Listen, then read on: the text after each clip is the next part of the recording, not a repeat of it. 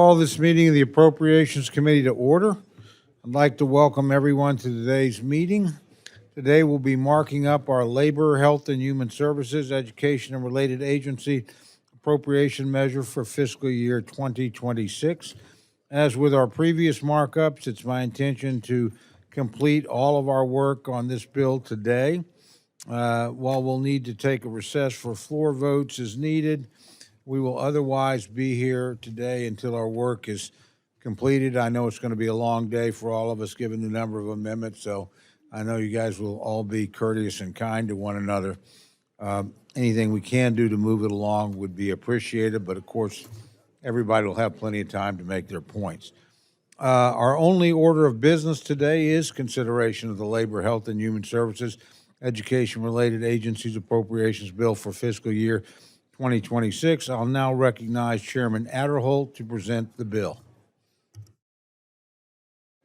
Thank you, Chairman Cole, and it's my pleasure to present the FY 2026 recommendations of the Subcommittee on Labor, Health and Human Services, Education, and Related Agencies to the full committee.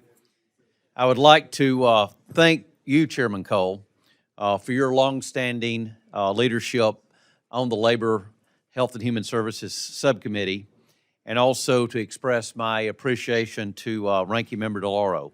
She tirelessly champions her priorities for this bill. She and I may not always agree on every issue, but she's someone that I deeply respect and very much appreciate her good faith effort as we work together whenever possible. So thank you, Ranking Member DeLauro. The bill we present to the committee today balances the need for responsible fiscal stewardship while at the same time maintaining key investments in biomedical research, schools, and public health. As soon as the Trump administration took office, they immediately set out to save taxpayer dollars by rooting out waste and abuse by reforming the outdated and the inefficient ways of running the federal government. We have endeavored to build on the President's efforts to rein in out-of-control spending in this bill. I must say that there has been a refreshing change in the direction from the previous administration that was repeatedly rebuked by the federal courts for attempting to illegally spend the taxpayer funds that were not appropriated by the Congress. We have been fortunate to have new partners such as DOGE, OMB, and the White House that want to work with us rather than against us to make fiscal responsibility a top priority. During last year's campaign, President Trump clearly presented his vision to the American people, and that was to reform the federal bureaucracy and restore fiscal sanity. The voters had a clear choice, and they voted for President Trump's vision. Now we have a president who is keeping his word, promises made, promises kept. With the president's leadership, this subcommittee has taken a critical look at every program, and in several cases, we've had to make some very hard choices on some nice-to-have programs. Americans must make priorities as they sit around their kitchen tables about the resources they have within their family, and we should be doing the same thing here in the Congress. While several programs are eliminated or they're reduced, the bill does increase support for biodefense, for rural hospitals, and for school choice. The bill also maintains support for Pell Grants and investments in early childhood education. The bill codifies President Trump's efforts to terminate DEI policies that were put in place by the previous administration and which have been resoundingly rejected by the American people. Building on the success of the Big Beautiful Bill, this bill eliminates funding for Planned Parenthood. It also protects the rights of women and girls to play sports fairly and not compete directly against men. It prohibits any federal funding from going toward enforcing gender identity politics or social, hormonal, and surgical interventions to change a child's sex. The bill maintains a long-standing Hyde Amendment to ensure that taxpayer funds are not used for abortion on demand and that no one is forced to participate in an abortion or refer to one under a federal program. This isn't right-wing extremism. This is mainstream public opinion. The bill also ensures that the taxpayer dollars are not used to circumvent state laws that restrict access to abortion and ensure the tax dollars don't support research using fetal tissue from an abortion. The bill goes on to support the American workers, farmers, and entrepreneurs by including provisions protecting the rights of independent contractors and ending forced wage rates for agricultural workers. In addition to thanking Chairman Cole and Ranking Member DeLauro for their hard work on this committee, I want to thank the committee staff on both sides of the aisle. And needless to say, the committee does a great job. The staff that really goes beyond the call of duty. And I want to, on the majority side, I want to particularly mention Catherine Salmon, James Redstone, Emily Goff, Kirk Boyle, Jaime Varela. And on the minority side, Stephen Stegletter, Philip Tizani, Lori Mignon, and Jackie Kilroy. And I want to thank all the committee members and their personal offices, how their staff has been helpful in this process. If we've worked hard to put this bill together and the amendments that are coming up before us today. Let me just say in closing that we will all have different opinions about the policies that are in this bill. I understand that, both as they relate to the spending on the federal programs and the provisions supporting the administration's efforts.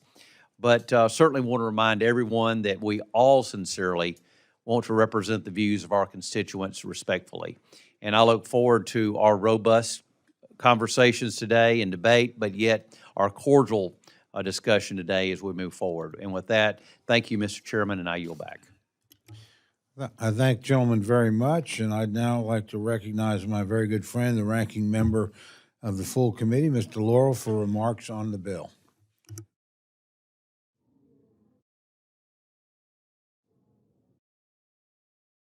Mike is on here. Let me just, besides saying good morning and saying thank you to my Republican colleagues, we were in conversation about the bill today. It is going to be a long day. I apologize that we were late in coming to the start of the meeting, but there are so many critical and important issues that come in front of this bill and come before us today. And I agree with the chairman of the subcommittee that it will be a robust discussion and it will be a civil and cordial discussion as well. I want to just say a thank you to Chairman Cole. Chairman Cole and I, over the last several years, have debated and in a robust way, differed on issues.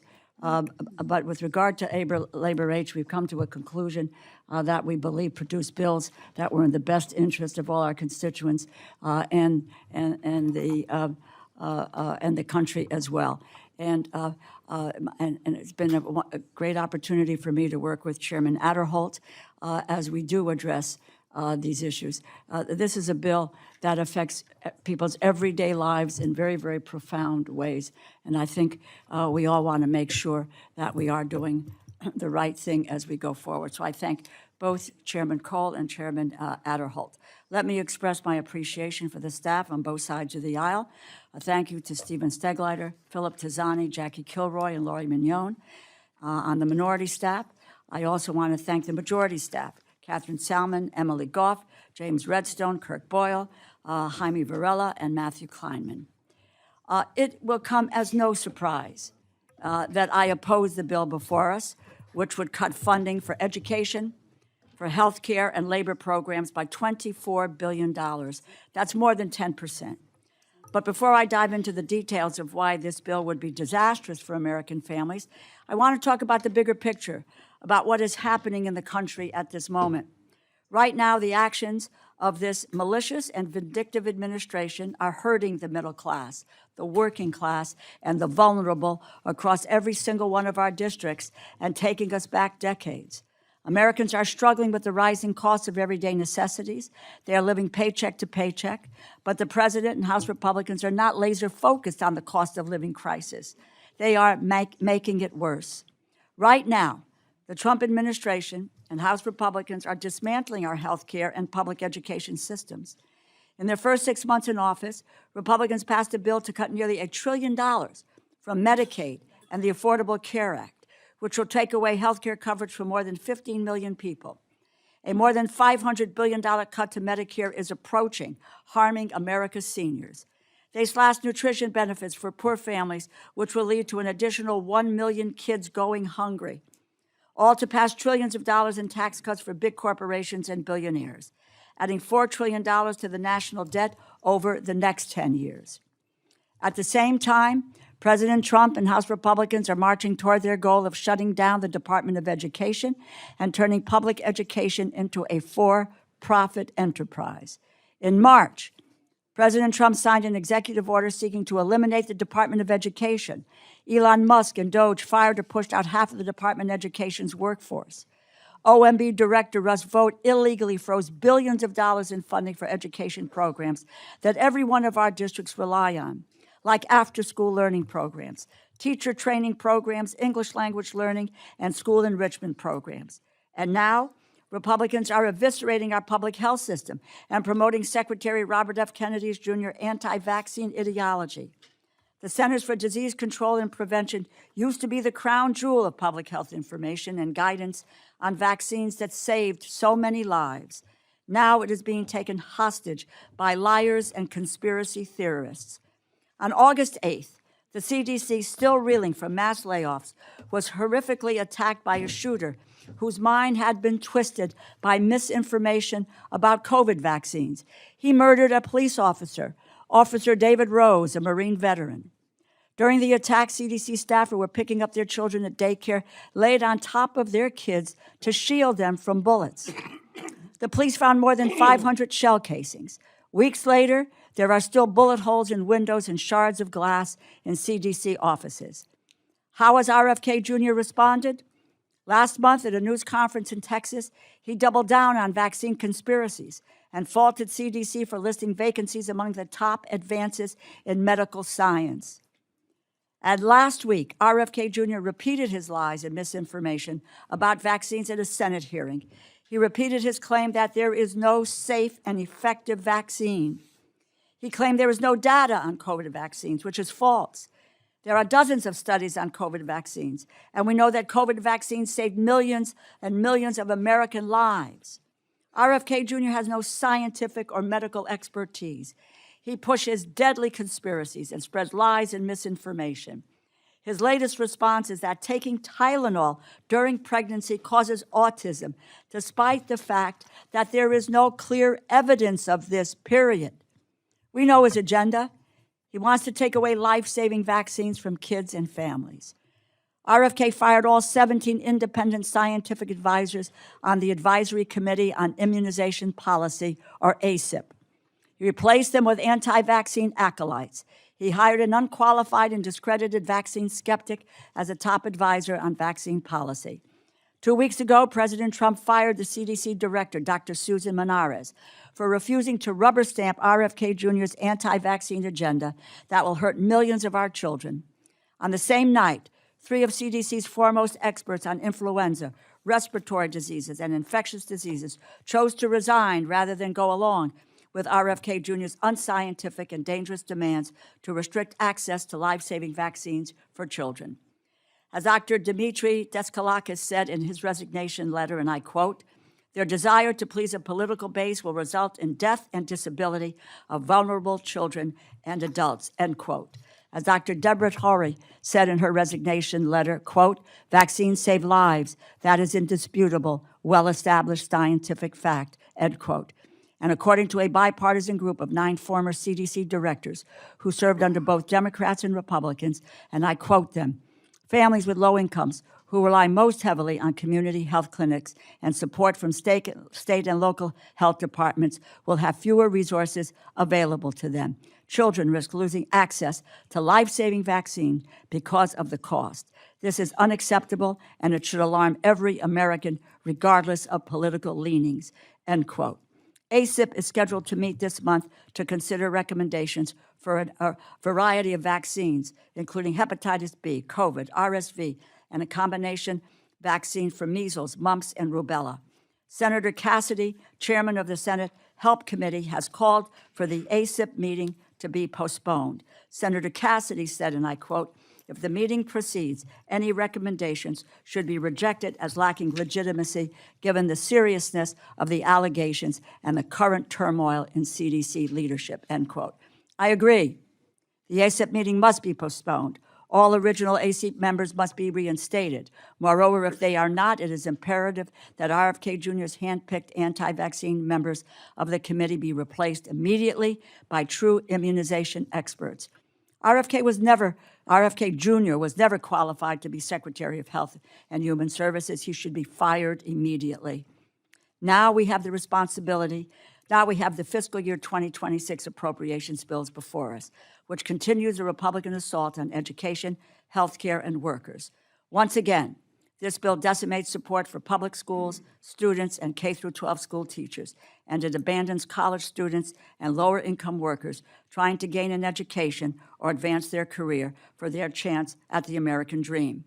Overall, the bill cuts the Department of Education by $12 billion, 15%, including $4.7 billion cut to Title I, which will take at least 72,000 teachers out of low-income classrooms. Hardworking families pay taxes. They send their kids to local public schools. This bill says we cannot afford to put a teacher in their child's classroom. English language acquisition funding to help more than 5 million English learners nationwide is eliminated.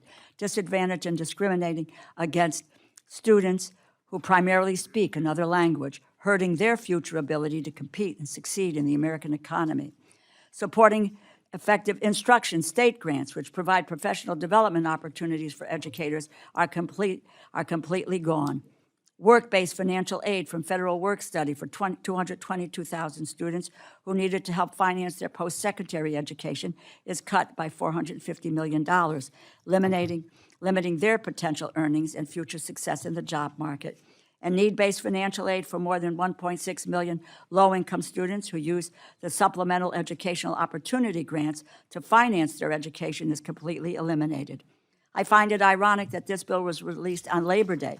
It slashes worker protection and abandons the working class, allowing corporations to exploit American workers' safety and rights and promotes cheap foreign labor.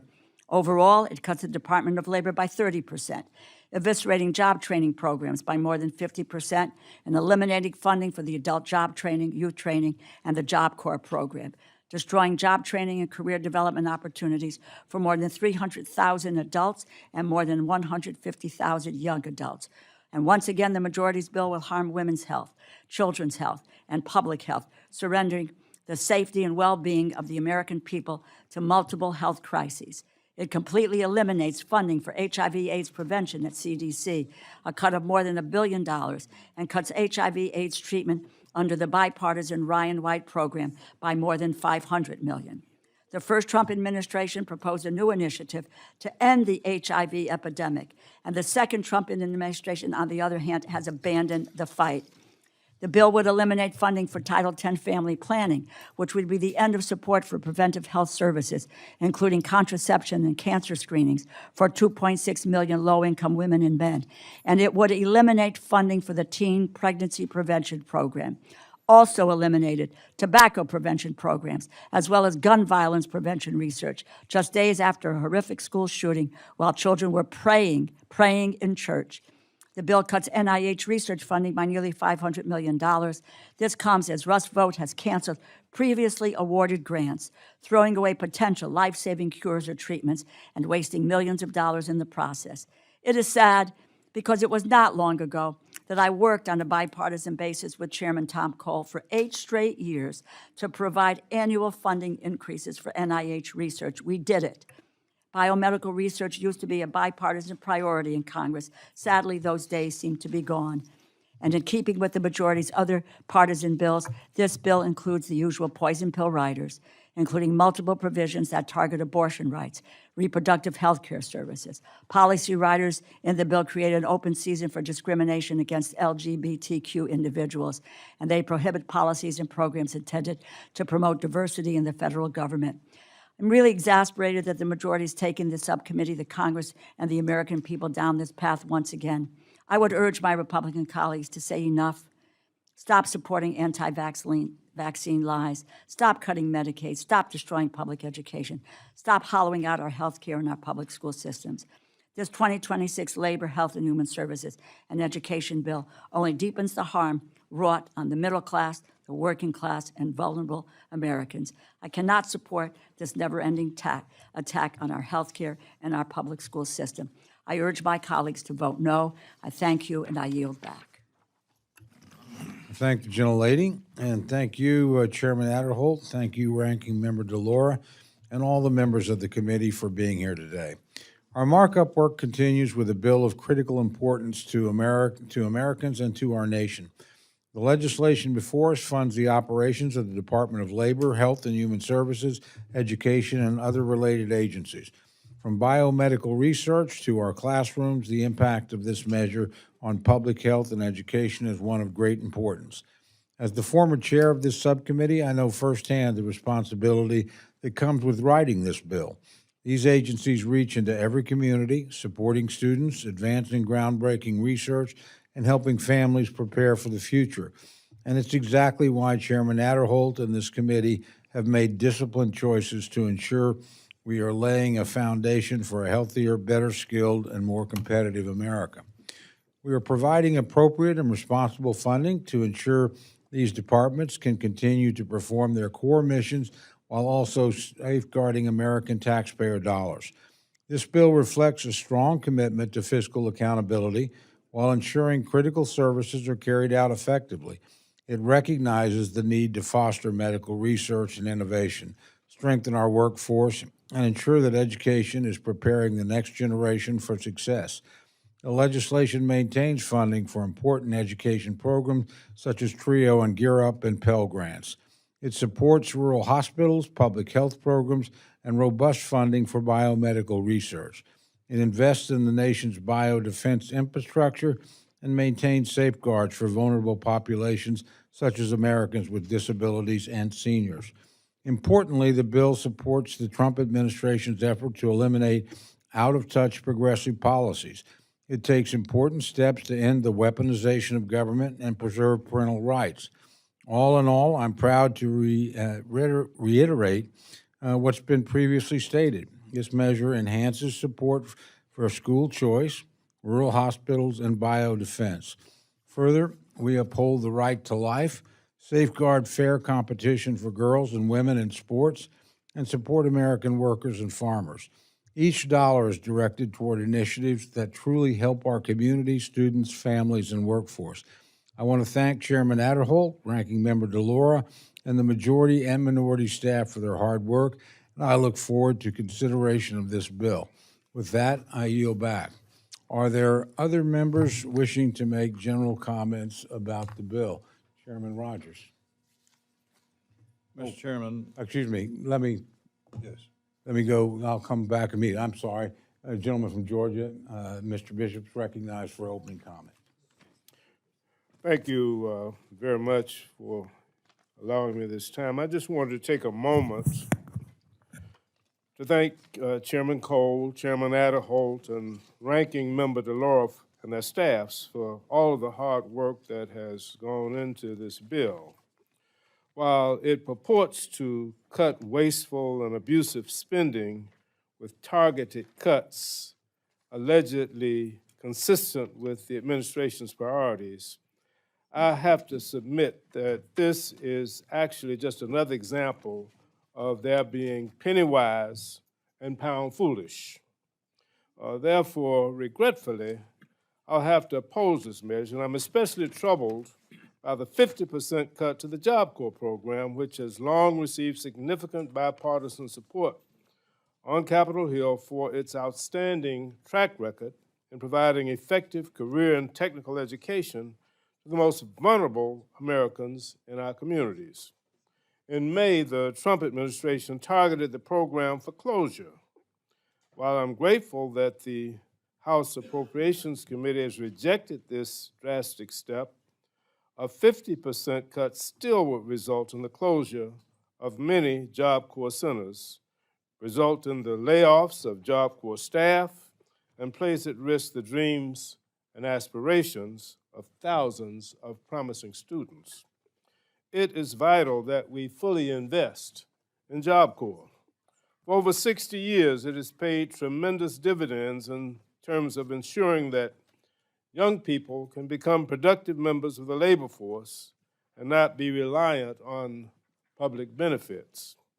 I also want to mention my strong opposition to the deep cuts that the Appropriations Committee is proposing for the Centers for Disease Control and Prevention. I'm speaking now not just as an advocate for our nation's public health, but I'm also speaking in my role as the Dean of Georgia's congressional delegation. The CDC is one of the crown jewels of Georgia's economy, and it employs thousands of people in Georgia with a master's degree or higher. With students and researchers coming from across the world to study at Georgia research institutions heavily in partnership with the CDC, this organization contributes to a highly skilled workforce and a research ecosystem. The CDC's vital presence in Georgia stimulates immense economic activity, with every dollar spent generating $2 in economic growth for Georgia. Most of the CDC's budget doesn't stay in Georgia. 80% of its annual appropriation goes to state and local health departments, which mean that any budget cuts will be felt in our own backyards. From reduced disease surveillance to fewer immunizations and less screenings for breast and cervical cancer for constituents of all of the members of Congress all across the country. And it's heartbreaking to see the damage that the Trump administration and Health and Human Services Secretary Robert Kennedy Jr. have wreaked upon the CDC over the last few months.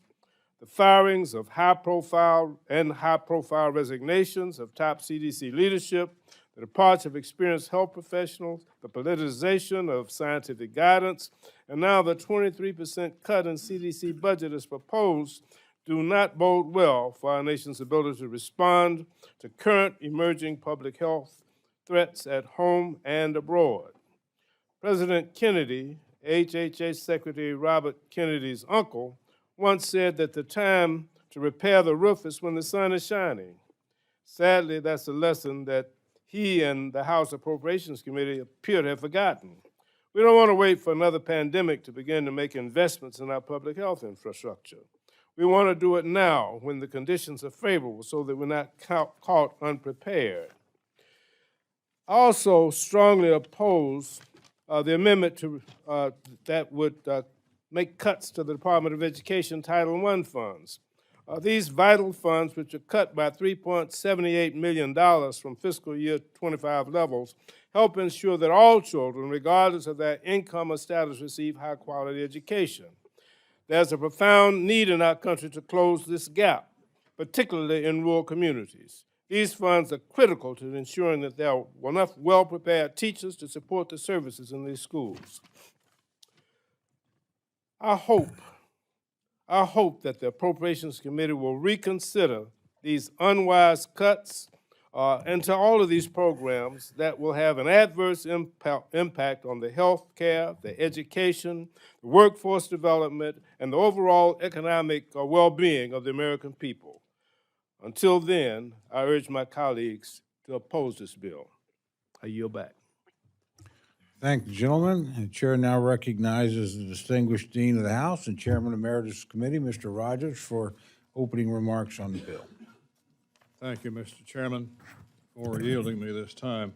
I want to recognize Chairman Adderholt and Ranking Member DeLauro for their partnership in advancing this strong bill. I'm especially grateful that the bill continues to prioritize funding to combat the nation's opioid epidemic, an issue that has devastated communities across my district and across the country.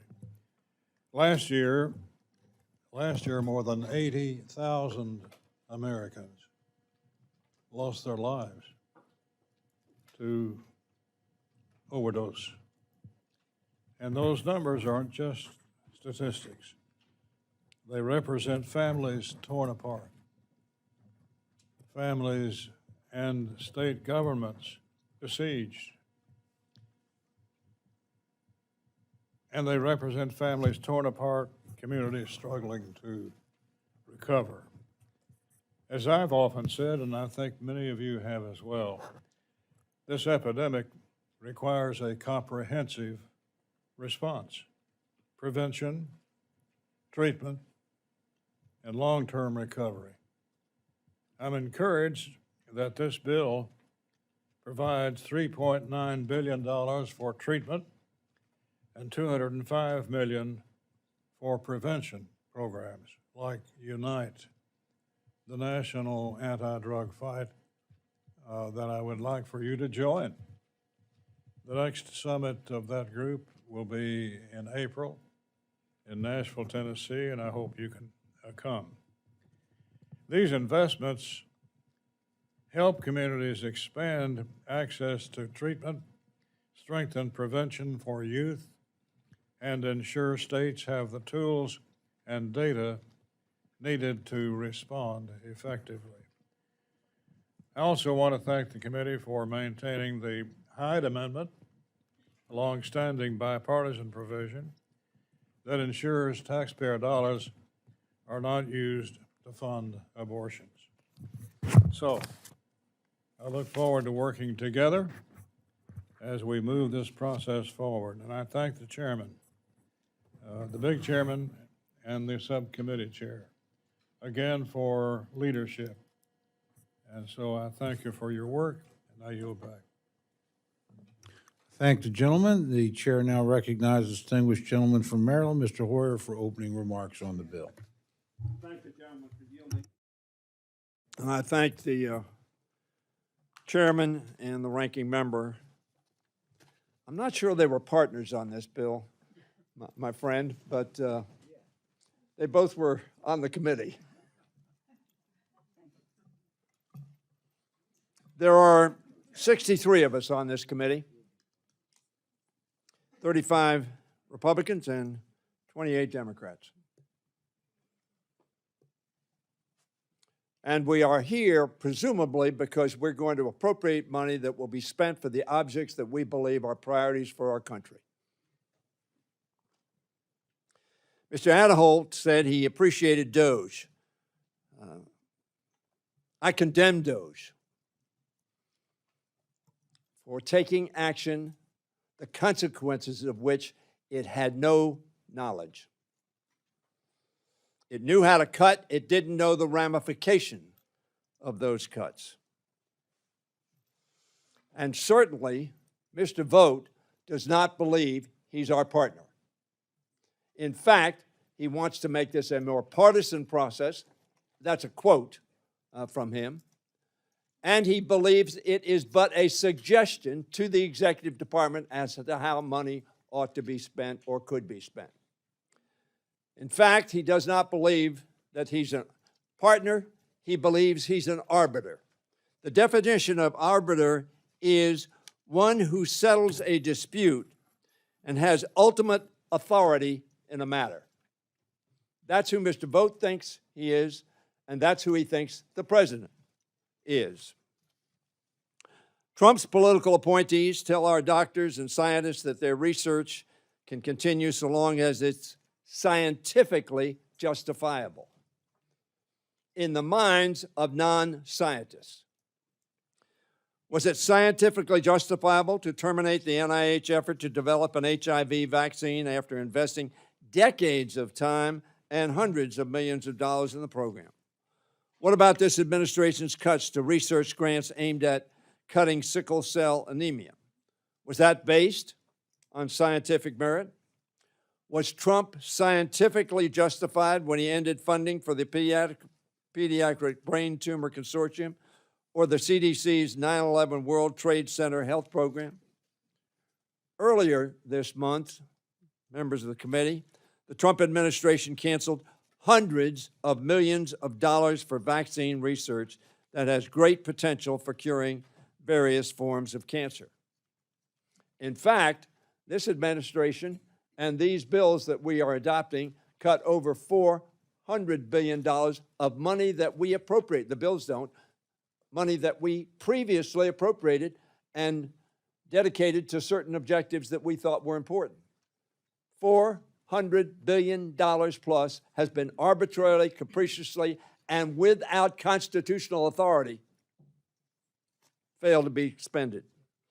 Is that really the gold standard of science Trump claims to uphold? No, none of what we have seen past 9 months has been scientifically justifiable, only politically justifiable by the Republican doctrine of you're on your own. Last month, Trump issued an executive order that gives his political appointees greater power to fund or block NIH grants, a process normally determined through rigorous peer review from other scientists. Just days later, the Supreme Court allowed, sadly, Trump to maintain his freeze on some $2 billion in NIH grants. By politicizing science, this administration has endangered both scientists and the American people they serve. A few weeks ago, a conspiracy theorist shot up the CDC headquarters in Atlanta, killing a police officer. Every day, my office gets calls from concerned parents who are unsure what vaccine policies are at the national level. Now, we've only had 3 hearings in the labor health bill on substance. We had 2 others on informational from the public. That was good, but only 3 secretaries have appeared before the Appropriations Committee. No NIH personnel, who take up 25% of the expenditures in this bill, came before our committee. Nobody from CDC came before our committee. So it was the secretaries who are political appointees. And no matter how good they are not experts on all the facets of the agencies they had. And tragically, we only had 3 hearings on a bill that appropriates about $180+ billion, which is, by the way, much less than was spent, 11% to be exact, than was spent in '75. All of this fear, all of this uncertainty will continue so long as Trump, Vogt, and the rest of the administration continue their crusade against the health and education of the American people. So long as they do, the text of this bill means very little. So I urge my colleagues to vote no on this bill. This bill will not be law. This bill, whatever we do, will be largely dictated by what the Senate can do and what we should do in passing bills in a bipartisan fashion. Not doing so relegates us to an assured CR, the worst of alternatives, but at least an alternative that funds government. Thank the gentleman. The gentlelady from Ohio, Ms. Capter, is recognized for remarks on the bill. Thank you, Mr. Chairman and Ranking Member.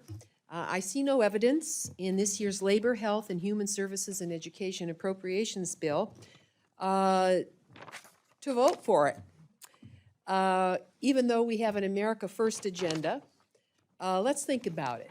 Growth in our economy should be undergirded by job growth that is essential to prosperity for every American family. Currently, there are not enough jobs available for every American who is seeking a job. Study the statistics. And many jobs that do exist do not have trained individuals to fill those positions. Thus, for the administration and the majority on this committee to cut the Department of Labor by 1/3, 33%, is wrong and misguided. Meanwhile, the new administration just added $4 trillion to the U.S. debt to give tax cuts to billionaires, but it refuses to invest sufficiently in the workforce of our country. This bill, in fact, abandons our workforce. It eliminates funding for adult education programs. Every day, I hear from businesses around our region who cannot find the qualified and trained workforce they need to successfully run their businesses. And this just isn't a Northwest Ohio issue.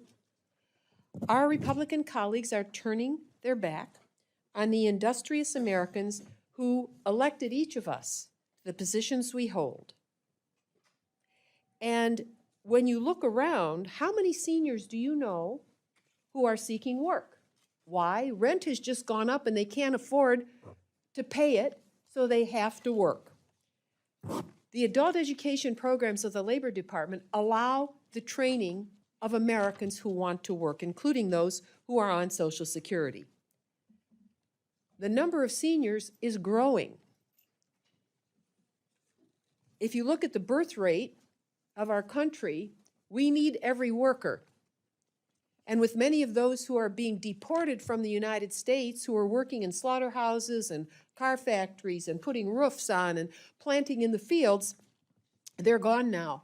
We're going to have more of a crunch in this country to get the work done. All the statistics show that. So with costs rising and without enough workers, the fact that we have more inflation is no surprise. Just look at the want ads. In the medical field, culinary arts, supportive care of those who are ill, more teachers are needed. The majority has chosen to demolish essential programs like the Workforce Innovation and Opportunity Act. By decreasing the Department of Labor's budget by this drastic amount, House Republicans are deliberately defunding a key agency which uplifts not just every worker, but helps to lift the whole economy. Unfortunately, the majority's efforts to make deep cuts does not end with hampering our workforce, but also tampers with the future workforce even more. You destroy essential support for kindergarten through senior high schools by decimating the U.S. Department of Education. I've never seen anything like it. And the answer is, on your side, well, we'll just ask the states to pay for the schools. Well, why don't we hold some meetings in Ohio and see how that's going to work out? Because you know how Ohio's funding itself now? Casinos, taxes on marijuana farms, lotteries. Now we got some kind of super lottery, Powerball that goes in. The way in which the state is funding is harming people. So it's going to be interesting to see how they find the hundreds of millions of dollars to fund education when you cut the money out of this bill. So the bill before us neglects investment in the American people, and you're going to see the economy get worse. Mark my words. In places like Illinois and Ohio, thousands of workers are striking or have lost their jobs already, and more is coming. One of the most important places to invest is the U.S. Department of Labor, to lift this economy, to allow American families to work their way forward, not to make it more difficult. And my goodness sakes, not to invest in the education of our children and sort of throw this wild ball to the states. What an irresponsible decision by this committee. I urge my colleagues to vote no on this bill. Thank you, gentlelady. The gentlelady from Minnesota, Ms. McCollum, is recognized for remarks on the bill. And to Chair Adderholt and Ranking Member Delora, there's a lot I could say about why I'm opposing the bill before us today. These investments in this bill touch nearly every aspect of daily life. I'm talking about the families in Ramsey and Washington County who are looking for a safe, affordable preschool close to home, the senior citizen that I spoke to this weekend who needs help with their Social Security, the cancer patient who finally feels hopeful after enrolling in a cutting-edge medical trial, the recently laid-off employee who needs job training in a new field, the teen with depression who needs support. Each of these are members of our community, and each of them are impacted by the funding in this bill. But instead of investing in our future, this bill makes some very devastating cuts to some of the best tools we have at our disposal to improve the lives of the American people. The size and the scope of this bill, it's vast, but I'm going to just give you a few examples. The first one has to do with something that's near and dear to my heart, public education. As a nation, we invest in our children's education because it's the foundation for their future, our economic, and our democracy's future. One of the fundamental reasons for America's success has been a commitment to educating every single child in our nation. These commitments start at the local and the state level, and they've been strengthened by the federal government through the Department of Education. Now, President Trump has done his best to dismantle the federal support for our public education system during his time in office. He's issued an executive order in May to shutter the entire Department of Education. He and his staff have repeatedly delayed and withheld formula funding grants from our schools.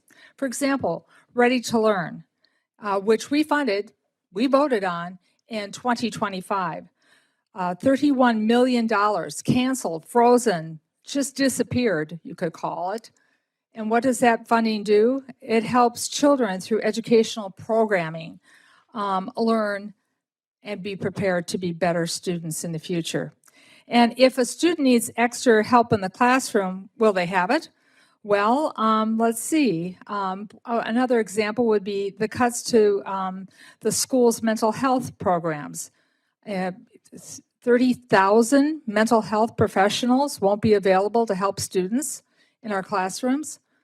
Well, if you've ever had a suicide in your classroom, and I had a student who committed suicide one evening and an empty desk in your room, or maybe the families in Minnesota, especially the families of Annunciation Parish, they need a little extra support. They need some mental health counseling.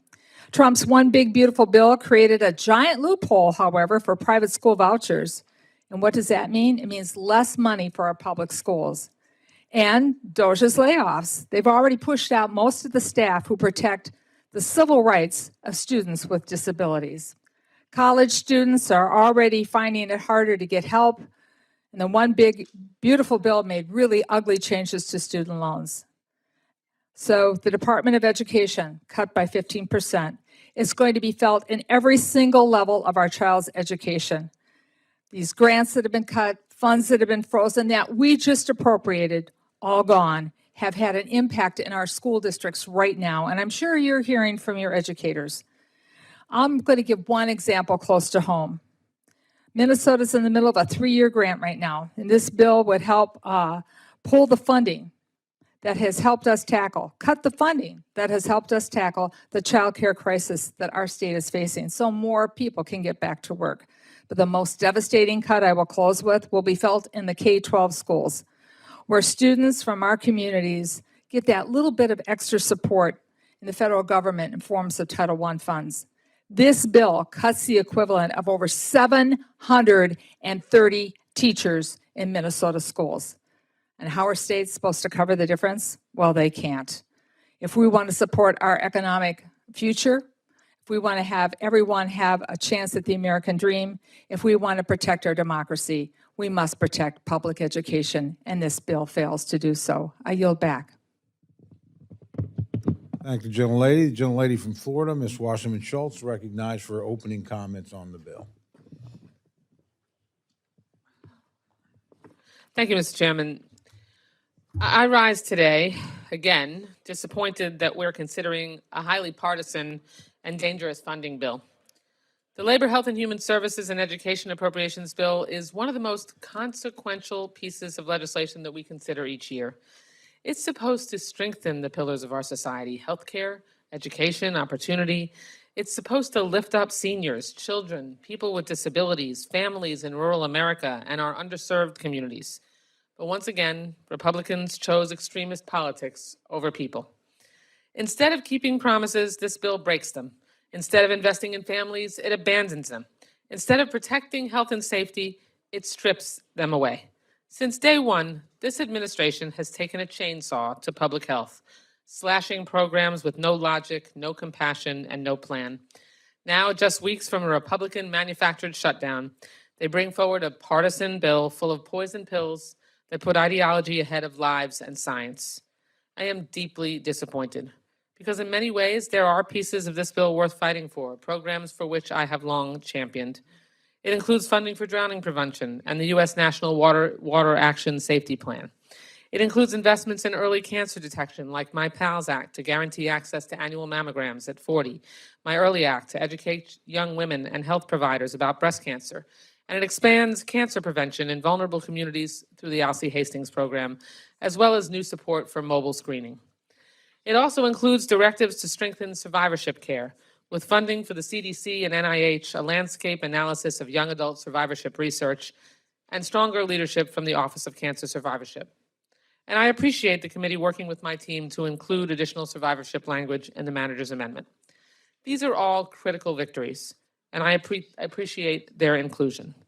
But the broader bill is riddled with contradictions and harmful choices. Those bright spots are drowned out by the darkness. For instance, the bill acknowledges tobacco use as the leading preventable risk factor in the United States, yet it eliminates CDC's Office of Smoking and Health. It cites the maternal mortality crisis, yet cuts Title X, maternal and child health programs, and funding for Planned Parenthood, all of which are essential to saving mothers' lives. We all know education opens doors, yet this bill guts programs that actually give low-income children a shot at a better future. You bemoan that children are murdered in school shootings, yet this bill erases prevention research even after 6 mass shootings scarred this country in a single month.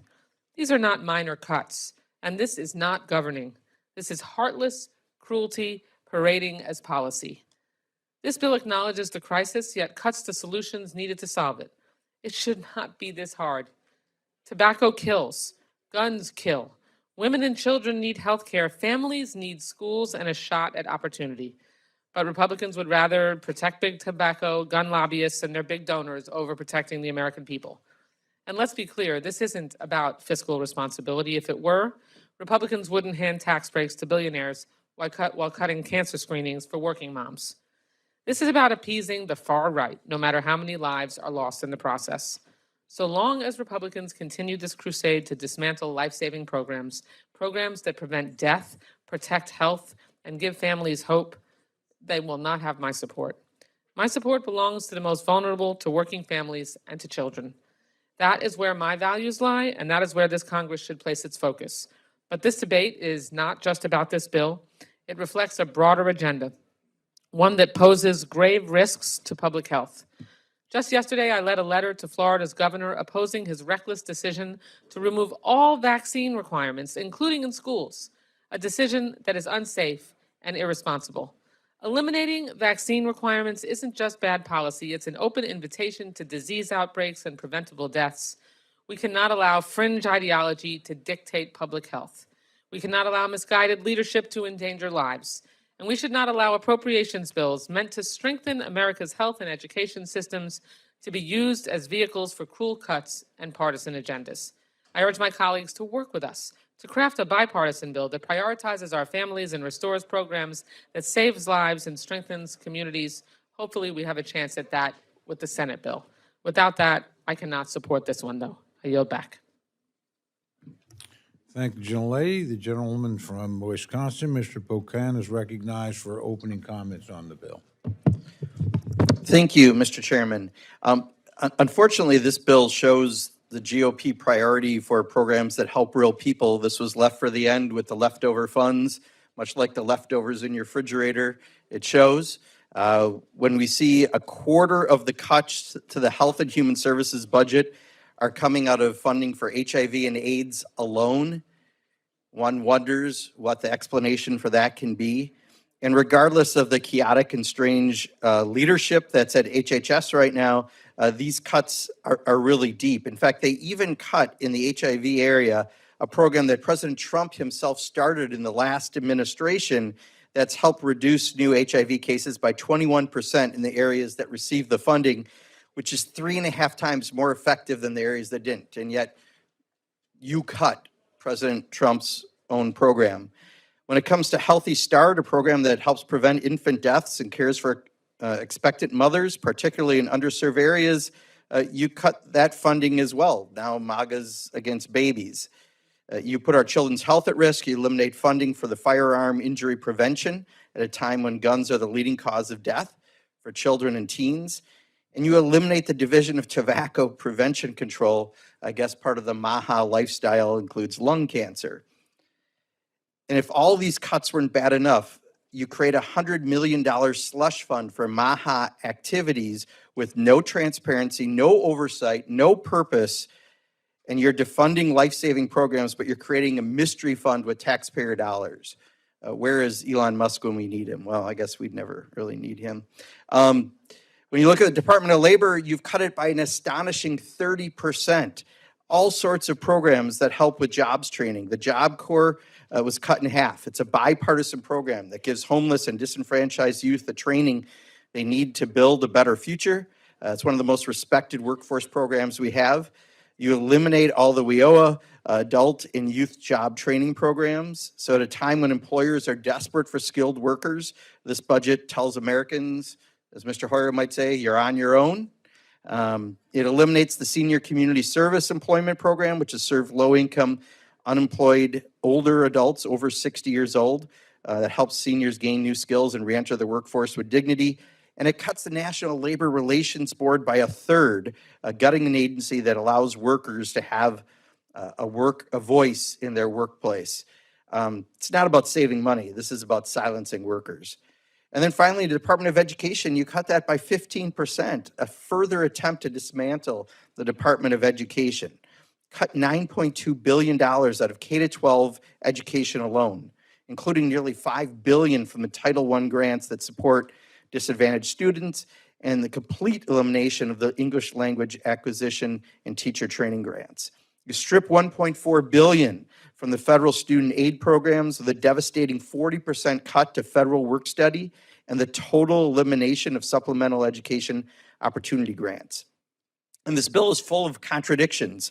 The report asks for renaming the workforce Pell Grants as Trump grants. Oh, don't worry, we have an amendment on that. But you're cutting all the job training programs, and just in the big ugly bill, you made it harder for people to access Pell Grants to actually have the help that they need. Look, this bill encompasses most of the funding that helps people the most. And it has some of the deepest cuts because it was left to be at the end with whatever leftover funds you had. And that's why not only will I be opposing this bill, but I'll make sure that we have some interesting amendments for you along the way. I think we have 50-some throughout the day to have some debate, and hopefully we will, Mr. Chair, have some debate, unlike the last hearing where I know it was a little difficult to get people to want to talk about things. I think today, hopefully, we could have a more lively debate about some of the programs that could be facing cuts, and maybe we could find ways to actually fund them. And with that, I yield back.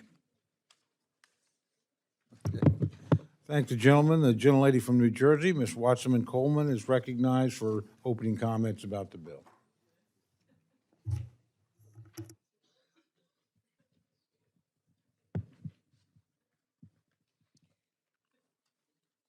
Thank you, Mr. Chairman, and to the ranking member.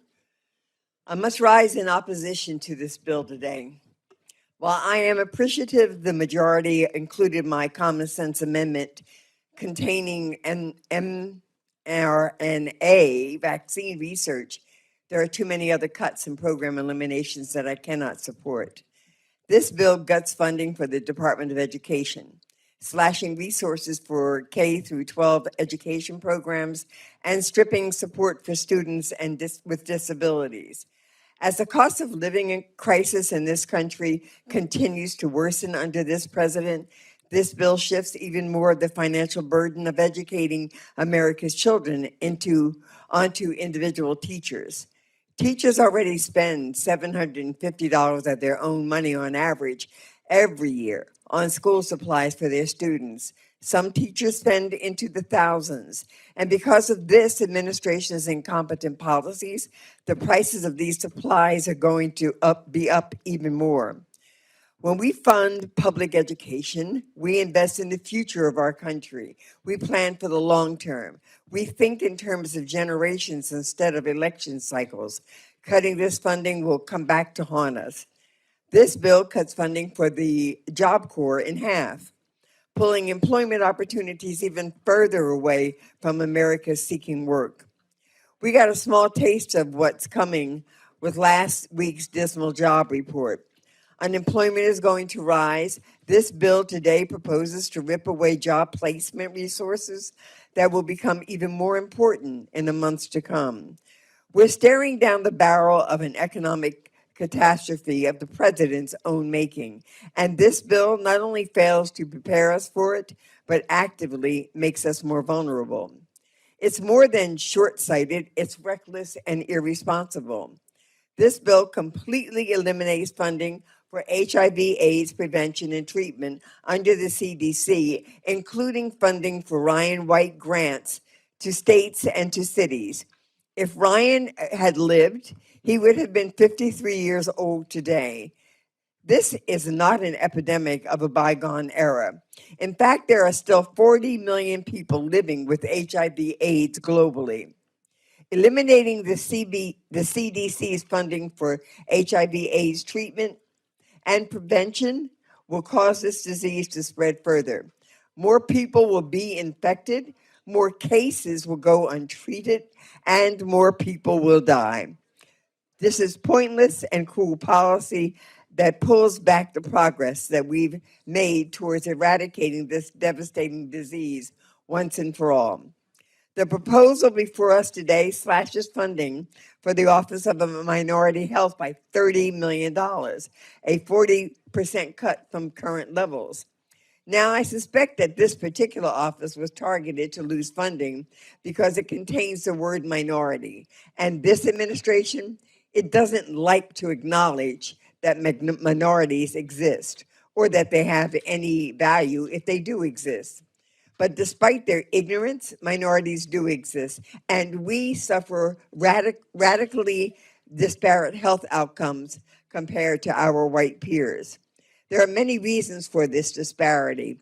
Socioeconomic factors like poverty and limited healthcare access, structural factors like systemic racism and historical biases, and political factors which we are confronting today. We cannot fully address this disparity unless we are equipped with the information to do so. We will not stumble blindly into solutions. We have to actively seek them out. This proposal, cutting funding by 40%, does the opposite. It is a blindfold. It weakens our ability to improve the health and the well-being of minorities throughout this country. The American people deserve much better than what's in this bill. So I urge my colleagues to oppose it. I thank you and I yield back. Thank the gentlelady. The gentlelady from Florida, Ms. Frankel, is recognized for opening comments on the bill.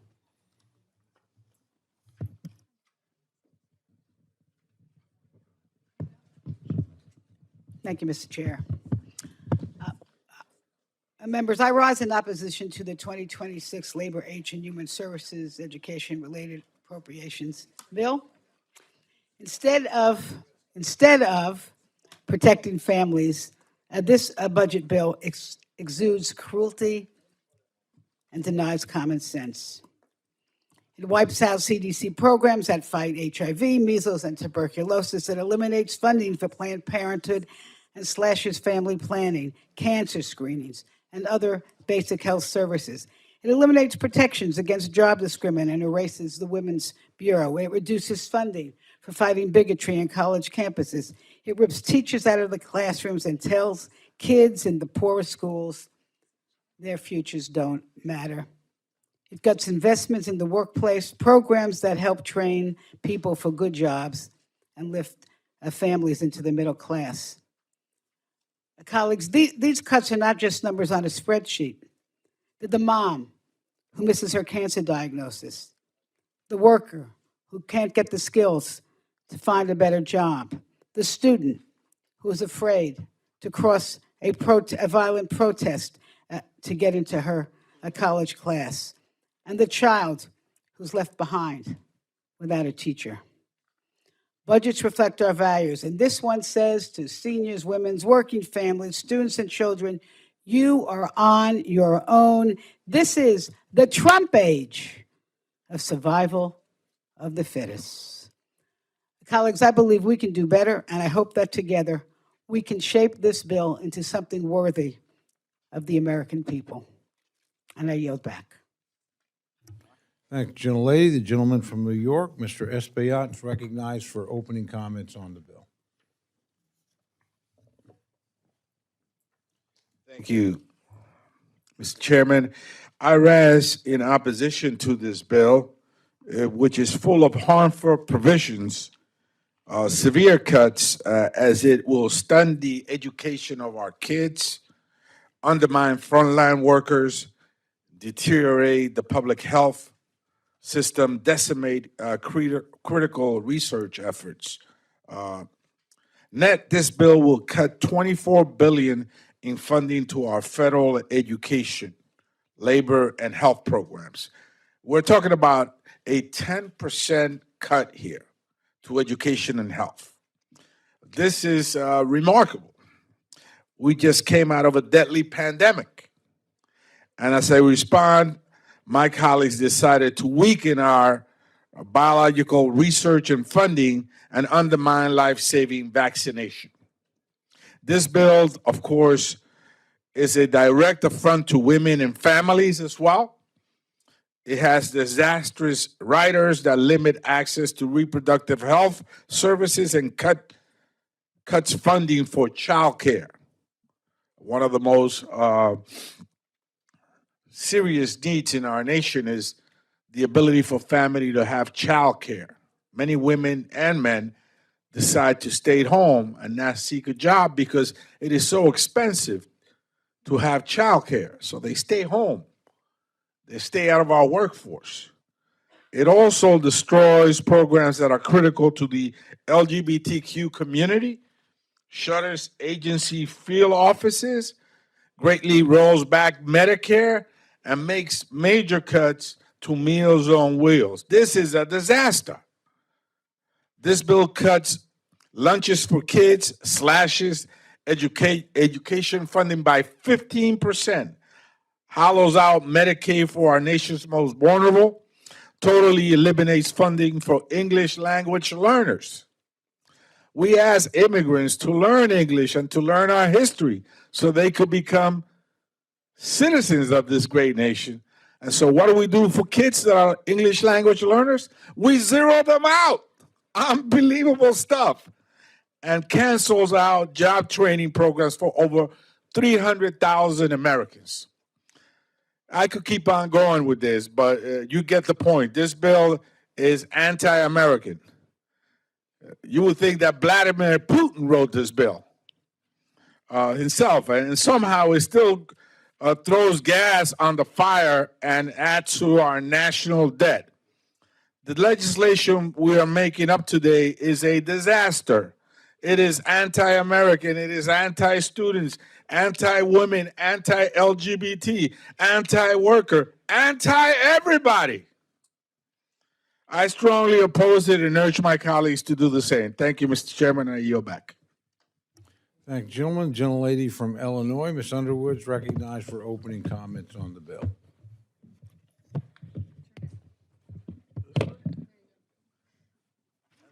Thank you, Mr. Chairman. I rise in opposition to the fiscal year 2026 Labor, Health and Human Services, Education, and Related Agencies bill that we are considering today. This bill cuts a broad range of proven programs that train doctors and nurses, expand access to high-quality care, develop groundbreaking treatments and tools, prevent the spread of disease, address the overdose crisis, and keep our constituents healthy and safe. And that's just at HHS. Outside that agency, this bill also guts education job training, defunds worker protection and labor law enforcement, eliminates critical programs that support women in the workforce, and continues the Republican assault on reproductive rights. The Republican majority claims these cuts are necessary for fiscal responsibility, yet they managed to find $100 million for a new slush fund to allegedly make America healthy again. Mr. Chairman, if we actually want to make America healthy, why would we defund programs that the data shows are working?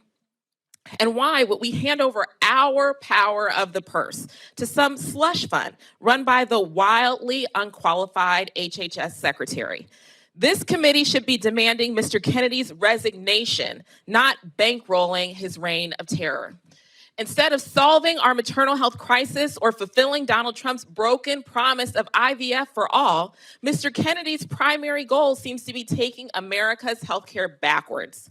He spews dangerous falsehoods about vaccines, damaging public trust in one of the most safe and effective public health tools in history. He is playing a leading role in the deadly resurgence of preventable diseases that have already killed children on his watch. In fact, while Mr. Kennedy's policies hurt us all, kids are at even more risk. He's cut CDC's lead poisoning program, their drowning prevention team, experts who study gun violence in schools, and so much more. He's using taxpayer dollars to promote junk science and allow fraudsters to profit off of the flaws in our healthcare system instead of fixing them. He's hiding information. Under his direction, the CDC has suppressed expert reports that did not align with Mr. Kennedy's ideology, including a report finding, unsurprisingly, that measles risk is high near areas with low vaccination rates. He has stripped much needed resources away from state and local public health authorities and presided over the largest cut to healthcare in our nation's history in the Big Ugly Bill. His anti-science, conspiratorial rhetoric has even fueled violent extremism that endangers his own employees, as we saw in last month's terrifying shooting at the CDC headquarters in Atlanta. One of the CDC experts who recently resigned in protest of Mr. Kennedy's dangerous policies, who served as the director of the National Center for Immunization and Respiratory Diseases, wrote in his resignation letter that Mr. Kennedy's, quote, desire to please a political base will result in death and disability for vulnerable children and adults. As a public health nurse myself, I know that this warning is true. Mr. Kennedy is unfit to serve. His leadership has been a disgrace, and he needs to resign. But unfortunately, the Trump administration's attacks on science do not end with Mr. Kennedy. The president's budget request for fiscal year 26 also took a hatchet to the National Institutes of Health, proposing to consolidate the 27 institutes and centers that make up NIH into just 8. The Eunice Kennedy Shriver National Institute of Child Health and Human Development, which supports some of the most promising work to end America's maternal health crisis, is just one of the many institutes that would be undermined by this misguided reorganization. The president's plan would also completely eliminate the National Institutes for Nursing Research and the National Institute of Minority Health and Health Disparities, firing the scientists and other staff who have dedicated their lives to ensuring every single American gets the care that they deserve. Moreover, this bill includes a funding cut that will delay and derail the cutting-edge work being done by our nation's top medical researchers. If we actually want to make America healthy, this bill makes no sense. America, I hope you're watching. I hope you're listening, because you deserve better than this bill. I certainly will not be supporting it, and I urge my colleagues in voting no. I yield back. Thank you, gentlelady. The gentleman from New York, Mr. Morelli, is recognized for remarks on the bill.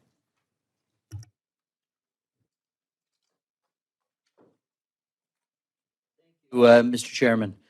I appreciate certainly the hard work of the chair of both the Standing Committee, the Subcommittee, and the ranking members, but regrettably, I cannot support the bill before us.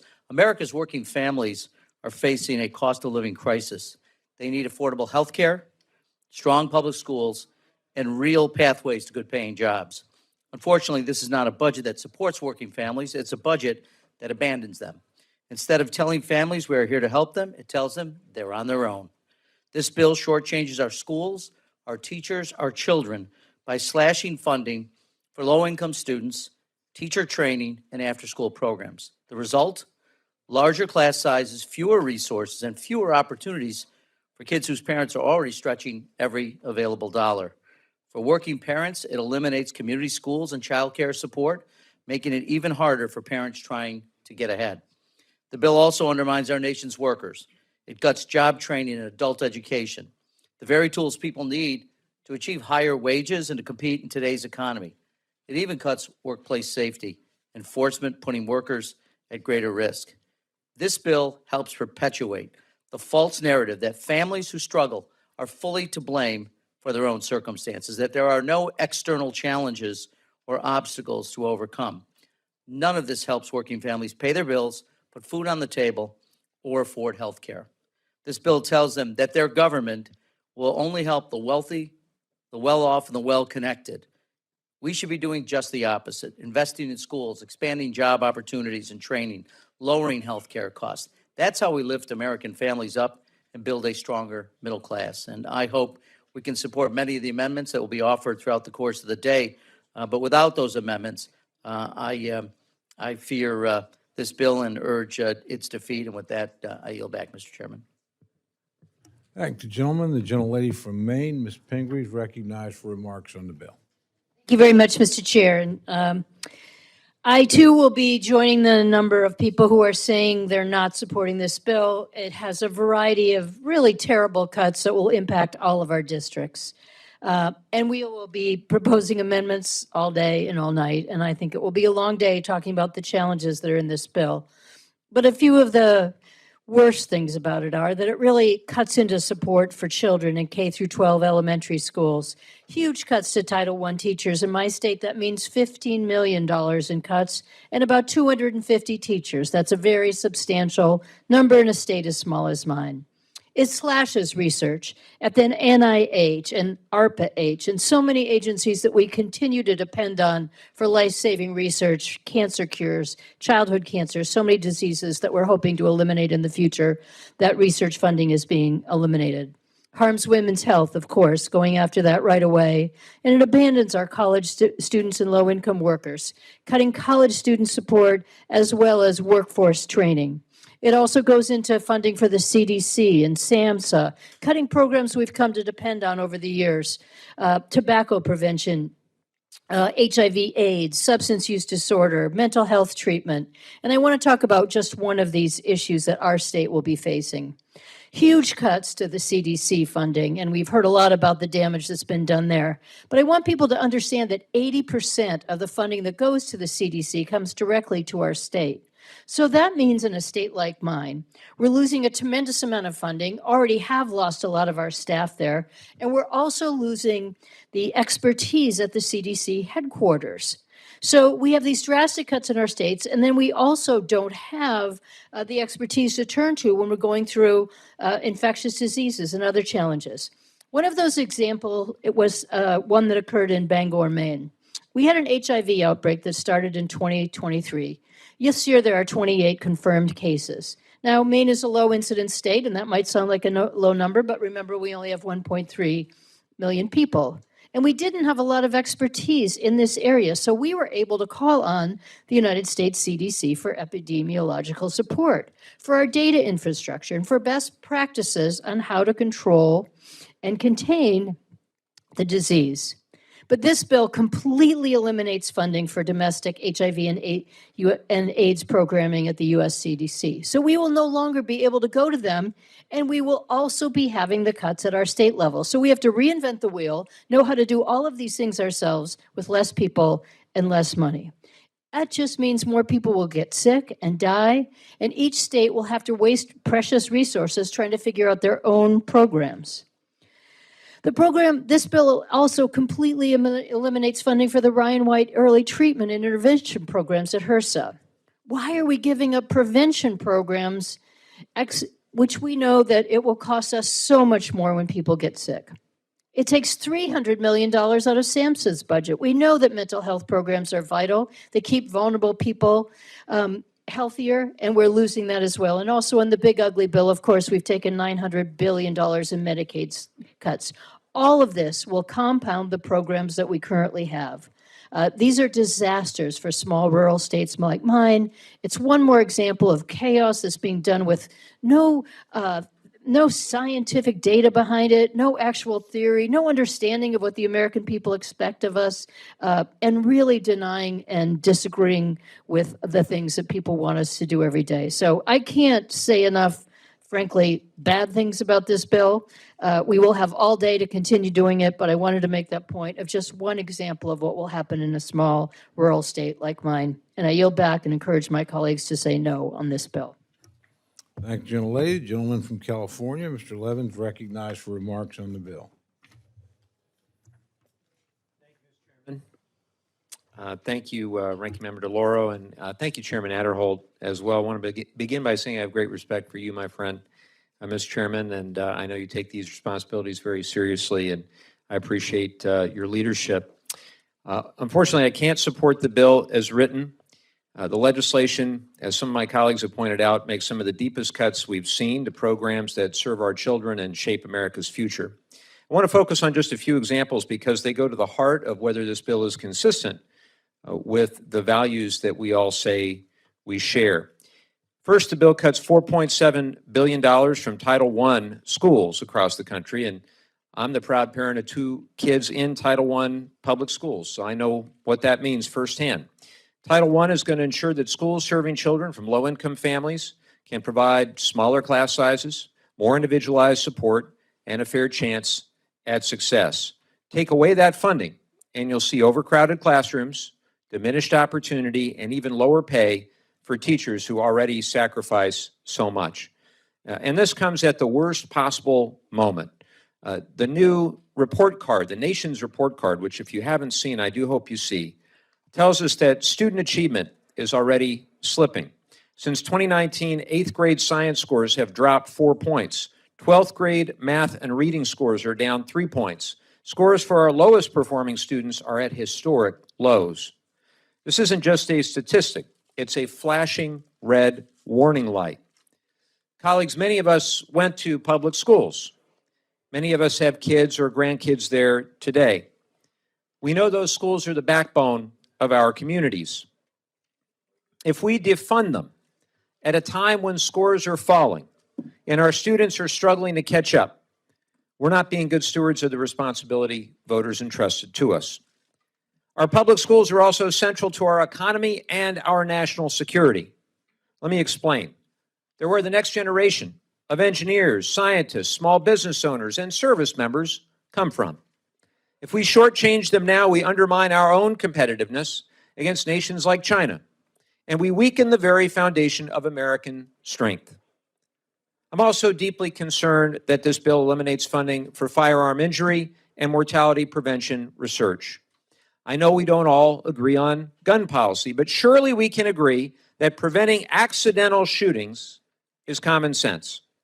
I've worked across the aisle on legislation to promote safe storage, and I believe this is an area where we could continue to find common ground, and we should. Wiping out research doesn't help families, doesn't reflect the values of responsibility and safety that so many of us talk about. Let me say a word about the Department of Education. I know there are some in this room, on this committee, who question whether the department should even exist. But here's the truth. States and local school districts remain firmly in control of what is taught in our classrooms.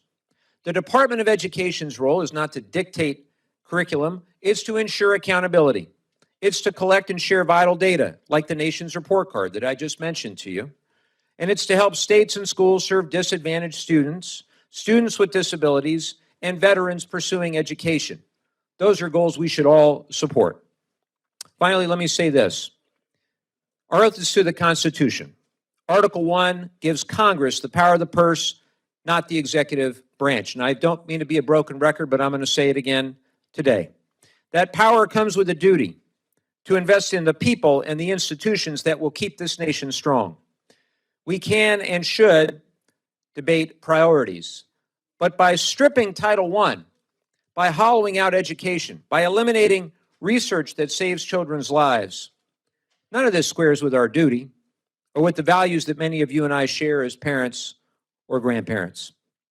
I ran for Congress, I think most of you did as well, to fight for a safer, healthier, more prosperous nation for my children and yours. This bill, unfortunately, falls far short of doing that, in my view. Thank you, Mr. Chairman, and I yield back. Thank you, gentlemen. The gentlelady from Pennsylvania, Ms. Dean, is recognized for remarks on the bill. Thank you, Mr. Chairman. Thank you, Chairman Cole, Chairman Adderholt, Ranking Member DeLauro. I, too, rise in opposition to this bill, which abandons low-income workers, cuts life-saving health care benefits and research, slashes public education funding, and generally fails to address the cost of living crisis facing American families. Americans deserve better, both by this bill and by the Trump administration and by the majority party. That it is what it is to govern. They deserve better in terms of their economic health. They deserve better in terms of their physical health and well-being and safety. Thanks to this administration's disastrous economic policy choices, we are facing a desperately lagging job market, with data showing a slowdown in hiring over the last few months. But instead of investing in the workforce at a time when it is most needed, this bill cuts funding for the Department of Labor by 30%. This bill cuts funding for Job Corps in half, a key program for low-income adults to receive career and educational training to begin their own careers. And this bill cuts funding for workforce innovation and Opportunity Act state grants by 63%. As we all know, our states use this funding to carry out workforce development programs. Given the shakeups from Washington, it would seem to me that this program is needed more than ever. Further, after my Republican colleagues voted earlier this summer to take health care away from millions of families to fund tax cuts for the rich via the One Big Beautiful Bill, which of course we don't believe in that name any more than you do now, this bill continues the assault on our healthcare system. The top line, this bill cuts funding for HHS by 6%. Noteworthy, this bill harms women's and children's health by cutting programs that provide access to key health services and contraception. While I'm grateful that this bill does not enact Secretary Kennedy's ill-advised vision for, quote, administration for a healthy America, end quote, this bill does not sufficiently address the extraordinary health risks facing America, even by its own government. This bill cuts funding for the CDC by $1.7 billion, including eliminating all funding for domestic and global HIV activities. I had the chance to travel to the Indo-Pacific over the summer and Papua New Guinea and other places where USAID and HIV/AIDS programs were shuttered. They are stunned and they are in harm's way right now. The bill also cuts NIH funding by $456 million. It cuts SAMHSA funding by $298 million. And let's talk about education. This bill cuts funding for the department by 15%. I suppose I could say that at least my Republican colleagues are not eliminating the department, as the department's secretary and Project 2025 promise, but that's really about the best thing I can say about this title of the bill. Instead, this bill unacceptably underdelivers for our children. What a mistake. This bill cuts funding for K-12 education, just as we're starting a new school year, by $9.2 billion compared with FY25. It is Orwellian. Underfund education, watch it crumble, develop an ignorant electorate, watch our children fail, then shut it down, sell it off to your wealthy friends. And this bill slashes key federal student aid programs, including eliminating funding for the Federal Supplemental Education Opportunity Grant Program and slashing funding for federal work study. Finally, this bill reflects my Republican colleagues' continued concessions to President Trump's ego. It cuts funding for AmeriCorps as it renames it America First Corps. It renames workforce Pell Grants Trump grants, and it eliminates funding for the Corporation for Public Broadcasting, a perennial target of the president, which will hurt local stations that provide critical services to Americans. Colleagues, this is not the bill that the American people deserve.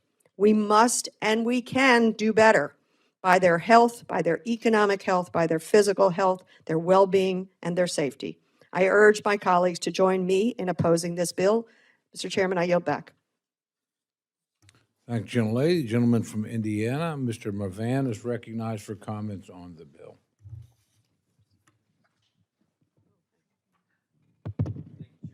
Thank you, Chairman Cole, Ranking Member DeLauro, and Chair Edelhart of the subcommittee for the work on this legislation to fund the Department of Labor, Health and Human Services, Education, related agencies in the fiscal year of 2026. This bill does not serve the American people. where we should be continuing investments in education, access to health care, and protecting workers, this bill proposes to get rid of the programs that support those goals. The disinvestment in our nation, families, students, and our economy is unacceptable. The majority claims to support families and workers, and they want to strengthen our economy and combat rising costs of living. However, their priorities, as outlined in this legislation, do not reflect those values. This bill only further worsens actions by the administration to gut the Department of Education. This committee should be continuing investments in programs that develop teachers to strengthen educator pipelines and increase retention. Instead, the committee is proposing to eliminate programs that have a proven track record in supporting educators. Schools in my district are struggling to keep teachers in the classroom, becoming reliant on long-term substitutes and functioning with shrinking budgets. We must prioritize high-quality education to keep up with a growing and changing workforce, a workforce that is also reliant on access to affordable child care. Head Start funding, as proposed, is not sufficient to serve families who need child care. This measure would continue to strain the budgets of providers, decrease the availability of spots, and increase wait lists, and even cause the closure of facilities that may be the only option for child care in the community. Head Start is a critical public option that provides young children with a safe environment to learn and allows parents to stay in the workforce. When we say we want to ensure better outcomes for our children, students, and their families, we should get rid of or gut the very systems that support their ability to succeed. Unfortunately, this bill is an attack on workers on several fronts. As a response to the administration seeking to upend regulations that keep workers safe, protect their hard-earned wages, and ensure their right to collectively bargain, the majority has decided that is not enough. For example, the National Labor Relations Board would face a 50% decrease in their budget for fiscal year 2026. The NLRB has been functioning with inadequate staffing, leaving regional field offices to manage increased caseloads. Our continued investment in the agency is not only essential, it is the best interest of our workforce and our economy. It also is disheartening to see the lack of consideration for preventative health care initiatives in this bill. This measure would slash funding from the NIH, medical research opportunities, and eliminate several CDC programs, including the Preventative Health and Health Services Block Grant. Additionally, ARPA-H, which invests in breakthrough technologies and medical research, faces nearly a 40% reduction in funds, hampering our nation's most vital public health and research efforts in such crucial times and transition in our healthcare system is an unjust consequence for all Americans. Further, the attack on women's health has gone too far. I am extremely concerned that the Health Resources and Service Administration Title X Family Planning Program, which provides patient access to critical family planning and sexual health services, would be completely eliminated under this bill. I will continue fighting against these detrimental attacks on reproductive care and women's right to choose. Despite these failings, I would like to acknowledge the committee's decision to maintain funding for our nation's community health centers, which deliver essential care to the most marginalized and underserved populations. It is particularly important that we continue to support these institutions as we enter these next era of uncertainty, where hundreds of thousands of families in Indiana will be negatively impacted by the impending cuts to Medicaid. I am committed to doing everything I can to see these individuals across the health care that they access the health care they deserve. Additionally, the committee has included $3 million for child sexual abuse prevention at the CDC Center for Injury, Prevention, and Control. The Injury Center does critical work on prevention, violence, and injury, including research to develop primary prevention practices regarding child sexual abuse. The continued funding for this program will help serve that mission, and I look forward to continuing to work fully fund the priority in order to protect children from maltreatment and abuse. Child sexual abuse is a public health and a safety issue that we have the ability to prevent. Increased investment in prevention activities at the Injury Center will help to ensure the responsibility to stop or report abuse does not rest with the children. With that, I urge my colleagues to oppose this legislation. I yield back. I thank the gentleman. The gentlelady from the state of Washington, Ms. Perez, is recognized for comments on the bill. And thank you to Subcommittee Chairman and Ranking Member. There are a lot of objectionable things in this bill, but I wanted to elevate some of the things that are really encouraging for my community to see included in the base text. Number one, so I was talking to folks who run daycares. They were telling me that it was illegal for them to open a bag of chips. They could not legally peel a banana for their the children in their class, in their preschool program. The state considers that food prep, and they were not licensed for food prep. They were like, why can I open a bag of chips, but I can't peel a banana? And I spent 8 weeks or so chasing this down, and I kept being told that these people were lying to me or they were too dumb to understand the rules. And finally, we found in the rules that they would need a certain number of sinks per linear exterior wall space. And yet they would need like 6 more sinks if them to be licensed to peel a banana. And this amendment makes a really important movement and towards affirming the positive right to serve minimally processed fresh fruits and vegetables, so that we're not going to cut off our nose to spite our face. We're going to pursue real health and real nutrition, and not through a morass of regulation, but to say, like, for people who are trying to serve carrot sticks, let them serve the carrot sticks. So we're very encouraged to see this, and I appreciate that. I visited a school, and I noticed at one point during the day, the 6th graders had to leave the classroom when they started doing shop class. Our federal Perkins grants are designed for middle grades, which can include as low as 5th grade.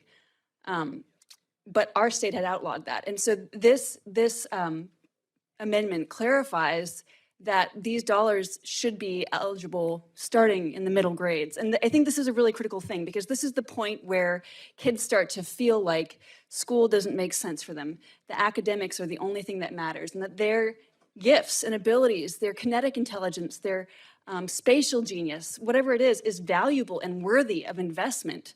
And so affirming the use of these dollars starting in junior high is a really positive step, and I'm very appreciative of that. And the last thing I'll raise, is there a more romantic word than biosolids in the English language? We all rely on good sewer systems, good water systems, and I'm really excited to see a new apprenticeship program for wastewater management. I go and I visit these places. There's a lot of gray hair. This is a really important and often overlooked and taken for granted part of living in this great country, is that we have good water and sewer systems. But without stewardship of that knowledge, without apprenticeship programs like this, we put those systems at jeopardy. And so I was very encouraged to see a new apprenticeship program for wastewater treatment operators included in this legislation. So thank you. And with that, I'll yield back. Thank the gentlelady. Are there any other members wishing to make general comments about the bill? Seeing none. Seeing none, no other members wishing to make opening remarks, I'd like to recognize Chairman Adderholt to offer a manager's amendment. Have amendment at the desk, suspend with reading. Without objection, the reading of the amendment is dispensed with, and Chairman Adderholt is recognized to discuss the manager's amendment.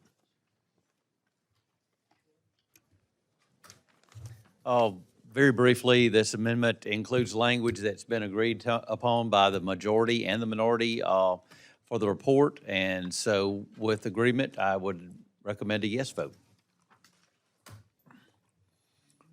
Ranking Member Delores recognized to address the manager's amendment. Mr. Chairman, over the last few days, Chairman Adderholt and I have worked to make a number of non-controversial and technical changes to the bill, report for programs that are of interest to many of the members of the committee on both sides of the aisle. I appreciate the collaboration with the chair and his staff in putting this amendment together, and we are in agreement, and I urge the adoption of the amendment. Thank the gentlelady. Do any other members wish to seek recognition to address the amendment? Seeing none, I now recognize Chairman Adderholt for 1 minute to close. Oh, I'm sorry, I missed somebody. Gentlelady from State of Washington, Ms. Perez, I apologize. Chairman and the ranking member and all the committee and staff for their hard work on this. I I was getting emails back from staff at like 3 a.m. And so I know you guys are really grinding and working, and I'm very appreciative of the hard work and attention you've all put into bringing this. So I had a roundtable in my community on fentanyl, and I heard from a county coroner who had had to do autopsies on 3 babies who were all born full term and had died with enough fentanyl in their system to kill a horse. Same mother in all 3 cases. I have horror story after horror story after horror story about fentanyl. And I was really encouraged to see in this manager's amendment the inclusion of some emergent research and prioritization that, you know, everybody's taking these GLP-1s. Well, turns out there are some really great studies that this can reduce fentanyl addiction as well. And so I think the pain is too bitter and too real to not use every tool at our disposal to start to unwind this evil from our American life. So I was very appreciative of that. When I get my prescriptions filled at the pharmacy here on the house, it costs me $330. When I go home and fill my prescriptions at the independent pharmacy in my community, it costs me $28.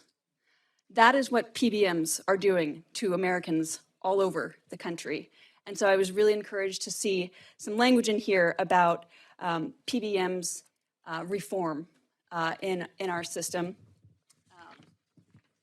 And I shared, I saw a video, actually a shop teacher sent me a video of, it's a clip of students graduating from MIT. And the interviewer says, if I give you a wire and a light bulb and a battery, you think you can make it work? And all these MIT graduates are like, yeah, of course we can. Yeah, we can do that. None of them can do it. None of them can do it. And this is not just an indictment against them, but like zooming out here, let's think about why this is happening. Students who are trying to get into these very competitive schools often aren't, they risk their GPA and the competitiveness of their resume if they take shop class. They want all the dual enrollment credits so they get a higher GPA and they can get into these programs they want to get into. That means they're missing out on a really critical part of knowing how things work, which is shop class in junior high. You know, I was able to take AP level photography in high school, which you submit a portfolio. And I had to ask myself, why do we not have dual enrollment credits, AP credits, for welding? Send in a portfolio of your work. Because when we don't have those students who are trying to go to college in shop class, we are debilitating generations of engineers and mechanical engineers, electrical engineers. We need to have that parity. We need the respect of dual enrollment, that these are things that are takes some brains, it takes some attention, and it ought to be recognized as such. I'm not the kind of person who thinks that college is the end-all, be-all, but I do think that we need to elevate shop programs to that same level and bring them into parity with other things like, ceramics or photography or whatever it is that you currently have AP level dual enrollment credit for. With that, I will yield back. Thank you. Thank you, gentlelady. I recognize Chairman Adderholt for 1 minute to close. Again, the amendment includes language agreed on by the minority and the majority, and I would recommend a yes vote. Thank the gentleman. The questions now on the amendment. All those in favor say aye. Aye. All opposed say no.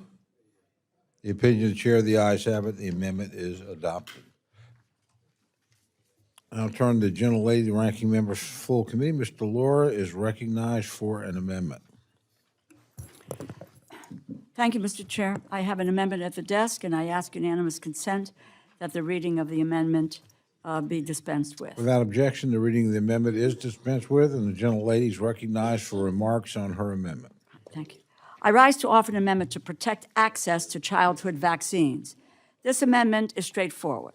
It would prohibit HHS from removing any vaccines from the child and adolescent immunization schedules if the vaccine had been included on the vaccine schedule on June 8th, 2025, which is one day before RFK Jr. fired all 17 independent scientific advisors on the Advisory Committee on Immunization Policy, or ACIP. As I said in my opening remarks, RFK Jr. has no scientific or medical expertise. He pushes deadly conspiracies and spreads lies about vaccines. We know his agenda. He wants to take away life-saving vaccines from kids and families because of so-called research that has been discredited time and time again by experts. He has surrounded himself with political appointees or inserted appointees at the CDC who have no business advising on recommended vaccines. 2 weeks ago, President Trump fired the CDC director, Dr. Susan Manares, at RFK Jr.'s request because the CDC director, approved and confirmed by the Senate, a Trump appointee, refused to rubber stamp RFK Jr.'s anti-vaccine agenda that would hurt millions of our children. Before being fired, the CDC director had been told by HHS to pre-approve the recommendations of a vaccine advisory panel that had been newly filled with anti-vaccine ideologues handpicked by RFK Jr. Some may be physicians, but they have no expertise in vaccines or immunology. The CDC director refused to pre-approve the recommendations. Dr. Manares insisted that CDC's vaccine recommendations be based on credible data, not on ideology or preordained outcomes. For standing on scientific principle and refusing to rubber stamp RFK Jr.'s anti-vaccine agenda, the CDC director was fired. ACIP's next meeting is scheduled for September 18th and 19th, next week. They are going to consider recommendations for an array of vaccines, including hepatitis B, COVID, RSV, chickenpox, and a combination vaccine for measles, mumps, and rubella. After speaking with Dr. Deb Howry, who recently resigned as chief medical officer, I have serious concerns that a number of these recommendations are in grave danger. But we already know what the outcome will be. These anti-vaccine ideologues will vote to restrict access to vaccines. It is a preordained conclusion. As Dr. Dimitri Daskalakis, formerly director of CDC's National Center for Immunization and Respiratory Diseases, said in his resignation letter, and I quote, "Their desire to please a political base will result in death and disability of vulnerable children and adults," end quote. But this committee has the power to block that preordained outcome. This committee has the power to protect access to life-saving vaccines. This committee has the power to save children's lives. My amendment would prohibit HHS from adopting a recommendation by ACIP to remove a vaccine from the adult and child and adolescent immunization schedule if that vaccine was listed on the vaccine schedule prior to RFK Jr. firing all 17 of ACIP's independent scientific advisors and replacing them with anti-vaccine acolytes. In addition, my amendment would prohibit HHS from removing a vaccine from the Vaccines for Children program if that vaccine was included in the Vaccines for Children program prior to RFK Jr.'s replacing ACIP's scientific experts with anti-vaccine acolytes. I urge support for this amendment, which will protect our children, our kids, from RFK Jr.'s dangerous anti-vaccine agenda. I yield back. Thank the gentlelady. The gentleman, chairman of the subcommittee, Mr. Adderholt's recognized to respond to the amendment. Unfortunately, I rise to oppose the gentlelady's amendment. The scientific process is an adversarial process built on data and evidence rather than belief. As the evidence changes, our policies must change. This amendment would increase cost on Americans by requiring that they obtain health insurance that covers or that the government purchase vaccinations potentially found to be harmful to their health, ineffective, or unnecessary. So fundamentally, this amendment would prohibit the advisory panel from offering advice based on the most recent evidence, and for that reason, I would oppose the amendment. Are there other members wishing to address the amendment? Seeing none, the gentlelady is recognized for 1 minute to close. Thank you, Mr. Chairman. It's really quite remarkable. From more than 50 years, there has been a process to advise our country on the use of vaccines. Think about it. Measles, polio. Just think about it, like so much being done by this administration.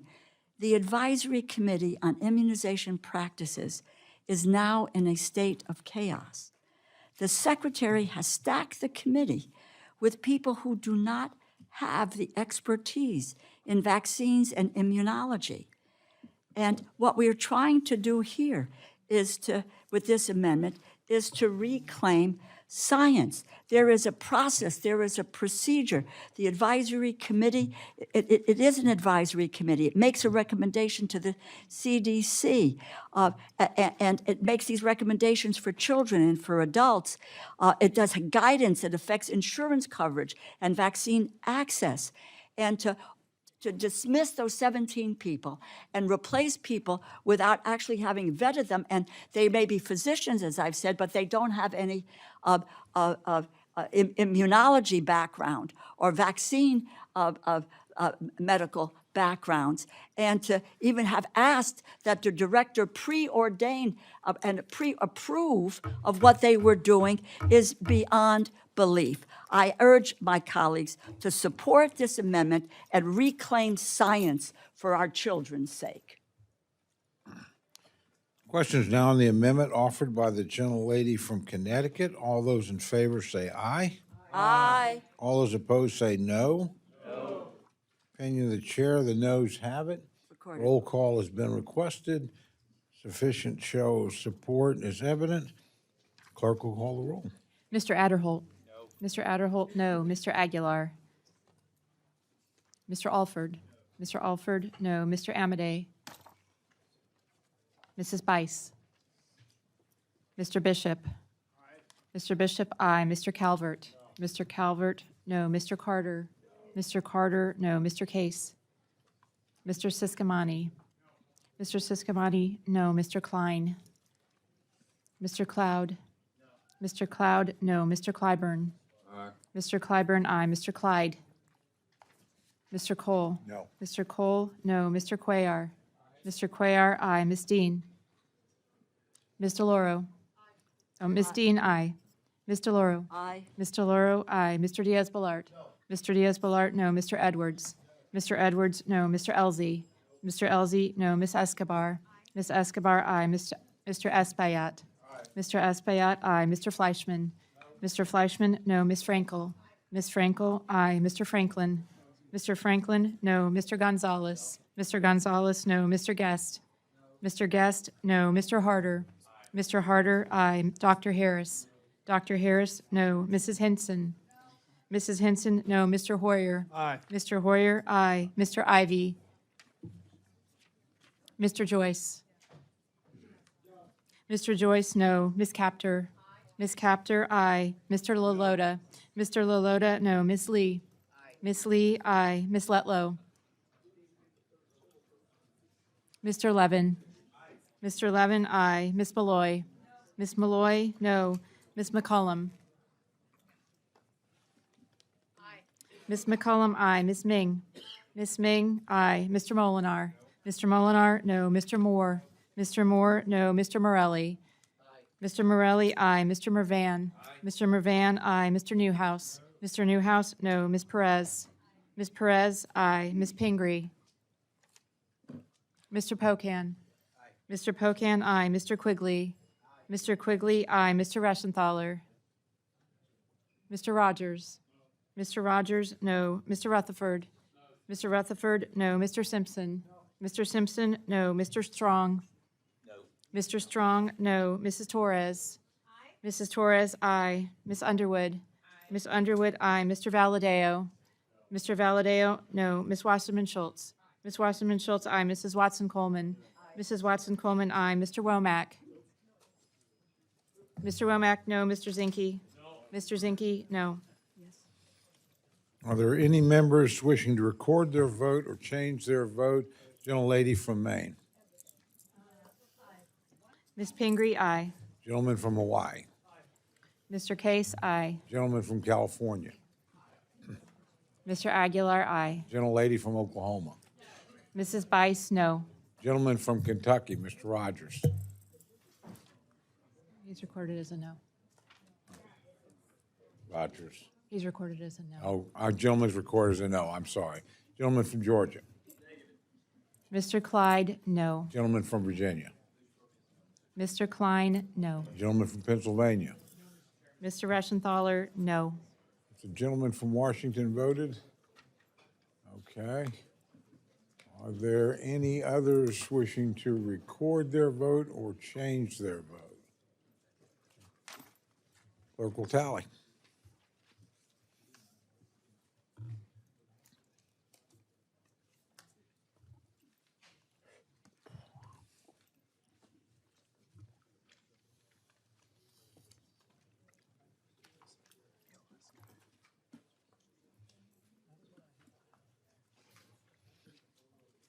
Thank you.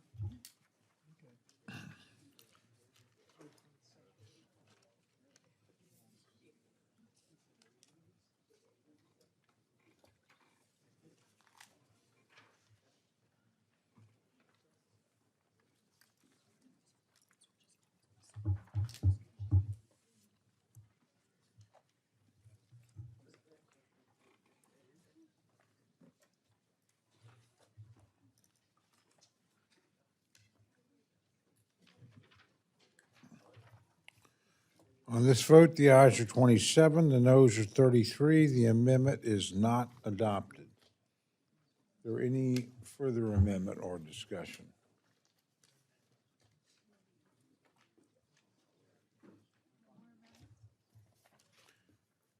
Now recognize Chairman Adderholt to offer a Republican en bloc amendment. Yep, have an amendment at the desk and would ask that the reading be suspended. Without objection, the reading of the amendment is dispensed with, and the gentleman's recognized to explain the amendment.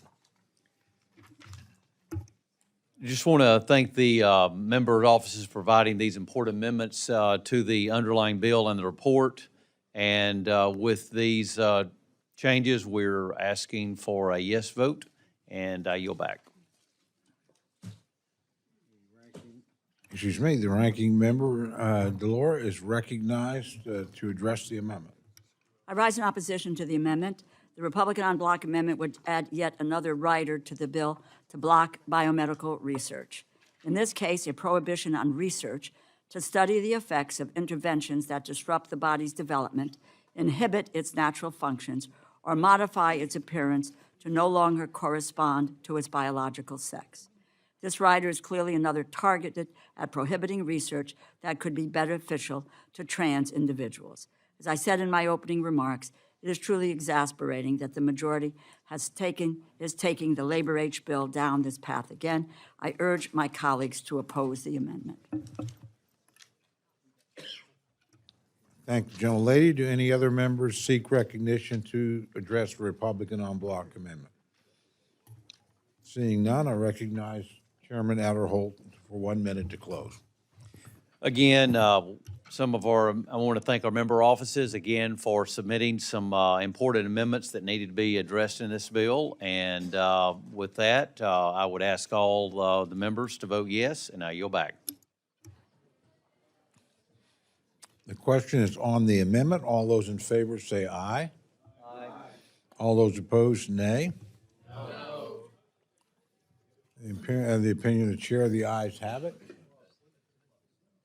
And the amendment is accepted. We have, as no doubt members have noticed, we've begun to vote on the floor. Do we want to try?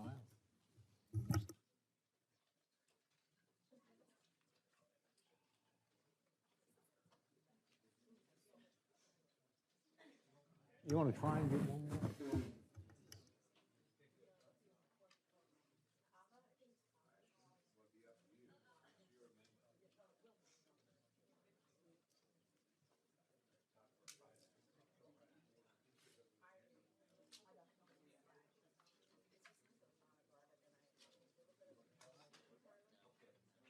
We're going to try and squeeze in an amendment. If it goes too long, then I'll adjourn this and we'll resume when we get back. We'll try and move along. Gentlelady from Connecticut is recognized for an amendment.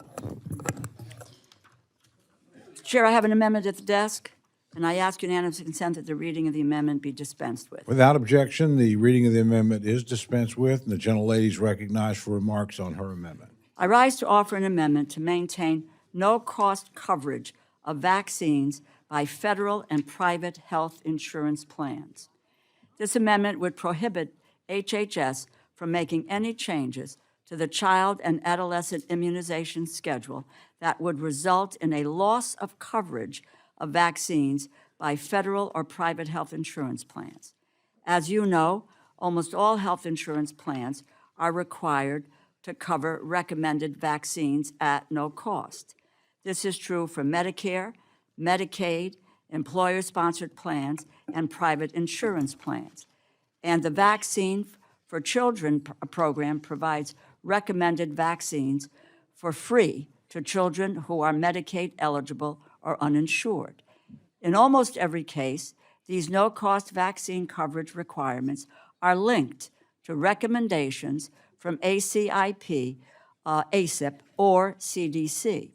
For Medicare Part D, Medicaid expansion plans, and private health insurance plans, including the vast majority of nearly 165 million Americans who receive their health insurance through their employer, the no-cost coverage requirement is based on an ACIP recommendation that has been adopted by the CDC director. For traditional Medicaid and the Children's Health Insurance Program, or CHIP, the no-cost coverage requirement is based on an ACIP recommendation. For the Vaccines for Children program, the list of vaccines covered at no cost is determined by ACIP. If ACIP or CDC withdraw a vaccine from the recommended list, insurance plans are no longer required to cover the vaccine at no cost. If you are watching today and you work at a large employer, more than 50 employees, but live in a state like Connecticut that does not require a prescription for a vaccine, you may think you are good to go and protected from these changes. But I'm sorry to say, if you are under 65, do not have one of the eligible conditions, you could be looking at a $225 bill at CVS for your COVID vaccine. If ACIP or CDC withdraw a vaccine from the recommended list, millions of parents could lose access to free vaccines for their children. Parents could be faced with hundreds of dollars of doctor's bills to protect their kids from diseases like measles that had been eliminated in the United States. As I said in my previous remarks, ACIP is scheduled to meet on September 18th and 19th, which is next week. They are going to consider recommendations for hepatitis B, COVID, RSV, chickenpox, and the combination vaccine for measles, mumps, and rubella. But we already know what the outcome will be. These anti-vaccine ideologues will vote to restrict access to vaccines. It is a preordained conclusion. RFK Jr.'s hand-picked committee of anti-vaccine ideologues are preparing to take away free vaccines for children in less than 10 days. This is an emergency.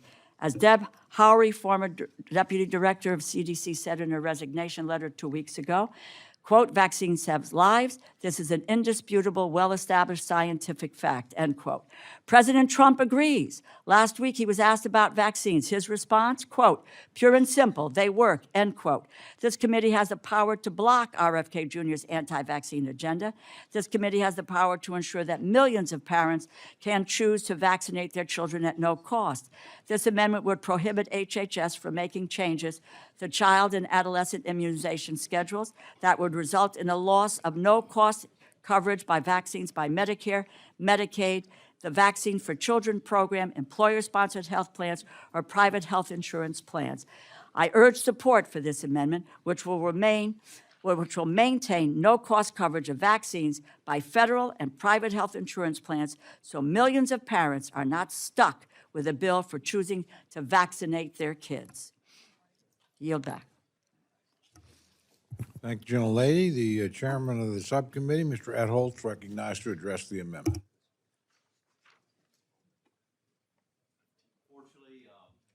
Fortunately, again, I oppose the gentlelady's amendment.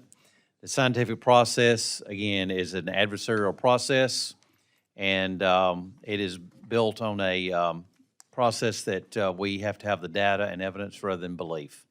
And therefore, as the evidence changes, our policies must change.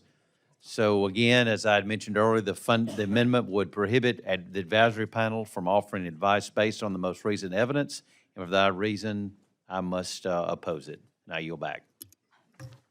Thank you, gentlemen. Scientific process is a scientific process, not an adversarial process. It's data. It is a. Gentlelady, I think there's a speaker wishing to speak to your amendment. Oh, okay. Okay, go ahead, please. Thank you. You may have several. Happy to yield. Gentlelady,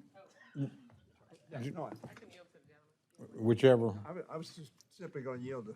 Oh, well, the gentlelady will certainly be recognized in due course. Thank you. To close. Gentlelady from Florida is recognized to address the amendment. Yes, I hope many rise, as I am, to make sure that it's understood the vaccination process and the science of vaccines is not an adversarial one, and there hasn't been any science-based conclusions in any way that are legitimate, that vaccines are not effective, are damaging, are harmful, cause autism or anything else. That is, as in the words of a famous American, malarkey. Madam Chair, I rise in support of the gentlewoman's amendment, Mr. Chairman, excuse me, and thank her for introducing it. Let's be clear, vaccines must remain accessible and cost-free. That's what the gentlewoman's amendment ensures. The moment you put a price tag on vaccines, you create a barrier between families and life-saving care. Parents might delay a measles shot, seniors might skip pneumonia protection, and communities will pay the price in outbreaks, hospitalizations, and avoidable deaths. This isn't speculation. This is what will happen. This amendment ensures that never happens. Vaccines are one of the greatest public health achievements in human history. They have saved millions of lives, eradicated deadly diseases, and kept families safe. But they only work if people can access them, with no barriers, no delays, and no cost. This amendment guarantees continued no-cost coverage through Medicare, Medicaid, the Vaccines for Children program, and private insurance. What are Republicans trying to do? Completely dismantle the vaccination program? Certainly they're trying to do that in my state because they're rolling back requirements on vaccines completely. We've already seen what happens when leaders spread misinformation. Vaccine skepticism grows, measles outbreaks return, and trust in science erodes. Rolling back no-cost access would double down on those failures and undo decades of progress. And let's not ignore the danger of anti-vaccine extremism. Robert F. Kennedy Jr. has called the COVID vaccine a, quote, crime against humanity. He spread lies that fueled measles outbreaks and peddled bizarre conspiracies. That is not science, it's poison. If those views drive policy, more children, seniors, and vulnerable Americans will suffer. This is not about politics.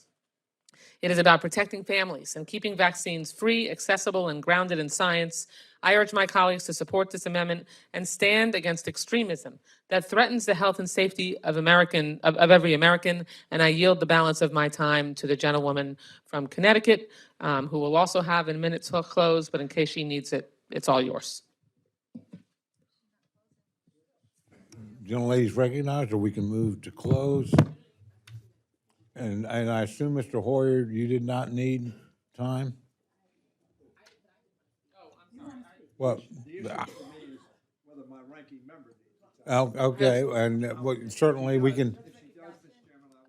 Mr. Chairman, I think the gentlelady.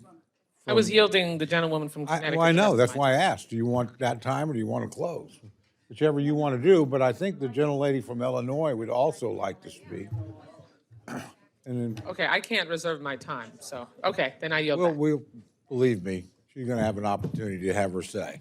Gentlelady from Illinois is Thank you, Mr. recognized Chairman. to address I the just wanted to say, this is so interesting. Today we're here talking about healthcare, we're talking about education, and one of the first principles that we learn in elementary school is the scientific method. Before you get to photosynthesis, when you all put your little seeds in the dirt and over the course of the school year, you grow a plant, you learn about the scientific method. That is the very foundation of public education in this country, and that is not an adversarial process. And so I would hope that as we debate things, we don't have to be as hyperbolic to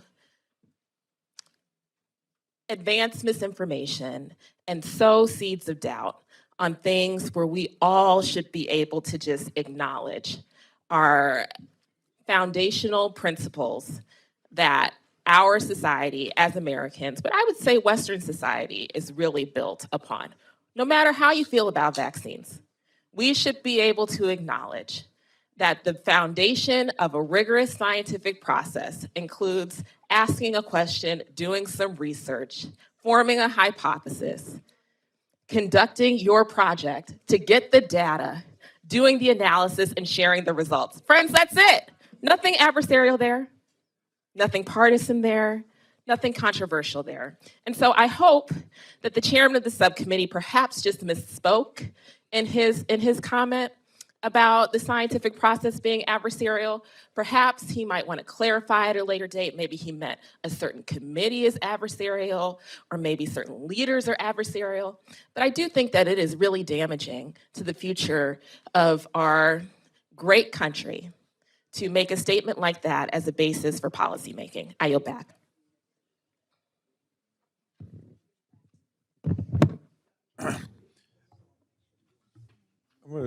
I've been advised that a number of members have already gone over, so we're going to hold the close until we return, and then we'll have the roll call when current. So we'll declare the meeting and recess so members can vote, and then we'll come back. Committee is now back in session. I recognize the gentleman from Maryland to address the amendment. Thank you, Mr. Chairman. I'll rise in support of the amendment and yield to the sponsor. I want to thank my colleague from Maryland, and let me address this issue. RFK Jr. has no scientific or medical expertise. He has surrounded himself with political appointees who have no expertise with vaccines. The main qualification to be appointed to a position by RFK Jr. is to be anti-vaccine. These people are not scientists. They are not experts. They were handpicked by RFK Jr. to deliver a specific outcome, to take away childhood vaccines. It is the opposite of science. RFK Jr. starts with a conspiracy theory and then works backwards to cherry pick the data. The world's foremost experts on child health are pediatricians. They are sounding the alarm. And for the first time ever, pediatricians and infectious disease experts are setting up an alternate advisory committee to give advice on vaccines. RFK Jr. fired all 17 independent scientific advisors from the ACIP, because they refused to accept a predetermined outcome driven by an anti-vaccine agenda. RFK Jr. fired the CDC director. The CDC's top scientific experts resigned because they would not rubber stamp his conspiracies. Mark my words, if we do not act, RFK Jr.'s hand-picked advisory committee will take away free vaccines for children in less than 10 days. Insurance plans will stop covering childhood vaccines at no cost. Parents will have to pay hundreds of dollars to vaccinate their kids. Just would say the recommendations by ACIP have significant impact on all of us. Most health insurance plans specifically look to the committee's recommendations for their coverage. And the states use their recommendations to determine whether vaccines can be provided at pharmacies with no cost. As I said, this is an impact that will take away free vaccines for our kids in less than 10 days. And parents are going to have to pay hundreds of dollars to vaccinate their kids. I urge my colleagues to return, please return to science-based decisions. It is not an adversarial process. A science-based decision about vaccines. Reject RFK Jr.'s anti-vaccine agenda. I urge support for my amendment. Yield back. I thank the And I thank the gentleman. I thank the gentlelady for her comments. Again, I reiterate my support. Reiterate my support of the amendment. And ladies and gentlemen of the committee, don't leave these parents and don't leave these children on their own. They're counting on us to protect them, their health, and later we're going to talk about their education. So I urge the support of this amendment. Are there others wishing to address the amendment? Seeing none, the gentlelady is recognized for 1 minute to close. Mr. Chairman, I think I've had ample time to speak out on this amendment. And again, it is about saving our children's lives. That has to be the most important goal that we have and mission that we have in the roles that we have been blessed to hold, is to make sure, and this committee is the only committee that has the power to do it. Thank you, Mr. Chairman. I thank the gentlelady. The question's now on the amendment offered by the gentlelady from Connecticut. All those in favor say aye. Aye. All those opposed say no. No. The opinion of the chair, the noes have it. Roll call has been requested. Sufficient support is evident. The recorded vote is ordered. The clerk will call the roll. Mr. Adderholt? No. Mr. Adderholt, no. Mr. Aguilar? Mr. Aguilar, aye. Mr. Alford? Mr. Alford, no. Mr. Amade? Mrs. Bice? Mr. Bishop? Mrs. Bice? No. Mrs. Bice, no. Mr. Bishop? Mr. Calvert? No. Mr. Calvert, no. Mr. Carter? Mr. Carter, no. Mr. Case? Mr. Siscomani? Mr. Siscomani, no. Mr. Klein? Mr. Klein, no. Mr. Cloud? Mr. Clyburn? Mr. Clyde? Mr. Clyde, no. Mr. Cole? No. Mr. Cole, no. Mr. Cuellar? Mr. Cuellar, aye. Ms. Dean? Ms. DeLauro? Aye. Ms. DeLauro, aye. Mr. Diaz-Balart? Mr. Edwards? Mr. Edwards, no. Mr. Elzey? Mr. Elzey, no. Ms. Escobar? Ms. Escobar, aye. Mr. Espaillat? Mr. Espaillat, aye. Mr. Fleischman? Mr. Fleischman, no. Ms. Frankel? Mr. Franklin? Mr. Franklin, no. Mr. Gonzalez? Mr. Guest? Mr. Harder? Dr. Harris? Dr. Harris, no. Mrs. Hinson? Mr. Hoyer? Aye. Mr. Hoyer, aye. Mr. Ivy? Mr. Joyce? Ms. Capter? Aye. Ms. Capter, aye. Mr. Lalota? Mr. Lalota, no. Ms. Lee? Ms. Letlow? Ms. Letlow, no. Mr. Levin? Mr. Levin, aye. Ms. Malloy? Ms. Malloy, no. Ms. McCollum? Ms. Ming? Mr. Molinar? Mr. Moore?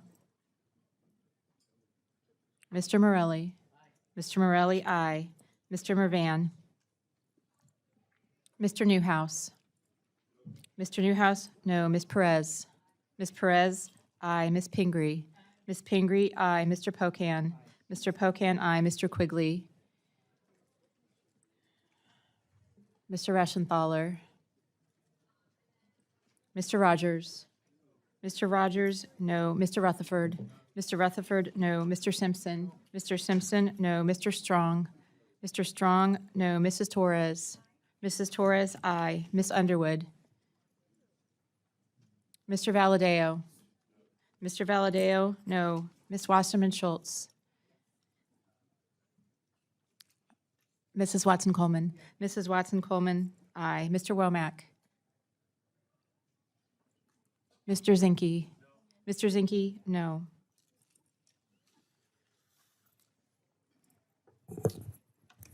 Are there other members wishing to record their vote or change their vote? The gentleman from Maryland, Mr. Ivy, aye. gentleman from California, Mr. Harder, aye. gentlelady from Florida, Ms. Frankel, aye. gentlelady from New York, Ms. Ming, aye. gentlelady from Minnesota, Ms. McCollum, aye. gentlelady from Florida, Ms. Wasserman Schultz, aye. gentleman from Mississippi, Mr. Guest, no. gentlelady from Pennsylvania, Ms. Dean, aye. gentlelady from Illinois, Ms. Underwood, aye. a gentleman from Illinois, Mr. Quigley, aye. gentleman from Indiana, Mr. Mervan, aye. gentleman from Hawaii, Mr. Case, aye. gentleman from Arkansas, Mr. Womack, no. gentleman from West Virginia, Mr. Moore, no. gentleman from Florida, Mr. Diaz-Balart, no. gentleman from Michigan. Mr. Molinar, no. Are there other, oh, sorry, the gentleman from Georgia and the gentleman from South Carolina. Mr. Bishop, aye. Mr. Clyburn, aye. Are there others wishing to vote or record or change their vote? Seeing none, the clerks will tally.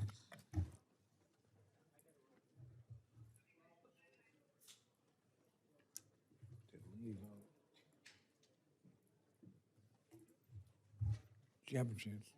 Okay, gentlelady from Nevada. No, this is actually, Ms. Lee, aye.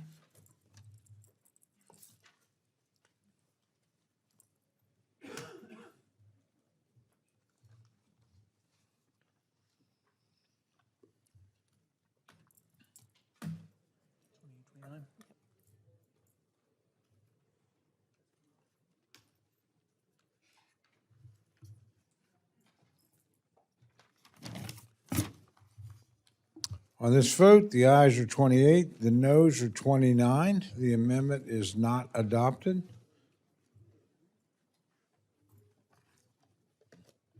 Gentlelady from Connecticut, Ms. Delore, is recognized for purposes of amendment.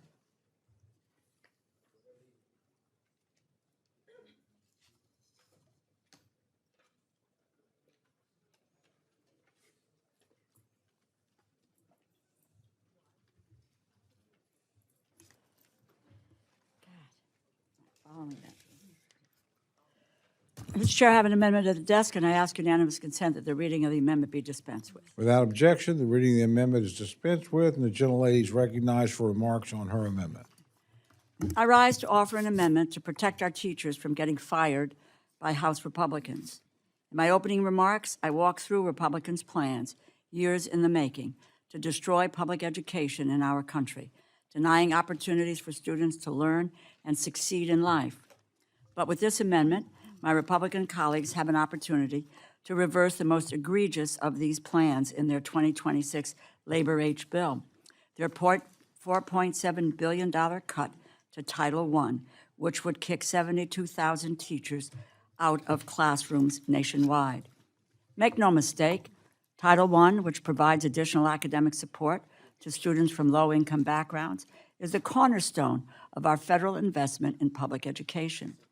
Nearly 95% of school districts in the country are eligible for Title I funds, and nearly 2/3 of all public schools receive these resources. With an overwhelming share of public school expenditures supporting educators' salaries and benefits, nearly 80%, the Title I funds provided in this bill allow school districts to hire teachers to provide additional academic support for high-need students. A cut of $4.7 billion to Title I would remove 72,000 teachers from classrooms serving low-income students all over the country, including 1,270 teachers in Arizona, 8,900 teachers in California, 7,300 teachers in Texas, and 2,100 teachers in North Carolina. By the way, if any of my Republican colleagues want to know the impact of this bill's cuts and eliminations to education in their state, just ask me. We also release these data on our website so their constituents can know where each of us stand on their children's education. With this amendment, my Republican colleagues have an opportunity to reject their bill's dangerous cuts to Title I, protect 72,000 teaching positions nationwide, and preserve the opportunity for children from working families to receive a quality education. I urge my colleagues to support my amendment. The gentleman from Alabama, the chairman of the subcommittee, is recognized to address the amendment. Thank you, Mr. Chairman. I appreciate the gentlelady's amendment, and unfortunately, as we all know, we've had to make some very tough decisions about some of the programs that's included in the bill. There are programs that I personally would like to have spent more on, but we've got to be fiscally responsible. This amendment does not have an offset, and it would cause the bill to breach its allocation. So I would oppose this amendment, but I would look forward to working with the gentlelady on this topic as this process moves forward. I yield back. Thank you, gentlemen. Are there others wishing to address the amendment? Seeing gentleman from Maryland, Ms. Foyer is recognized to address the amendment. Chairman, I've said this before, but it bears repeating. The subcommittee chair says we have to make some tough decisions. He's true. That's absolutely correct. Why do we have to make some tough decisions? Why do we have to cut out teachers? Because we gave a very substantial $1 trillion plus, many trillions of dollar plus, decrease in our revenue without discussing the ramifications of that. They're not for free. If you reduce your revenue, I talked about that at IRS, and I don't think it's penetrating that if you cut revenues, you won't have as much money to bring down the debt or to invest in the education and health care of your people. So yeah, they're tough decisions, but you made those tough decisions, and it was to have a very, very substantial cut in revenue in the face of a very deep debt in the current balance sheet of our country. So I think it is a little bit like washing your hands like Pontius Pilate when you say we have some tough decisions to make. You made them, and these are the results. And what I've said continuously is that DOGE did exactly the same thing. What DOGE did was they knew how to cut numbers and cut employees. What they didn't know, the ramifications of that action. Well, this amendment deals with the ramification of some of the actions you've already taken. Tax cuts are not free. Somebody's going to pay for them. They're either going to pay for them in increased debt, increased spending, or deep cuts where you make yourself unable to fund that which I think you know to be necessary in your own states. So I would simply say, yes, they're tough choices. And the tough choices of cutting health care for our people and the education of our children was a lousy choice. Gentlelady from Ohio, Ms. Capter, is recognized to address the amendment. Thank you, Mr. Chairman. I rise in opposition in opposition to the annihilation of support for education and support the DeLauro amendment. The purpose of this would be to restore to the Department of Education Title I grants for local educational agencies. This amendment is needed because without these grant funds, 72,000 teachers would be removed from classrooms across our nation. That is simply astounding. And many of these teachers serve low-income students, including 2,580 teachers in Ohio. Cutting the Title I grant program by $4.7 billion is another extreme defunding meant to cripple our Department of Education and eventually eradicate serving the majority of our children, actually bringing public education to its knees in community after community. The states have no money to fill the gap. Again, the GOP majority shows a callousness toward America's children as they accede to political favors to the new administration. Our nation's young children must come first. No one who cares about children of this country, who are the future of our nation, could possibly imagine removing 72,000 teachers, qualified teachers, just as students from coast to coast are starting the new year and coming out of the pandemic era. This is a truly cynical effort by the majority. In my home state alone, there would be a loss of 2,580 teachers and over $167 million lost in funds to Ohio. Where does the majority believe the hardworking people of Ohio will find this enormous sum of money to support schools as the government abandons them? Ohio can't find the money to clean up Lake Erie. They can't find the money to modernize a rail corridor to handle the massive trade in our Great Lakes nation between the United States and Canada, with the Gordie Howe Bridge paid for all by Canada coming online shortly. So the majority really is putting the burden on our children. Those children's parents, their educators, and school administrators. I dare say, I wonder if any of the individuals on the other side of the aisle have ever been a teacher. So many of these schools are already pushed to the breaking point by the high cost of the families whose children go to those schools, the high cost of food, rent, groceries, utilities, you name it. I wish we could trust every state to do the right thing on behalf of educating children, but in my home state of Ohio, we see many places, including Ohio, siphoning off public school funds for charter schools, home schools, even though charter schools are held to less rigorous educational standards, and home schools have almost no standards at all. Fine, if you want to read to your child at night or do math, great, but they should go to school with other children and learn how to create community within their own classrooms. Many other states choose to divert a confusing array of funds to private schools, charter schools, home schools. And regardless of how those children perform academically relative to other schools, or whether or not those funds are being spent in an appropriate manner, it's actually been turned into an income generation scheme for a whole lot of folks that really don't stay with education. They start up and then they start again. Our children need steady progress. They don't need all this upheaval. Yesterday, the National Assessment of Educational Programs' latest results show, post-pandemic, an alarming trend. American students are testing at historic lows across every grade.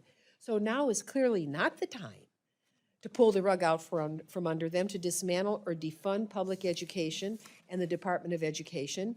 The DeLauro Amendment assures all children, and frankly the future of our country, will have access to a rigorous juried curriculum with educators who care for them and show up every day willing to serve students, including in low-income schools. Elected officials like us should understand that that call to serve better than anyone.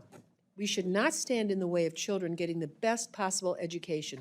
And I urge my colleagues to support the DeLauro Amendment for all children. Thank you, and I yield back.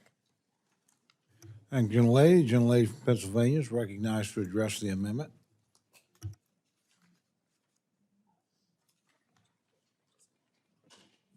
Thank you, Mr. Chairman. I rise in support of the amendment. Oh, there we go. I think it's working now. I rise in strong support of the amendment offered by the ranking member to restore funding for the Department of Education Title I grants to local educational agencies. As written, this bill cuts these grants by $4.7 billion compared to FY25. For my state, Pennsylvania, this would mean a nearly $200 million cut to public education funding, and our Pennsylvania Constitution guarantees our students a thorough and efficient public education funding. Why would the federal government not want to partner on that right? This would devastate school districts that serve our highest need low-income students. By far and away, the largest recipient of these funds in Pennsylvania is the Philadelphia School District. This year, Philadelphia received about $200 million in basic Title I grant funding and an additional $40 million in Title I grants specifically for school improvement.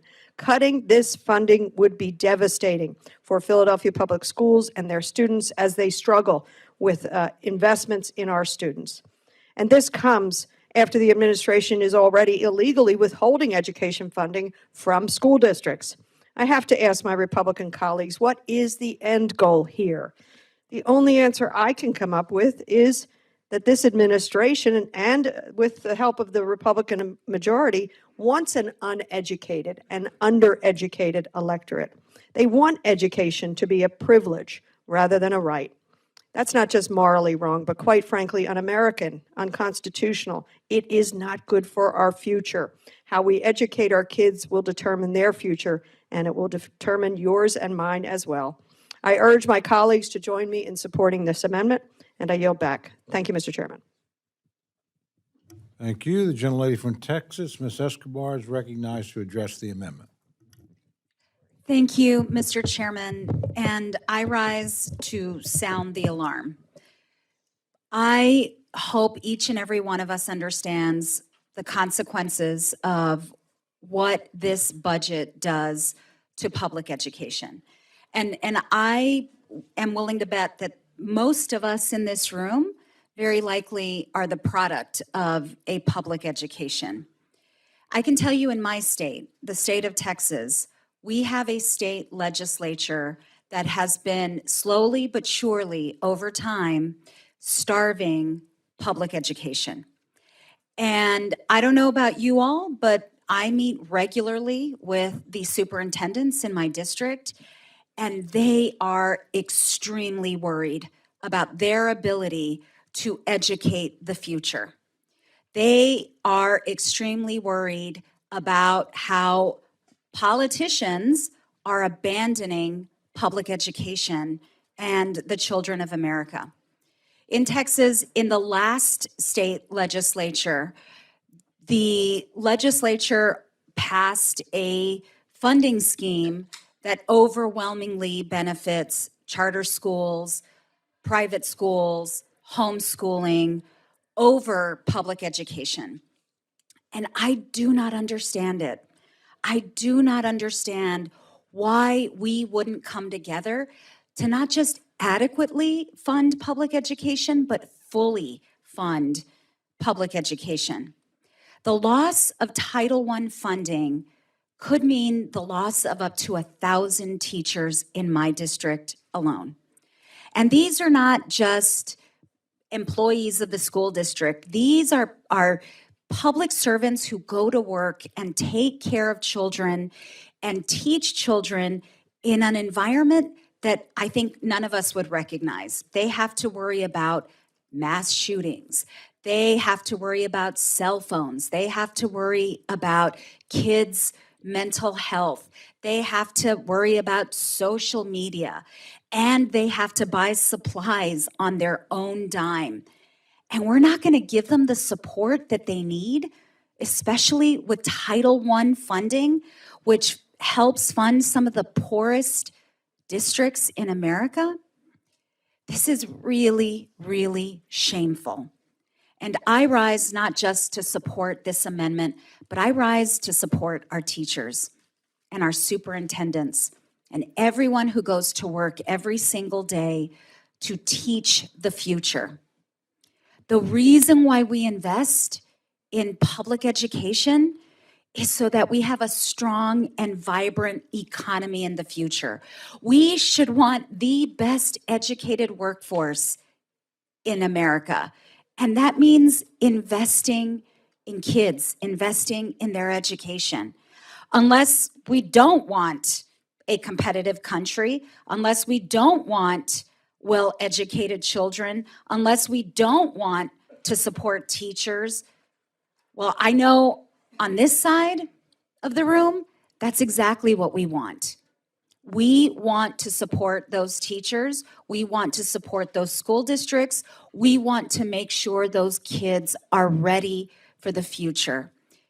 Thank you, Madam Chair or Ranking Member, for this amendment, and I would encourage every one of my colleagues to support it. Thank you. I yield back. Thank you, gentlelady. Are there others wishing to address the amendment? The gentleman from Georgia is recognized. Thank you very much, Mr. Chairman. I strongly support this amendment to restore Title I funds to the local educational agencies. These vital funds, which were cut by almost $4 billion from their FY25 levels, will help ensure that all children, regardless of their income or status, will receive a high-quality education. There is a profound need to close the gap between students in high-poverty schools and their more affluent peers. And I just, during our break, had the opportunity to meet with representatives from the Georgia School Boards Association out in the hallway, who were accompanied by members of local school boards from both rural and urban school districts in Georgia. They were pleading for the restoration of these funds. These funds are critical to ensuring that there are enough well-trained teachers and support services for these schools. In Georgia, this bill will cut $166,008,949 from what was appropriated last year. It means that in Georgia, school systems, and this is especially egregious for our rural school systems with low tax bases, they will lose in Georgia, we will lose 2,560 teachers. That's a tremendous loss in educational opportunities and resources for a state like Georgia, a state where we believe we are the best state in the country to do business, as has been indicated by those accrediting agencies. So I urge us to restore these funds, adopt this amendment, and I am so happy that the gentlelady from Connecticut offered this amendment because the country needs it. America needs to be competitive, and the only way that we can be competitive in the global marketplace is to produce well-educated young people to grow up to be our leaders. Our country has got to do better. And in order for us to compete, we have got to make sure that every human resource in our country, from every corner of our country, has the opportunity to realize his or her full potential. And so I urge the adoption of this amendment. Thank you, gentlemen. The gentleman from New York, Mr. Espaillat, is recognized to address the amendment. The recent numbers, academic achievement numbers have come out. They are really sad numbers that show that our children, our students are dropping behind in different academic disciplines as compared to other countries and the rest of the world. So we're slipping back, we're falling behind. This is of critical importance, particularly as we engage in the artificial intelligence revolution that will set forward educational systems across the world at a speed that if we don't catch up, if we're not part of that fast-moving vehicle, we could be left behind hundreds of years. And this requires investment. This requires our ability to assess our teachers. And just think about it. Many teachers spend more time with our children than we do. They're there with them during the day, sometimes in after-school programs, in sports programs, in other type of extracurricular activity that the schools provide for them. And they become really part of our family. And how is it that we don't assist the teachers and they have to dig into their pockets? It is shameful that teachers have to dig into their own pockets to buy supplies to give to some of our students. Just think about that for a moment. We're here in the U.S. Congress, in the House of Representatives, and we're cutting a budget for our public education system. The only equalizer in America that will assist anybody, any kid from any neighborhood, any part of the country, has a shot at success because of our educational system. And yet teachers, our teachers, spend more time with our children often than we do, more than we do, have to dig into their own pockets to buy supplies and assist our students. It is shameful. We should be investing in teacher training centers to ensure that they get the professional development that they need. Teachers have a halo over their heads. That's how I see them. They're angels. They have a halo over their head. They're the ones that take our kids by their hands and assist them into the future. So we should be giving them every tool to ensure that these numbers come back next year a little bit better. We should be having longer school days and a longer school year. If we really want to be competitive, just think about it. For us to get through this agenda, we'll probably be here till 12 midnight. Extra time. It's nothing. We'll do it again tomorrow. And so why not give our kids a little more? They may not be happy about it, but giving them extra, a longer school year and longer school hours will assist them in being competitive with the rest of the world. We should not be cutting. We should be assisting. And maybe next year, just maybe, we can get better academic achievement numbers from the students of America. Thank you, and I yield back, Mr. Chair. Thank you, gentlemen. Are there others wishing to address the amendment? Seeing none, the gentlelady is recognized for 1 minute to close. Thank you very much, Mr. Chairman. I just want to say that the chairman of the subcommittee that Alabama will lose 1,200 teachers. So I guess if that's okay with you, let's just see how the constituents feel about it. But this is the story here. You know, the people to whom my Republican colleagues in the administration have given a $4 trillion tax break.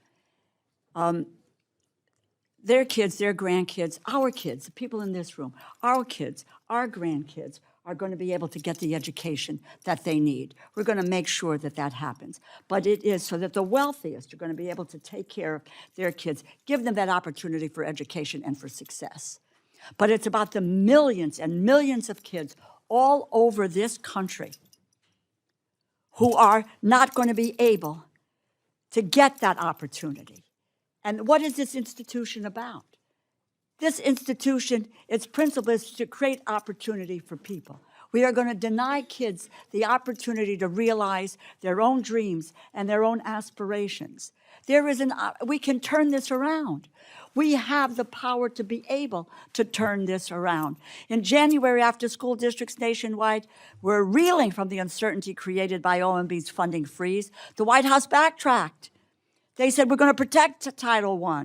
The president in his budget said that through rhetoric, he's going to fulfill his promise to maintain funding for Title I. But it is House Republicans who are cutting Title I. This means that it's just rhetoric, the kind of thoughts that we are going to provide for our kids here. It's simply hollow. With my amendment, you can reverse course. You can demonstrate that there is a commitment to public education nationwide. Why would this committee Why would this committee, in the last go-round in votes, say no to kids and getting vaccinated so that they can survive? And now what we want to do is to deny them the opportunity for an education. That is not what this committee is all about. I urge my colleagues to support this amendment and live up to the ideals and the aspirations of what the values that this country is predicated on, and that education is the pathway to success in this nation. We know it as the great equalizer. Let's give these kids a fighting chance. Questions now on the amendment offered by the gentlelady from Connecticut. All those in favor say aye. Aye. All those opposed say no. Opinion of the chair, the noes have it. Roll call has been requested. Sufficient show of supports demonstrated, so recorded vote is ordered. The clerk will call the roll. Mr. Adderholt. Mr. Adderholt, no. Mr. Aguilar. Mr. Aguilar, aye. Mr. Alford. Mr. Alford, no. Mr. Amade. Mr. Amade, no. Mrs. Bice. Mrs. Bice, no. Mr. Bishop. Mr. Bishop, aye. Mr. Calvert. Mr. Calvert, no. Mr. Carter. Mr. Carter, no. Mr. Case. Mr. Case, aye. Mr. Siscomani. Mr. Klein. Mr. Klein, no. Mr. Cloud. Mr. Cloud, no. Mr. Clyburn. Mr. Clyburn, aye. Mr. Clyde. Mr. Clyde, no. Mr. Cole. Mr. Cole, no. Mr. Cuellar. Ms. Dean. Ms. Dean, aye. Mr. Loro. Aye. Mr. Loro, aye. Mr. Diaz-Balart.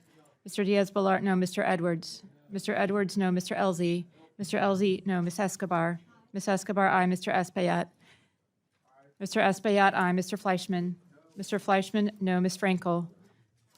Ms. Frankel, aye. Mr. Franklin. Mr. Franklin, no. Mr. Gonzalez. Mr. Gonzalez, no. Mr. Guest. Mr. Harder. Mr. Harder, aye. Dr. Harris. Dr. Harris, no. Mrs. Hinson. Mrs. Hinson, no. Mr. Hoyer. Aye. Mr. Hoyer, aye. Mr. Ivy. Mr. Joyce. Mr. Joyce, no. Ms. Capter. Ms. Capter, aye. Mr. Lalota. Ms. Lee. Ms. Lee, aye. Ms. Letlow. Ms. Letlow, no. Mr. Levin. Mr. Levin, aye. Ms. Malloy. Ms. Malloy, no. Ms. McCollum. Ms. McCollum, aye. Ms. Ming. Ms. Ming, aye. Mr. Molinar. Mr. Molinar, no. Mr. Moore. Mr. Moore, no. Mr. Morelli. Mr. Morelli, aye. Mr. Mervan. Mr. Mervan, aye. Mr. Newhouse. Mr. Newhouse, no. Ms. Perez. Ms. Perez, aye. Ms. Pingree. Ms. Pingree, aye. Mr. Pocan. Mr. Pocan, aye. Mr. Quigley. Mr. Quigley, aye. Mr. Reschenthaler. Mr. Reschenthaler, no. Mr. Rogers. Mr. Rogers, no. Mr. Rutherford. Mr. Rutherford, no. Mr. Simpson. Mr. Simpson, no. Mr. Strong. Mr. Strong, no. Mrs. Torres. Mrs. Torres, aye. Ms. Underwood. Ms. Underwood, aye. Mr. Valadeo. Ms. Wasserman Schultz. Ms. Wasserman Schultz, aye. Mrs. Watson Coleman. Mrs. Watson Coleman, aye. Mr. Womack. Mr. Womack, no. Mr. Zinke. Mr. Zinke, no.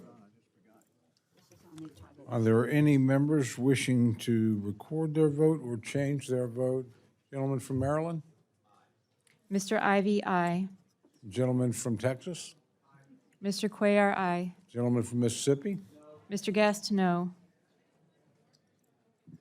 Are there others wishing to record or change their votes? Seeing none, the clerk will tally. Oh, gentleman from Arizona? Mr. Siscomani, aye.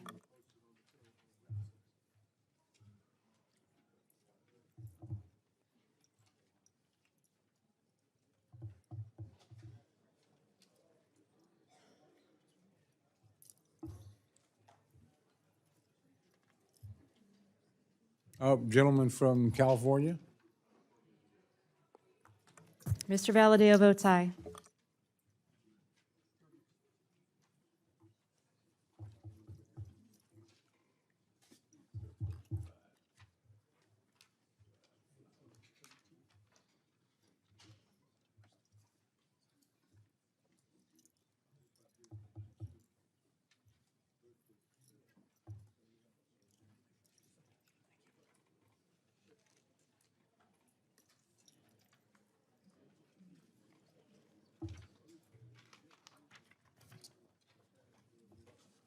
On this vote, the ayes are 30, the noes are 32. The amendment is not adopted.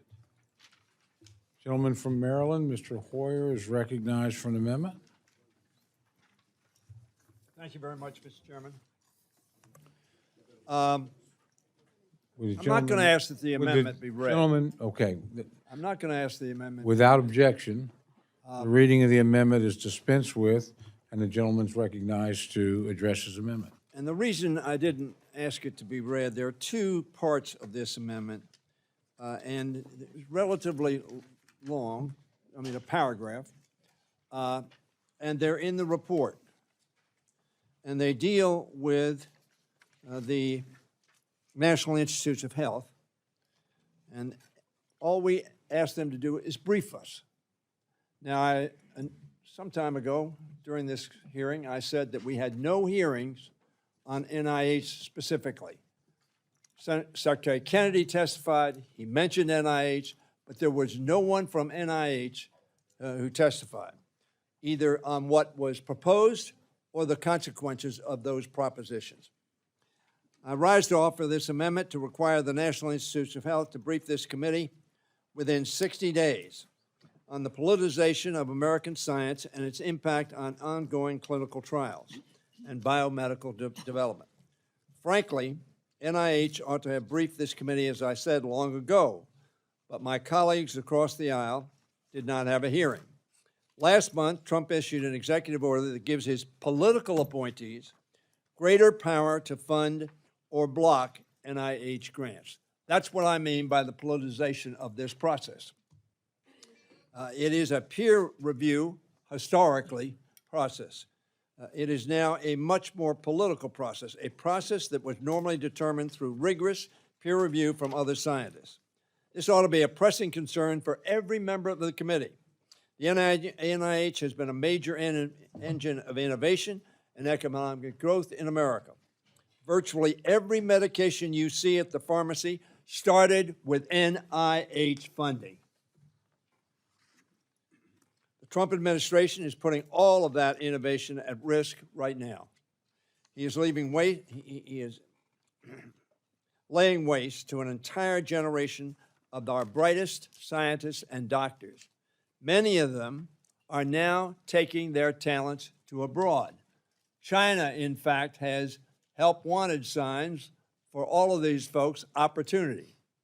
He is also undermining our Congress's power in the process. The GAO has already found, and this is the second amendment, or the second part of this amendment, that Trump has illegally impounded NIH funding. I know that the director of OMB says it's unconstitutional. He does not get to make that judgment, and the Constitution Supreme Court decision on impounding is that that cannot be done inconsistent with the Impoundment Act. That's the law. And Mr. Vogt refuses to follow the law. Now, is there any wonder in an amendment that I offered on report language some days ago, a month ago, I guess, on another bill, I offered report language. And the subcommittee chairman, who shall remain unnamed, said they're not going to pay any attention to your report language. Why not? Because we don't do anything to hold them accountable. This committee consistently has voted against holding the administration, the OMB, accountable and other agencies. And you're going to do so again now. I wouldn't pay any attention to you either. If my colleagues are going to sit and be by and let that happen, why are we here today? What is the point of any of this? If appropriation law is irrelevant, as Donald Trump and Russell Vogt seem to think it is, then the Appropriation Committee is irrelevant. These numbers aren't going to mean much. We're going to figure out what we're going to do in the Senate, and then we're going to have some sort of legislation at some point in time that will hopefully fund government, not correctly, but fund it. If you believe that we are irrelevant, your Congress and your constituents ought to have a say in how this government spends its money. The way to do that is to vote yes and at least get a report on the ramifications of what is happening. Now, if you don't care, then I get your vote. But if you care about the consequences of your actions, you'll vote yes on this amendment. And I urge you to do so. Thank you, gentlemen. The gentleman from Alabama, the chair of the subcommittee, is recognized to respond to the amendment. Thank you, Chairman. I appreciate the gentleman's amendment, but I must oppose it. The amendment undermines the current administration's efforts to rebuild trust in our public health institutions through robust oversight of federal grant awards and programs, including biomedical research opportunities. I oppose the amendment, but as the gentleman knows, I share the gentleman's interest in supporting biomedical research into cures and treatments for diseases, and I look forward to working with him as we achieve this goal. Will Will back. my friend yield for a question? It's a simple question. It's not a gotcha question. All right. Gentleman has yielded back his time. Gentlelady from Connecticut, Ms. Flores, recognized to address the amendment. Thank you, Mr. Chair. I rise in support of this amendment. America's health agencies should not be left in the hands of people with a political agenda. Unfortunately, that is exactly what President Trump has done by placing unqualified leaders in charge of the NIH. The decision to cancel billions of dollars in research funding, including for revolutionary new treatments like mRNA therapy, are a textbook example of putting political goals above the health of the American people. They're also driving some of the best and brightest researchers in the world overseas because they can no longer trust our government's promises. Losing that talent to China and other nations will be devastating to our ability to achieve the medical breakthroughs of the future. This amendment also acknowledges the truth, as outlined by independent watchdogs at the Government Accountability Office, that NIH illegally impounded funds. Congress alone has the power of the purse. Remember, Article 1, Section 9, Clause 7. This administration's constant attempts to erode that authority, centralize power under Rust vote, is resulting in chaos and uncertainty for the American people as the funding they voted for through their representatives is withheld. I might remind people, in fact, that the Supreme Court opined on this issue, and it was Justice Scalia, not a liberal torchbearer. It talked about the president's impoundment power, and he summarized it. President Nixon, the Mahatma Gandhi of all impounders, asserted at a press conference in 1973 that his constitutional right to impound appropriated funds was absolutely clear. Our decision 2 years later in Train versus City of New York proved him wrong. You also have, with the Assistant Attorney General, William Rehnquist, with respect to the suggestion that the president has a constitutional power to decline to spend appropriated funds, we must conclude that existence of such broad power is supported by neither reason nor precedent.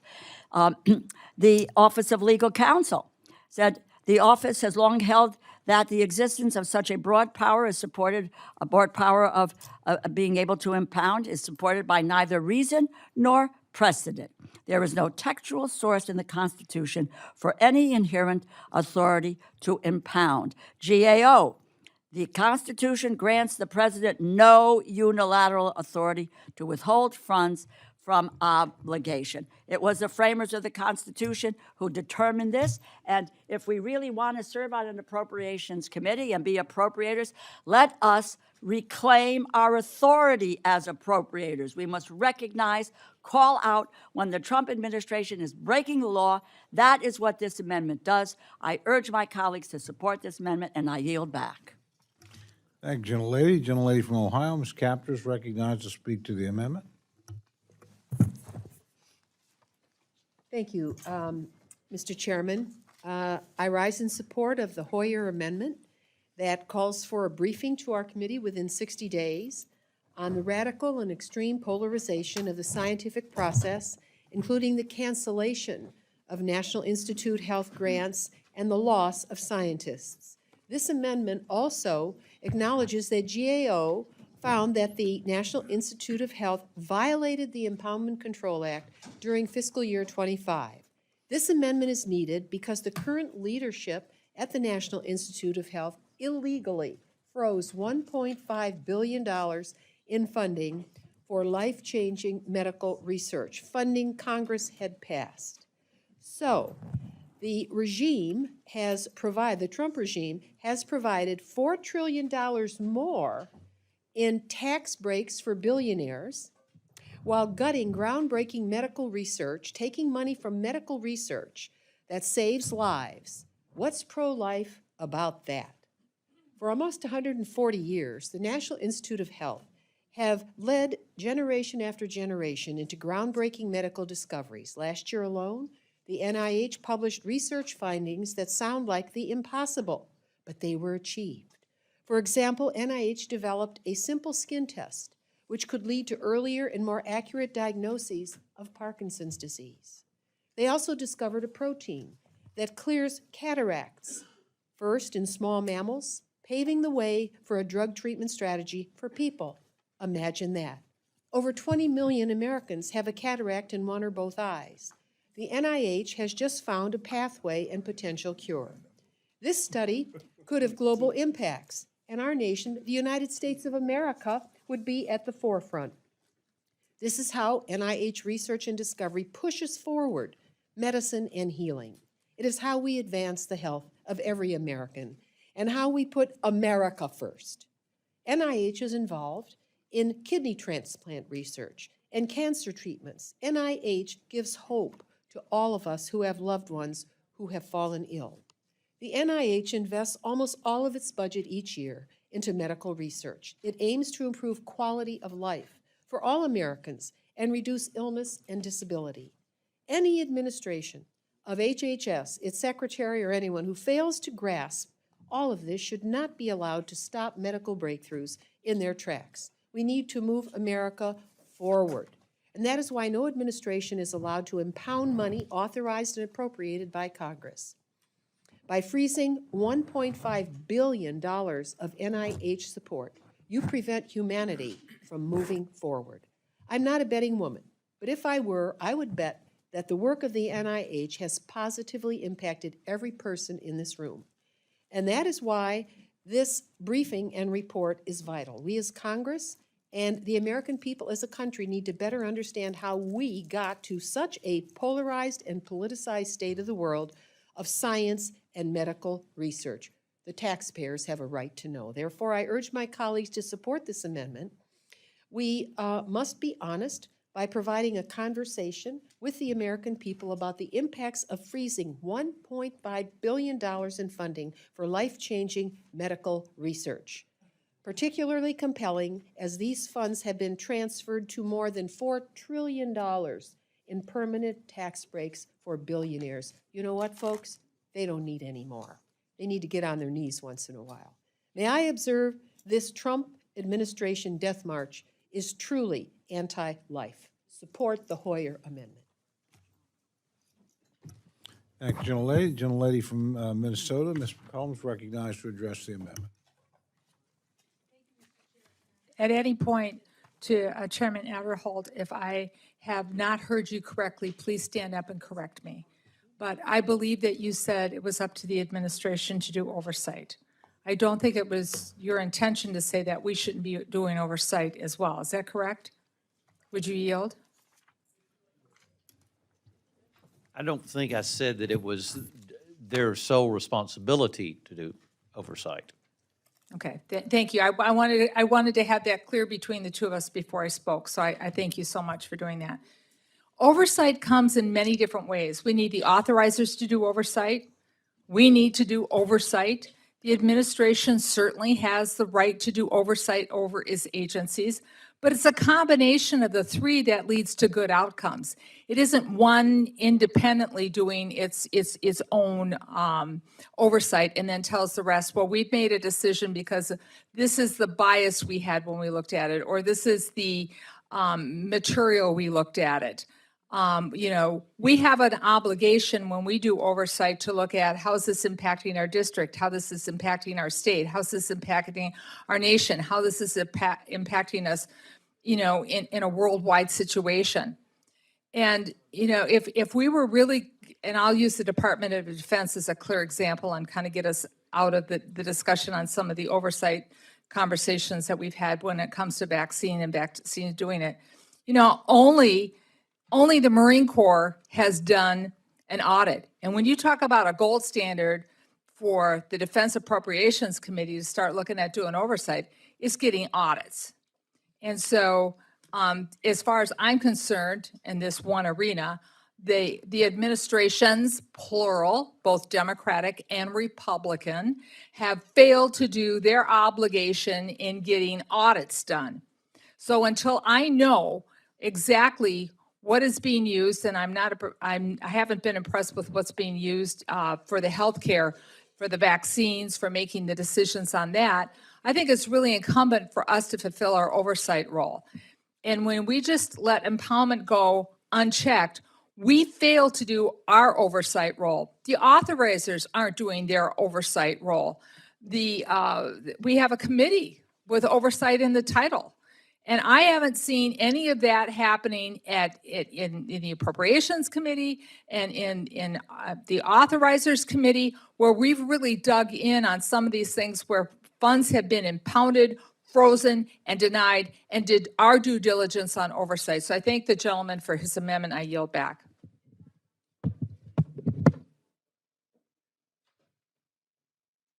Are there, where? Oh, gentlelady from New Jersey, Ms. Watson Coleman, is recognized for remarks on the amendment. Chairman, for recognizing me. I wanted some clarification from the subcommittee chairman, because I believe the subcommittee chairman said something to the effect that Mr. Hoyer's amendment is counterintuitive to the president's what? And I didn't hear the what.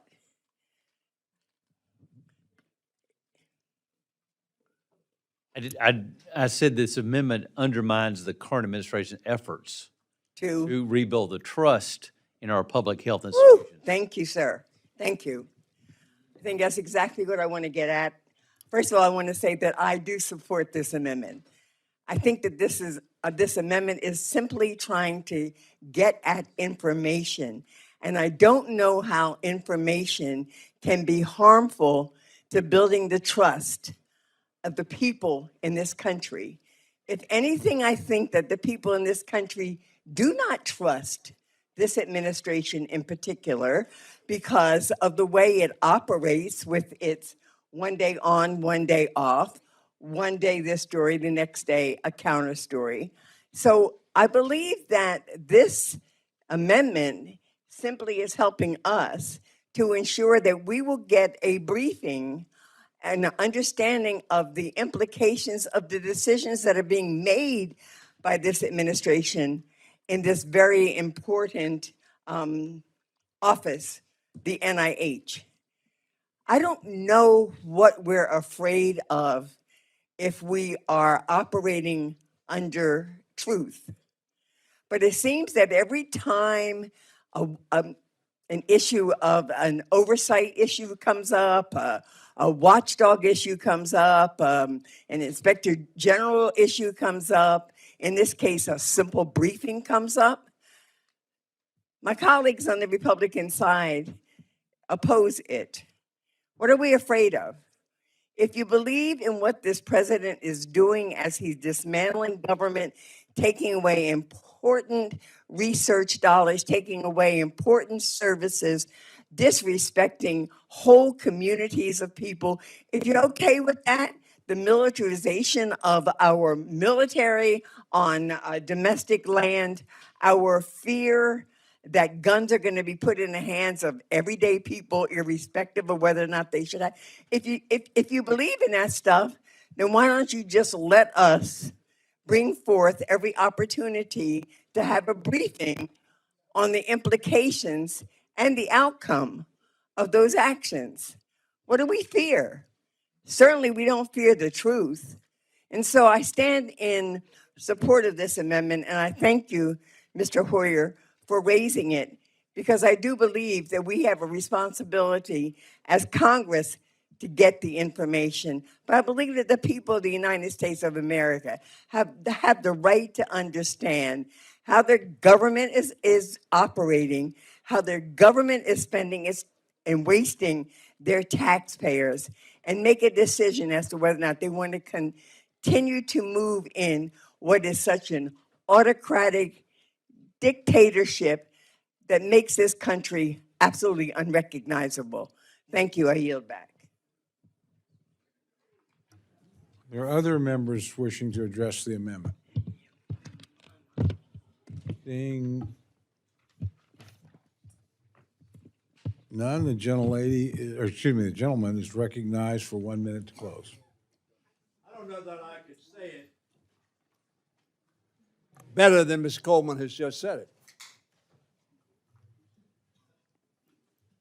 If you see no evil, if you hear no evil, it does not mean that evil does not exist.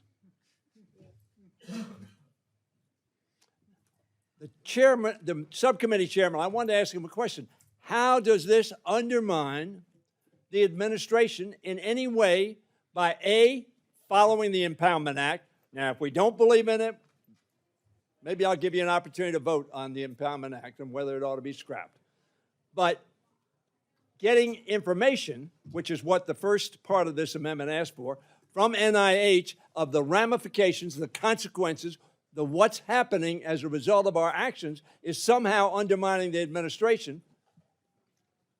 That shows little confidence that the administration is doing the right thing. Vote for this amendment if you have any self-respect for this institution, for this committee, or for our responsibility under the Constitution to conduct oversight. I urge a yes vote on this amendment, and I yield back the balance of my time. 23 seconds. Well, actually, the gentleman's 23 seconds over. Okay. The chair was once again being generous You're very kind. with the time. I appreciate my friend. The questions now on the amendment offered by the gentleman from Maryland. All those in favor say aye. Aye. All those opposed say no. No. The opinion of the chair, the noes have it. Roll call has been requested. Sufficient support has been demonstrated. The clerk will call the roll. Mr. Adderholt? No. Mr. Adderholt? No. Mr. Aguilar? Mr. Aguilar, aye. Mr. Alford? Mr. Alford, no. Mr. Amade? Mr. Amade, no. Mrs. Bice? Mrs. Bice, no. Mr. Bishop? Mr. Bishop, aye. Mr. Calvert? Mr. Calvert, no. Mr. Carter? Mr. Carter, no. Mr. Case? Mr. Case, aye. Mr. Siscomani? Mr. Klein? Mr. Klein, no. Mr. Cloud? Mr. Cloud, no. Mr. Clyburn? Mr. Clyburn, aye. Mr. Clyde? Mr. Clyde, no. Mr. Cole? Mr. Cole, no. Mr. Cuellar? Mr. Cuellar, aye. Ms. Dean? Ms. Dean, aye. Mr. Loro? Mr. Loro, aye. Mr. Diaz-Balart? Mr. Diaz-Balart, no. Mr. Edwards? Mr. Edwards, no. Mr. Elzey? Mr. Elzey, no. Ms. Escobar? Ms. Escobar, aye. Mr. Espaillat? Mr. Espaillat, aye. Mr. Fleischman? Mr. Fleischman, no. Ms. Frankel? Ms. Frankel, aye. Mr. Franklin? Mr. Franklin, no. Mr. Gonzalez? Mr. Guest? Mr. Harder? Mr. Harder, aye. Dr. Harris? Mrs. Hinson? Mr. Hoyer? Aye. Mr. Hoyer, aye. Mr. Ivy? Mr. Ivy, aye. Mr. Joyce? Mr. Joyce, no. Ms. Capter? Ms. Capter, aye. Mr. Lalota? Mr. Lalota, no. Ms. Lee? Ms. Letlow? Ms. Letlow, no. Mr. Levin? Mr. Levin, aye. Ms. Malloy? Ms. Malloy, no. Ms. McCollum? Ms. McCollum, aye. Ms. Ming? Ms. Ming, aye. Mr. Molinar? Mr. Molinar, no. Mr. Moore? Mr. Moore, no. Mr. Morelli? Mr. Morelli, aye. Mr. Mervan? Mr. Mervan, aye. Mr. Newhouse? Mr. Newhouse, no. Ms. Perez? Ms. Perez, aye. Ms. Pingree? Ms. Pingree, aye. Mr. Pocan? Mr. Pocan, aye. Mr. Quigley? Mr. Quigley, aye. Mr. Reschenthaler? Mr. Reschenthaler, no. Mr. Rogers? Mr. Rogers, no. Mr. Rutherford? Mr. Rutherford, no. Mr. Simpson? Mr. Simpson, no. Mr. Strong? Mr. Strong, no. Mrs. Torres? Mrs. Torres, aye. Ms. Underwood? Ms. Underwood, aye. Mr. Valadeo? Mr. Valadeo, no. Ms. Wasserman Schultz? Ms. Wasserman Schultz, aye. Mrs. Watson Coleman? Mrs. Watson Coleman, aye. Mr. Womack? Mr. Zinke? Mr. Zinke, no. Are there other members wishing to record their vote or change their vote? Gentleman from Mississippi? Mr. Guest, no. Gentleman from Maryland? Dr. Harris, no. The gentleman from Texas? Mr. Gonzalez, no. Gentleman from Arizona? Mr. Siskamani, no. Mr. Womack? Oh, sorry, gentlelady from Nevada? Ms. Lee, aye. Gentleman from Arkansas? Mr. Womack, no. Are there others wishing to change their vote or record their vote? Seeing none, the clerk will tally.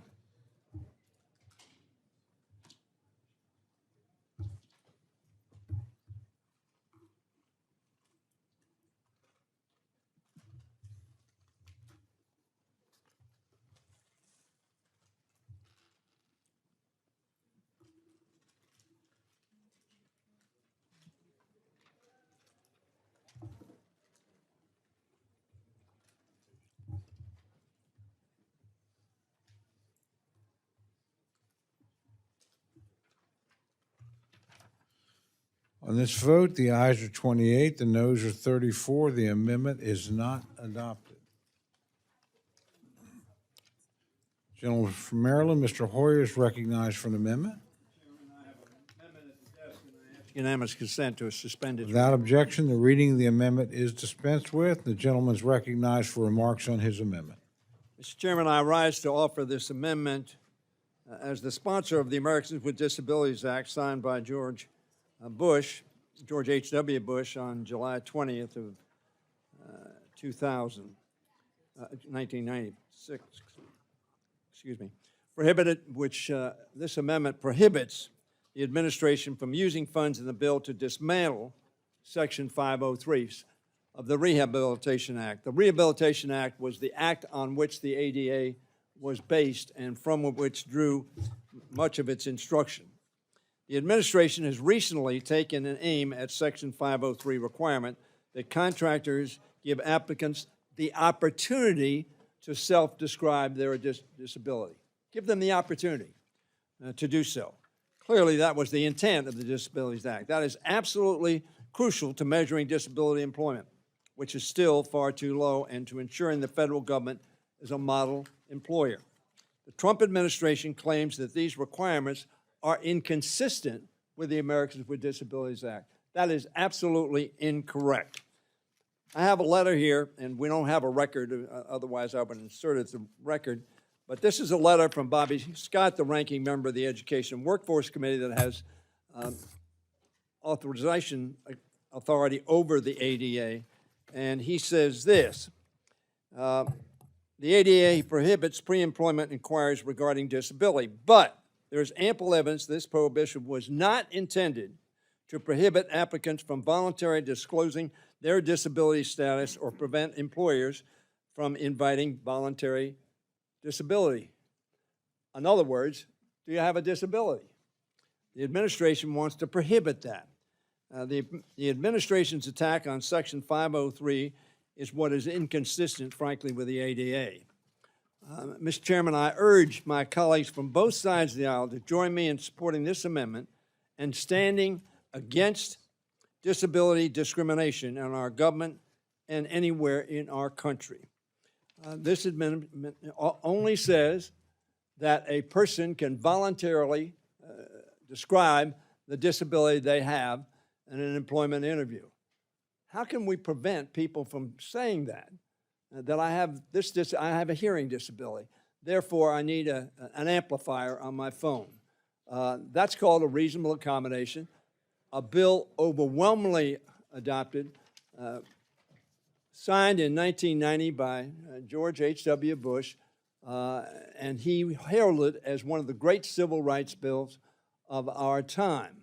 Let us not undermine its objective of making sure that people with disabilities are fully included in our government in our private sector enterprises and our public sector enterprises. I ask sincerely for a yes vote on this amendment.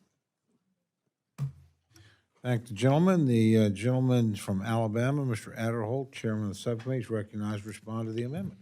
Oh, I appreciate the gentleman's amendment, but longstanding federal civil rights laws protect individual Americans from discrimination based on their race, their color, their religion, sex, or national origin. These civil rights protections serve as a bedrock supporting equality of opportunity for all Americans. Unfortunately, the previous administration implemented regulations to impose hiring quotas and would have required that employers solicit information from job applicants related to their race, color, religion, sex, or disability status. The administration's revisions are necessary to preserve equal opportunities for every American, so I oppose the gentleman's amendment, and I yield back. Gentlelady from Connecticut, Ms. Delores, recognized to address the amendment. Thank you, Mr. Chairman. I rise in support of the amendment. Section 503 of the Rehabilitation Act requires federal contractors and subcontractors to take affirmative action to employ and advance qualified individuals with disabilities in their workforce. The law and its accompanying regulations prohibit discrimination against people with disabilities and mandate processes to ensure equal employment opportunities, and to help meet a federal utilization goal of 7% for employing people with disabilities. In July, Disability Pride Month, the Trump administration celebrated the occasion by gutting current regulations for Section 503. Their proposal included eliminating the ability for contractors to invite applicants and employees to voluntarily self-identify as having a disability. Without self-identification data, contractors will be unable to measure progress towards hiring individuals with disabilities. It also eliminated the 7% utilization goal, a benchmark that incentivizes improvements in disability recruitment practices. Removing this goal sends the message that hiring people with disabilities is optional and not a priority. The administration must reverse course on these changes to Section 503 that harm workers with disabilities. I urge my colleagues to support this amendment. Thank the gentlelady. Are there others wishing to address the amendment? Seeing none, the gentleman is recognized for 1 minute to close. Mr. Chairman, the subcommittee chairman talked about the disability rights that have been passed. I think we're eroding those, very frankly, under this administration and under legislation proposed by the Republicans in the last Congress. However, having said that, this does nothing to undermine any of those. In fact, it is offered so that it prevents this administration from undermining the ability of those with disabilities to self-identify themselves to an employer so that the employer knows, and that if in fact they're hired or if they're not hired, we will understand whether or not those with disabilities are being included in employment. I will tell you, we have had great progress in most areas under the Disability Act. Employment is not one of them. And the administration's actions undermine those efforts. So I would urge the committee to support this amendment. Thank the gentleman. The question now is on the amendment offered by the gentleman from Maryland. All those in favor say aye. Aye. All those opposed say no. Opinion of the chair, the noes have it. Roll call has been requested. There's sufficient show of support. The clerk will call the roll. Mr. Adderholt. Mr. Adderholt, no. Mr. Aguilar. Mr. Aguilar, aye. Mr. Alford. Mr. Alford, no. Mr. Amodei. Mr. Amodei, no. Mrs. Bice. Mrs. Bice, no. Mr. Bishop. Yes. Mr. Bishop, aye. Mr. Calvert. Mr. Calvert, no. Mr. Carter. Mr. Carter, no. Mr. Case. Mr. Case, aye. Mr. Siscomani. Mr. Klein. Mr. Klein, no. Mr. Cloud. Mr. Cloud, no. Mr. Clyburn. Mr. Clyburn, aye. Mr. Clyde. Mr. Clyde, no. Mr. Cole. Mr. Cole, no. Mr. Cuellar. Ms. Dean. Ms. Dean, aye. Ms. DeLauro? Aye. Ms. DeLauro, aye. Mr. Diaz-Balart? Mr. Diaz-Balart, no. Mr. Edwards? Mr. Edwards, no. Mr. Elzey? Mr. Elzey, no. Ms. Escobar? Ms. Escobar, aye. Mr. Espaillat? Mr. Espaillat, aye. Mr. Fleischman? Mr. Fleischman, no. Ms. Frankel? Ms. Frankel, aye. Mr. Franklin? Mr. Franklin, no. Mr. Gonzalez? Mr. Gonzalez, no. Mr. Guest? Mr. Guest, no. Mr. Harder? Mr. Harder, aye. Dr. Harris? Dr. Harris, no. Mrs. Hinson? Mr. Hoyer? Aye. Mr. Hoyer, aye. Mr. Ivy? Mr. Ivy, aye. Mr. Joyce? Mr. Joyce, no. Ms. Capter? Ms. Capter, aye. Mr. Lalota? Mr. Lalota, no. Ms. Lee? Ms. Lee, aye. Ms. Letlow? Ms. Letlow, no. Mr. Levin? Mr. Levin, aye. Ms. Malloy? Ms. Malloy, no. Ms. McCollum? Ms. McCollum, aye. Ms. Ming? Ms. Ming, aye. Mr. Molinar? Mr. Molinar, no. Mr. Moore? Mr. Moore, no. Mr. Morelli? Mr. Morelli, aye. Mr. Mervan? Mr. Newhouse? Mr. Newhouse, no. Ms. Perez? Ms. Pingree? Ms. Pingree? Ms. Pingree, aye. Mr. Pocan? Mr. Pocan, aye. Mr. Quigley? Mr. Quigley, aye. Mr. Reschenthaler? Mr. Reschenthaler, no. Mr. Rogers? Mr. Rogers, no. Mr. Rutherford? Mr. Rutherford, no. Mr. Simpson? Mr. Simpson, no. Mr. Strong? Mr. Strong, no. Mrs. Torres? Mrs. Torres, aye. Ms. Underwood? Mr. Valadeo? Mr. Valadeo, no. Ms. Wasserman Schultz? Ms. Wasserman Schultz, aye. Mrs. Watson Coleman? Mrs. Watson Coleman, aye. Mr. Womack? Mr. Zinke?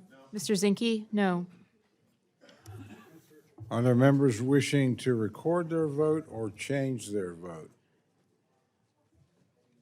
Gentleman from Arkansas? Mr. Womack, no. Gentleman from Indiana? Mr. Mervan, aye. Gentleman from Arizona? Mr. Siscomani, no.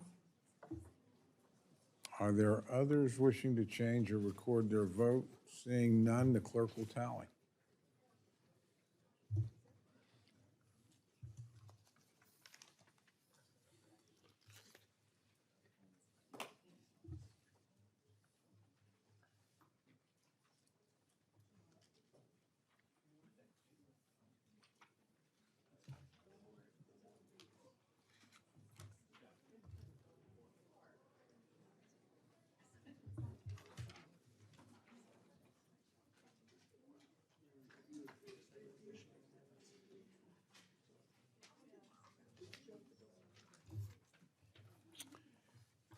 On this vote, the ayes are 25, the noes are 34. The amendment is not adopted.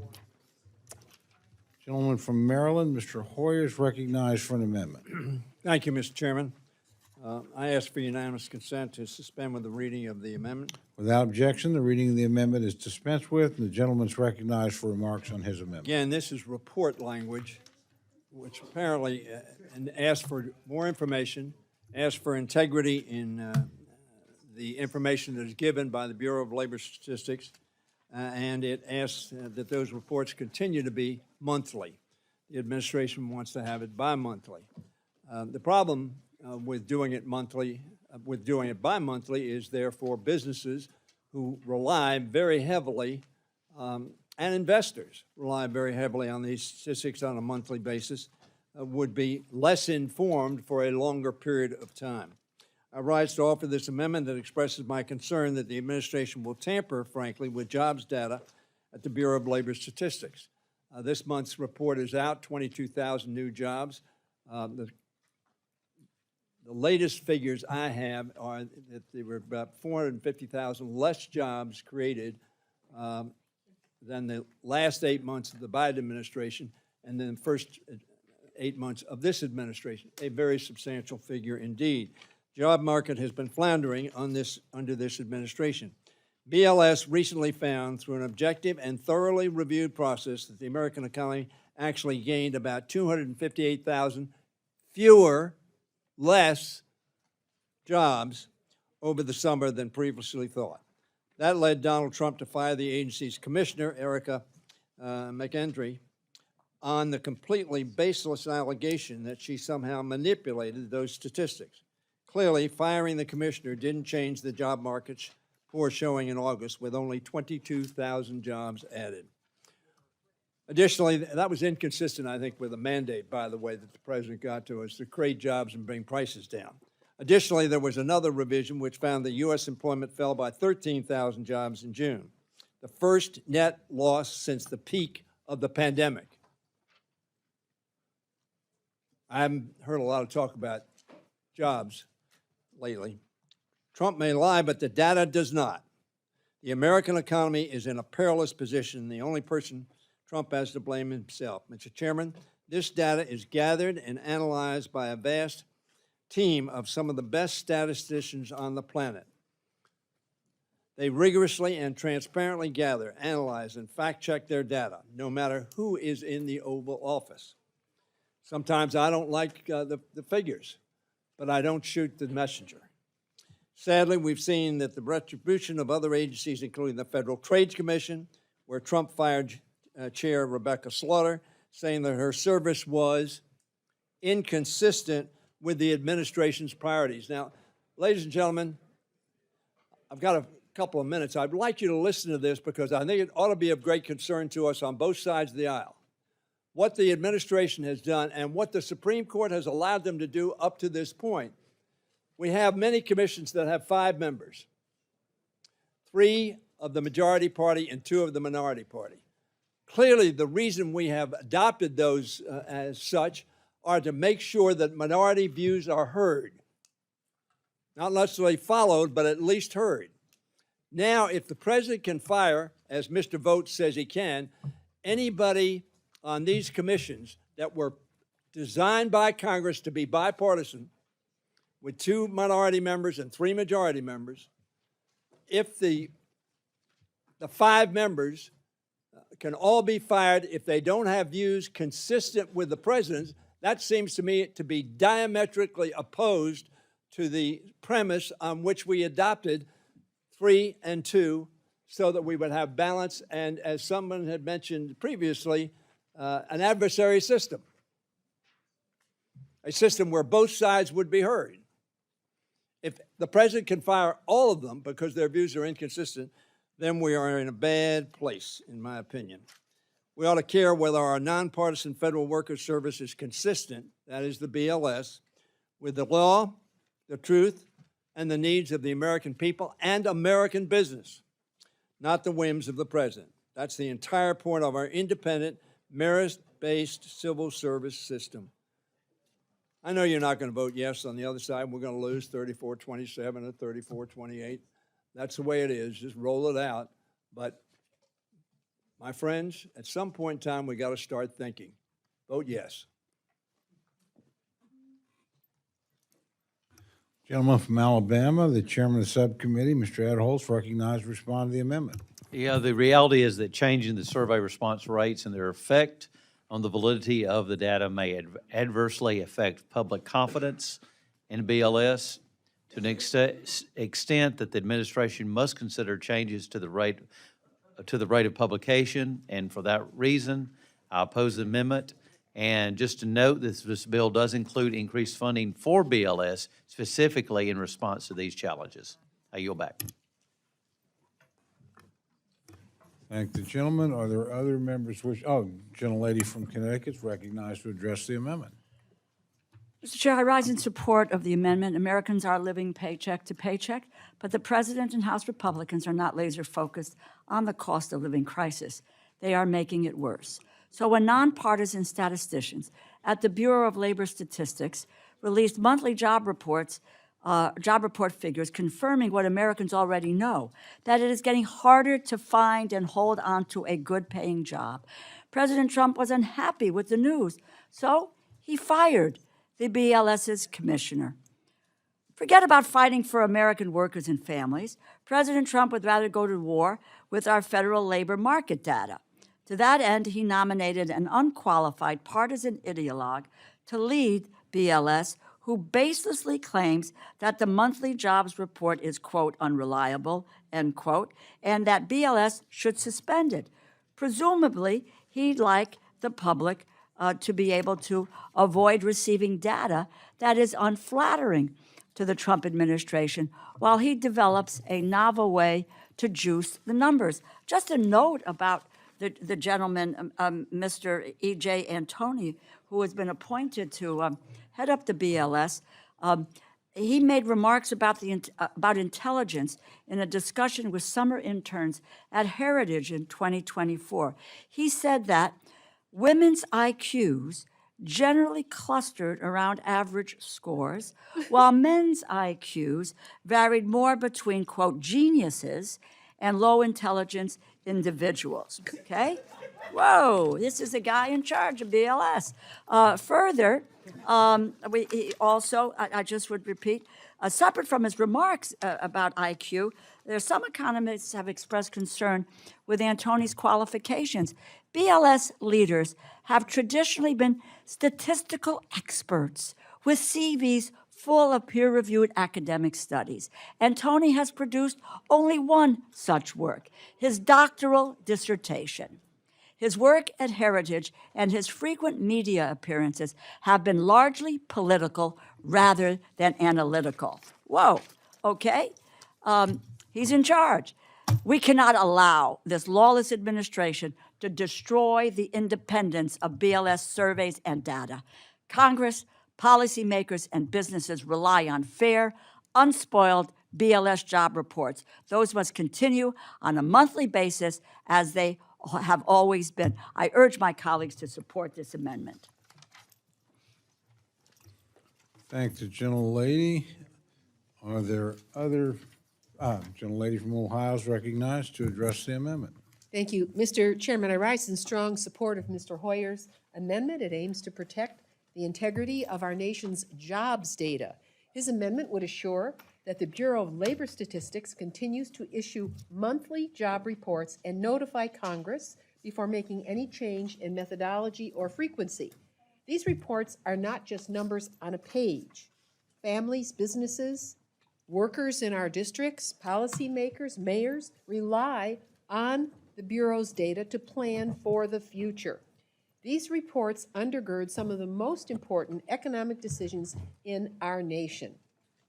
Real facts allow private enterprise, public sector, individuals, students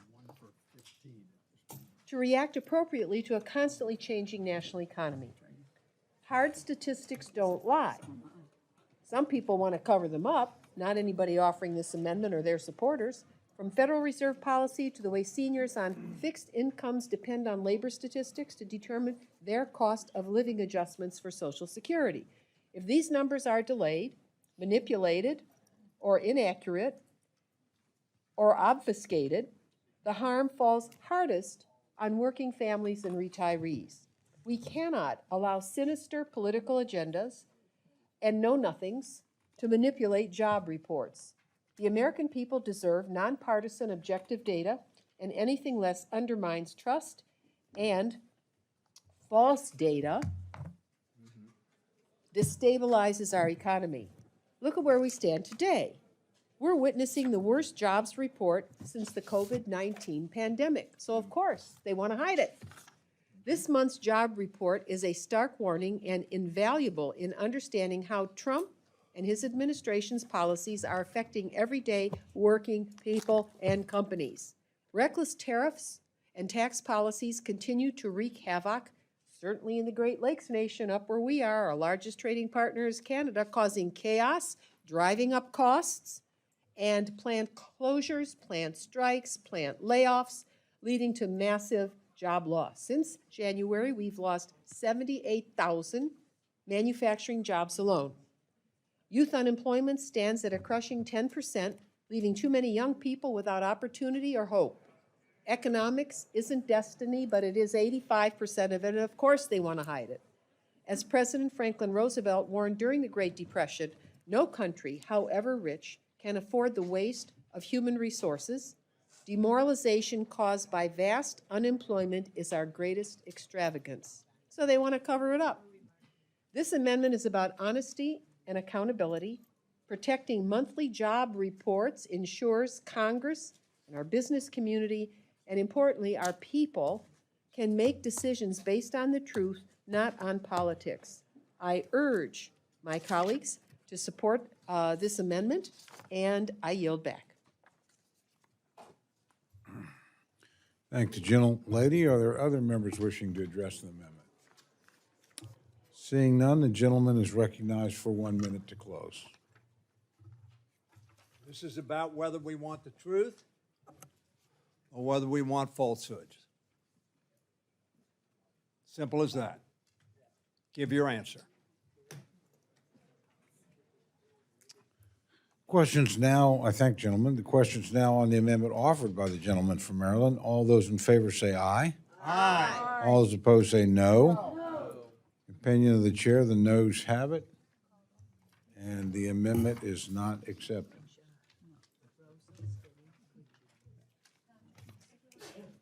The gentleman from Wisconsin, Mr. Pocan, is recognized for an amendment. Thank you, Mr. Chairman. I have an amendment at the desk. I'd ask unanimous consent that be considered read. Without objection, the reading of the amendment is dispensed with, and the gentleman's recognized for remarks on his amendment. Thank you. This is an amendment to restore the funding for HIV and AIDS programs that save lives every single day in this country. The current version of this budget that's before us has a $2 billion devastating cut to HIV prevention, treatment, and research programs. This is 25% of the entire budget cut to HHS for one virus. And I think my question is why this virus gets a 25% cut of the entire cut to HHS. It's coming out of HIV prevention and treatment and research. It completely eliminates the CDC's division of HIV prevention. It slashes $525 million from the life-saving Ryan White HIV AIDS program. And it's not about the numbers, it's about people. It's the people that are allowed to be able to work, to live, because of the help that comes out of this. These cuts would decimate any progress that there is to cure HIV and AIDS. And this would force clinics to close, it would slash access to medication, and it would endanger lives. The Ryan White program alone serves over 500,000 Americans living with HIV, and more than 90% of them achieve viral suppression, which means they're healthier and they can live longer and they can't transmit the virus to others. And that's what public health should want to do, and that's what good policy looks like, and that's why those programs have been in place. And don't forget, it was George W. Bush who brought us the PEPFAR. It was Donald Trump in his first administration that brought a program that saved many lives, as I mentioned in our early opening comments. That initiative back in 2019 helped reduce HIV cases by 21% in some of the hardest hit areas in the country. If we get rid of this funding, you're talking about 100,000 new HIV infections by 2030 if we eliminate the prevention programs. And that'll cost taxpayers $50 billion, not just the $2 billion here, but $50 billion down the road. These programs provide testing, they advance research, and in the Senate, in a bipartisan effort, they've already moved to protect this funding. So why we, the House, would target a single virus with this deep of a cut when the Senate's already working on this makes me need to know why this is being targeted in this way. About 5,000 Americans die from AIDS-related causes every year, and we're on the cusp of actually curing the virus. So that's why we need to keep doing what we're doing. You don't take the foot off the pedal at this point. But I have to tell you, I am concerned. There were comments last week that made me feel like I was in the 50s when Senator Rand Paul made some comments, and I'll see if I can find these. I had them opened up on my phone. He talked about there was a gay CDC official who left the administration because left the CDC because of what he saw was the wrong direction. And Senator Paul said that his lifestyle disqualified him from government. This is 2025, folks, And if we're going to start, it's one thing to say no pride flags, fine, you don't like color.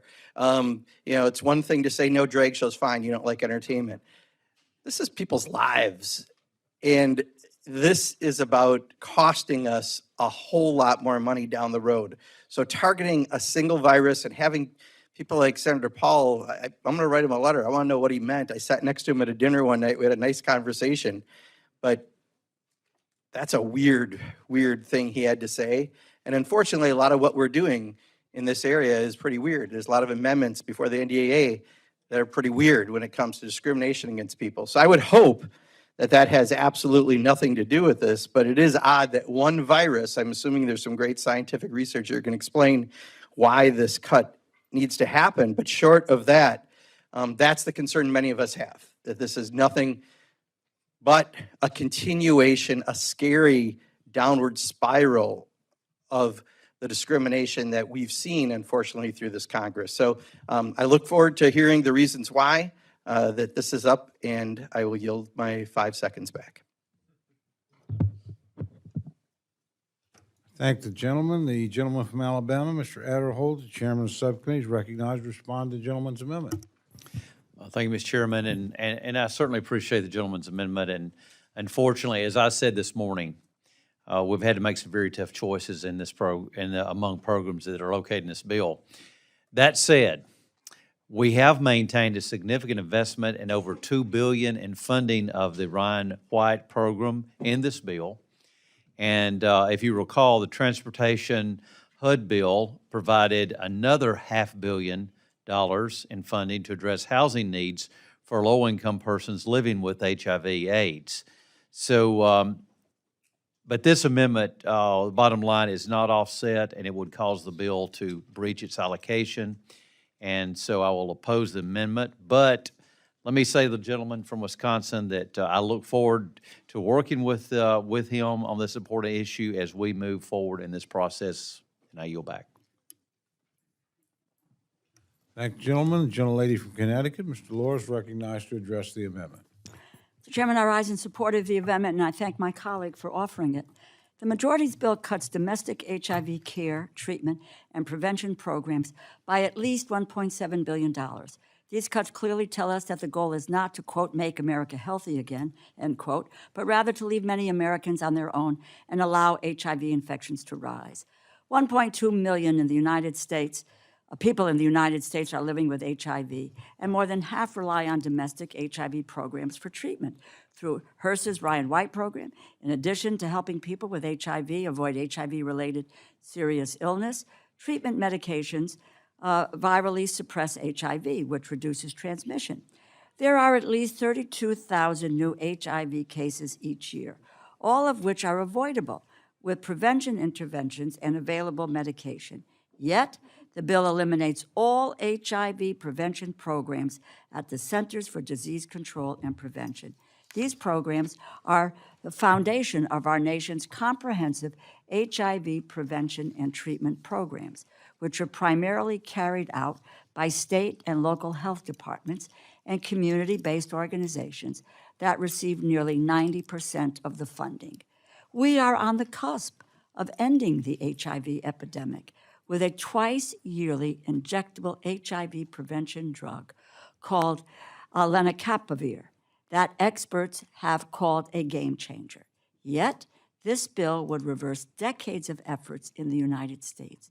Eliminating all HIV prevention means the end of state and local testing and surveillance programs, educational programs, and linkage to life-saving care and treatment.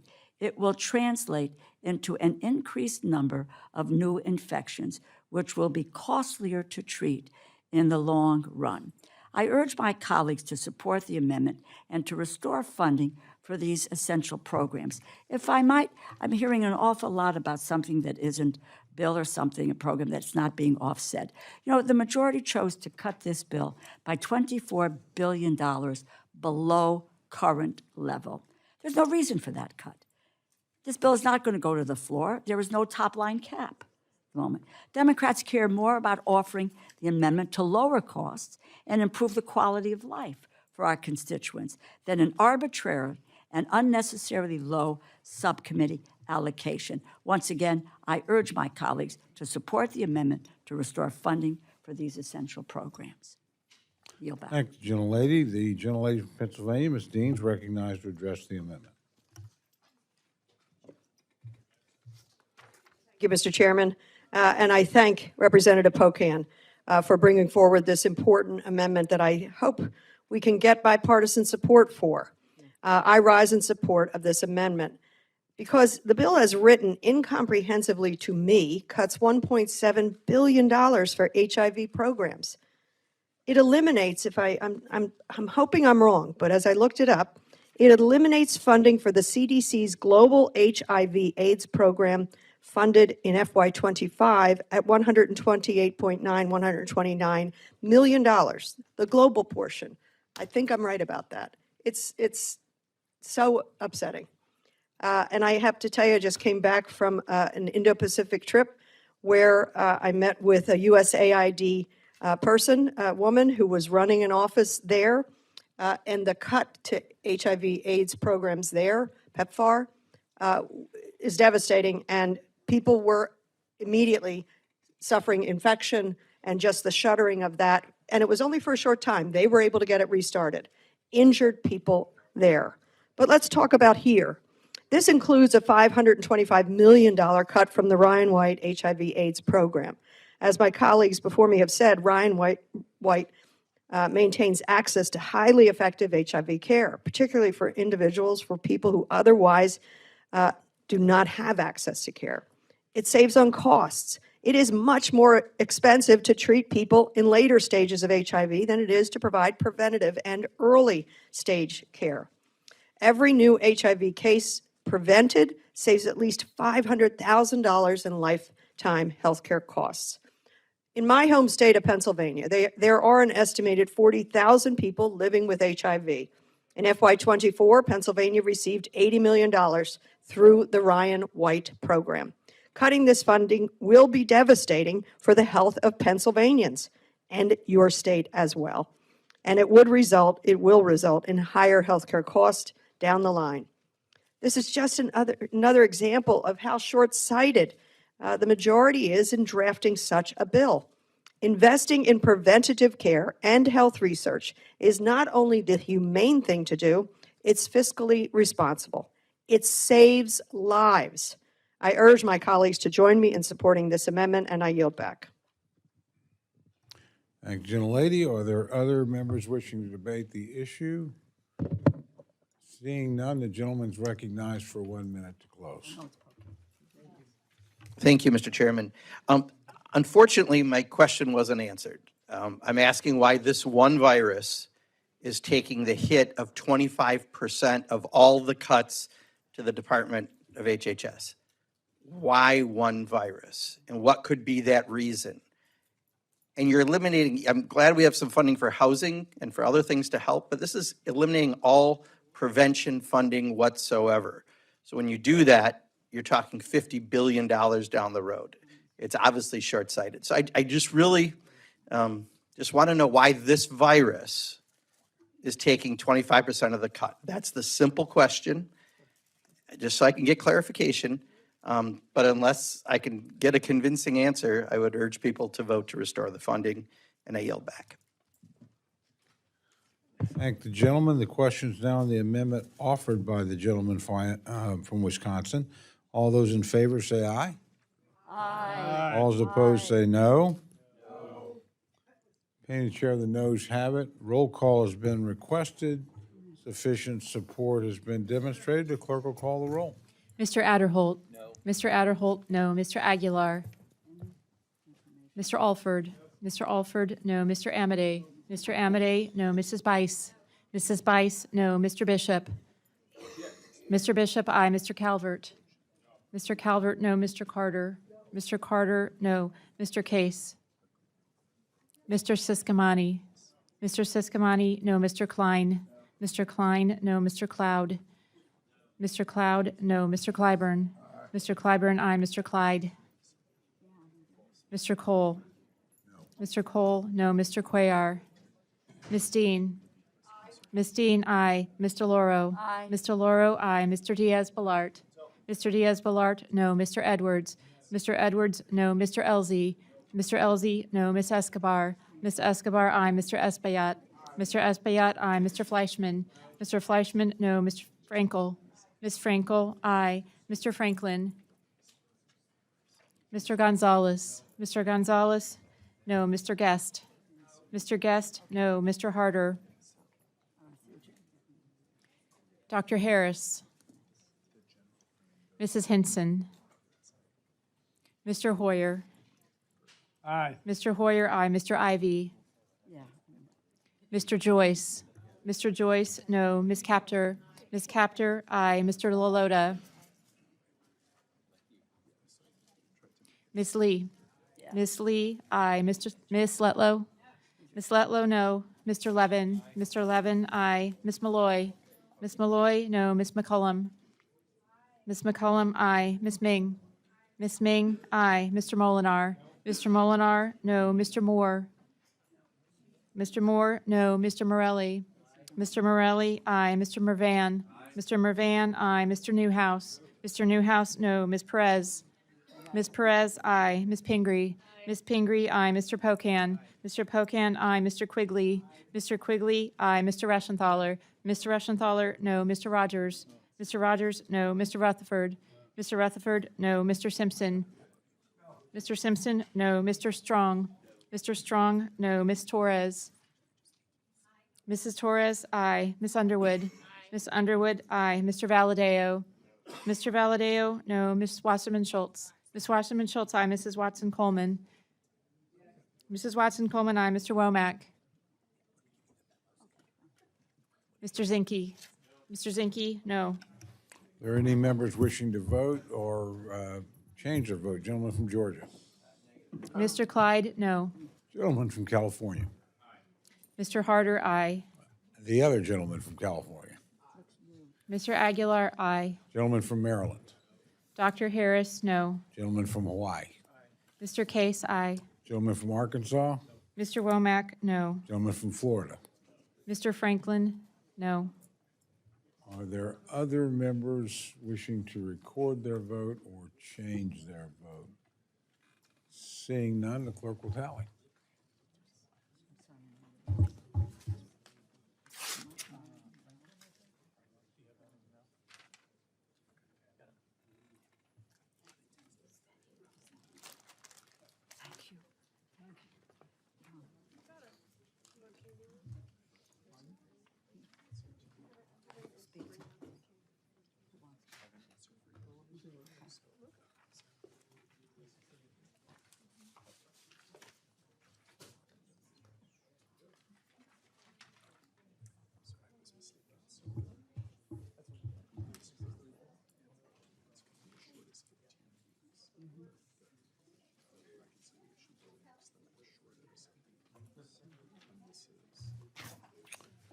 This vote, the ayes are 26, the noes are 33. The amendment is not adopted.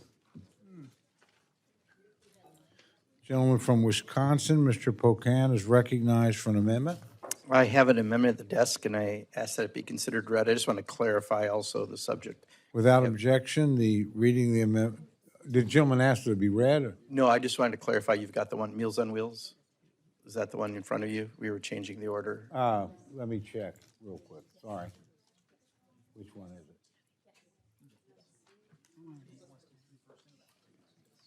it? You want to go to Pocan's number 3? Yeah, that was the second one we wanted. Okay. Thank you. The gentleman want to dispense with the reading? Yeah, please, ask you. Okay, without objection, the reading of the amendment is dispensed with. The gentleman's recognized for remarks on his amendment. Great, thank you, Mr. Chairman. So this would restore the request of funding of $1.6 billion for the Meals on Wheels program. I am guessing that almost all of us have probably delivered Meals on Wheels in our district at some point. I know I have earlier this year. And this is a program that is more than just food assistance. This is someone checking in on people who live alone. 1 out of 4 seniors live alone. This is 13 million older Americans face food insecurity or live in fear of it. This is 95% of seniors who live with a chronic condition. And this is that check-in, gives them some food. And 1 out of 3 Meals on Wheels providers has a wait list right now. That means there's tens of thousands of seniors waiting to get assistance. In fact, one provider in Ohio right now has a 760-day wait list. That's over 2 years in order to get on the program to get food assistance. And federal funding just covers about 37% of what we spend on Meals on Wheels. Look, with what we just did in the reconciliation bill, has a severe cut to food assistance. And yes, there you're going to see kids and family members affected greatly, but also seniors. If they don't fill out the paperwork and do everything that they have to, we know from what happened in Arkansas in particular that people are going to lose access to food. And Meals on Wheels can help fill that gap. So that's why it's so important to make sure that our seniors of all people aren't the ones that are going hungry during this. My mom, in not her final years in a nursing home, but leading up to her final years, was one of those people that had someone come by and deliver Meals on Wheels. It was something. I grew up in a lower middle class family. She didn't have a lot of money. This is something that helped her. She wasn't especially mobile. And it was that check-in. It was the meal so that she got the nutrition. Because trust me, she loved, her. You may not have heard of Kringle if you're not from Wisconsin. There's a dessert from Racine, Wisconsin that's very, very popular. She loves that, but you cannot live on Kringle alone. Although people in Racine, Wisconsin will probably disagree with me on that. But she had the nutrition through those programs. And when I've delivered it, I've seen the people that are getting the Meals on Wheels programs. And in some cases, there are counties in my state, including in my district, where in order to save money to be able to offer this program, are having the same people who do the food for the county jail do the food for the Meals on Wheels program. Now, I think you can imagine the food at the county jail may not be the most delicious food, and yet that's exactly the food they're getting because they don't have the funding now. So for us not to meet the request, especially given what just happened in the reconciliation bill, where more seniors are going to go hungry, is really important. A lot of people on the SNAP program are seniors. We did a mailing a couple years ago to over 100,000 seniors in the district to let them know about this program. And what we found from some studies is that people weren't ashamed to get food assistance. They didn't know how to get it. So we actually had them call us up and we would actually fill it out for them and make sure that they could get that food assistance.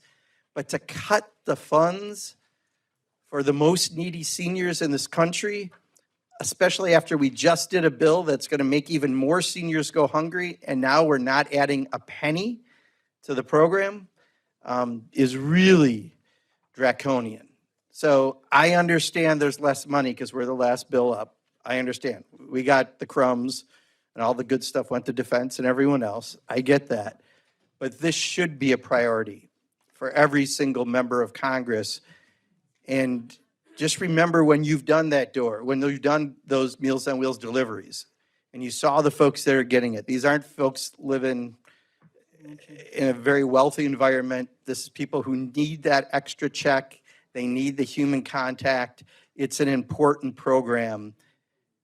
And it's pretty hard to say that that somehow isn't worthy compared to one more F-35 or one more mile of road built somewhere or anything else. So I would hope that this is something we could get together and say, yeah, should be a priority. It's a priority for my district. It's a priority for your district. It's a priority of this Congress. We respect our seniors, and we're going to do it and show that through Meals on Wheels, and I would urge supporting this amendment. Thank the gentleman. The gentleman from Alabama, Mr. Adderholt, recognized to address the amendment. Well, I appreciate the gentleman's amendment, and I don't want to sound like a broken record, but there's been some tough choices that we had to make in this bill, as you alluded to. There are programs that I would like to spend more money on, and but obviously the bottom line that we do have to be fiscally responsible. This amendment is not offset, and of course it would cause the bill to breach its allocation, and so I would oppose the amendment. But again, let me say to the gentleman from Wisconsin that I look forward to working with him on this topic and as we move forward in this process. Thank the gentleman. The gentlelady from Connecticut is recognized to address the amendment. We can't keep buying the offset argument. We really can't. That's really it's a red herring here. I rise in support of this amendment. And if you haven't gone out with Meals on Wheels, my God, you have no idea of the sense that you get of why you were elected to the position that we have and that we're blessed with this position. Sometimes it's the only visit that an individual has the entire day, the only moment of socialization that they experience, and they're eager to talk and they're eager to see you, and so that it really is it's remarkable. That experience is remarkable. I rise in support of this amendment. This Meals on Wheels supports 2 million seniors. Home delivers over 250 meals a year. Despite this, nearly 13 million older Americans struggle with hunger each year. They struggle with hunger in the United States of America. We have an abundance of food. No one should be struggling with hunger here. With rising food costs and inflation, 1 in 3 Meals on Wheels providers have to keep seniors on wait lists for services. With an average wait time of nearly 4 months, some programs have wait lists that extend 2 years. This is only going to get worse as the cost of living crisis continues to get worse under the Trump administration. Prices for fresh food and proteins will continue to climb as tariffs raise grocery prices. Without additional resources, more providers will be forced to cut services, extend wait lists, or turn people away entirely. When seniors cannot eat, their health and well-being are at a higher risk. Studies have shown that lack of access to regular nutritious meals contributes to higher rates of depression, gum disease, asthma, diabetes, congestive heart failure, and heart attacks. Meals on Wheels has been found to improve health outcomes for seniors, reduce falls, and increase home safety. It has reduced nursing home use and costly healthcare services. It's not just about food delivery. 1 in 4 older Americans live alone. Drivers can be the only person in older America sees on a given day. Meals on Wheels, it provides social interaction, a sense of security, a healthy meal. It's a program that works and helps our most vulnerable. And when I talked to the drivers who I went with, some have said sometimes where there wasn't an answer, they couldn't get in, they looked in the window and they found that the senior may have fallen or something. When they finally got in, there was a medical necessity that they had to deal with. And if that Meals on Wheels program, that driver wasn't there, that would have not ever been detected, and they could be at grave risk and potentially lose their lives. Let me just put this in perspective. $4 trillion. $4 trillion to billionaires and to millionaires, the biggest corporations. Let me tell you, they're not getting Meals on Wheels. They're having 3 squares a day and more. They're dining on lobster. They're dining on steak, and they love it. Why? Why would we allow us not to provide the funding for a Meals on Wheels program that is so critically important in the lives of seniors in this nation? I strongly support Meals on Wheels, ACL's senior nutrition programs. I support this amendment, and I yield back. And think about it. Think about who we are rewarding and who we are throwing under the bus. Thank you. I yield back. Thank you, gentlelady. Gentlelady from Florida, Ms. Wasserman Schultz, recognized to address the amendment. Thank you, Mr. Chairman. I rise in strong support of Mr. Pocan's amendment. This year, we've seen Republicans push through legislation that benefits their billionaire donors and leaves working Americans and our seniors out in the cold. You never seem to get tired of doing that, do you?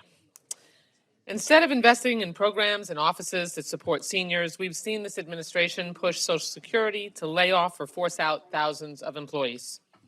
And right as it's made it harder for seniors to get in-person help they desperately need, we see this cruel push to underfund senior nutrition programs like Meals on Wheels. 13 million seniors face food insecurity, and 1 in 2 older adults live alone who can't afford their most basic needs. In my home state of Florida, we have over 680,000 seniors who can't be sure where their next meal is coming from. So instead of rolling back federal funding to support local programs that tackle this senior food insecurity, we should be expanding it. You know, I guess this is another one of those series of hard choices that my friend Mr. Aderholt has been talking about all day long. This is not a close call. When it comes to hard choices, I know where I would come down. I would come down on making sure that seniors don't go hungry. If you look at the age of most of us here, I have one parent still living. He's in his 80s. Now, he's not food insecure, but if he were, and plenty of my constituents are, I would want to make sure that we were putting food insecurity and where their next meal is coming from at the top of my priority list. But apparently, because like I think it was the Treasury Secretary or maybe the Commerce Secretary said, you know, my mother, you know, if you're a billionaire, you don't worry about where your parents' meal is coming from, and you think that no one else does either. This is just vile insensitivity. And I just, of all the things that we could be taking food out of the mouths of seniors and causing older Americans to go hungry is the height of cruelty and callousness. I mean, in South Florida, this is even more vital when it comes to our aging neighbors. Programs that get federal funds like Meals on Wheels can ensure that seniors aren't forced to leave their home around hurricanes when we get hit by them, or after medical procedures, or when they can no longer drive, which happens to so many. If ensuring our parents and grandparents have food on their table is not a priority, then I don't know what is. I thank my friend for offering this amendment, and I yield back. Are there other members wishing to address the amendment? Gentlelady from Ohio is recognized. Mr. Chairman, I rise in support of the Pocan amendment that increases funding from $1.058 billion to $1.6 billion. Last year's House bill authorized $1.041 billion. In 2022, nearly 7 million seniors in America were food insecure. 7 million.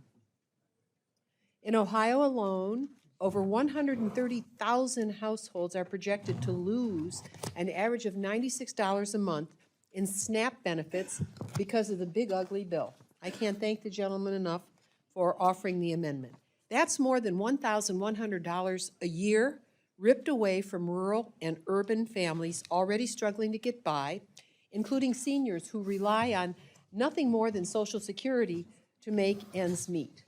The big bonanza for billionaires bill expanded harsh work requirements for adults aged 55 to 64. In rural Ohio, where jobs are scarce, health challenges are real. Doctors are few, if at all, and ageism shuts too many doors. Thousands of seniors will be cut off from food assistance they simply cannot replace. The consequences are severe. Food insecure seniors are far more likely to suffer from diabetes, high blood pressure, and heart disease, and nearly half of older adults are already malnourished. Poor nutrition doesn't just harm seniors, it drives up Medicare and Medicaid costs for every taxpayer. Rural Ohio is hit hardest. Another hospital just closed and one merged in my district. And my district will feel the deepest cuts as a percentage of population. Grocery stores are few, transportation is limited, and food banks are already stretched thin. The ugly cuts will leave too many seniors with nowhere to turn. But there is a better way. This amendment strengthens senior nutrition programs and gives them the resources to expand.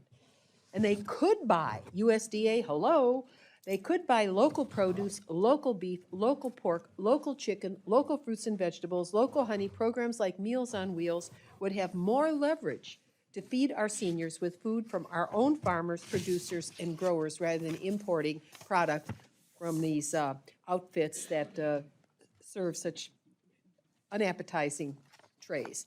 That means more access to healthy meals for seniors and more stability for the local food and farm-to-table economy.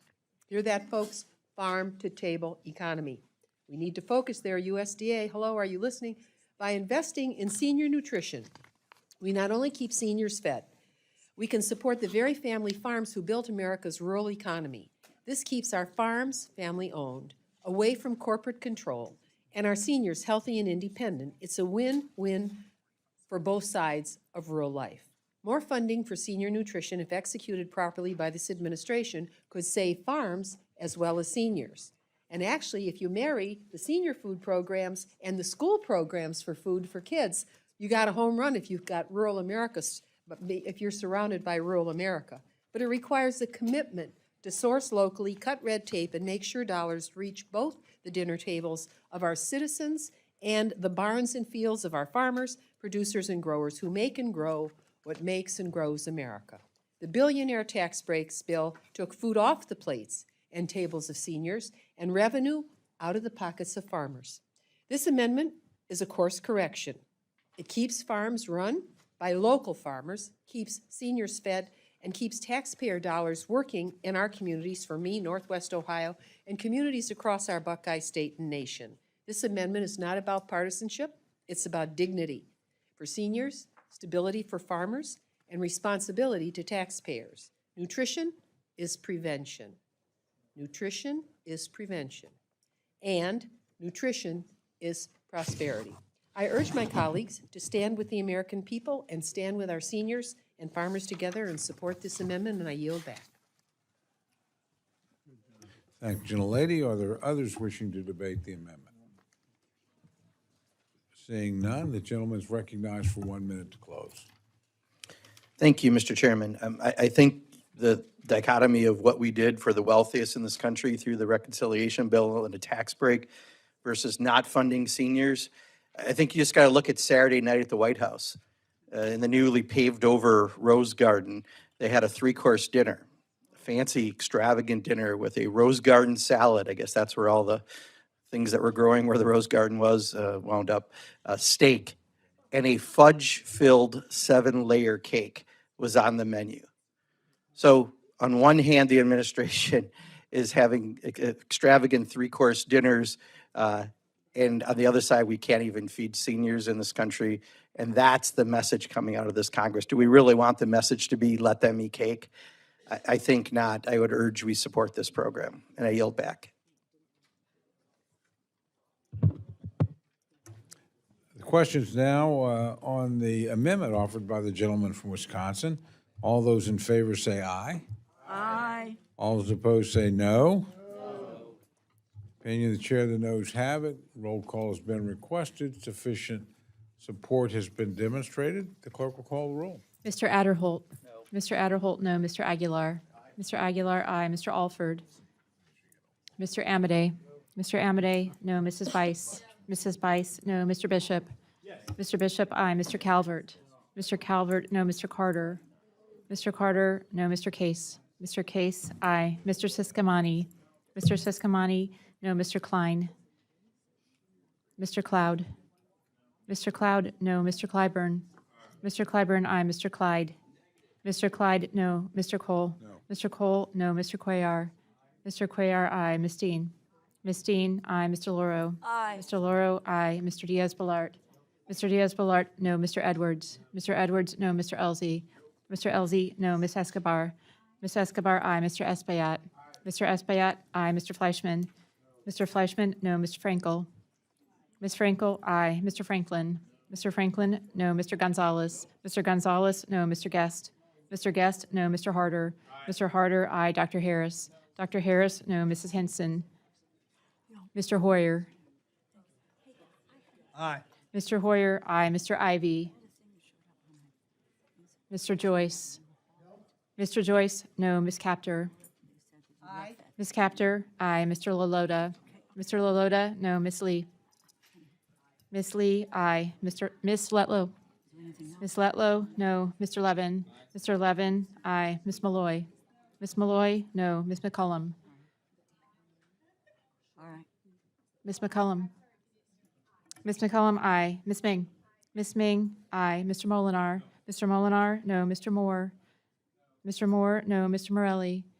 Mr. Morelli, aye. Mr. Mervan? Mr. Mervan, aye. Mr. Newhouse? Mr. Newhouse, no. Ms. Perez? Ms. Perez, aye. Ms. Pingree?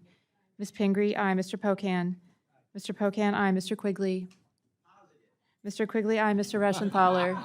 Mr. Reschenthaler, no. Mr. Rogers. Mr. Rogers, no. Mr. Rutherford. Mr. Rutherford, no. Mr. Simpson. Mr. Simpson, no. Mr. Strong. Mr. Strong, no. Ms. Torres. Mrs. Torres, aye. Ms. Underwood. Ms. Underwood, aye. Mr. Valadeo. Mr. Valadeo, no. Ms. Wasserman Schultz. Ms. Wasserman Schultz, aye. Mrs. Watson Coleman. Mrs. Watson Coleman, aye. Mr. Womack. Mr. Womack, no. Mr. Zinke. Mr. Zinke, no. Are there any members wishing to record their vote or change their vote? Gentleman from Maryland. Mr. Ivy, aye. Gentleman from Virginia. Mr. Klein, no. Gentleman from Missouri. Mr. Alford, no. I believe the gentleman is recorded as a no, but yes, the gentleman is recorded as a no.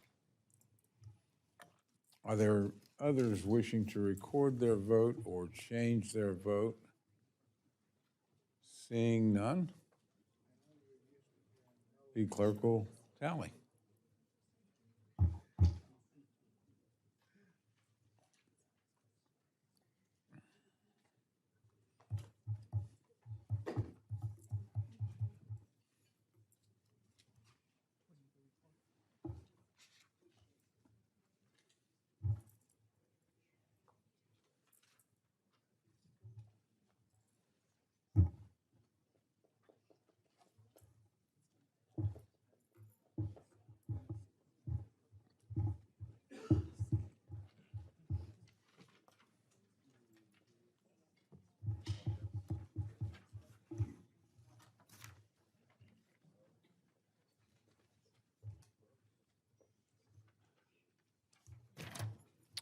On this vote, the ayes are 28, the noes are 34. The amendment is not adopted. Gentleman from Wisconsin, Mr. Pocan, is recognized for an amendment. Mr. Chairman, I have an amendment of the desk, and I ask unanimous consent that it be considered read. Without objection, the reading of the gentleman's amendment is dispensed with. The gentleman's recognized for remarks on his amendment. Thank you, Mr. Chairman. So this one, we don't have to worry about allocations. This is simply an amendment to strike the change of the name of workforce Pell Grants to Trump Grants. Look, it's pretty ridiculous for this committee to even entertain the idea of changing the name of workforce Pell Grants to Trump Grants, given that this administration has clearly made education access for Americans not a priority. Instead, he chose to play politics by rebranding programs like workforce Pell Grants rather than expanding opportunities for students and workers. In the reconciliation bill, we restricted Pell Grant eligibility. We capped the amount of federal aid that students can get. We've also, in this bill, taking away job training programs and all of these things. And our answer is to rename a program from workforce Pell Grants to Trump Grants. Look, when Joseph Stalin came to power, he renamed a city Stalingrad, which has now been changed back. This is stuff that you get in places where Joseph Stalin reigns, not in America. And the fact that we're naming things after various members of the Trump family, and this is so Orwellian, something he's obviously worked to cut and diminish, we're going to name a program after him, is really pretty sad. If you want to, maybe the Bureau of Labor Statistics, we can change to the Bureau of Trump Statistics. At least that would be accurate, what he's doing these days, right? So we could do that if you want. I could make that amendment drafted, but this doesn't make a lot of sense. But this is about our self-respect as an institution, about Congress, in doing all this renaming after the president to get his pleasure. Paula White, the Trump's spiritual advisor, had been quoted saying, to say no to President Trump would be to say no to God. That's crazy, right? I mean, that's blasphemy. Exodus 23, you shall have no other gods before me, right? What are we doing? Let's have a little self-respect. We basically flushed Article 1 of the Constitution down the toilet, right? I understand that. We're not going to be responsible for, we're going to let the president do rescissions even though we've approved funds. We're going to let him do all these other things even though we've approved them as a body. But let's have a little self-respect. So when we look in the mirror, we don't have to feel like this is, Trumpistan, right? I mean, this is stuff you get from totalitarian regimes. This is stuff that George Orwell writes about. This shouldn't be something that we do in the appropriations process. So there is no funding issue on this, but there should be a self-respect issue on this. And I urge us not to name things after living presidents or their family members. We're a co-equal branch of government. We've been elected by our constituents. Let's show that spine. Let's look in the mirror and let's feel good about ourselves. And I hope you'll support this amendment. Thank the gentleman. Gentleman from Alabama, Mr. Adderholt's recognized to respond to the amendment. Yes, the Working Families Tax Cut Act expanded eligibility for Pell Grants to those who want to pursue a short-term job training program. This is an important means of support for career changers or for those who do not wish to obtain a four-year degree, but simply want to go immediately into the workforce. Like the Trump savings accounts that were signed into law back in July, the Trump grants would be used to further the education and the security of young Americans, and I actually support both. And so I would oppose the gentleman's amendment to strike these grants, and I yield back.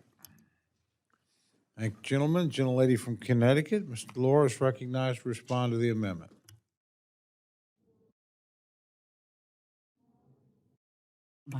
My Republican colleagues are full of contradictions in this bill. On one hand, they slash $1.4 billion from federal student aid programs that help students pay for college, including the elimination of the Federal Supplemental Education Opportunity Grant, SEOC, and a $451 million cut to federal work study. They also cut $367 million from higher education programs, including grants to expand pipelines into teaching, child care access for student parents, and foreign language programs. But on the other hand, they want to use their funding bill to rename a very short-term Pell Grant program established in their partisan reconciliation bill after President Trump. What the partisan reconciliation bill did, it moved Pell Grants going from a duration of 15 weeks to as short as 8 weeks. And I might just add, the U.S. Department of Education has already tested programs as short as 8 weeks and found that despite boosting program competition, program completion, offering these Pell Grants at a short term did not increase either employment or earnings. If you are a family planning to send your child to college, or if you're looking to go back to school and pay for a post-secondary program, here is what House Republicans have planned for you in their annual funding bill.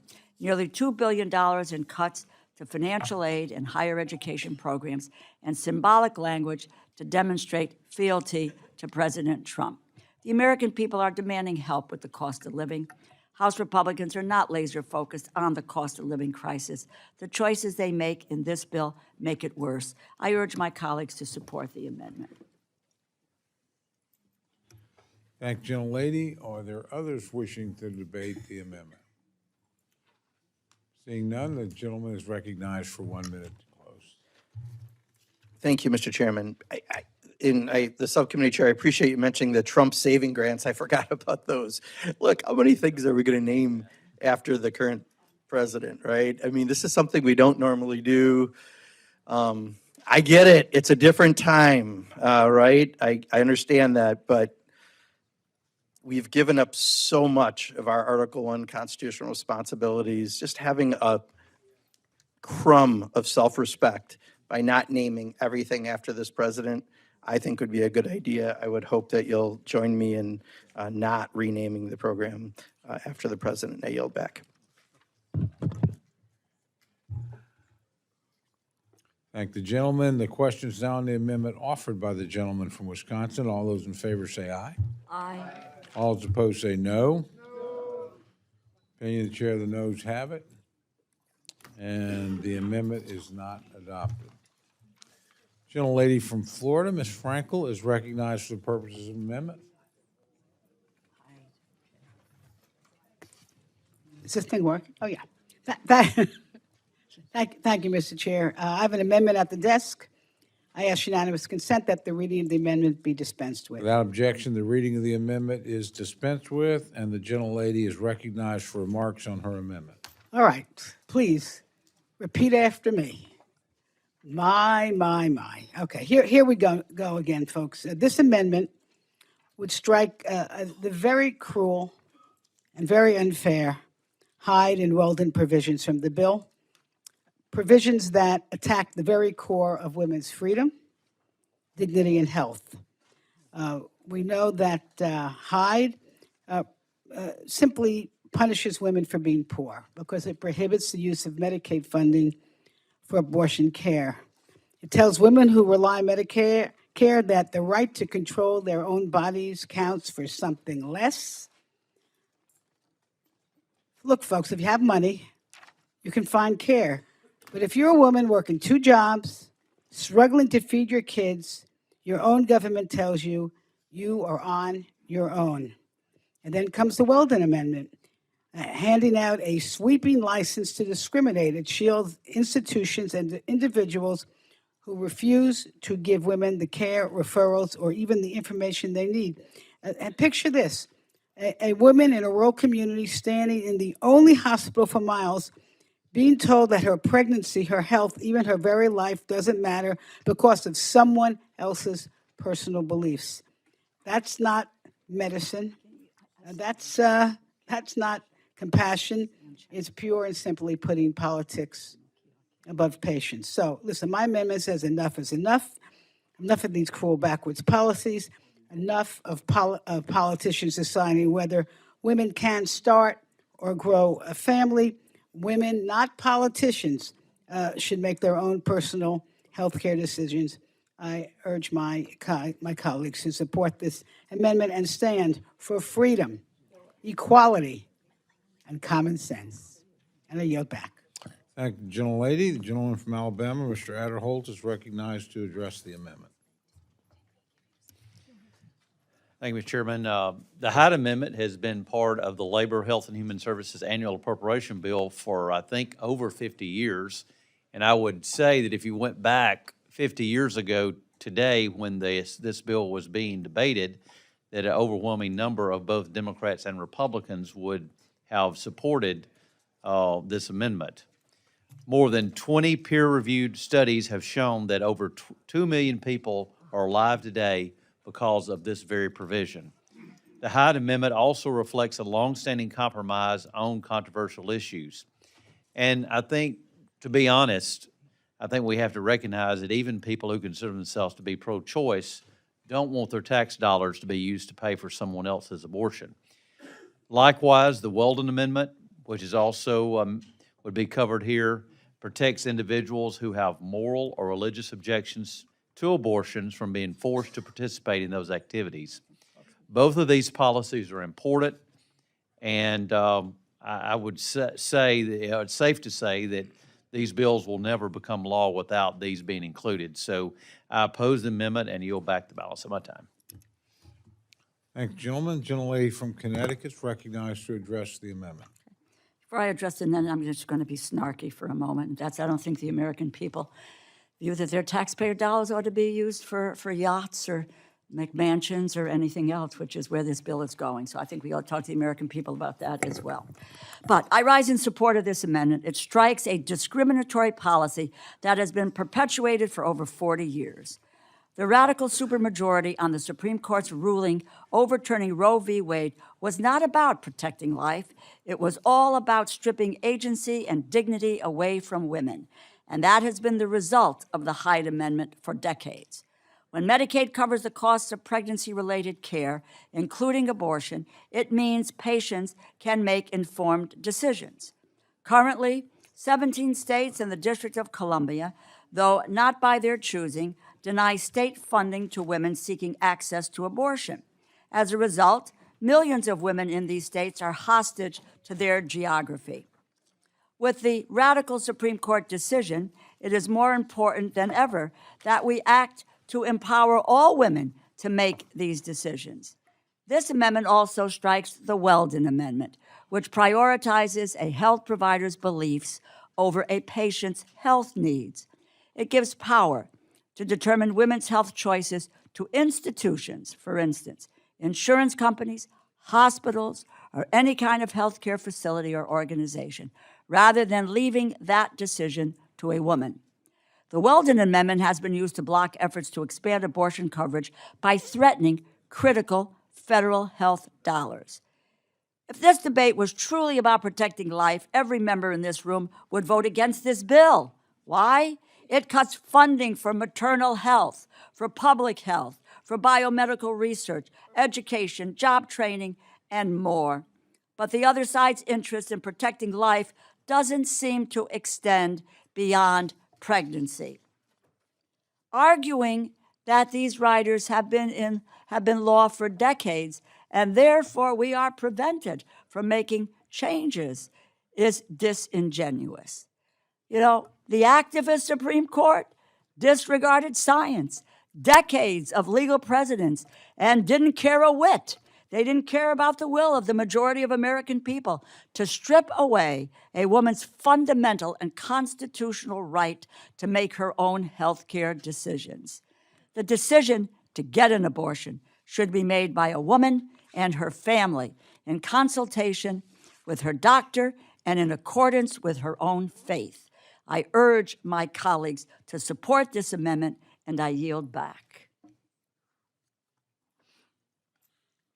Thank you, gentlelady. Gentlelady from Pennsylvania, Ms. Deans, recognized to address the amendment.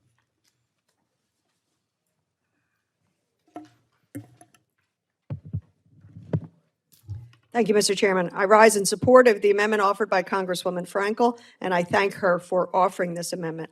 The amendment is to strike sections 506 and 507 of the bill, commonly referred to as the Hyde and Weldon amendments.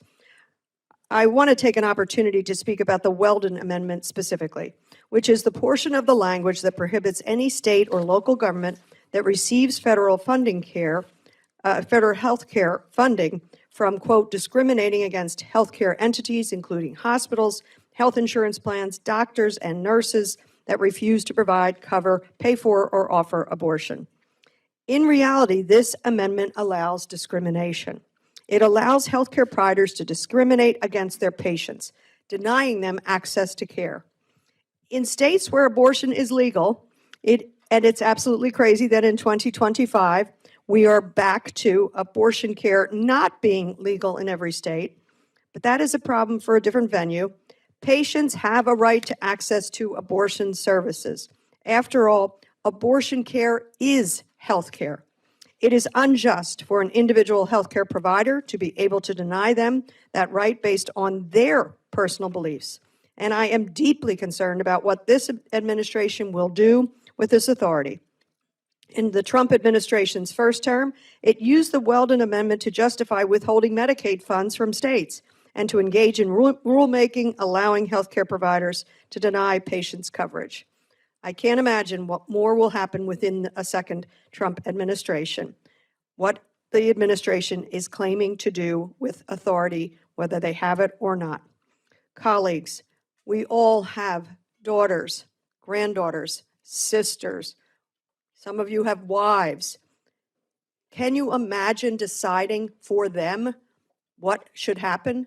Shouldn't it be between the woman in terms of her personal physical state, her personal physical condition, what she does with her body?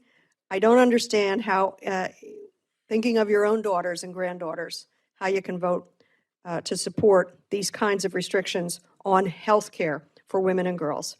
Colleagues, we must do the right thing and strike these dangerous amendments. I urge you all to join me in supporting this amendment offered by Representative Frankel, and I yield back. Thank you, gentlelady. The gentleman from West Virginia, Mr. Moore, is recognized to address the amendment. Thank you, Mr. Chairman. I rise in strong opposition to this amendment. I believe every life has dignity and is worth protection under the law. My state, for instance, protects life starting at 0 weeks. And this is because we recognize the biological reality that life begins at conception. We passed that after the Dobbs decision when I was in state government. But even those who disagree with me on where life begins agrees that taxpayers shouldn't have to pay for abortion. That's why my former boss, actually used to work here, Henry Hyde, is who I used to work for, introduced an appropriations rider that has been included in every appropriations bill every year since 1977 under both Republican and Democrat administrations. All the Hyde Amendment does is prevent taxpayers from being forced to pay for abortions.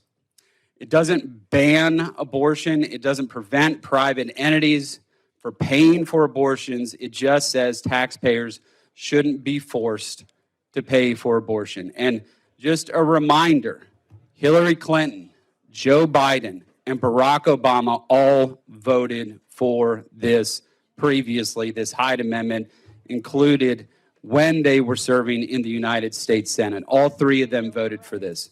So I urge my colleagues to vote no on this radical pro-abortion amendment. I yield back. Thank you. Thank the gentleman. Are there others wishing to address the amendment?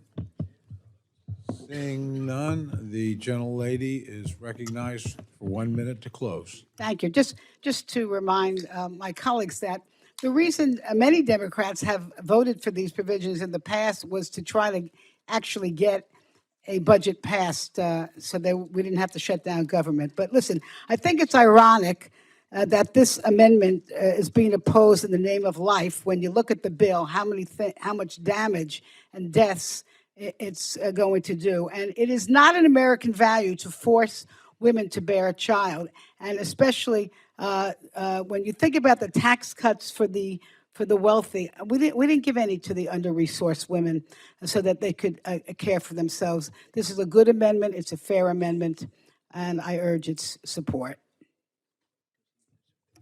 Questions now on the amendment offered by the gentlelady from Florida. All those in favor say aye. All those opposed say no. No. Opinion chair, the noes have it.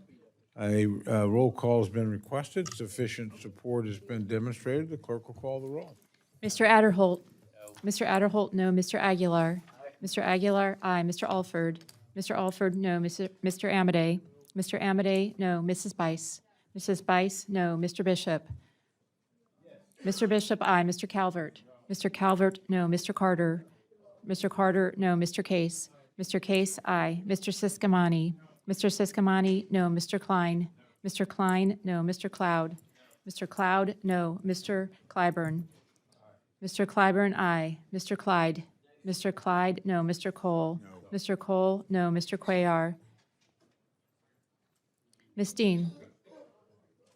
Ms. Dean, aye. Mr. Loro. Mr. Loro, aye. Mr. Diaz-Balart. Mr. Diaz-Balart, no. Mr. Edwards. Mr. Edwards, no. Mr. Elzey. Mr. Elzey, no. Ms. Escobar. Ms. Escobar, aye. Mr. Espaillat. Mr. Espaillat, aye. Mr. Fleischman. Mr. Fleischman, no. Ms. Frankel. Aye. Ms. Frankel, aye. Mr. Franklin. Mr. Franklin, no. Mr. Gonzalez. Mr. Gonzalez, no. Mr. Guest. Mr. Guest, no. Mr. Harder. Mr. Harder, aye. Dr. Harris. Dr. Harris, no. Mrs. Hinson. Mr. Hoyer. Mr. Hoyer. Mr. Hoyer, aye. Mr. Ivy. Mr. Ivy, aye. Mr. Joyce. Mr. Joyce, no. Ms. Capter. Ms. Capter, aye. Mr. LaLota. Mr. LaLota, no. Ms. Lee. Ms. Lee, aye. Ms. Letlow. Ms. Letlow, no. Mr. Levin. Mr. Levin, aye. Ms. Malloy. Ms. Malloy, no. Ms. McCullum. Ms. McCullum, aye. Ms. Ming. Ms. Ming, aye. Mr. Molinar. Mr. Molinar, no. Mr. Moore. Mr. Moore, no. Mr. Morelli. Mr. Morelli, aye. Mr. Mervan. Mr. Mervan, aye. Mr. Newhouse. Mr. Newhouse, no. Ms. Perez. Ms. Perez, aye. Ms. Pingree. Ms. Pingree, aye. Mr. Pocan. Mr. Pocan, aye. Mr. Quigley. Mr. Quigley, aye. Mr. Reschenthaler. Mr. Reschenthaler, no. Mr. Rogers. Mr. Rogers, no. Mr. Rutherford. Mr. Rutherford, no. Mr. Simpson. Mr. Simpson, no. Mr. Strong. Mr. Strong, no. Mrs. Torres. Mrs. Torres, aye. Ms. Underwood? Ms. Underwood, aye. Mr. Valadeo? Mr. Valadeo, no. Ms. Wasserman Schultz? Ms. Wasserman Schultz, aye. Mrs. Watson Coleman? Mrs. Watson Coleman, aye. Mr. Womack? Mr. Womack, no. Mr. Zinke? Mr. Zinke, no. Does any member wish to record their vote or change their vote?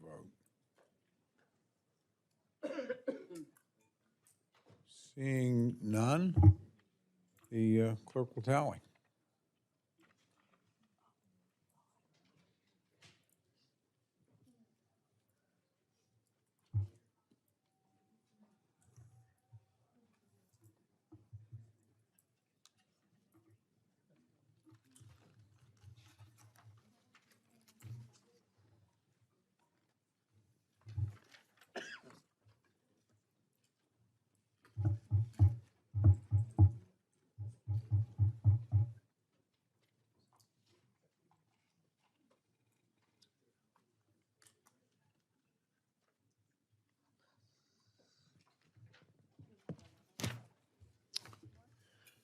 On this vote, the ayes are 27, the noes are 34. The amendment is not adopted.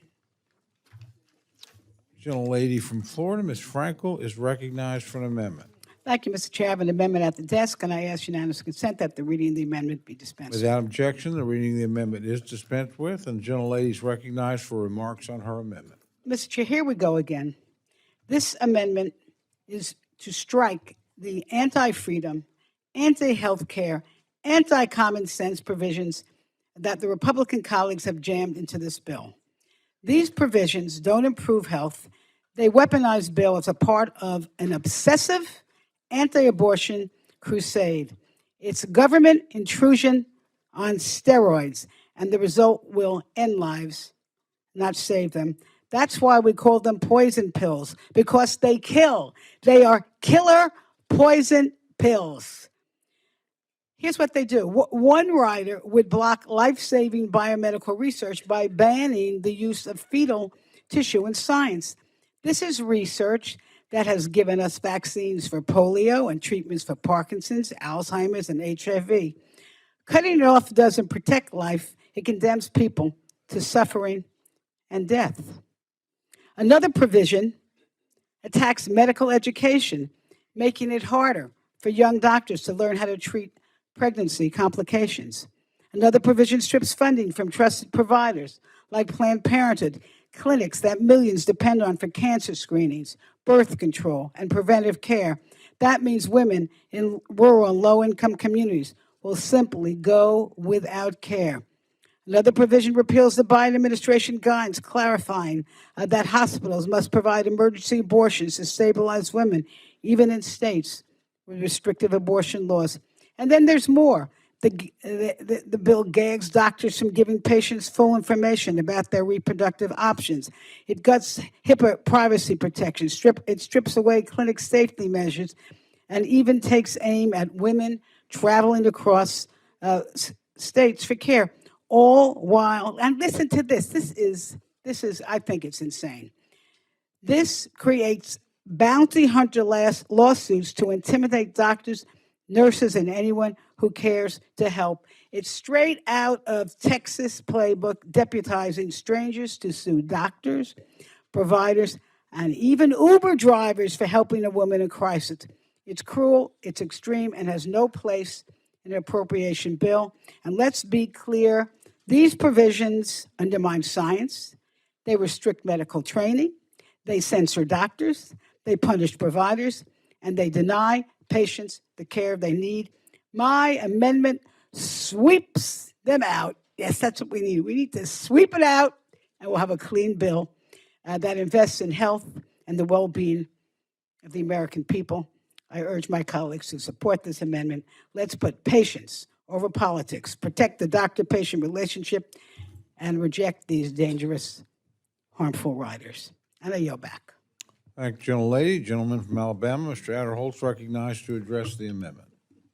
Thank you, Mr. Chairman. The gentlelady's amendment strikes several of the pro-life policies that were included in this bill, and I'm proud to say that this is one of the most pro-life bills that we've considered in this Congress, and I stand by every section in it, and I would oppose the gentlelady's amendment. I yield back.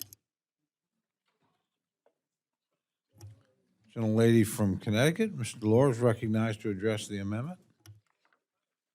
Thank you, Mr. Chairman. You know, you can't be talking about pro-life when you're dealing away with maternal and child care and a whole bunch of other things in this bill. You can call this whatever you want, but don't put a label on it that is inaccurate. You know, what you've done, denying kids vaccines, you know, whoa, you know, you can't talk out of both sides of your mouth. I support this amendment. Republicans continue to impose their extreme ideology on women, and this bill is a laundry list of extreme demands. The supposed party of smaller government is placing themselves squarely in the doctor's office, taking health care decisions away from women. In this bill, Republicans include poison pill writers to block funding to Planned Parenthood health clinics. They block funding for policies intended to help women who live in states that have enacted total bans on abortion. They also impose a gag order on Title X health clinics, banning them from merely providing information on abortion options. It's outrageous. Republicans would block doctors from providing accurate and comprehensive information to women. The bill includes a dangerous provision that would lead to fewer physicians receiving clinical training to provide a needed abortion. That means a woman with a life-threatening pregnancy would be less likely to find a physician to save her life or protect her ability to have children in the future. Nothing pro-life about that. And this bill includes a poison pill rider to amend the Public Health Service Act to create a private right of action to pursue monetary damages against a doctor, a hospital, or another healthcare entity for, and I quote, an actual or threatened violation, end quote, of the Weldon Amendment. Since the Supreme Court overturned Roe v. Wade, took away the constitutional right, again, it was in place for more than 50 years. Republicans have led efforts to enact total abortion bans in 12 states and partial bans in 29 states. As a result of this bill, millions of women would be denied from seeing the doctor of their choice, denied the ability to travel to another state to receive an abortion if they live in a state with a total ban, and denied complete information on their health care options. This bill makes a mockery of the idea of informed health care decisions and of being pro-life. Ultimately, Congress must fix the error of the Supreme Court. But in the meantime, we must also defend health care for women across this country. I urge my colleagues to support Representative Frankel's amendment for the sake of women everywhere, and I yield back. Thank you, gentlelady. Is there further debate on this amendment? Seeing none, the gentlelady from Florida is recognized for 1 minute to close. Well, Mr. Chair, there's obviously a difference of opinion as what supports and sustains life. This bill, as a whole, fails to do that. My amendment would expel some of the poison killer pills. I urge its support. Thank you, gentlelady. The question is now on the amendment offered by the gentlelady from Florida. All those in favor say aye. Aye. All those opposed say no. No. Opinion chair, the noes have it. Roll call has been requested. Sufficient support having been shown, the clerk will call the roll. Mr. Adderholt. No. Mr. Adderholt, no. Mr. Aguilar. Mr. Aguilar, aye. Mr. Alford. Mr. Alford, no. Mr. Amade. Mr. Amade, no. Mrs. Spice. Mrs. Spice, no. Mr. Bishop. Mr. Bishop, aye. Mr. Calvert. Mr. Calvert, no. Mr. Carter. Mr. Carter, no. Mr. Case. Mr. Case, aye. Mr. Siscomani. Mr. Siscomani, no. Mr. Klein. Mr. Cloud. Mr. Cloud, no. Mr. Clyburn. Mr. Clyburn, aye. Mr. Clyde. Mr. Clyde, no. Mr. Cole. No. Mr. Cole, no. Mr. Cuellar. Ms. Dean. Ms. Dean, aye. Mr. Loro. Mr. Loro, aye. Mr. Diaz-Balart. Mr. Diaz-Balart, no. Mr. Edwards. Mr. Edwards, no. Mr. Elzey. Mr. Elzey, no. Ms. Escobar. Ms. Escobar, aye. Mr. Espaillat. Mr. Espaillat, aye. Mr. Fleischman. Ms. Frankel. Aye. Ms. Frankel, aye. Mr. Franklin. Mr. Franklin, no. Mr. Gonzalez. Mr. Guest. Mr. Harder. Mr. Harder, aye. Dr. Harris. Dr. Harris, no. Mrs. Hinson. Mr. Hoyer. Yes. Mr. Hoyer, aye. Mr. Ivy? Mr. Ivy, aye. Mr. Joyce? Mr. Joyce, no. Ms. Capter? Mr. Lalota? Mr. Lalota, no. Ms. Lee? Ms. Lee, aye. Ms. Letlow? Ms. Letlow, no. Mr. Levin? Mr. Levin, aye. Ms. Malloy? Ms. Malloy, no. Ms. McCollum? Ms. McCollum, aye. Ms. Ming? Ms. Ming, aye. Mr. Molinar? Mr. Molinar, no. Mr. Moore? Mr. Moore, no. Mr. Morelli? Mr. Morelli, aye. Mr. Mervan? Mr. Mervan, aye. Mr. Newhouse? Mr. Newhouse, no. Ms. Perez? Ms. Perez, aye. Ms. Pingree? Ms. Pingree, aye. Mr. Pocan? Mr. Pocan, aye. Mr. Quigley? Mr. Quigley, aye. Mr. Reschenthaler? Mr. Reschenthaler, no. Mr. Rogers? Mr. Rogers, no. Mr. Rutherford? Mr. Rutherford, no. Mr. Simpson? Mr. Simpson, no. Mr. Strong? Mr. Strong, no. Mrs. Torres? Mrs. Torres, aye. Ms. Underwood? Ms. Underwood, aye. Mr. Valadeo? Mr. Valadeo, no. Ms. Wasserman Schultz? Ms. Wasserman Schultz, aye. Mrs. Watson Coleman? Mrs. Watson Coleman, aye. Mr. Womack? Mr. Womack, no. Mr. Zinke? Mr. Zinke, no. Are there members wishing to record their vote or change their vote? Gentleman from Tennessee. Mr. Fleischman, no. Gentleman from Virginia. Mr. Klein, no. Are there others? Oh, I'm sorry, a gentleman from Texas. Mr. Gonzalez, no. Are there others wishing to record or change their vote?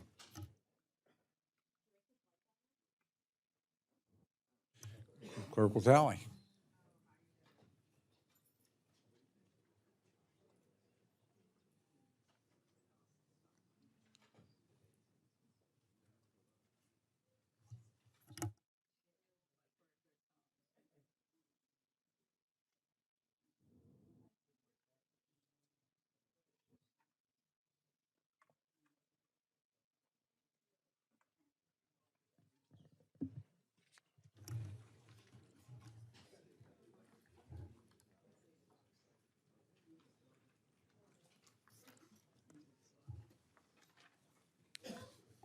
On this vote, the ayes are 26, the noes are 33. The amendment is not adopted.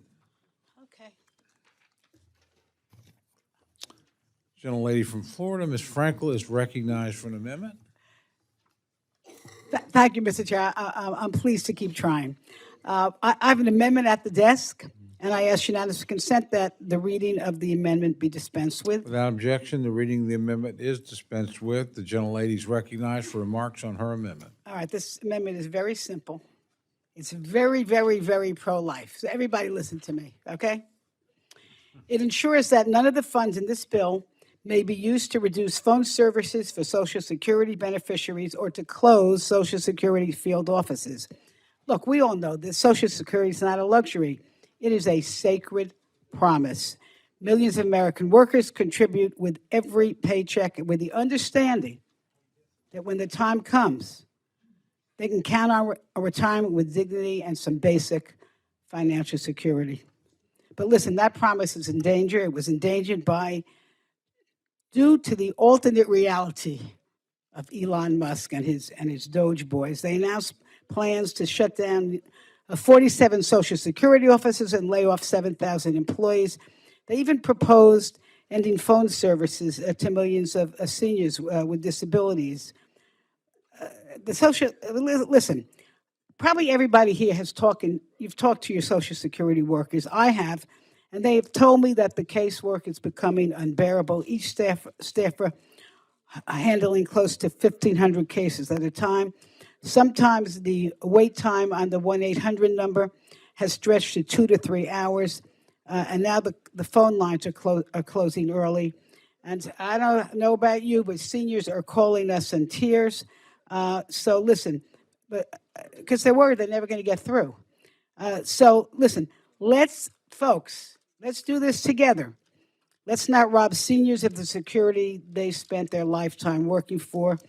Closing offices and cutting phone lines doesn't save money. It shifts the burden onto very people who can least afford it. And I urge my colleagues, stand with the seniors, stand with your disabled neighbors, stand with our veterans, our families, support this amendment to keep Social Security accessible and keep the promise alive.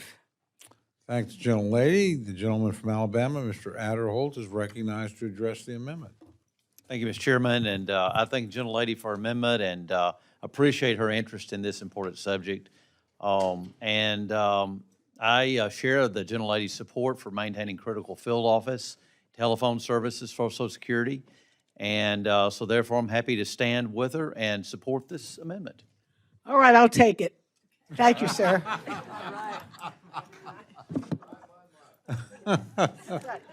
My. Yeah. Well, are there any others wishing to address the Mr. amendment? Chairman, Not the gentlelady's. The chairman has indicated he'll accept the amendment. I want to support it and the amendment as well, so let's adopt it. Okay, Yield all in back. favor of the amendment, please say aye. Aye. All opposed? Amendment's accepted, and Let's go. Go low. Moving right along. Mr. Chairman, amendment at the desk, I ask unanimous consent that the reading be dispensed with. without objection, the reading of the amendment is dispensed with, and the gentlelady is recognized for remarks on her amendment. So if I say so myself, this is a very interesting amendment. It ensures that seniors are not punished unfairly for mistaken overpayments on their Social Security checks when it's no fault of their own. Listen, I think we all know this, that Social Security is not a bonus for most of our seniors. It's their very livelihood. It puts the food on the table, keeps the lights on, and pays for the medicine that keeps them alive. But sometimes, believe it or not, and I know you believe this, Social Security Administration makes a mistake.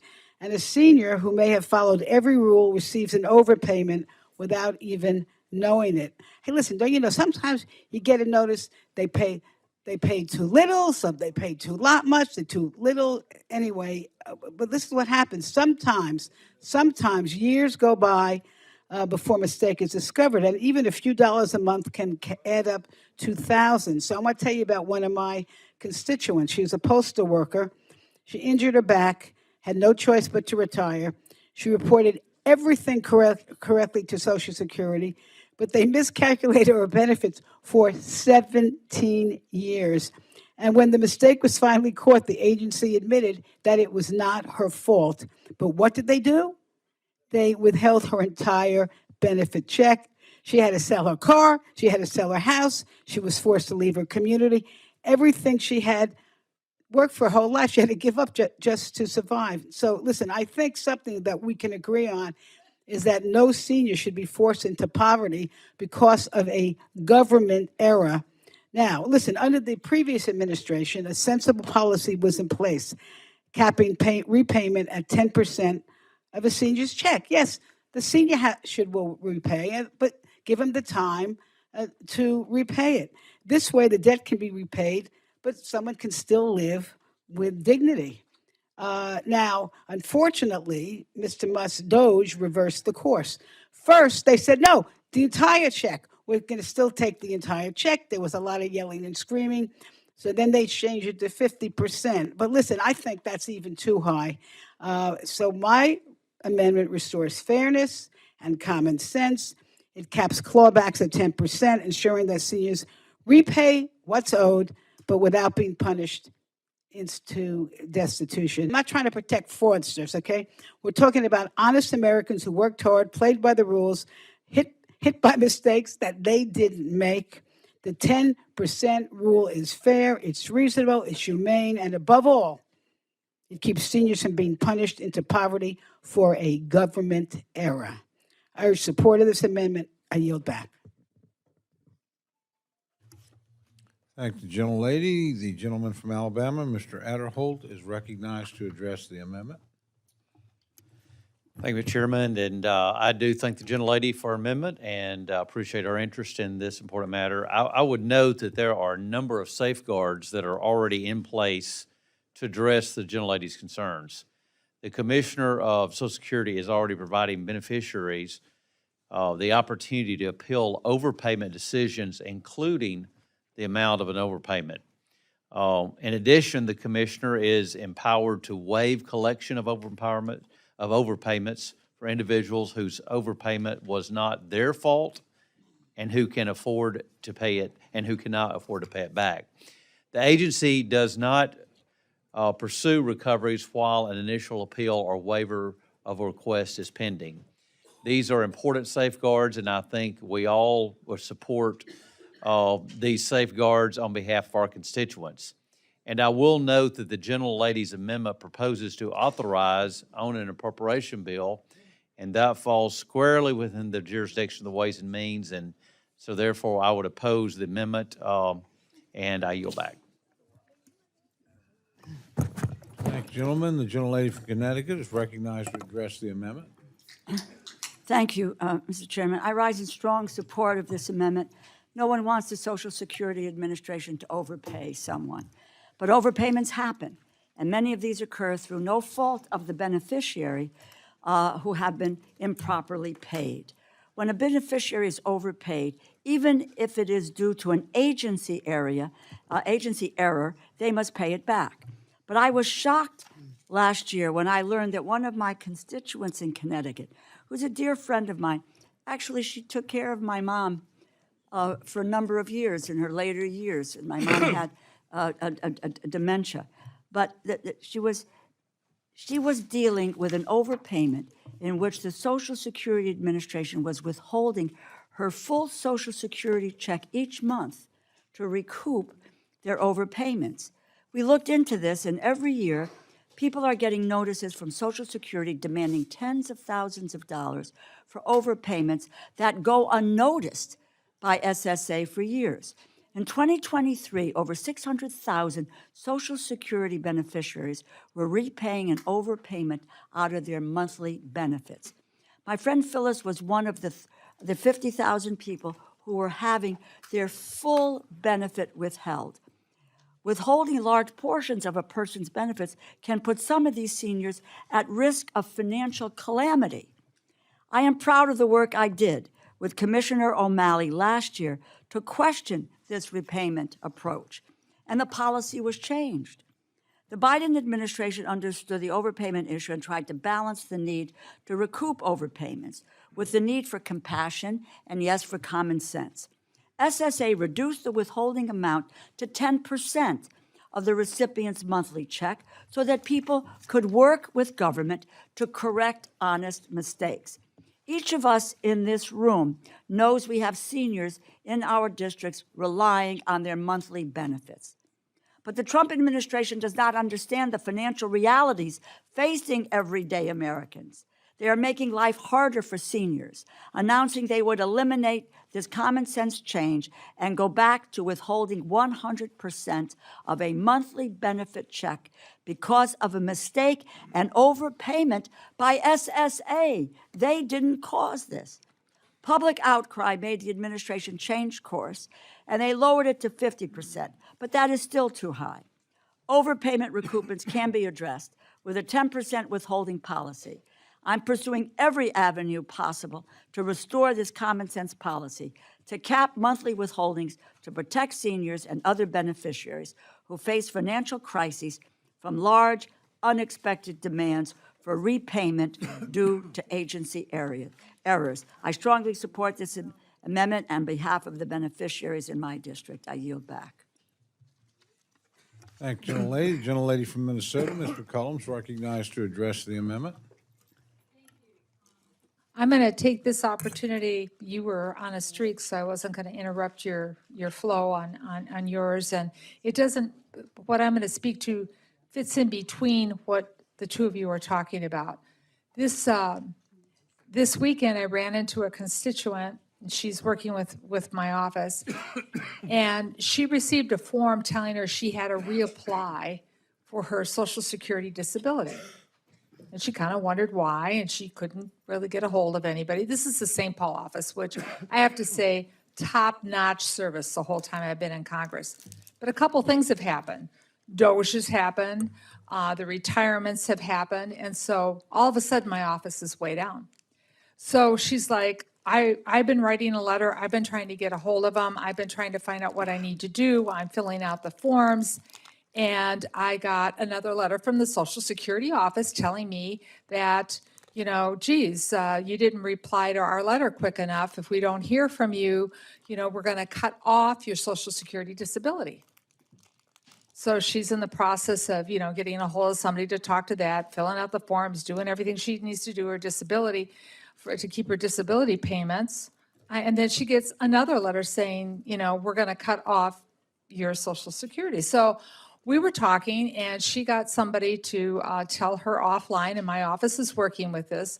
But Chairman Adderholt, we have now found out that we're 2 weeks behind in doing the mail.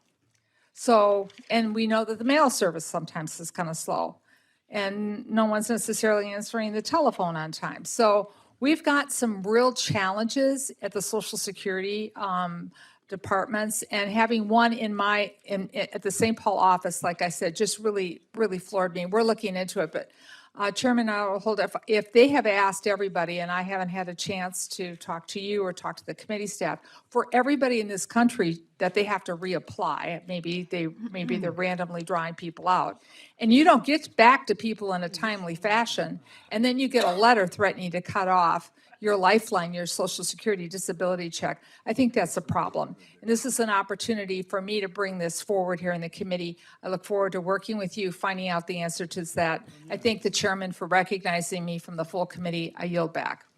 Over 2 minutes. Thank the gentlelady.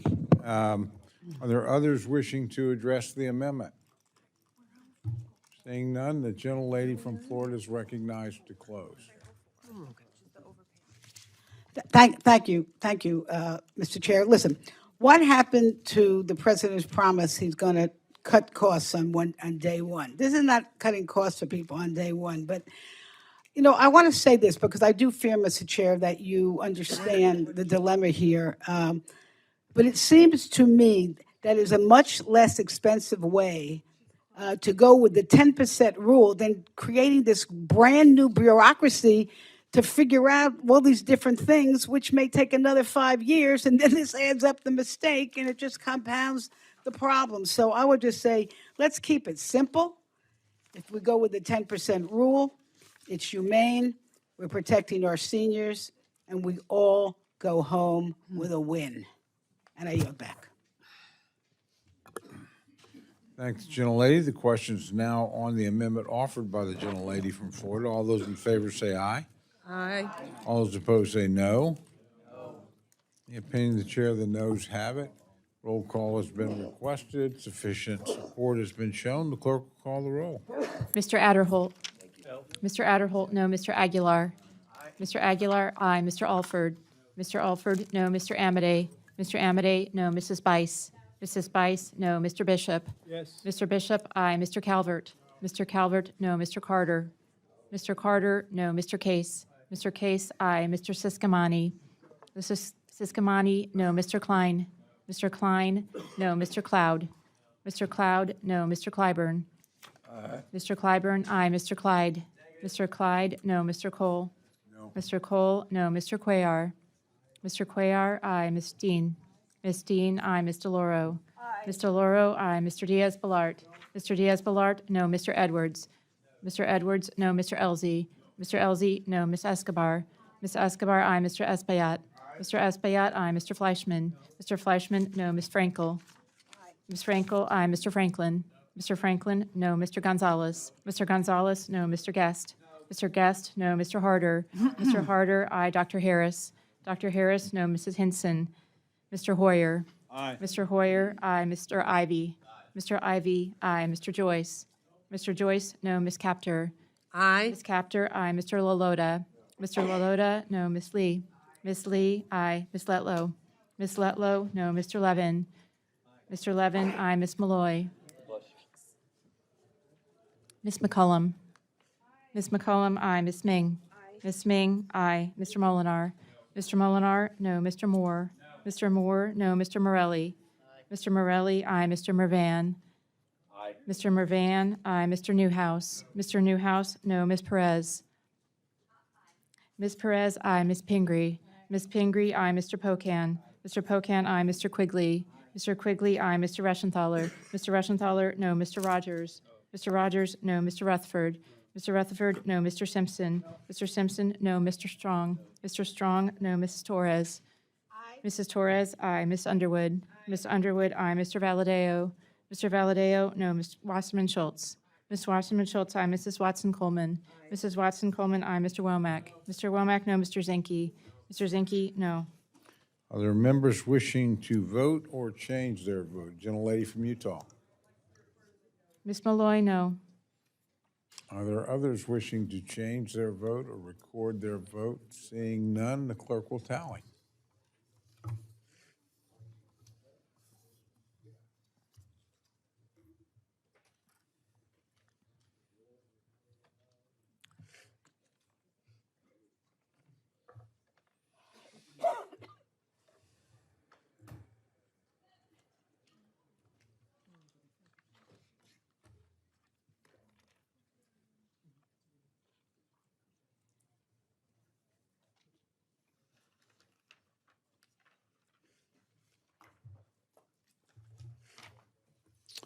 On this vote, the ayes are 28, the noes are 34. The amendment is not adopted.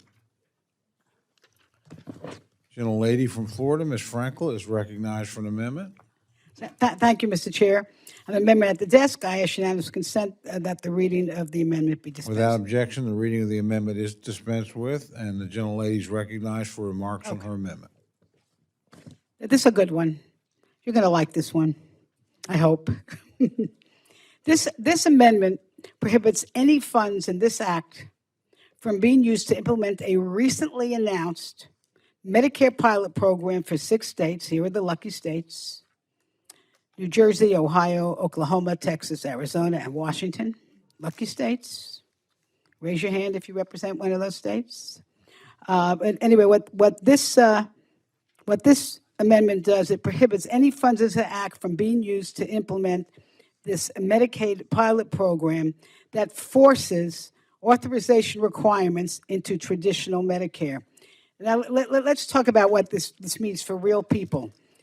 And keep in mind, we've already seen this Congress throw millions of people off of Medicaid, and look, sounds like we're getting ready to end Affordable Care Act.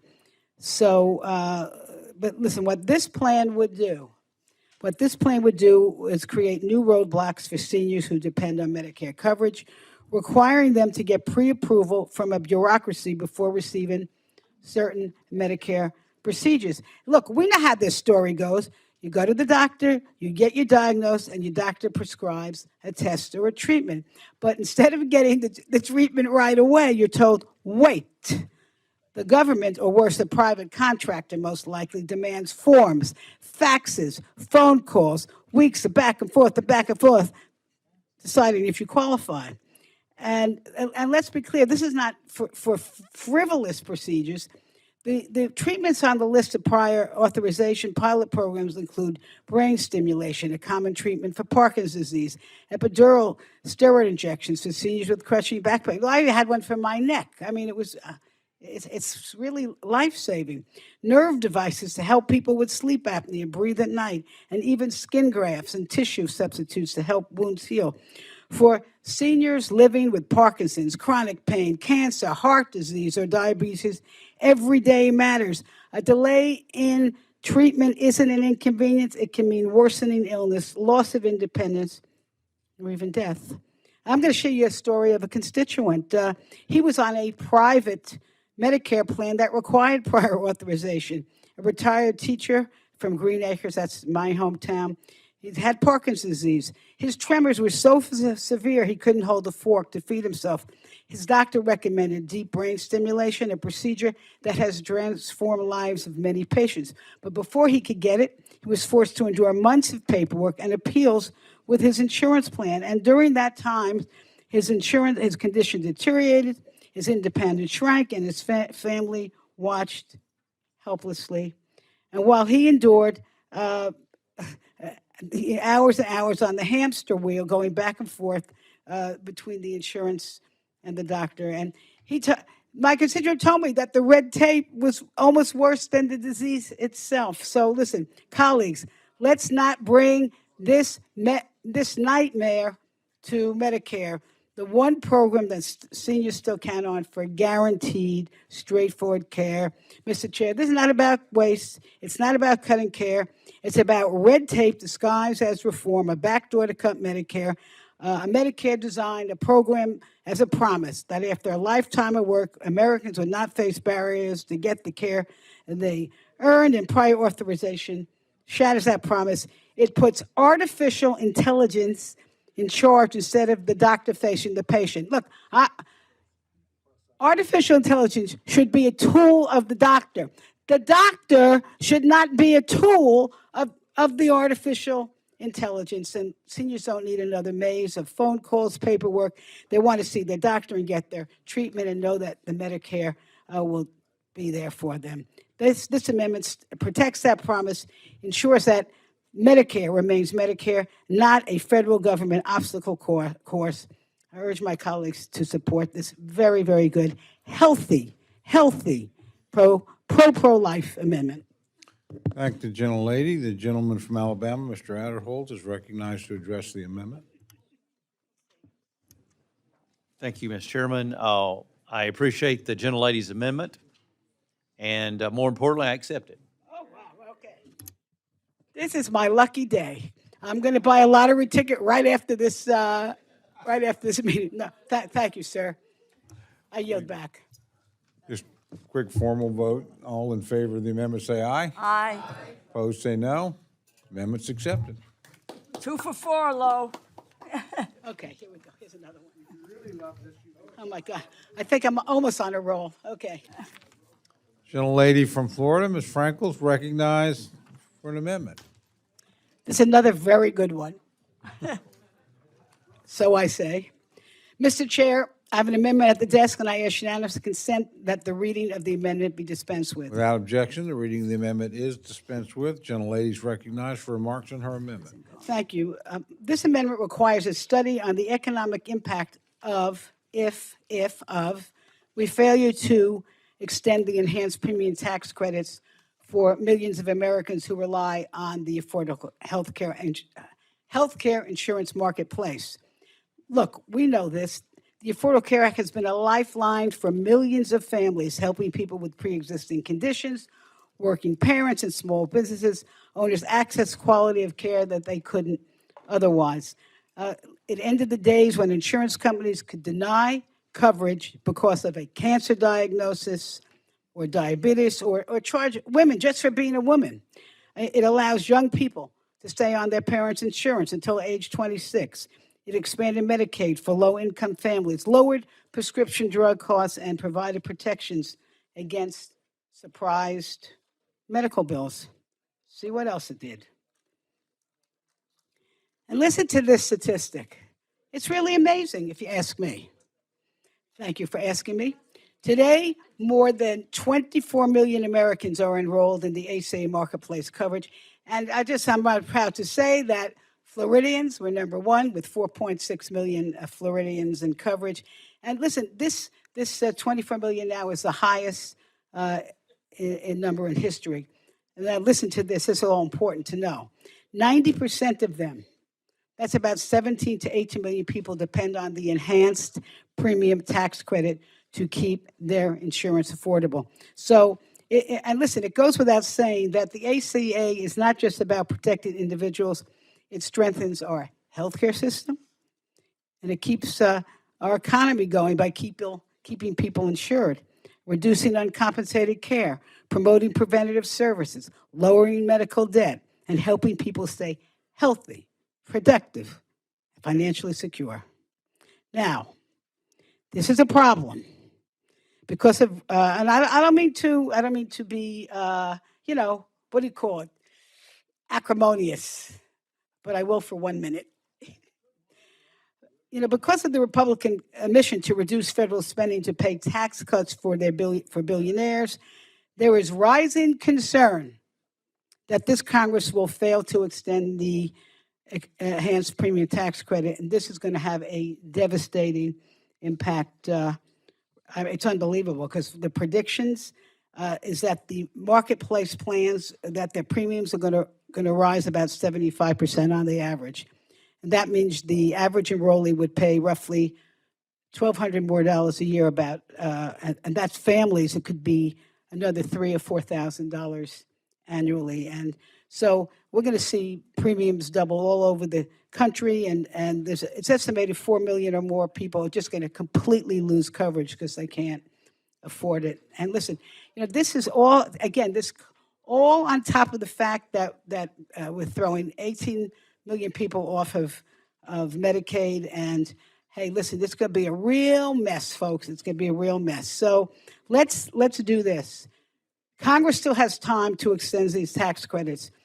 I hope we do that. But if the worst happens, the American people deserve to know what it means for the health of our people and economy. That's why my amendment directs the Centers for Medicare and Medicaid Services to conduct a full analysis of what happens when we let these tax credits expire, and then we're going to ask them to give us a report.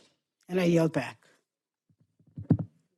Thank you, gentlelady. The gentleman from Alabama, Mr. Adderholt, is recognized to address the amendment. Again, I thank the lady for amendment, but today, on this one, I have to oppose. As all the members, I think, are aware, the issue raised by this amendment is already subject of ongoing and active review by the authorizing committees of jurisdiction in both the House and the Senate. As the tax writing committees of jurisdiction, the Ways and Means Committee is actually the proper venue for that review. So I would ask members to vote no on the gentlelady's amendment. Thank you, gentlemen. Gentlelady from Connecticut is recognized to address the amendment. Mr. Chairman, I rise in support of this amendment. The Republicans' big, beautiful bill that you all need to rename, apparently because it's polling so terribly, rips health care away from nearly 15 million Americans, including 156,000 people in Connecticut that rely on Husky, which is our Medicaid program, or buy their insurance on our exchange, Access Health Connecticut, all to provide $4.5 trillion of tax cuts for the richest and biggest corporations. Before this bill, the uninsured rate in the 3rd Congressional District of Connecticut was approximately 5%. That number is going to skyrocket compared to previous years. After all the progress we have made following the passage of the Affordable Care Act in terms of getting people covered, we are being forced to go back to square one. Premiums for individual plans sold on Access Health Connecticut may increase by as much as 25% next year. As a result, an estimated 13,000 people in my district who purchased their coverage on Access Health Connecticut will lose it because the cost will simply be too much. Last year, 92% of residents in my district received an average of $994 in financial help to purchase their plans. Overall, nearly 20,000 residents were helped, receiving more than $14 million in total assistance. What does this mean? Here are a couple of examples of how the premium tax credit is helping members of the middle class make ends meet. A single person making $66,000 currently pays $631 in monthly premium thanks to the enhanced subsidies. Under Trump Care, they will pay more than $1,770, an additional $1,100 a month, or $13,700 more for the whole year. A family of 4 making $84,000 currently pay $600 in monthly premiums because of the subsidies. And under Trump Care, they will now pay more than $2,400 a month for a new premium total of $3,000, an extra $29,000 per year. How many families can afford that? Maybe some of those people who are getting that tax cut at $4.5 trillion. Individuals and families are going to drop their insurance, no question, and this amendment will provide us with definitive answers of this coverage loss. I know our side of the aisle would prefer to see the premium tax cuts reinstated, which apparently was not a priority in the big, beautiful bill. But at the barest minimum, let us make sure that CMS conducts this very basic analysis. If you are so confident that people are not going to lose their health coverage, you should vote for this amendment so that we can see the data. I urge my colleagues to support this amendment. Thank you, gentlelady. The gentlelady from Illinois, Ms. Underwood, is recognized to address the amendment.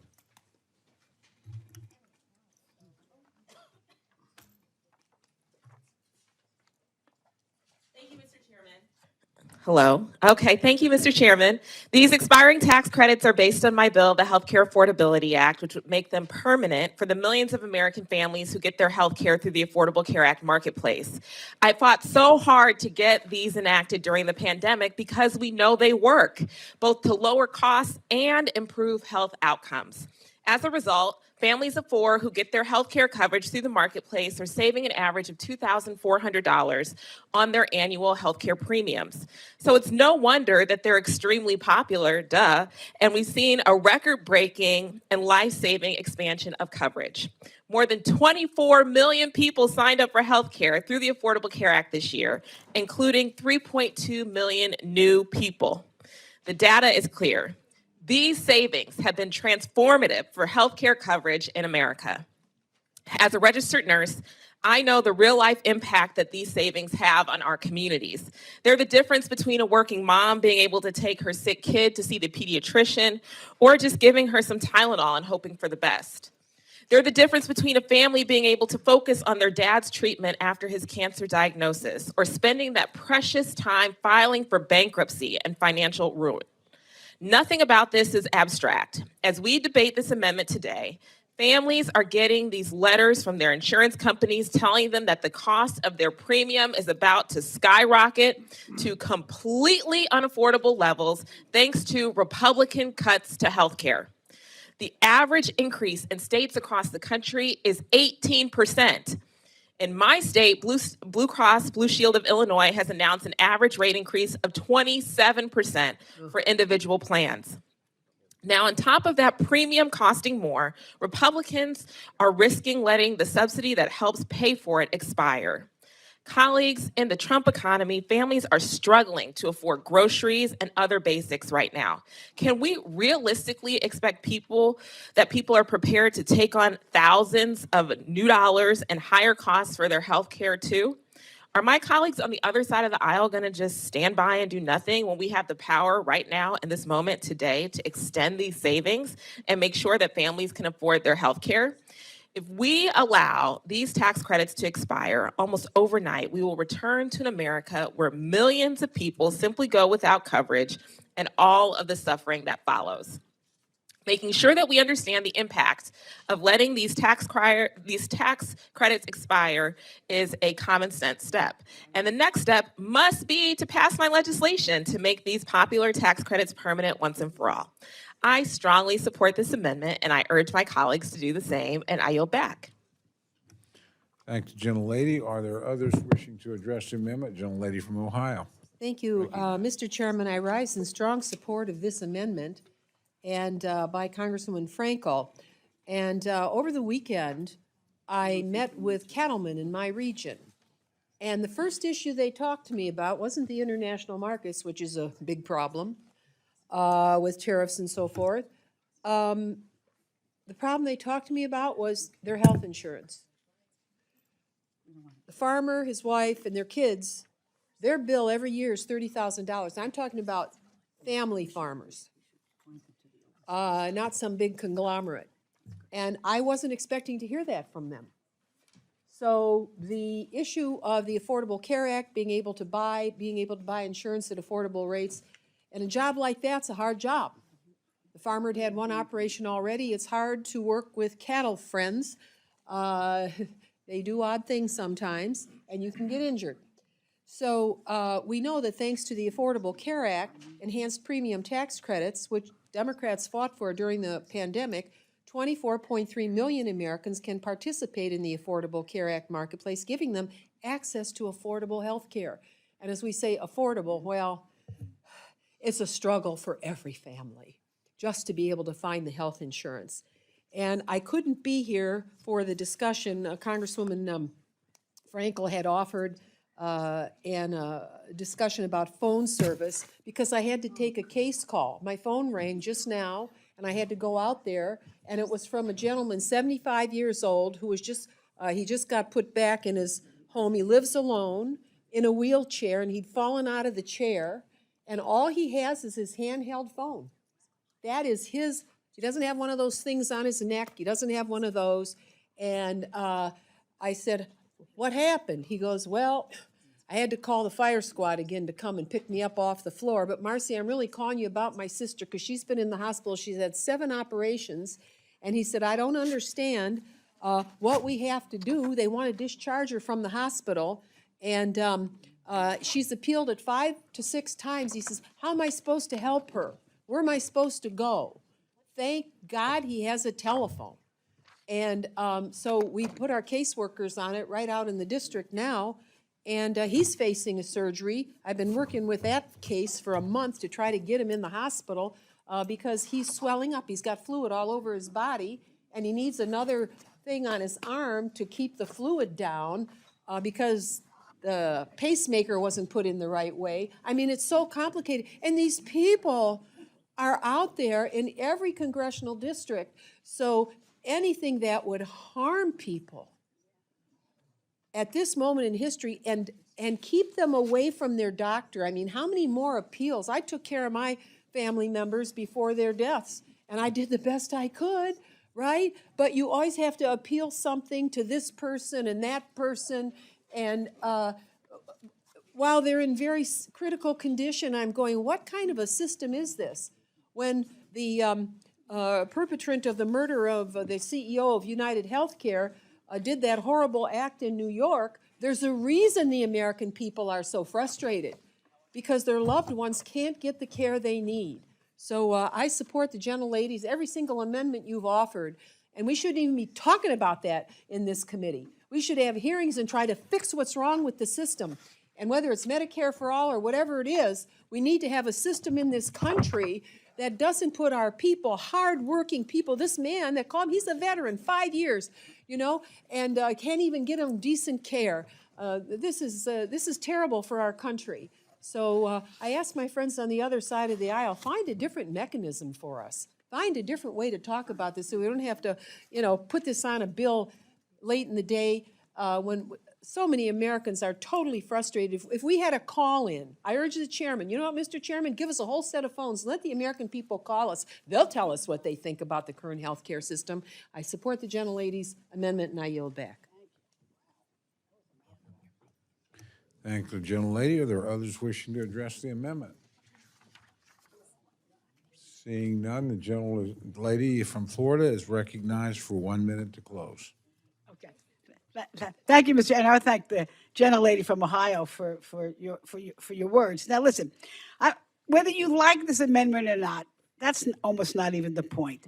Alert, alert, alert. This is what I want you to know. I want you to be alerted that we are facing what I call a medical calamity crisis. I don't know if that's an expression, a medical calamity crisis, because folks, you kicked off 18 million people are going to get kicked off of Medicaid, and we're talking about over 25 million who are now on the Affordable Care Act. And if all these people start to get sick and doctors are not getting paid and the hospitals are getting closed and the economy is suffering, what are we going to do?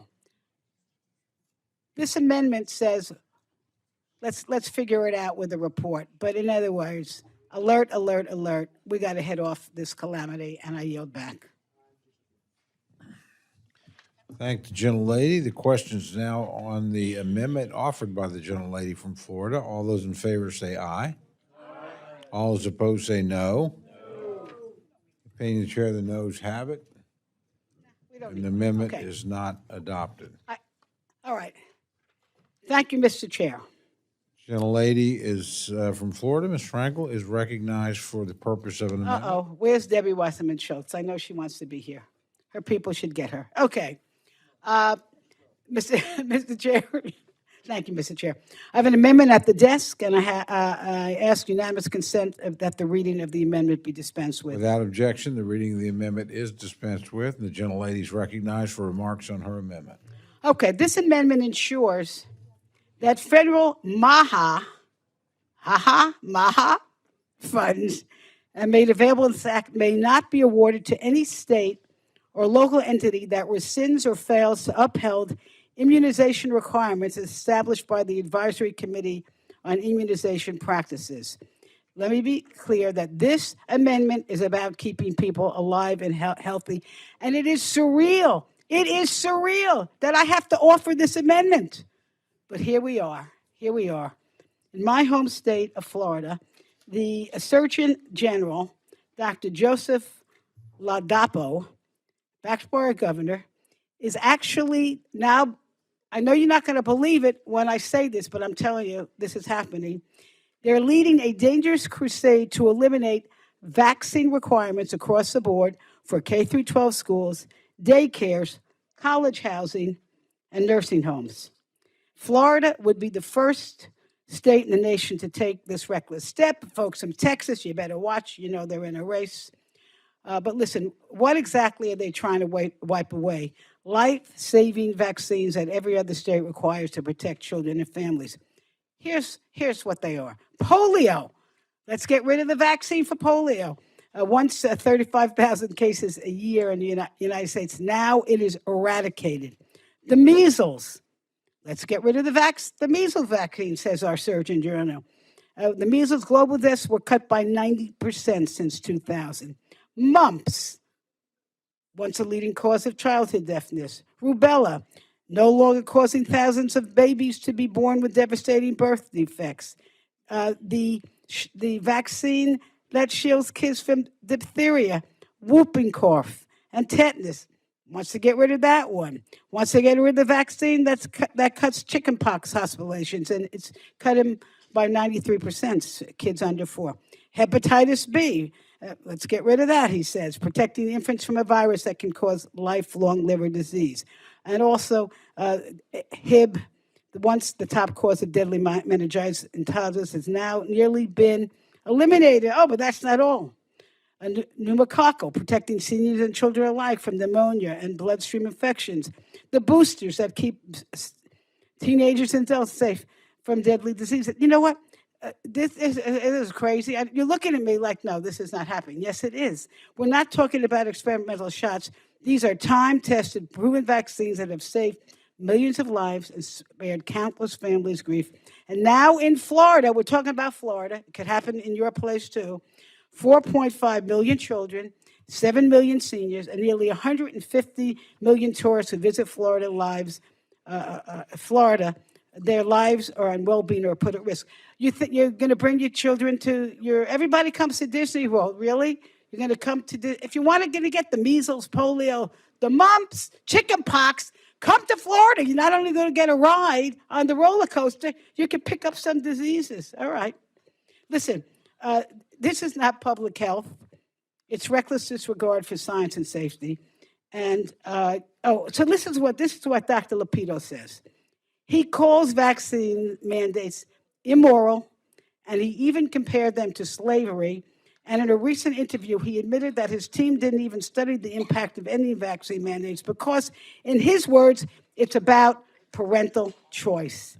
Really? Well, you might ask, what about the rights of parents who don't want their children exposed to the measles in school, right? Or chickenpox in daycare, or meningitis in a college dorm? And what about the seniors who don't want to risk pneumonia in a nursing home? And incidentally, the Supreme Court sometimes does something right. They have upheld vaccine mandates for over a century, and all 50 states require them. This is not a partisan issue, folks. This is common sense. Eliminating vaccines doesn't just threaten individual families. It shreds herd immunity, undermines decades of progress, and endangers infants, cancer patients, and anyone with a weakened immune system. In Florida, it threatens our economy, which depends on people being healthy and tourists feeling safe. And this amendment draws a line. If you want to get rid of federal dollars, if you want to get rid of vaccines, no Maha dollars for you. Okay. Listen, let's not gamble with the safety of our communities, and let's not roll back decades of life-saving progress. This is a very good life-saving amendment, and I urge its support. I yield back. Thank the gentlelady. The gentleman from Alabama, Chair of the Subcommittee, Mr. Adderholt, is recognized to address the amendment. Oh, I appreciate again the gentlelady's amendment.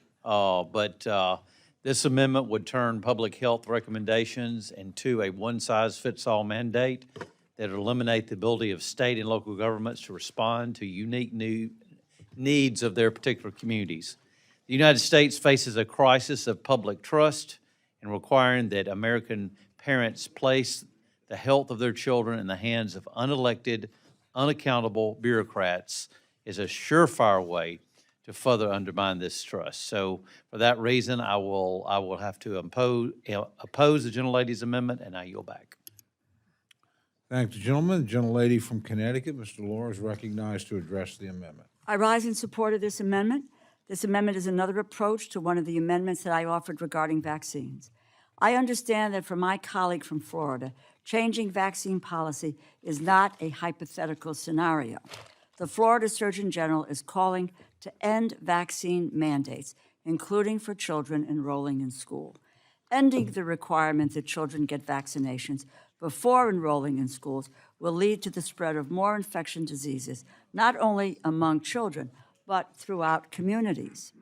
This is a significant risk, and therefore, this amendment includes a modest consequence of preventing states or local entities from receiving funding from the new Making America Health Again, the MAHA slush fund, being created in this bill if the state does not uphold immunization requirements. I support this amendment, which will protect our kids and our communities. And I yield back.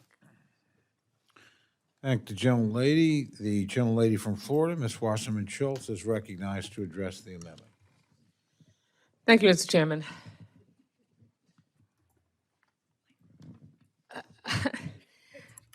I'm going to bet that every single parent in here followed the recommended, required vaccination guidelines in your state because you don't want your children to get the measles, mumps, rubella, pneumonia, chicken pox. If they step on a rusty nail, tetanus. I mean, the list goes on. If they get bitten by a dog, rabies. I mean, those are all things that are required, which is why I rise in strong support of this amendment, because abandoning school vaccine requirements is not just misguided, it's reckless and dangerous. And respectfully to my friend from Alabama, it is not unelected bureaucrats who decide on vaccine policy. It is public health and infectious disease experts. By the way, in most states, including mine, it's elected officials because in some part, at least one part of these required vaccines are in state law. You know how state law passes? It passes by going through the legislative process and elected officials vote on it. Imagine that. In Florida, the Surgeon General, as my colleague to the north of me just described, issued a directive that strips away one of the most basic protections we have for children and families. Let's call it what it is, a political stunt, yet another one, that gambles with kids' lives, jeopardizes seniors with weak immune systems, and risks dragging us back into outbreaks of diseases we already defeated decades ago. Vaccines are not controversial. They are science. They are not adversarial. They are science. They eradicated polio, crushed measles and rubella, and saved countless lives. Generations of American children have been able to sit safely in classrooms. Yes, smallpox. Smallpox. I have a smallpox mark on my shoulder, one of the last of the generations that received a smallpox vaccine. Why? Because guess what? The smallpox vaccine isn't given anymore because we eradicated smallpox. Although now there have been that we've started to have some outbreaks. We have to make sure that we don't get back to a place where we have smallpox running rampant through our society. To rip away those protections now is nothing short of public health malpractice. And the rhetoric being thrown around that vaccine requirements are slavery, which our Surgeon General said, that is offensive, dangerous, and shameful. It spreads lies, stokes fear, and undermines trust in medicine. Florida families deserve better than reckless sound bites that endanger their kids and their communities. This amendment is about more than schools. It's about keeping parents at work, keeping businesses running, and protecting the very economy that states like Florida depend on. You cannot be a family-friendly destination when you make families unsafe. My colleagues, that is not partisan, it is common sense. If we care about children, if we care about seniors, if we care about public health and economic health, then we must reject this dangerous extremism. As I mentioned in my opening remarks on this bill, I led a letter with my Democratic colleagues in our congressional delegation to Governor DeSantis, urging him not to pursue the directive to remove all vaccine requirements, including in schools. And I was joined by all our Democratic members of the Florida delegation and none of the Republicans, even though we know many of them disagree with this risky and dangerous decision for the physical and economic health of the people of Florida. Look, Florida might one day soon, likely one day soon, will go from being known as the Sunshine State to the diseased state. So today, I'm quite sure that our tourism might drop a bit if that's what we're more known for than our fantastic orange juice. So today, I urge every member, stand with science, stand with families, stand with children, stand with the vulnerable, and support this amendment. I yield back. Thank you, gentlelady. Are there others wishing to address the amendment? Seeing the gentleman from Maryland is recognized to address the amendment.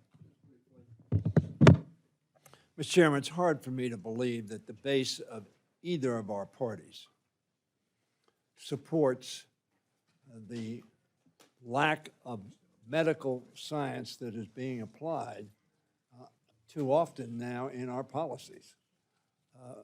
We know vaccines make a difference. We know vaccines save lives. We certainly know it has made a difference in the health of children throughout the world, not just here. And the fact that this is going to lose, presumably because you have made a determination that the majority of your constituents believe that this is good policy, I mean, this is like bleeding to solve some illness. To let this science-based health alternative of vaccines be essentially withdrawn. And the fact that I have small great-grandchildren now. My grandchildren are not in school, nor are my children in school. But I have great-grandchildren in school, and frankly, I don't want parents sending their children to school with my great-grandchildren that will possibly convey to them diseases that have been eliminated or largely marginalized. I hear some talk about mandates. I would bet the mandates, that is, voters who voted in the last election, either for president, Senate, or Congress, would be very, very small a proportion supporting this policy. I thank the gentlelady for her amendment. We need to go back to leaching. Thank you, gentlemen. Are there others wishing to address the amendment? Seeing none, the gentlelady is recognized for 1 minute to close. Thank you, Mr. Chair. Listen, for me, my number one, I almost call it my job in life, is being a grandmother. 2 little beautiful boys. And myself and Ms. Wasserman Schultz and others, we are trying to save our children in our state. That is what we are doing. And maybe this is going to save the children in your state. We're saving them from a reckless, dangerous, bizarre, it is bizarre thinking to try to get rid of these vaccines that are tried and true, that have wiped out polio, measles, mumps, rubella, diphtheria, whooping cough, tetanus, chickenpox, hepatitis B, meningitis. What? So we can be the free state of Florida? Folks, you want some disease? It will be free. Come to Disney because that's where you can get it. Sir, I urge everybody, please vote for this amendment and let's save our children and our grandchildren. And I yield back. Thank the gentlelady. The question now is on the amendment offered by the gentlelady from Florida. All those in favor say aye. Aye. All those opposed say no. In the opinion of the chair, the noes have it. Roll call has been requested. Sufficient support has been demonstrated. The clerk will call the roll. Mr. Adderholt? No. Mr. Adderholt, no. Mr. Aguilar? Aye. Mr. Aguilar, aye. Mr. Alford? Mr. Alford, no. Mr. Amade? Mr. Amade, no. Mrs. Bice? Mr. Bishop? Aye. Mr. Bishop, aye. Mrs. Bice? Mrs. Bice, no. Mr. Calvert? Mr. Carter? Mr. Carter, no. Mr. Case? Mr. Case, aye. Mr. Siscomani? Mr. Klein? Mr. Klein, no. Mr. Cloud?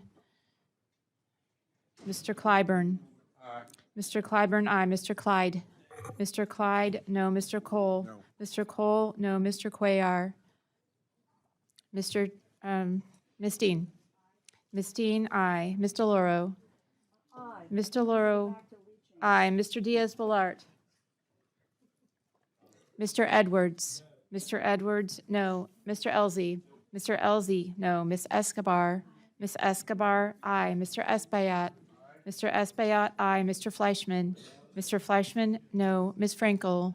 Ms. Frankel, aye. Mr. Franklin? Mr. Franklin, no. Mr. Gonzalez? Mr. Gonzalez, no. Mr. Guest? Mr. Guest, no. Mr. Harder?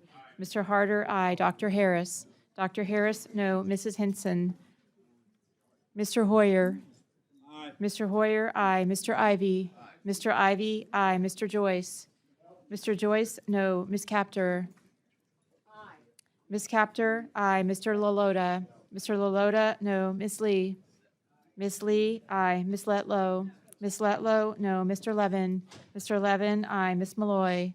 Ms. Malloy, no. Ms. McCullum? Ms. McCullum, aye. Ms. Ming? Ms. Ming, aye. Mr. Molinar? Mr. Molinar, no. Mr. Moore? Mr. Moore, no. Mr. Morelli? Mr. Morelli, aye. Mr. Mervan? Aye. Mr. Mervan, aye. Mr. Newhouse? Mr. Newhouse, no. Ms. Perez?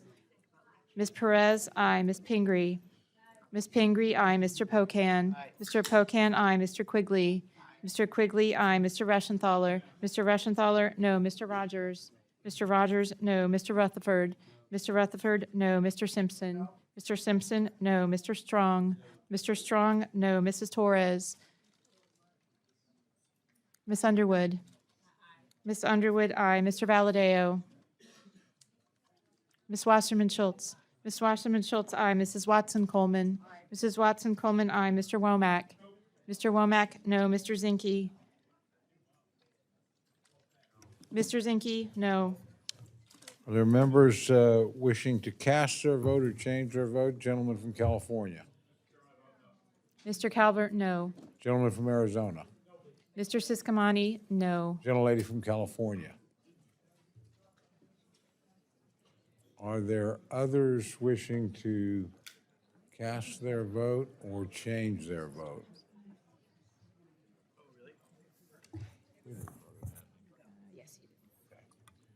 Clerk will tally.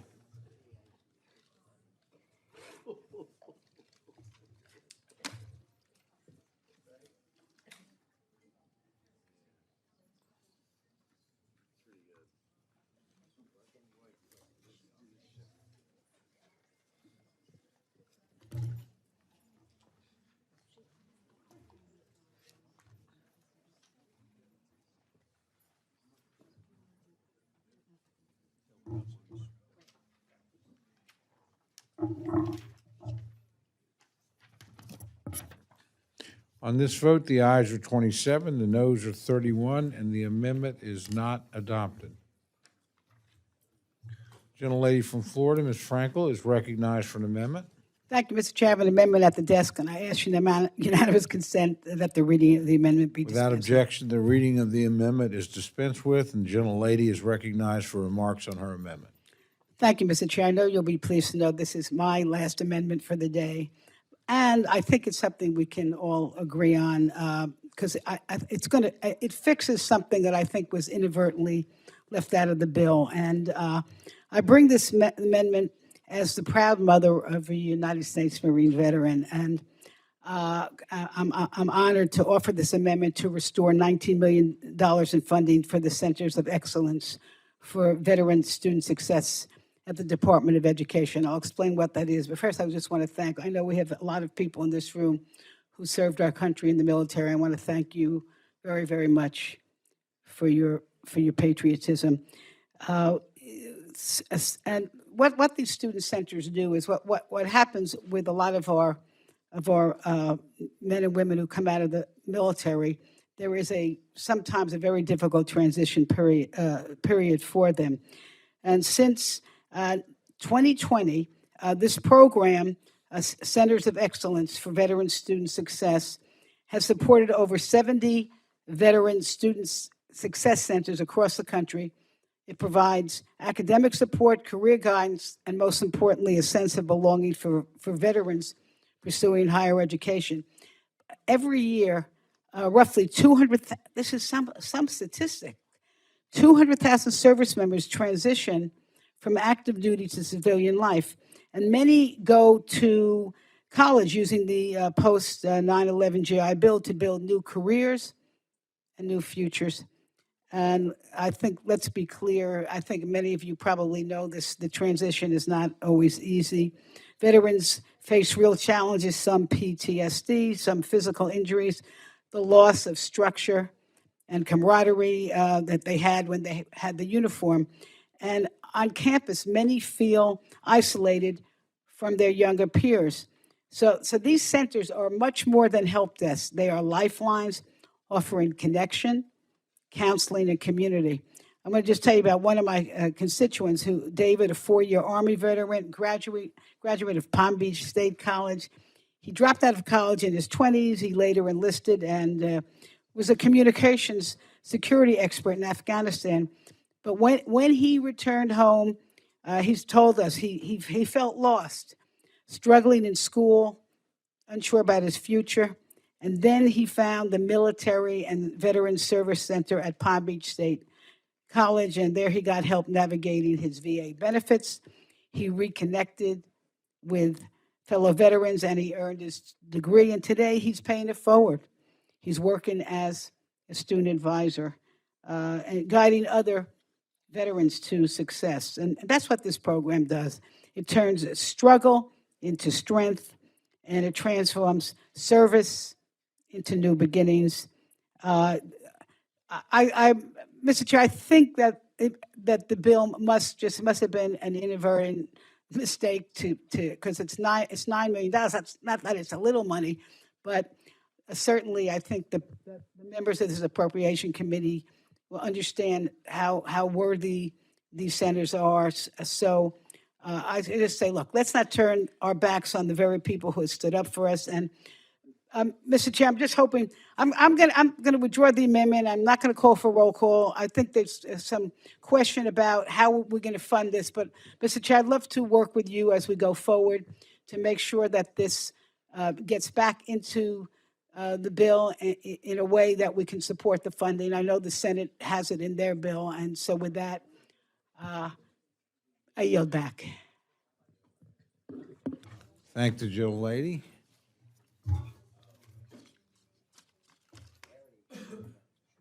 She withdrew.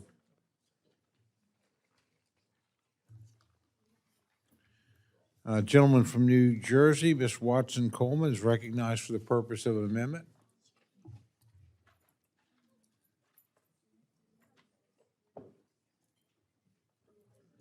Mr. Speaker, you know I subscribe to you have not because you ask not. So for tomorrow's dinner, could we have baked chicken, macaroni and cheese, and string beans? Just something plain and all-American. Thank you. Mr. Chair, I have an amendment at the desk, and I ask for unanimous consent to dispense with the reading of it. Without objection, the reading of the amendment is dispensed with, and the gentlelady is recognized for remarks on her amendment. Before she starts, I have no control over the food. That depends on the member who's handling the bill, but I will make sure that the request is forwarded. Gracias. Gentlelady's recognized. Thank you. My amendment takes the $40 million allocated in this bill for abstinence-only education and redirects it to the Minority HIV/AIDS Fund, which supports science-backed treatment and prevention programs in communities with disproportionately high infection rates. As recently as 2019, Black and Latino communities accounted for 70% of the new HIV diagnoses, despite making up only 32% of the population. This is not a new phenomenon. The Minority HIV/AIDS Fund was established as part of the Minority AIDS Initiative in 1998 to deliver critical prevention and treatment options directly to the most impacted communities. The fund supports projects across the country in Black communities, rural communities, immigrant communities, etc. It prioritizes folks that are affected by substance abuse and mental health challenges and is a crucial part of our federal response to care, prevention, and treatment. So rather than cutting $35 million in funding from this initiative, my amendment increases it by $5 million without adding a penny to the bill's top line figure. Abstinence-only education is not education at all. It's the opposite. It is a strategy based on withholding information. It doesn't work, and it deprives young people of access to crucial medical information. I encourage my colleagues to support this amendment and the Minority HIV/AIDS Fund, which has provided evidence-backed prevention, care, and treatment to people suffering from this disease for nearly 30 years. I thank you, and I yield back. Thank the gentlelady, and the gentleman from Alabama, Mr. Adderholt, is recognized to address the amendment. I thank the gentlelady, but this amendment is offset with the funding, as you mentioned, from Sexual Risk Avoidance Program. And actually, there are many of us who believe that that's an important tool for young people for goal setting and respecting relationships. These programs go beyond just the basic sex education, and it actually empowers students through discussions about healthy relationships, boundary setting, self-esteem, goal setting, decision-making, and avoiding other risk-taking behaviors. These programs help young Americans make healthy choices as they transition from adolescence to adulthood, and because of that, I would oppose the amendment, and I yield back. Thank the gentleman. The gentlelady from Connecticut, Mr. Delors, is recognized to address the amendment. I rise in support of this amendment. Abstinence-only education has been a failure everywhere it has been tried because it denies people necessary and even life-saving information about their own bodies and reproductive health.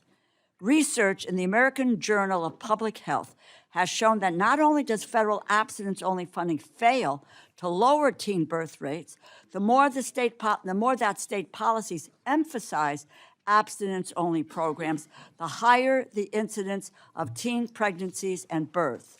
A separate analysis funded by HHS also found that abstinence-only programs do not affect the incidence of pregnancy, HIV, or other STIs among adolescents.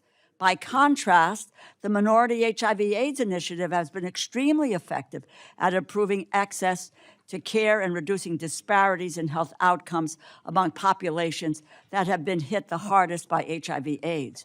From providing core medical and support services, to conducting outreach and education, to providing culturally and linguistically targeted care, these funds are crucial to life, to saving lives and improving the quality of life for those living with HIV/AIDS. There are 1.2 million people with HIV in the United States, and more than 30,000 people are newly diagnosed with HIV each year. They deserve funding and support through proven programs. I urge my colleagues to support this amendment, and I yield back. Thank the gentlelady. Are there others wishing to address the amendment? Seeing none, the gentlelady from New Jersey is recognized for 1 minute to close. Thank you, Mr. Chairman. I associate myself with every word that my ranking member has just spoken on behalf of this amendment, and I urge the support from my colleagues. Thank you. And thank you, ranking member. Thank the gentlelady. The question's now on the amendment offered by the gentlelady from New Jersey. All those in favor say aye. Aye. All those opposed say no. No. In the chair, the noes have it. And we called for those. Gentlelady has requested recorded vote, sufficient number of, a few more hands, please. Sufficient number of hands having been risen and support shown, raised, and clerk will call the roll. Mr. Adderholt? No. Mr. Adderholt, no. Mr. Aguilar? Mr. Alford? Mr. Alford, no. Mr. Amadei? Mr. Amadei, no. Mrs. Bice? Mr. Bishop?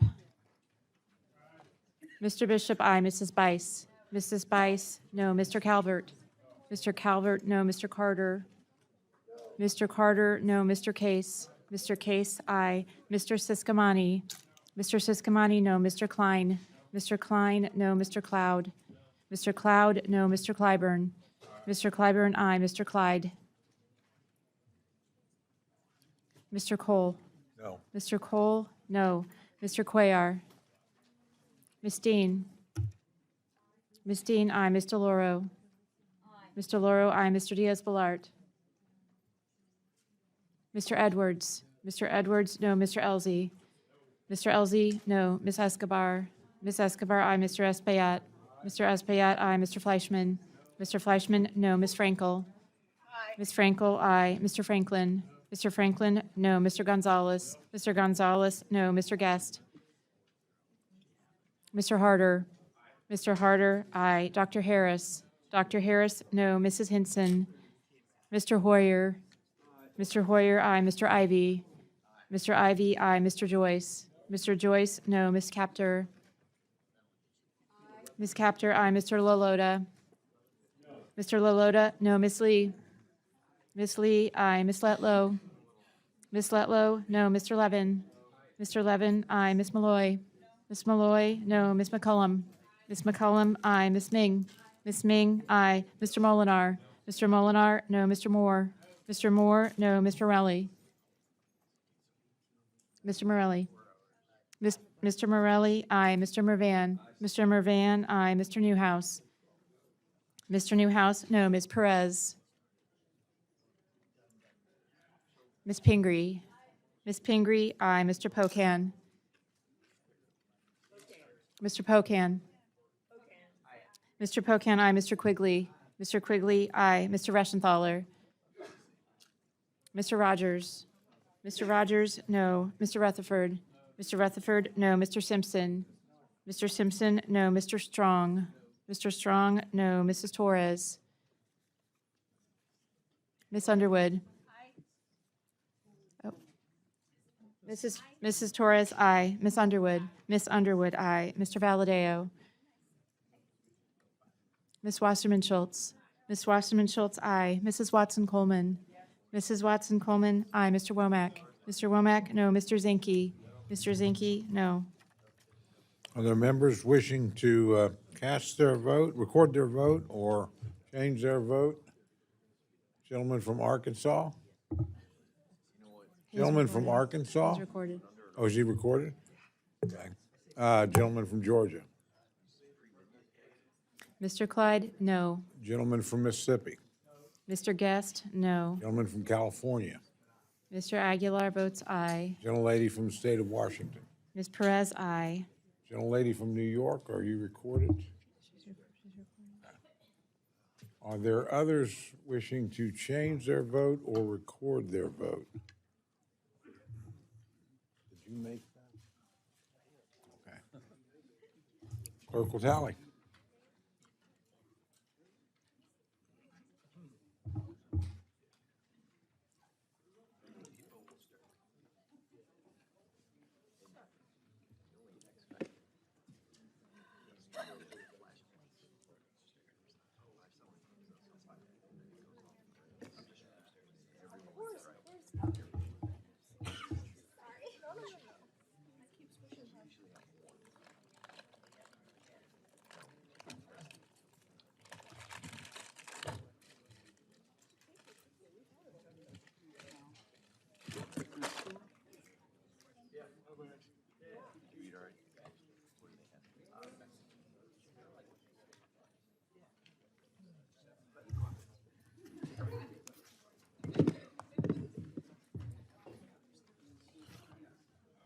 On this vote, the ayes are 27, the noes are 31. The amendment is not adopted.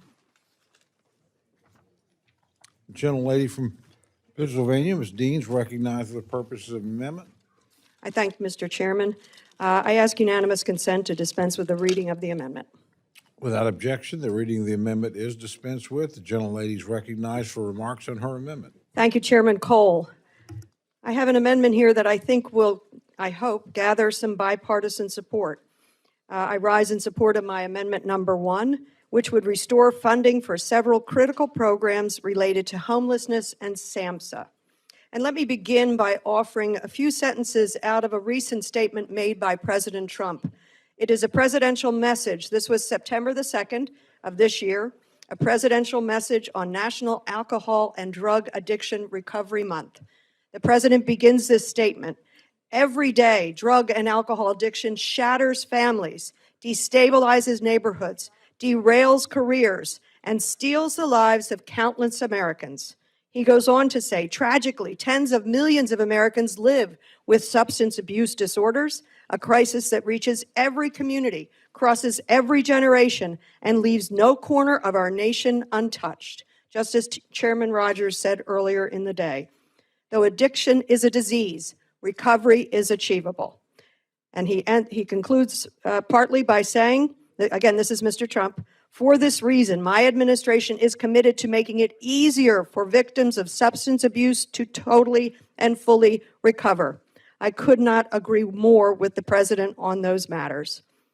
What I want to do is make sure that several critical programs related to homelessness at SAMHSA are restored. This includes restoring funding for homelessness prevention programs within the mental health programs of regional and national significance to $28 million, the level included in the Senate bill. And restoring funding for the treatment systems for homeless within substance abuse treatment programs of regional and national significance to more than $37 million, also the level included in the Senate bill. This amendment also strikes language included in the report that states, quote, "The committee provides no funding for the homelessness prevention programs, noting that these programs are duplicative of the projects for assistance in transition from homelessness programs and other federal housing assistance programs administered by the Department of Housing and Urban Development," end quote. Quite simply, I do not agree. We are finally making progress on tackling the overdose epidemic in this country. 3 years ago, overdose deaths in a single year topped 110,000 people, more than 300 souls a day. Overdose deaths decreased in 2024 by 27%, but it's still too many lives being lost. More than 80,000 souls were lost in 2024. I'm not sure what that noise is. Okay, I thought they were impressed by the overdose deaths. That's 220 people a day. Every single day currently die of overdose in this country. A jetliner a day is what I call it, dying in this country every day, but we have the power to do something about it, and we have been doing something about it. So now is not the time for us to take our foot off the gas and decrease funding to SAMHSA. We have still so much farther to go. As you all know, our nation also has a homelessness crisis, with more than 770,000 people homeless in any single night in 2024, the highest record ever recorded. While the lack of affordable housing is the primary driver of homelessness, research shows behavioral health conditions, including addiction, can exacerbate homelessness and can also be a consequence of homelessness. In 2024, 22% of adults who were suffering homelessness had a serious mental illness. That's approximately 18% had a substance use disorder or addiction. The numbers are staggering, and to me, it is personal. As some of you know, my own son, Harry, struggled with opioid addiction, and I'm happy to tell you he is now more than 12 years in recovery from opioid addiction, but not...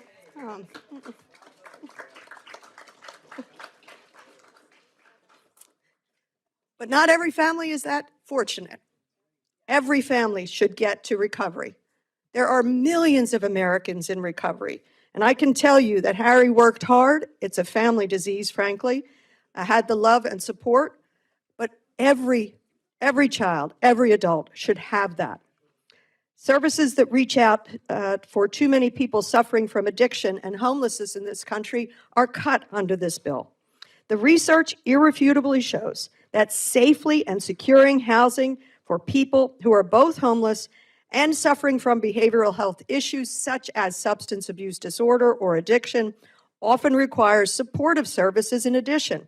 Unfortunately, too often these services are siloed. Subsidizing housing is critical, and it's not enough. The grant program that my amendment restores funding for strengthens the connections between these services, ensuring that those who are homeless and have significant behavioral health issues will be better cared for and have a better chance of both recovery and remaining stably housed. Speaking as a mother of someone who has battled addiction, I know that reducing the barriers and streamlining systems, reducing and eliminating shame and stigma, all lead to the help and possibility of recovery. I urge my colleagues, I apologize, Mr. Chairman, for going a little too long there. I urge my colleagues' support. Thank the gentlelady. The gentleman from Alabama, Mr. Adderholt's recognized to address the amendment. Thank you, Mr. Chairman. I appreciate the gentlelady's amendment. Federal housing and homeless programs should make sobriety and stability a priority. Unfortunately, under the previous administrations, funds were used to facilitate illegal drug use and promote policies that normalized and enabled substance use. The Labor, Health, and Human Services Bill makes a priority programs that support effective recovery and self-sufficiency, not programs that blur the lines between shelter and sanctioning drug use. This bill further offsets funding with the Making America Healthy Again initiative, and that's, as you know, is important to this administration. So I therefore oppose this amendment, but if we are able to work together on this topic as we move forward, I certainly would be happy to do so, and I yield back. Thank the gentleman. The gentlelady from Connecticut, Mr. Delors, recognized to address the amendment. With all due respect and deference, I don't know what the chair means when he talks about the prior administration encouraging drug abuse and use. It really makes no sense. You know, you can't keep blaming the prior administration for the ills of society that you are contributing to. I rise in support of this amendment. Once again, the majority is targeting programs that provide support to members of our community that are the most vulnerable. And this time it is the homeless. In order for individuals to be successful in permanent housing, we need to support mental health and addiction services. Sam says homelessness programs improve access to treatment and services that support health and wellness. And they were in place by a prior administration, which is now what you want to cut back on. A few minutes ago, we talked about this being one of the most pro-life bills that we have seen. Quality of life. Pro-life doesn't affect just pregnancy. It is about the quality of life. And you listen to Ms. Dean and her own personal story about the life-saving support services that her son received in order to be able to survive and have the family survive as well. I thank my colleague for offering this amendment, and I urge others to support it. Why would we be cutting back on mental health and addiction services and permanent housing for people who are in circumstances that we need to help them deal with, instead of running them into the ground and potentially allowing for them to lose their lives? I yield back. Thank the gentlelady. Are there others wishing to address the amendment? Gentlelady from Ohio, recognized. Thank you, Mr. Chairman. I rise in support of the Dean amendment and restoration of these funds. if we don't do this, the number of deaths will increase. If you look at the 988 Lifeline that was launched in July of 2022, they've received nearly 14.5 million calls, texts, and messages. And that was only launched in July of 2022. 14.5 million calls. Think about that. Every single jail I represent, and there's 8 of them, every single one, 75% of the people in those jails are drug addicted or mentally ill.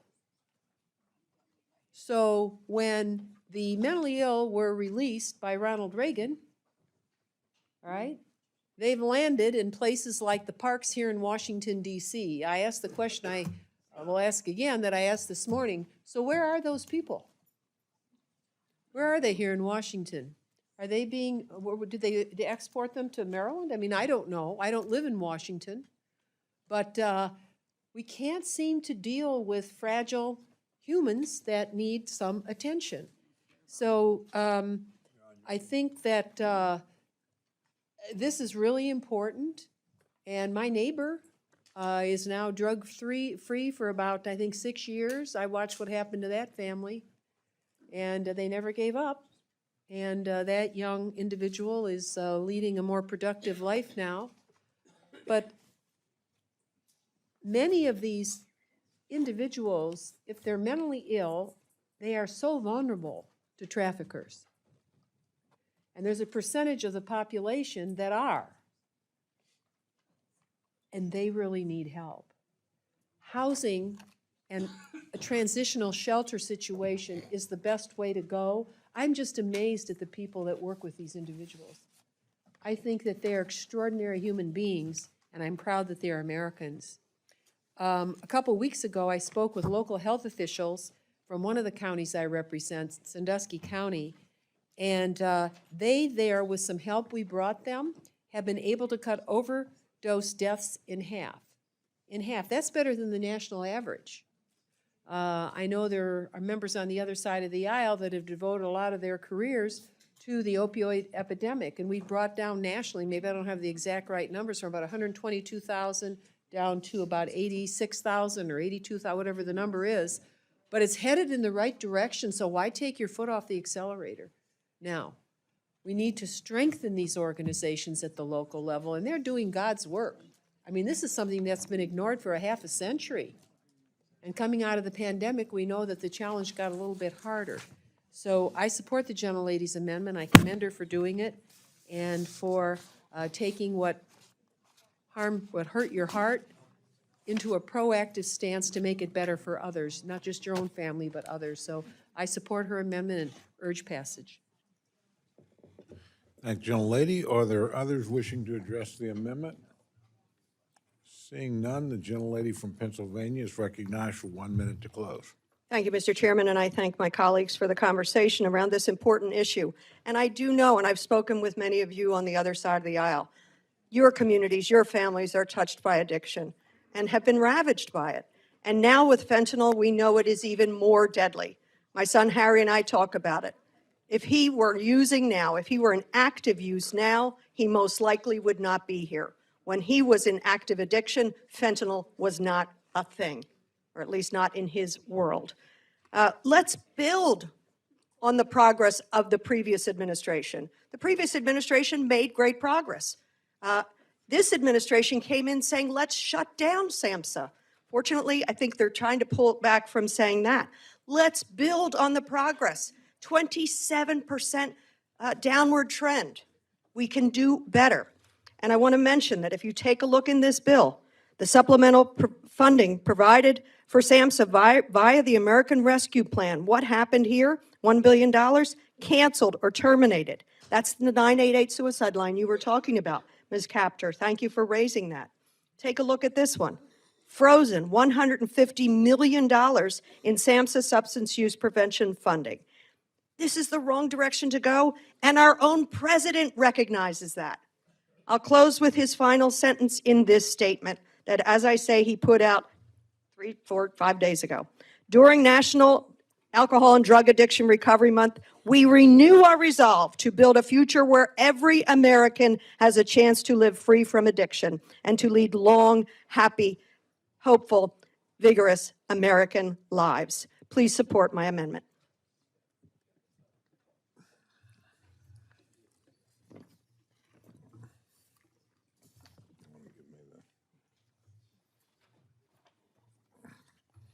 Questions now on the amendment offered by the gentlelady from Pennsylvania. All those in favor say aye. Those opposed say no. Being chair, the noes have it. Roll call, please. Roll call has been requested. Sufficient support has been demonstrated. The clerk will call the roll. Mr. Adderholt. Mr. Adderholt, no. Mr. Aguilar. Mr. Aguilar, aye. Mr. Alford. Mr. Alford, no. Mr. Amade. Mr. Amade, no. Mrs. Bice. Mrs. Bice, no. Mr. Bishop. Mr. Bishop, aye. Mr. Calvert. Mr. Calvert, no. Mr. Carter. Mr. Carter, no. Mr. Case. Mr. Case, aye. Mr. Siscomani. Mr. Siscomani, no. Mr. Klein. Mr. Cloud. Mr. Clyburn. Mr. Clyburn, aye. Mr. Clyde. Mr. Clyde, no. Mr. Cole. No. Mr. Cole, no. Mr. Cuellar. Mr. Cuellar, aye. Ms. Dean. Ms. Dean, aye. Ms. DeLauro. Ms. DeLauro, aye. Mr. Diaz-Balart. Mr. Diaz-Balart, no. Mr. Edwards. Mr. Edwards, no. Mr. Elzey. Mr. Elzey, no. Ms. Escobar. Ms. Escobar, aye. Mr. Espaillat. Mr. Espaillat, aye. Mr. Fleischman. Mr. Fleischman, no. Ms. Frankel. Mr. Franklin. Mr. Franklin, no. Mr. Gonzalez. Mr. Guest. Mr. Guest, no. Mr. Harder. Mr. Harder, aye. Dr. Harris. Dr. Harris, no. Mrs. Hinson. Mr. Hoyer. Mr. Hoyer, aye. Mr. Ivy. Mr. Ivy, aye. Mr. Joyce. Mr. Joyce, no. Ms. Captor. Ms. Captor, aye. Mr. Lalota. Mr. Lalota, no. Ms. Lee. Ms. Lee, aye. Ms. Letlow. Ms. Letlow, no. Mr. Levin. Mr. Levin, aye. Ms. Malloy. Ms. Malloy, no. Ms. McCullum. Ms. McCullum, aye. Ms. Ming. Ms. Ming, aye. Mr. Molinar. Mr. Molinar, no. Mr. Moore. Mr. Moore, no. Mr. Morelli. Mr. Morelli, aye. Mr. Mervan. Mr. Newhouse. Mr. Newhouse, no. Ms. Perez. Ms. Perez, aye. Ms. Pingree. Mr. Pocan. Mr. Pocan, aye. Mr. Quigley. Mr. Quigley, aye. Mr. Rushenthaler. Mr. Rushenthaler, no. Mr. Rogers. Mr. Rogers, no. Mr. Rutherford. Mr. Rutherford, no. Mr. Simpson. Mr. Simpson, no. Mr. Strong.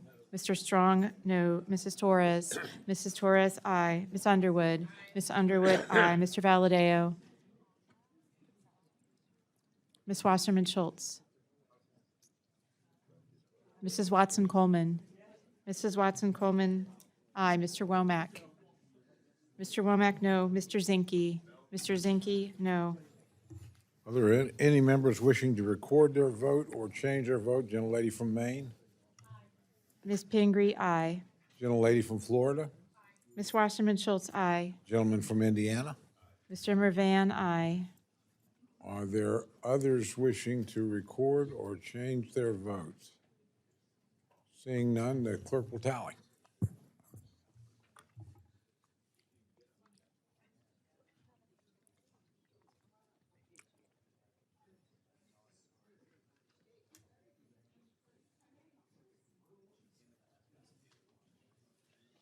Oh, a gentleman from Texas? Mr. Cloud votes no.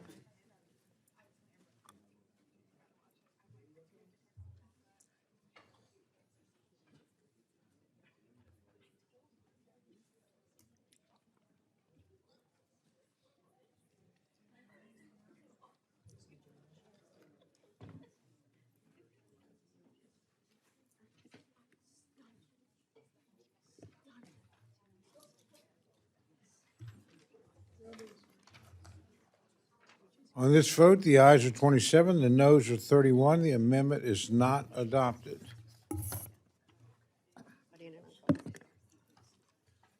Gentlelady from Pennsylvania, Ms. Dean, is recognized for the purpose of an amendment. Thank you, Mr. Chairman. I have an amendment at the desk, and I ask unanimous consent to dispense with the reading. Without objection, the reading of the amendment is dispensed with, and the gentlelady is recognized for remarks on her amendment. Thank you, Chairman. I rise in support of my amendment number 2, which would restore funding for critical federal student aid programs. This includes restoring funding for the Federal Supplemental Educational Opportunity Grant Program, which is used for grants to undergraduate students who demonstrate exceptional financial need. Restore it to $910 million, the same as FY25 enacted level and as included in the Senate bill.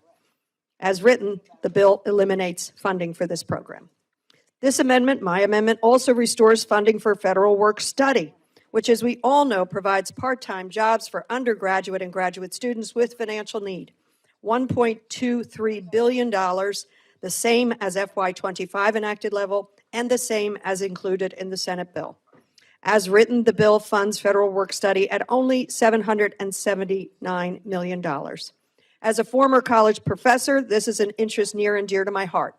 Financial aid is essential for ensuring every student in our country, regardless of their parents' financial status, is able to access post-secondary education if they so choose. Currently, about 3,400 post-secondary institutions receive funds under FSOG, or however that is pronounced. Students qualify for grants of up to $4,000 by demonstrating financial need, with a priority given to Pell Grant recipients with demonstrated exceptional need. Nearly 2 million students rely on this program to help finance education. As for federal work study, approximately 2,900 institutions participate, serving more than 455,000 undergraduate and graduate students. I had the chance to work with many such students. We need to be investing in our young people. In fact, I think of no better investment. Imagine the returns for their futures to our society as a whole. I want to take a moment to highlight a few points made by my alma mater and the university where I taught for 10 years, LaSalle University. The president writes to me, and he says, quote, calls for the reduction and or elimination of federal work study and the Supplemental Education Opportunity Grant, which colleges and universities use in tandem to provide on-campus work opportunities for students and to help offset the cost of living on campus, would significantly increase attrition. Reduction and or elimination of these programs at the same time that other programs are potentially being cut would all but ensure that many students would be without steady income and job skill training and potentially forced into living situations not conducive to their education. He goes on to say, with these potential cuts, students and families would have to lean more on alternative funding sources to complete their education. The loans that the federal government provides for undergraduate students through the subsidized and unsubsidized program, parents through the PLUS loan program, and graduate students through the Grad Plus loan program combine to enable more people to get a degree or an advanced degree and better help shape the direction of this country upon their graduation. Putting in place additional caps when there already exist or outright eliminating them would set advanced degree attainment back significantly and accordingly set the United States back in our role as the world's leader in education, innovation, and discovery. That's from the president of LaSalle University, a university whose mission, it was founded to educate the students of the children of the poor, to educate the working class children. I had the privilege of teaching there for 10 years. Many of the students were first generation. Cutting these programs will reduce the number of students able to access it. Unfortunately, the majority is once again demonstrating short-sightedness and an unwillingness to make these critical investments in our young people, in all of our future. Once again, I have to conclude that what is wanted is an uneducated electorate or an education for the wealthy only. I urge my colleagues to rethink and to revise and to accept my amendment, and I yield back. Gentleman from Alabama, Mr. Adderholt, the chairman of the subcommittee, is recognized to respond to the amendment. Thank you, Mr. Chairman. Again, difficult decisions, choices in this bill, but This bill does make a priority of $22.5 billion in funding to preserve the Pell Grant program and to help low-income students pursue their educational goals after they leave high school. Pell Grants are the foundation of the federal financial aid, and it follows students to the school of their choosing. However, the increases in this amendment are not offset, and it would cause the bill to exceed its allocation. Therefore, I oppose the amendment. But obviously, as always, look forward to working with the gentlelady as we continue this process. I yield back. Thank the gentleman. Gentlelady from Connecticut, Ms. Delors, recognized to respond to the amendment. I rise in support of the amendment. The President, House Republicans are not laser focused on the cost of living crisis. They are making it worse.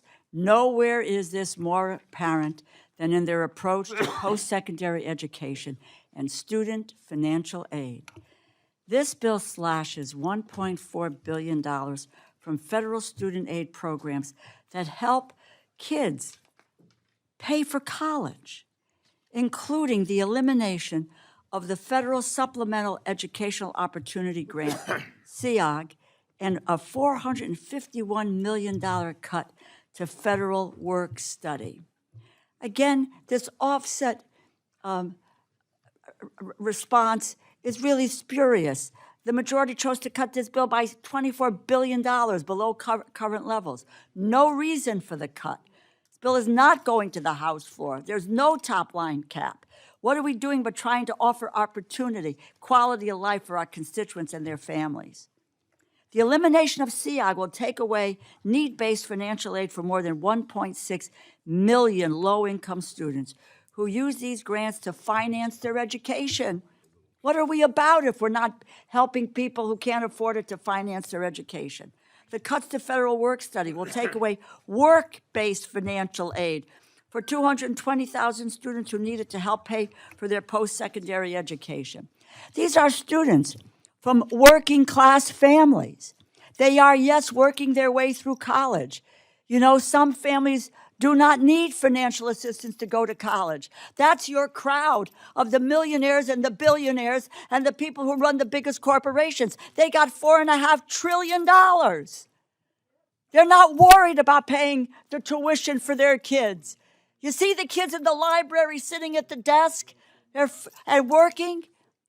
That's a federal work-study program so that they can go to college. My God, what is wrong with us? This is, you know, it just defies imagination that we would just tear asunder the ability for kids to succeed. House Republicans have reckless plans for our federal financial aid programs, will hold college students back, limiting their potential earnings and their future success in the job market. But just let me take a second here. Title I, kids without teachers. So let's go to elementary school, and then let's go to post-secondary. So let's just take it all away from middle-class families, from working families, from vulnerable families. Let's do that in order to provide tax breaks for the richest people in this nation, because they don't have enough. With this amendment, my colleagues across the aisle have a chance. Reverse the course. Help your constituents with kids who are working their way through school to get an education. Again, it's not my kids, it's not my grandkids or any of us here, but there's millions of kids around this country who have an opportunity to grab the ring and to get that chance to go to school. And my God, why would we take it away from them? I urge my colleagues to support this amendment. Thank the gentlelady. Are there others wishing to address the amendment? Seeing none, the gentlelady from Pennsylvania is recognized for 1 minute to close. I look forward to working with the chairman on trying to make sure we adequately, and I would argue excellently, give our kids, our young adults, the opportunity for a full education, for what they want to pursue, for their futures, their dreams, their final destinies. When we cut off federal partnership in their education or cut it short, I think we make a grave mistake. I'm home, Philadelphia is home to many universities. It's a wonderful place. A lot of young people love to come there, and then we get them to stay. And I'll read just one other statement. Many universities wrote to me at this time, knowing we were considering this. This is from the Association of Jesuit Colleges and Universities, and they say in part, at Jesuit colleges and universities, student access and success rely on a partnership with the federal government. We would like to work with you to advance our nation's competitive economic advantage and build an educated and informed citizenry. Please consider voting yes for this amendment for the future of our kids. I yield back. Thank you, gentlelady. The question is now on the amendment offered by the gentlelady from Pennsylvania. All those in favor say aye. Aye. All those opposed say no. No. Paying the chair, the noes have it. And the amendment is not adopted. Roll call. Alan, you wanna vote? Well, fine, just get the hands up. It's not hard to do. Hands up, guys. Sufficient number of Up against the wall. members having called for a vote. The recorded vote is ordered. The clerk will call the roll. Mr. Adderholt? No. Mr. Adderholt, no. Mr. Aguilar? Mr. Alford? Mr. Alford, no. Mr. Amade? Mr. Amade, no. Mrs. Bice? Mr. Bishop? Mr. Bishop, aye. Mr. Calvert? Mr. Calvert, no. Mrs. Bice? Mrs. Bice, no. Mr. Carter? Mr. Carter, no. Mr. Case? Mr. Case, aye. Mr. Siscomani? Mr. Klein? Mr. Klein, no. Mr. Cloud? Mr. Clyburn? Mr. Clyde? Mr. Cole? No. Mr. Cole, no. Mr. Clyde? Mr. Clyde, no. Mr. Cuellar? Mr. Cuellar, aye. Ms. Dean? Ms. Dean, aye. Mr. Loro? Aye. Mr. Loro, aye. Mr. Diaz-Balart? Mr. Diaz-Balart, no. Mr. Edwards? Mr. Edwards, no. Mr. Elzey? Mr. Elzey? Mr. Elzey, no. Ms. Escobar? Ms. Escobar, aye. Mr. Espaillat? Mr. Espaillat, aye. Mr. Fleischman? Mr. Fleischman, no. Ms. Frankel? Ms. Frankel, aye. Mr. Franklin? Mr. Franklin, no. Mr. Gonzalez? Mr. Guest? Mr. Guest, no. Mr. Harder? Mr. Harder, aye. Dr. Harris? Mrs. Hinson? Mr. Hoyer? Mr. Hoyer, aye. Mr. Ivy? Mr. Ivy, aye. Mr. Joyce? Ms. Capter? Ms. Capter, aye. Mr. LaLota? Mr. LaLota, no. Ms. Lee? Ms. Letlow? Ms. Letlow, no. Mr. Levin? Mr. Levin, aye. Ms. Malloy? Ms. Malloy, no. Ms. McCullum? Ms. McCullum, aye. Ms. Ming? Ms. Ming, aye. Mr. Molinar? Mr. Molinar, no. Mr. Moore? Mr. Moore, no. Mr. Morelli? Mr. Morelli, aye. Mr. Mervan? Mr. Mervan, aye. Mr. Newhouse? Mr. Newhouse, no. Ms. Perez? Ms. Perez, aye. Ms. Pingree? Ms. Pingree, aye. Mr. Pocan? Mr. Pocan, aye. Mr. Quigley? Mr. Quigley, aye. Mr. Reschenthaler? Mr. Reschenthaler, no. Mr. Rogers? Mr. Rogers, no. Mr. Rutherford? Mr. Rutherford, no. Mr. Simpson? Mr. Simpson, no. Mr. Strong? Mr. Strong, no. Mrs. Torres? Mrs. Torres, aye. Ms. Underwood? Ms. Underwood, aye. Mr. Valadeo? Ms. Wasserman Schultz? Ms. Wasserman Schultz, aye. Mrs. Watson Coleman? Mrs. Watson Coleman, aye. Mr. Womack? Mr. Womack, no. Mr. Zinke? Mr. Zinke, no. Any members wish to record their vote or change their vote? Gentleman from California? Mr. Aguilar, aye. Gentleman from Texas? Mr. Cloud, no. Gentleman from Maryland? Ms. Dr. Harris, no. Gentlelady from Nevada? Ms. Lee, aye. Are there others? Oh, gentleman from South Carolina? Mr. Clyburn, aye. Are there others wishing to record or change their vote? Seeing none, the clerks will tally.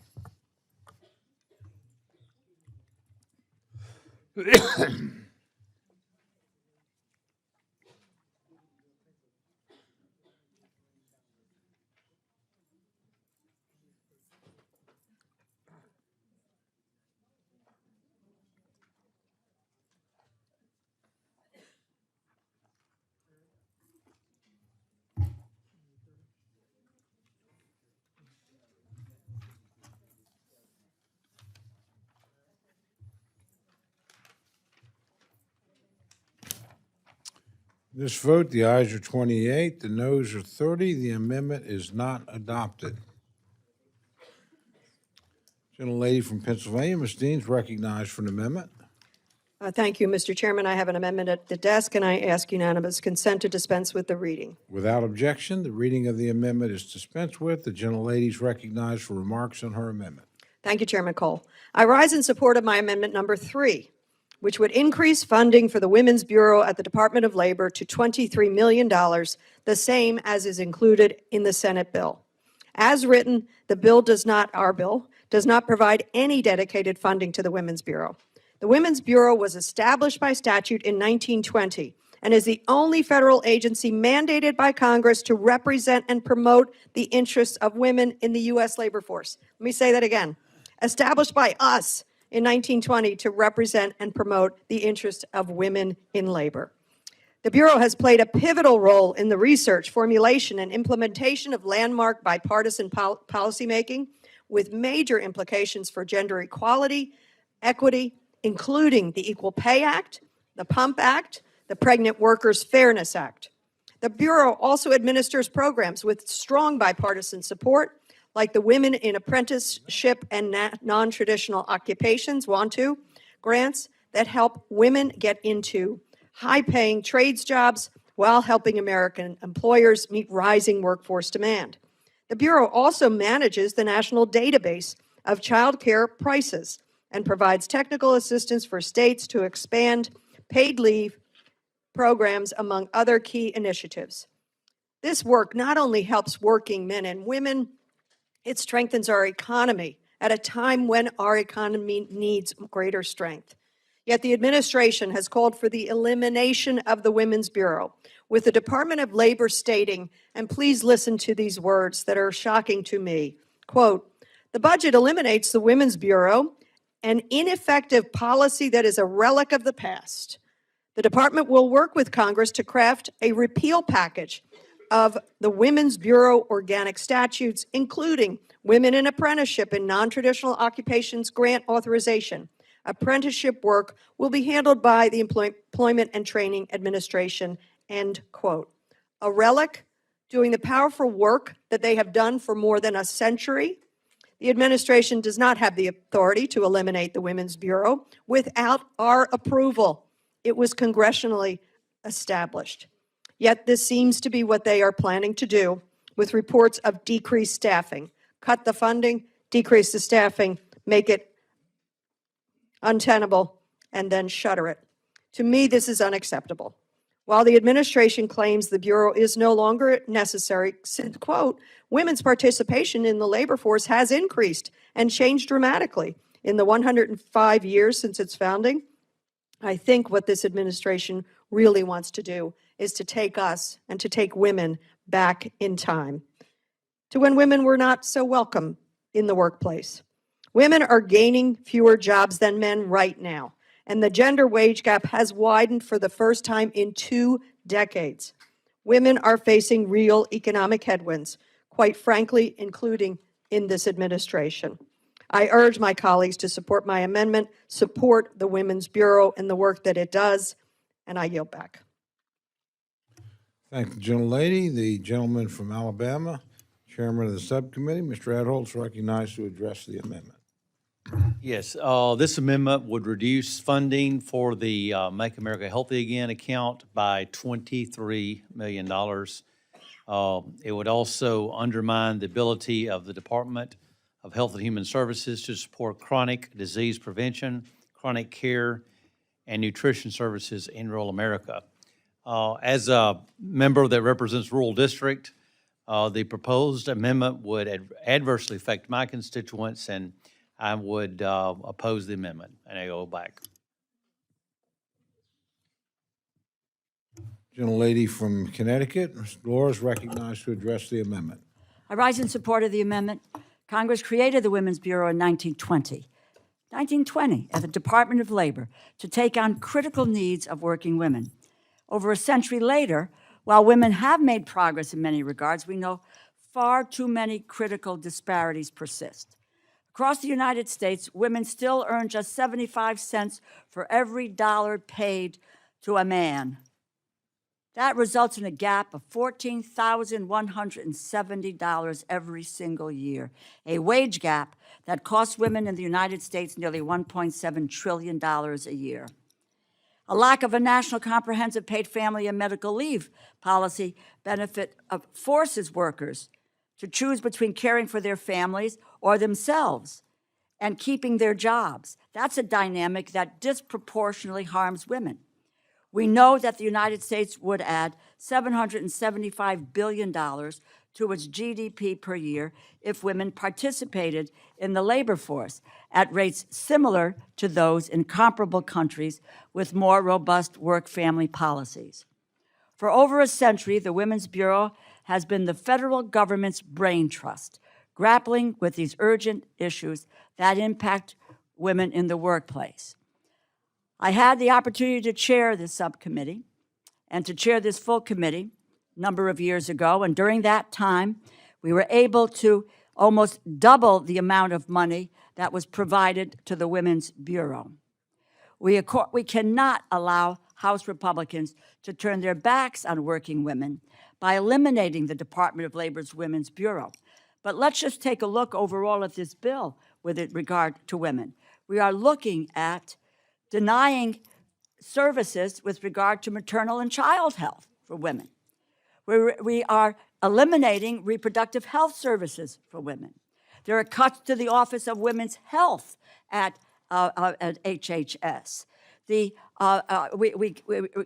cutting back on the ability for women apprenticeships in the trades, and we're taking child care away from the student parents. It mostly affects women. So it's a full-scale assault on women overall. And I urge my colleagues to support this amendment and understand the significant role that the Women's Bureau plays, which it has played since 1920. Do we want to go back before 1920?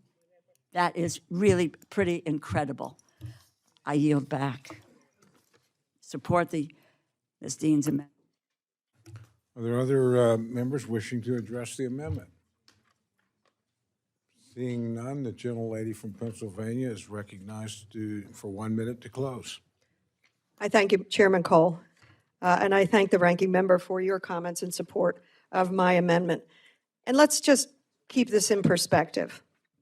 This bill here drafted eliminates the Department of Labor Women's Bureau. We're talking about a $23 million investment, not a $500 million, not $1 trillion. This is $23 million to support women in labor, apprenticeships, the trades.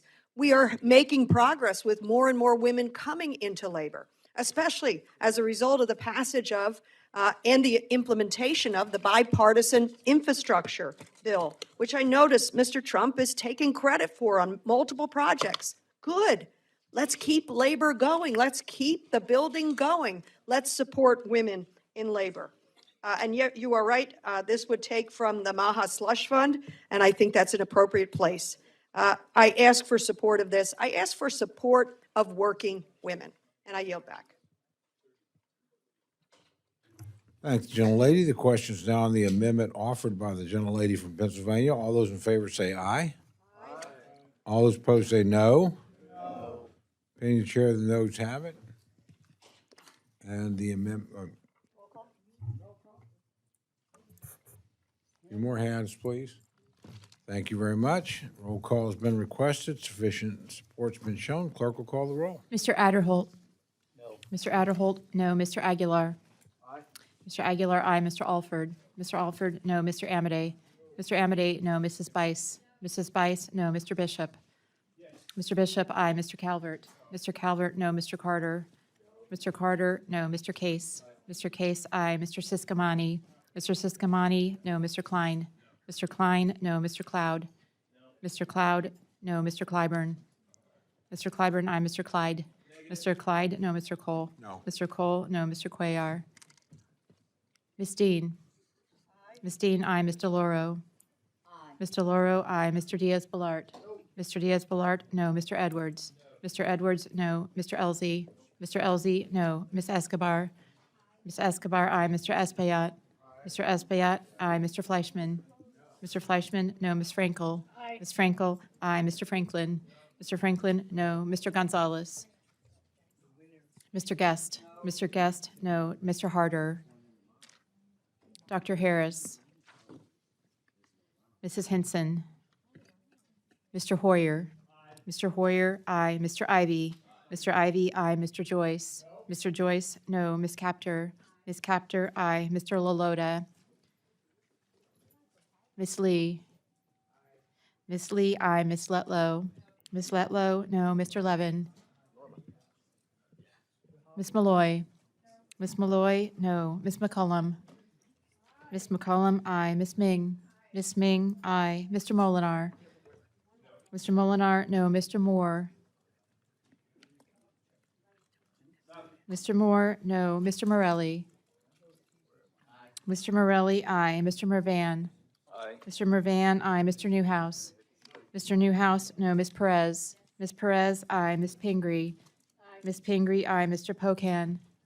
Mr. Pocan, aye. Mr. Quigley? Mr. Quigley, aye. Mr. Reschenthaler? Mr. Reschenthaler, no. Mr. Rogers?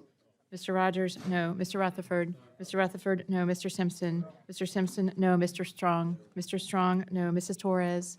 Mrs. Torres, aye. Miss Underwood? Miss Underwood, aye. Mr. Valadeo? Miss Wasserman Schultz? Miss Wasserman Schultz, aye. Mrs. Watson Coleman? Mrs. Watson Coleman, aye. Mr. Womack?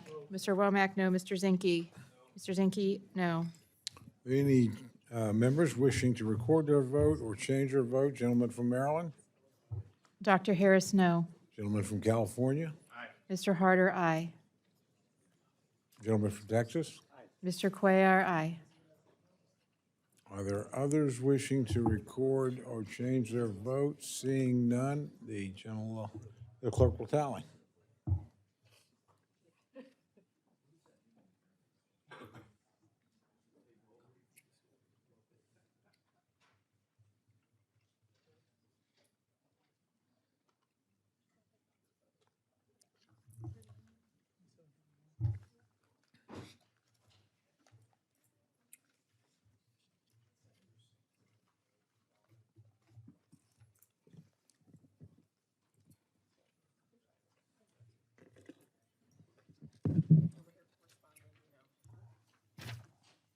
On this vote, the ayes are 27, the noes are 31. The amendment is not adopted. Gentlelady from Pennsylvania, Ms. Dean, is recognized for an amendment. Thank you, Mr. Chairman. I have an amendment at the desk, and I ask unanimous consent to dispense with the reading. Without objection, the reading of the amendment is dispensed with, and the gentlelady is recognized for remarks on her amendment. Thank you, Chairman Cole. I rise in support of my fourth and final amendment, which would strike language included in the bill to prohibit any federal funds from being used for the, quote, operation of a supervised drug consumption facility that permits the consumption on site of any substance listed in a Schedule 1 of Section 202 of the Controlled Substances Act. In other words, overdose prevention centers. And I'm pleased to have the opportunity to speak about this issue, which I think is under discussed and very misunderstood. I spoke earlier about my connection with my First Amendment regarding my son and his own addiction and his joyful recovery. As I said, we are making progress on tackling the overdose epidemic. Overdose deaths decreased in 2024. We're talking last year, decreased 27%. That's more than 30,000 souls walking around today that we would have lost the year before. We are making good progress, but still too many lives are being lost, especially with the prevalence of fentanyl and now more different, more deadly drugs coming into the pipeline. So more than 80,000 souls were lost in 2024. I call it a jetliner a day for a reason, because do you remember when 2 jetliners crashed within weeks of each other and hundreds of people died? What did the industry do? What did the world do? They grounded the plane. They grounded that model plane to figure out what in God's name was going wrong that 2 would have crashed to the earth. Well, we have that jetliner a day crashing to the earth every single day. So we have to think about what are we doing wrong or what more could we do right in order to save more lives. We're down to now 220 souls a day dying every single day, Monday through Sunday, 365 days a year. And as much as we're making progress, I do want to point out there are real inequities in that data. Overdose deaths continue to rise among certain populations, Native Americans, Alaska Natives, and Black Americans. We need to continue the downward trend, continue to support programs that we know are saving lives, naloxone, harm reduction, fentanyl test strips, access to treatment, education, other public health investments, and curtailing the flow of fentanyl and other drugs, just as this administration wants to do. We need to be using every possible tool in the toolbox to confront the epidemic. Overdose prevention centers are understandably misunderstood. They are facilities where trained personnel are available to intervene, to prevent and reverse an overdose. They often provide fentanyl test strips, naloxone, and important connections to other essential services, including connections to treatment, to recovery, to employment, to housing, as we were describing before. Overdose prevention centers engage the most vulnerable members of our communities. People have nowhere else to go and would not otherwise seek treatment. Most importantly, overdose prevention centers save lives. I've seen this life-saving work firsthand in my own city of Philadelphia, in an area hard hit known as Kensington. I understand that not everyone supports overdose prevention centers, and I want to tell you one quick story. Well, I don't want to say quick. I wear this band every day. I wear other bands for other lives lost to represent the thousands and thousands lost. I met the parents of Michael Leonardi this summer when I was out with Mike Thompson in California. Their son, a college student, I would dare say probably not addicted like my own son, bought a pill that he thought was, I don't know what, an opioid, let's just say an opioid. I won't name which kind of pill he thought he bought. He didn't buy it from a reliable seller. He bought it online. He was with some friends. He took that pill. The friends dispersed. It was a fake pill laced with fentanyl, and he died. You know what fentanyl does. It reduces respiratory response to the point where his own roommates and friends, he was about 20, college kid, his own roommates and friends, as they left the room, said, yeah, he was snoring kind of funny. He was snoring kind of funny because he had been poisoned with fentanyl. They are doing everything in their power to try to tell people, to engage people, to warn people. You don't have to be an addict to be killed by fentanyl. So why not make sure that if somebody's going to use, they have some company, they have some chance at being revived by Narcan, and also some chance for somebody to talk to them and say, are you ready for treatment if you are addicted? I think it should be up to states and localities to decide what strategies work best for them. This is not a one-size-fits-all situation. We need to learn more about effective policies. We need to let communities have flexibility to deal with the tragedies and the overwhelming spaces where addiction is ravaging communities. And I urge my colleagues to support my amendment. And I thank you for the opportunity to discuss this. I yield back. Thank you, gentlelady. The gentleman from Alabama and chairman of the subcommittee, Mr. Adderholt, is recognized to address the amendment. I think the gentlelady's amendment strikes language that prohibits funds from being used to create supervised drug injection sites. I don't know why we would want to, the American taxpayers, to subsidize sites for people to use illicit drugs. We should instead focus on breaking the cycle of drug addiction through effective treatments and prevention efforts. And for those reasons, I oppose the lady's amendment, and I yield back. Thank you, gentlemen. The gentlelady from Connecticut, Ms. Delors, is recognized to address the amendment. Thank you, Mr. Chairman. I rise in support of this amendment. This can be an uncomfortable discussion, but to save lives, we cannot outright dismiss harm reduction approaches. In an ideal world, no one would use dangerous and potentially deadly drugs, but many people do.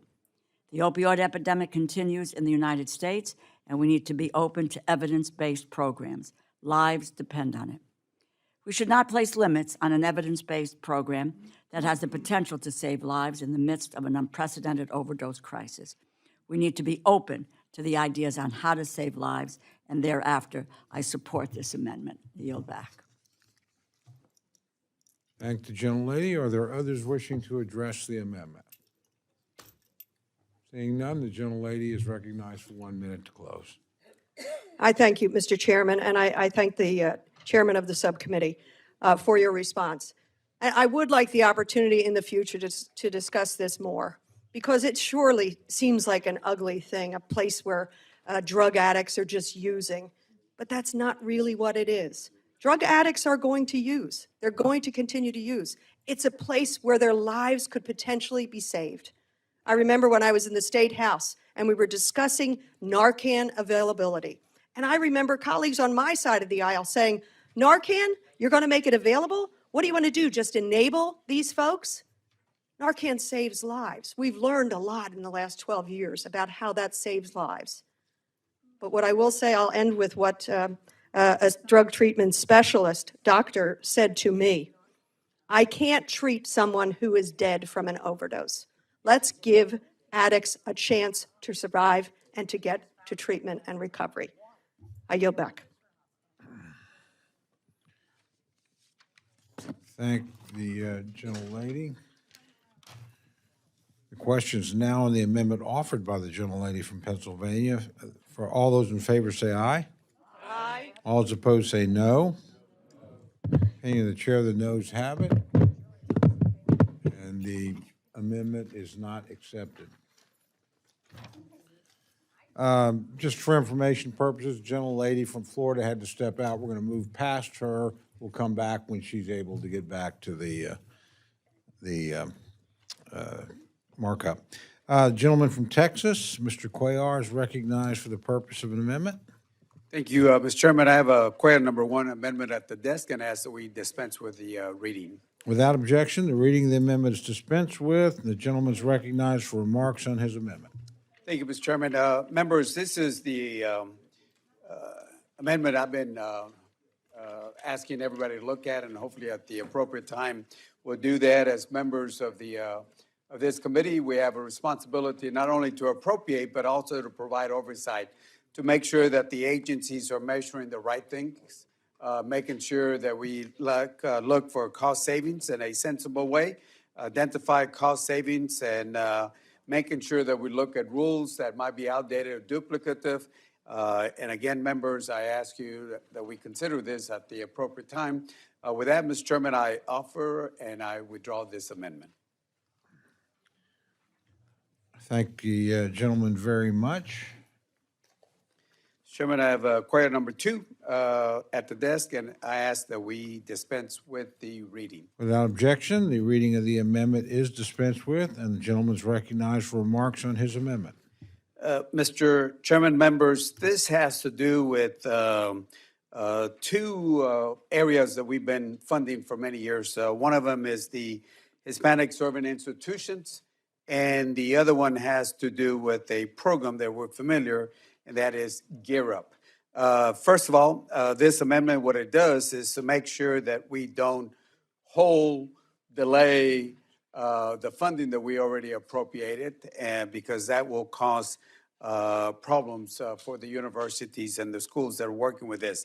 First, the Hispanic Serving Institutions, as you know, for many years, we have funded Hispanic Serving Institutions. My district is about 78% Hispanic, and now with low redistricting in Texas, I'll go up to 90% Hispanic voting population. So we have different and many Hispanic serving institutions. And as you know, these are engines of mobility and gives first-generation college students the tools to succeed. And we've been funding this Hispanic serving institutions for many years, and ask you to make sure that we don't delay the funding.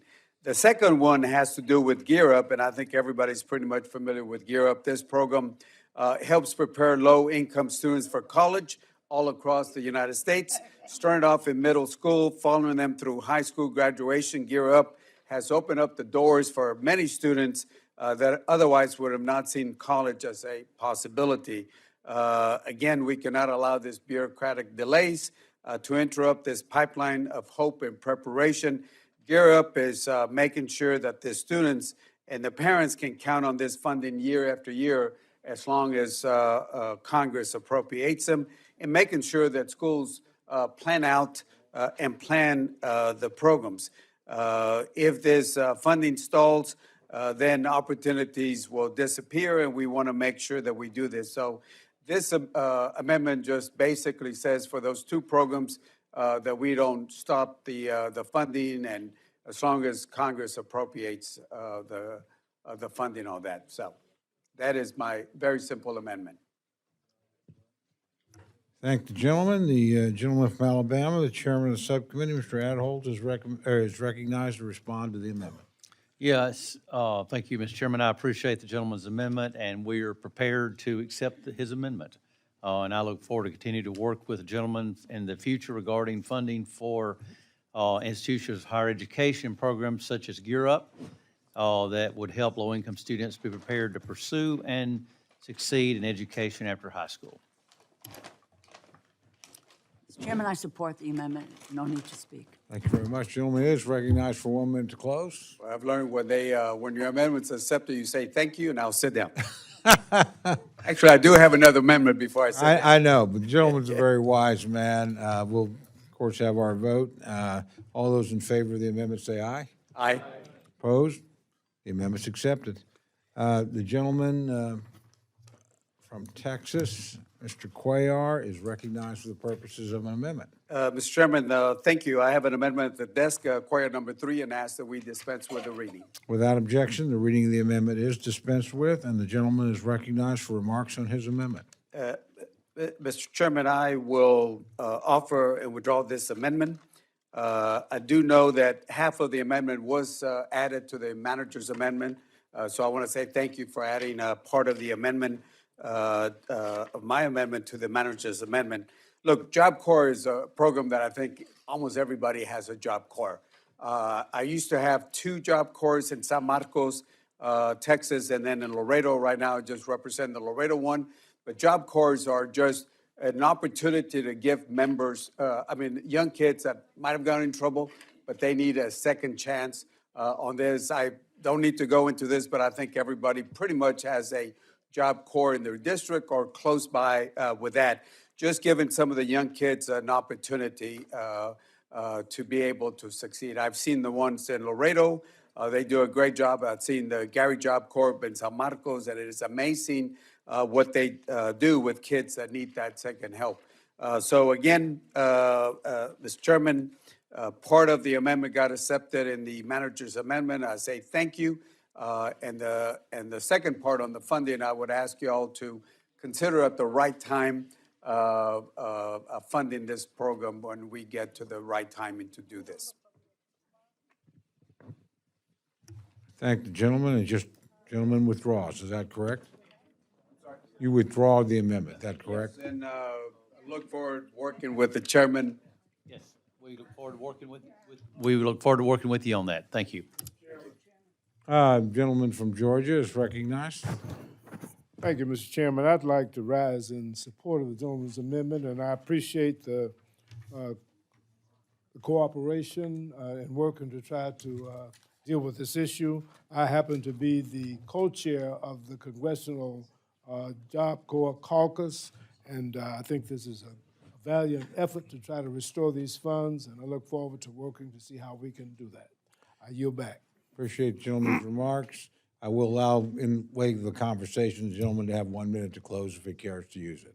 Yes, so just to say, look forward, I think you're the co-chair. I used to be also the co-chair, and it's always bipartisan, Democrat and Republican.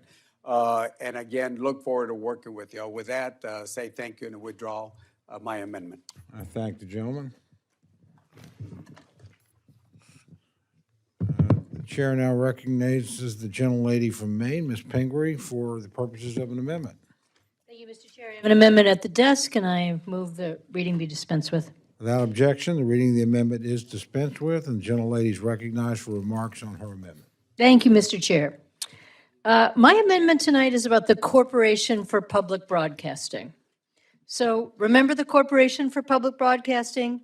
It wasn't that long ago that an act of Congress basically wiped out the funding. Somewhere about mid-June, there was a rescission bill taking away all of the funding for the Corporation for Public Broadcasting.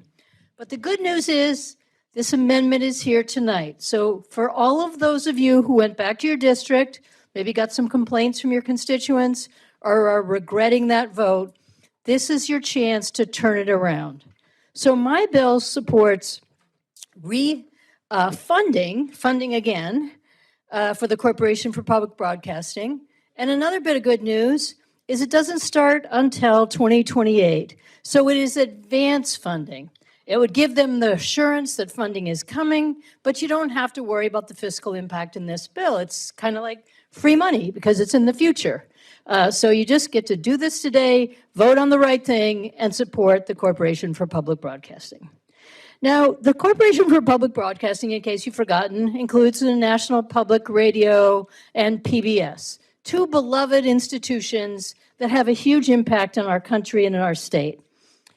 And even if you don't always like every story on NPR or PBS, or you don't like every program, they provide an incredible service. And one thing to remember is that 70% of the funding that we could provide them today goes to our local stations.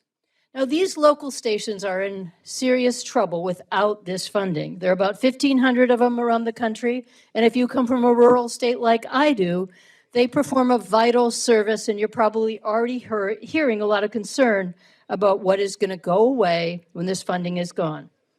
If we lose these local stations, just remember what will be gone. No more PBS Kids, all the wonderful programming for our children and our grandchildren.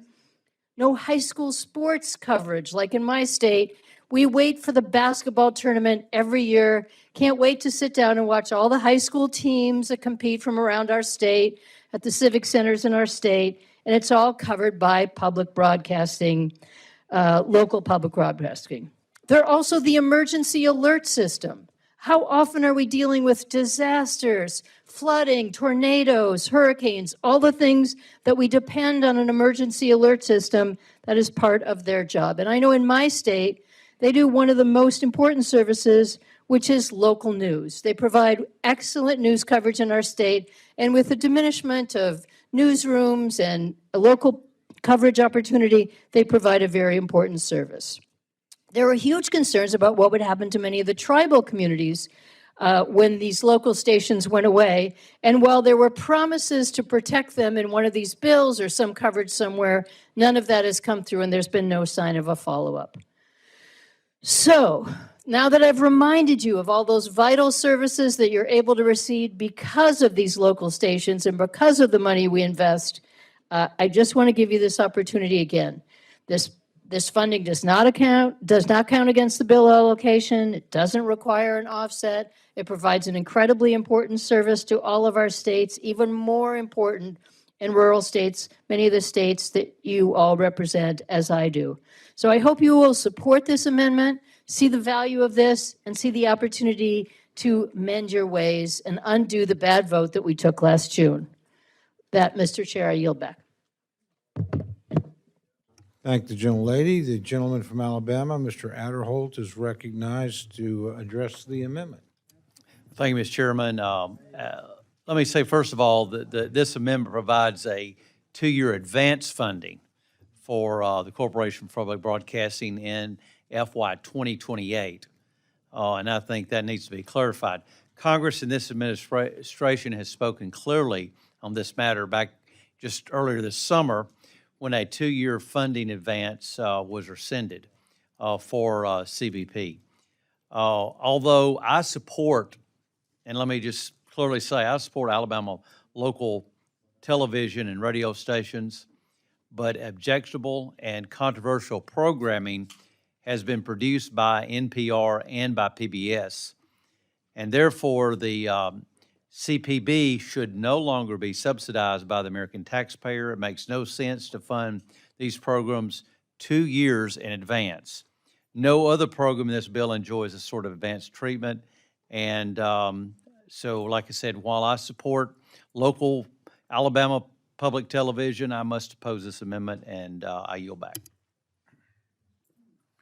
Thank the gentleman. Gentlelady from Connecticut, Ms. Delores, recognized to address the amendment. Thank you, Mr. Chairman. I rise in support of this amendment to restore funding for the Corporation for Public Broadcasting, which millions of Americans rely on for high-quality news, educational programming for children, and yes, even life-saving emergency alerts for severe weather in rural areas. I do not know about my colleagues, but when I talk to my constituents, they never mention wanting less educational television for their kids or less information about dangerous storms. Public TV and radio is a public service, gives every community, even ones that are too small or too remote to access anything else, the opportunity to be part of the national conversations and to keep their community safe. I just want to mention the impact of some of these cuts. When there was a magnitude 7.3 earthquake struck off southern Alaska in July, it was local public media that helped relay a tsunami alert. This cut directly impacts critical weather alerts that save lives. In Mississippi, they were expecting to lose 15% of their operating budget and a 24-hour streaming service that airs children's programming. There are already several programs that have been eliminated. Allegheny Mountain Radio is a public radio collective in West Virginia that receives around 65% of its funding from the Corporation for Public Broadcasting. Now, it might not be able to continue providing essential news to a part of the country that does not have consistent internet access. A 2023 study by the Public Media Company, an advisory firm, found that 78 local stations across the country were at risk of having to shut down operations if they lost that government funding.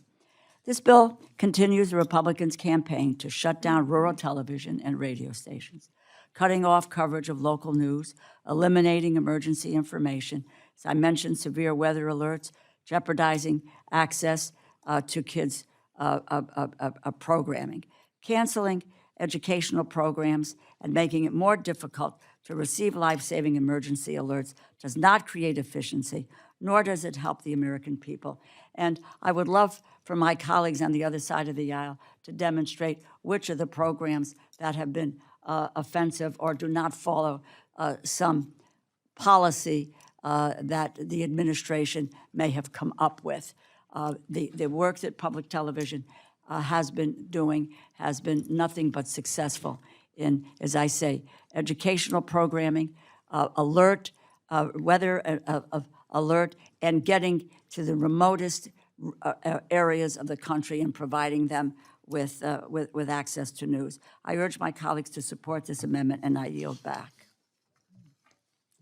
Thank you, gentlelady. Gentlelady from Minnesota, Ms. McCollum, is recognized to address the amendment. So I'm going to repeat some of the same things, but there's an adage in sales, sometimes you need to hear things 3 times. That's why we say 1, 2, 3 strikes, you're out, and other things that have 3 in it a lot.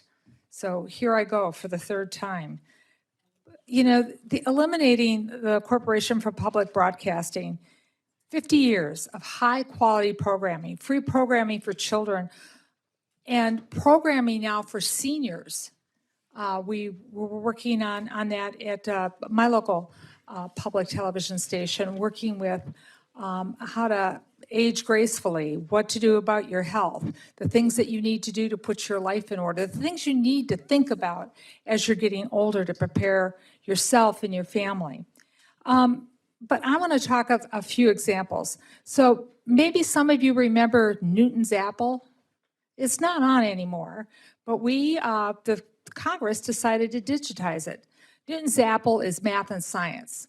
And I happen to know that a lot of people who homeschool use that digitized program, as well as a lot of the other science and math programs that are provided by PBS Kids.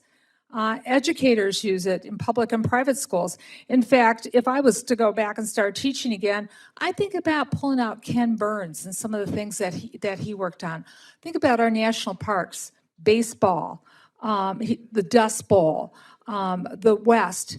Opportunities for us to sit and share our collective history through our Library of Congress, through the humanities, and through archives, and tell our American story in a way which we can share with one another.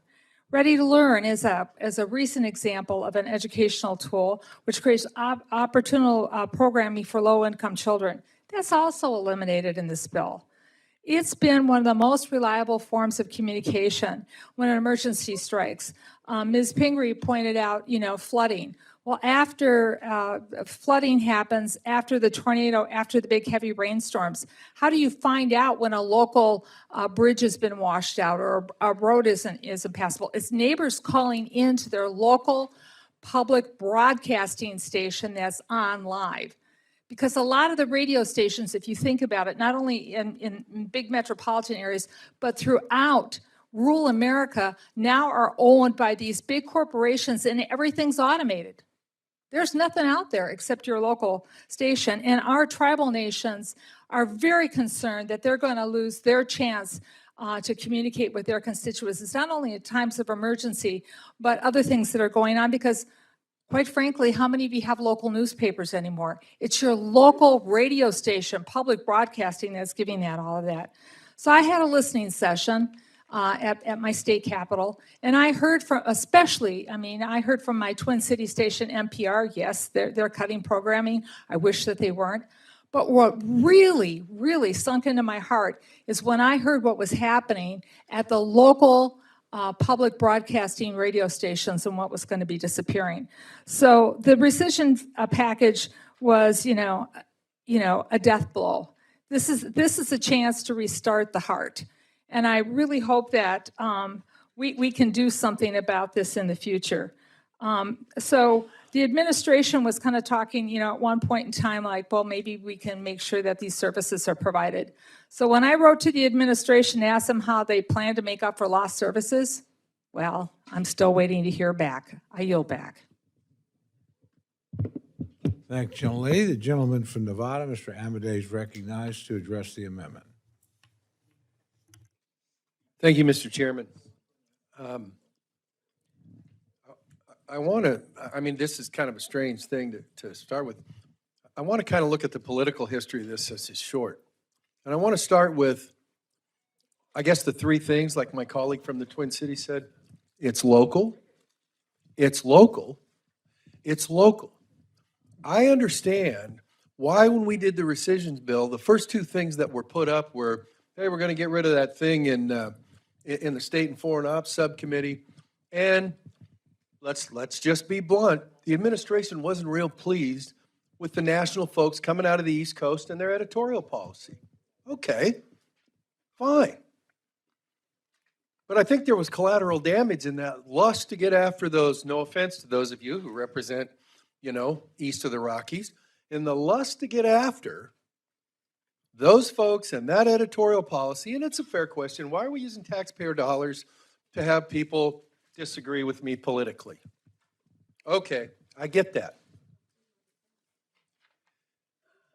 This is the map, kind of rough, on the 2022 election. Now, if you overlay that with where the public TV and radio broadcasting stations are, I would suggest to you that the president did real well in the local context. In those areas, they weren't getting the message from the East Coast folks. Why am I up saying that? I think, quite frankly, it was collateral damage. I'll say it again. I think it was collateral damage. We're going to go after these guys, and we're going to get them all. And so I'm not going to repeat all the good stuff and all that other sort of stuff, but I will say this.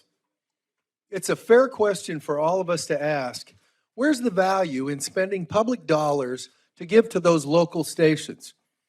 And the speakers before me have done a pretty good job of saying, here's the value, here's the value, here's the value.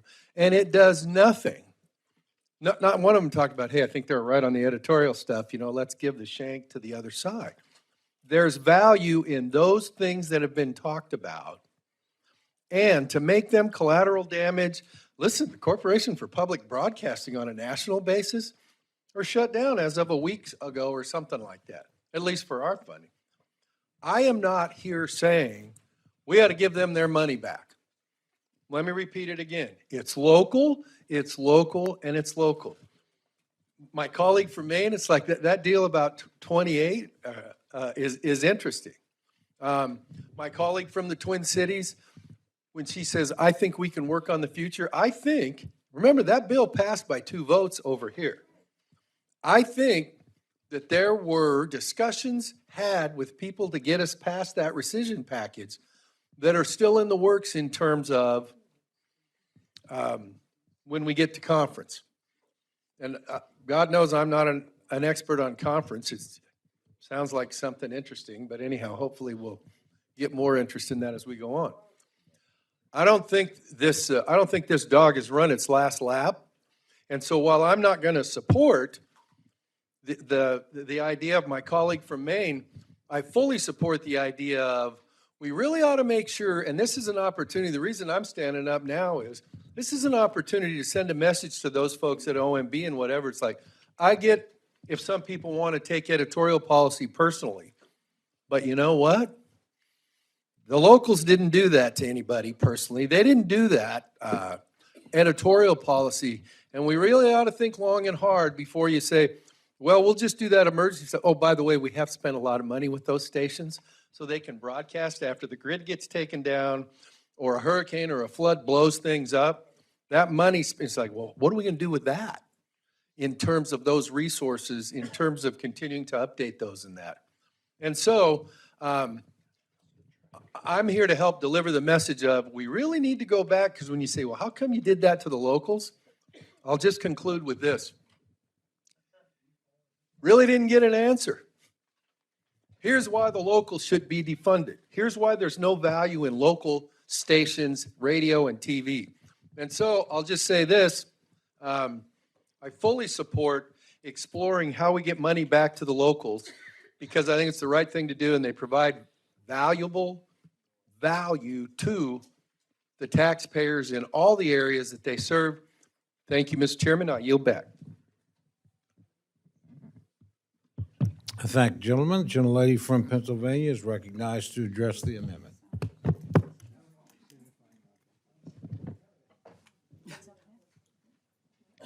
Thank you, Mr. Chairman. And I rise in support of the amendment offered by Congresswoman Pingree.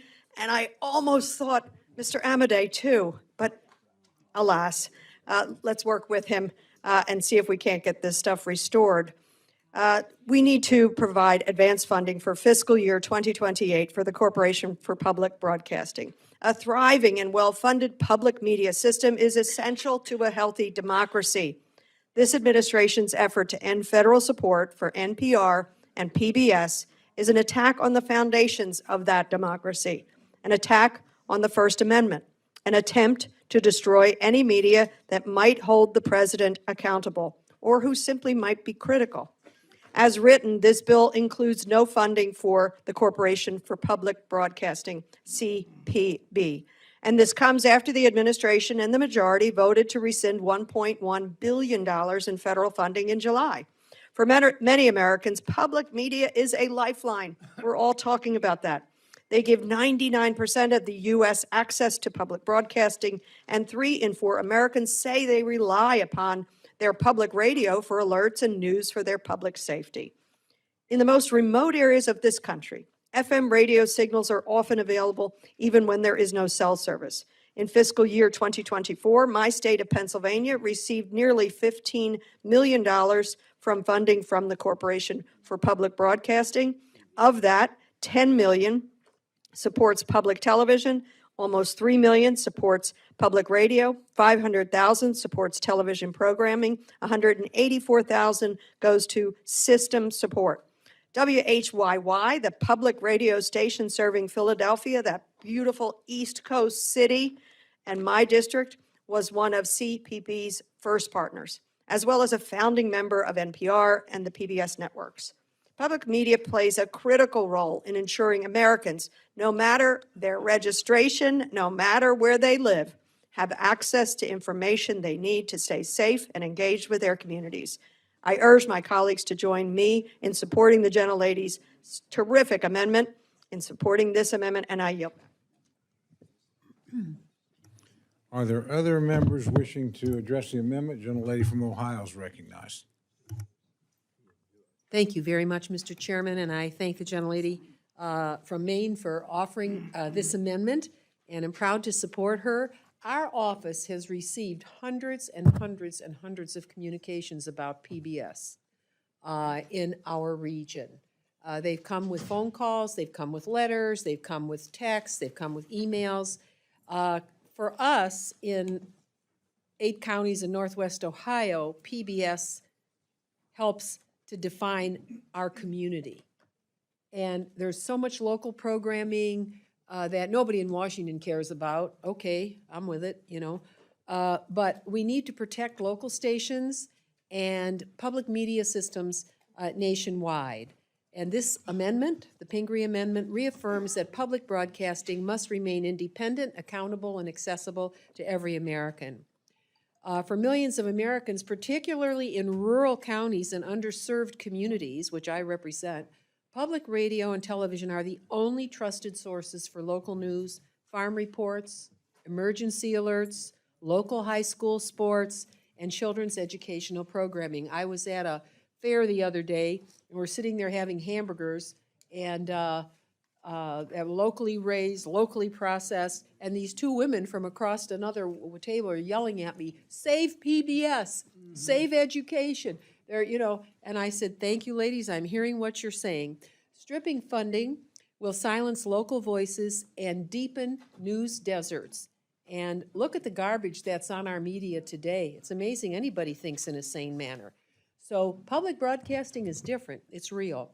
And public broadcasting supports public radio satellite systems, which is the backbone of our emergency alert system and Amber Alerts. And when storms collapse communication, Americans turn to radio stations for life-saving updates. Pulling support in the middle of hurricanes, floods, and tornadoes is reckless. And public broadcasting overall makes up less than 1/100th of 1% of the federal budget, but its reach is profound. And free educational TV for children, trusted journalism without a paywall, cultural programming and civic coverage, far less than a penny on the dollar, the American people gain unfettered access to knowledge and participation as citizens of the Republic. In Ohio, federal funding makes up 25% of the local operating budget and supports 13% of the station in Columbus, our capital. But without this support, these stations would face layoffs, programming cuts, and potential closures. That simply can't happen. So whether it's covering high school sports in rural counties, providing Sesame Street in every living room to help teach ABCs when our children are underperforming in high school on reading, their scores are going down on reading, the operating budget and support that we can give will help these stations not face layoffs or program cuts and potential closures. So whether it's covering high school sports, rural counties, providing Sesame Street, as I've mentioned, or keeping citizens safe in times of disaster, public broadcasting funding has been a bipartisan promise for over half a century. We must keep that promise. This amendment bars discrimination of any kind, and it explicitly prohibits spending on receptions or entertainment for government officials and prevents any political tests in hiring or programming decisions. This is about the public, not politics, ensuring that the public media remains free, fair, and accessible to every American community. I urge my colleagues to support the Pingree Amendment, and I yield back. Thank you, gentlelady. Gentlelady from Florida, Ms. Wasserman Schultz, is recognized to address the amendment.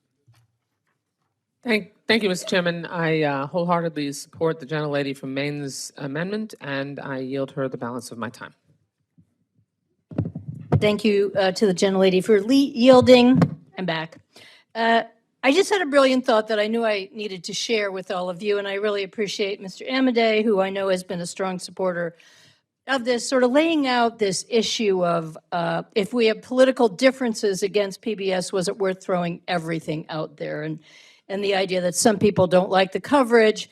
I just wanted to remind you of what actually happens on National Public Radio and PBS. Now, I know many of you probably are like me. You go home and you need to unwind a little bit, so you log into some streaming service. Maybe you pay for Hulu or Netflix or TCM or Prime or Paramount or Apple or Disney. All these dumbass services that cost you $5 or $10 or $15 a month. And before you know it, you look on your Apple thing and you've paid, hundreds of dollars a month because you're streaming on all these things. And then you go on them and you can't even figure out what to watch because you've already watched all the good shows. Or they're just dumb shows or the repeats of the things they used to do. But I want you to remember what you get from PBS. When you log into PBS, absolutely free for you, free for your children, free for your neighbors, free for everybody. Think about these things that you've been watching. Just go to it right now. You're just on your phone anyway. Go look at what the programming is. Masterpiece Theater. Who doesn't love all those classics on Masterpiece Theaters? The crime dramas, the history dramas, Call the Midwife. What about Walk with Dinosaurs? How about the Antiques Roadshow? Now, who doesn't love watching Antiques Roadshow? Yeah. This year they came to Maine. You can see them. You got this idea, I got one of those in my attic. I should do that too. Austin City Limits. Come on, Texas. There we go. Austin City Limits. A Capitol Fourth. Why shouldn't all of America watch what we get to see if we stay here on the 4th of July? Finding Your Roots. Who isn't interested in everybody's backstory and where our ancestors came from? Firing Line, the classic conservative show started by William F. Buckley, still there today. We can all learn lessons from watching that show. Programs about Alzheimer's, caregivers' perspective. If you're into crafts, Fit to Stitch, doing a little bit of sewing on there. All kinds of cooking shows. Signature Dish, The Great American Recipe Show. Bob Ross. Remember Bob Ross, where we all learned how to paint? And all kinds of wonderful history shows. D-Day over Normandy, Dad's Secret War in France, Elvis and the USS Arizona. There are so many programs. Who hasn't sat down with their spouse or their friends and neighbors? Who hasn't put their kids in front of the TV to watch Reading Rainbow or Sesame Street or all of the wonderful children's programming that there's there? And it is free. It is free to everybody. That's what a democracy is about. It's making sure those equal opportunities are there for everyone, making sure that there are differing points of view. I don't always agree with everything I see on a history show. Who hasn't watched Ken Burns and once in a while said, wow, I never knew that before about the Civil War, about Vietnam, or about our national parks and where the origins came from? Don't we want to make sure that everybody gets these educational and entertainment opportunities? This is what was lost in that vote. You might have a difference of an opinion on somebody's show or some news coverage, but really, we are giving up incredible programming because we decided we just wanted everybody in America to have to buy Hulu and Apple and spend all that money that most people don't have and watch it go down the drain. So just one more reason for you to be reminded of what a bad vote that was. But the good news about Congress is you always get that second chance. So I just urge you to stick with this amendment and say, great, I got an opportunity to do the right thing tonight, and I yield back. Thank the gentlelady. The gentleman from Missouri, Mr. Alford, recognized to address the amendment.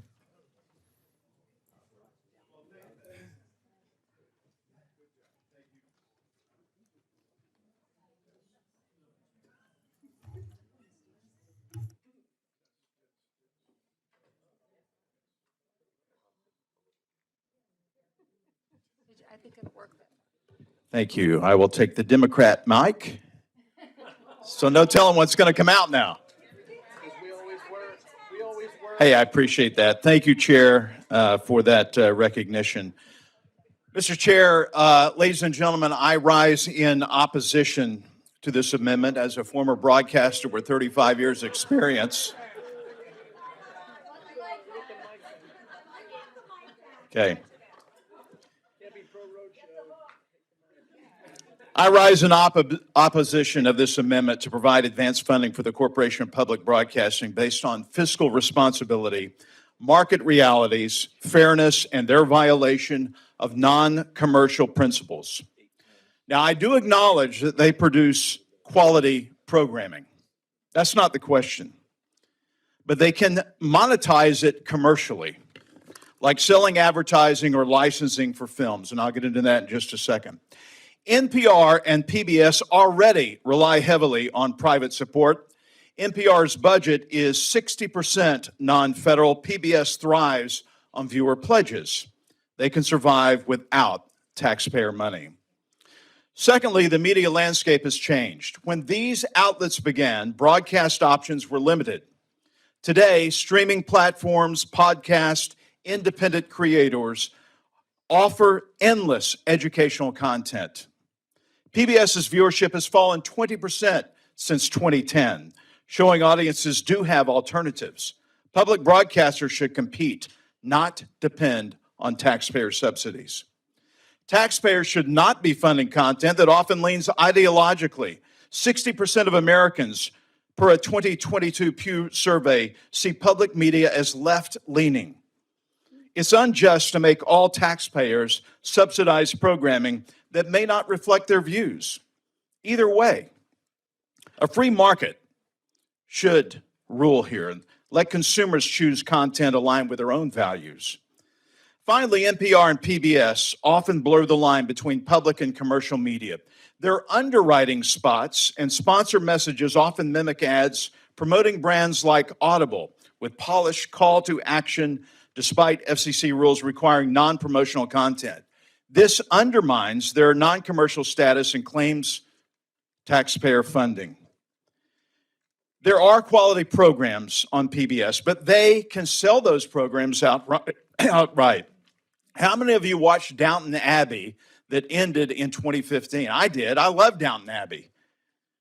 Guess how much money they have made once they went commercial? It was a PBS masterpiece hit. It ended up in the theaters earning more than $287 million in revenue, and they have another movie coming out this fall, which will earn even more millions.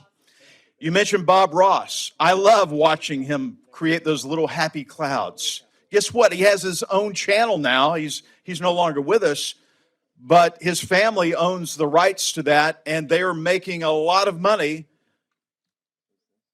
with his own channel. Quality sells. In conclusion, cutting funding for NPR, PBS, and the Corporation for Public Broadcasting aligns with fiscal prudence, market realities, and fairness. It's time for Big Bird to fly out of the nest, Bert and Ernie to move out of their parents' basement, and for public broadcasters to grow up and compete in the open marketplace. I urge a no vote on this amendment, and with that, I yield back. Are there other members wishing to address? This has been some of the best entertainment today, so, but if there are no further debate, the gentlelady is recognized for 1 minute to close. Thank you, Mr. Chair, and thank you, everyone, for the rigorous debate here.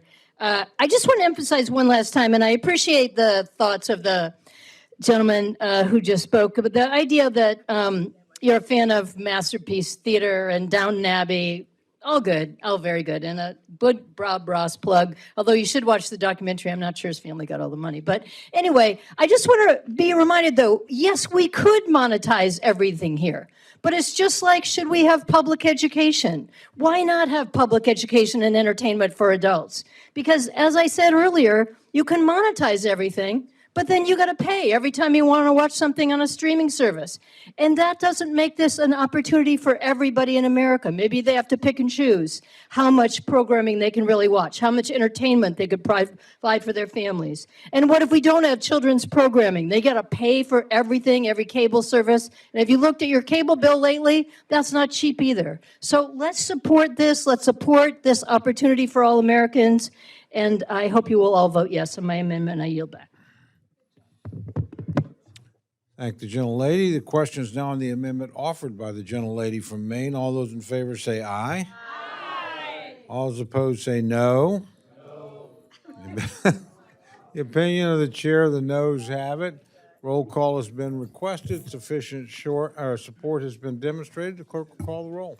Mr. Adderholt. Mr. Adderholt, no. Mr. Aguilar.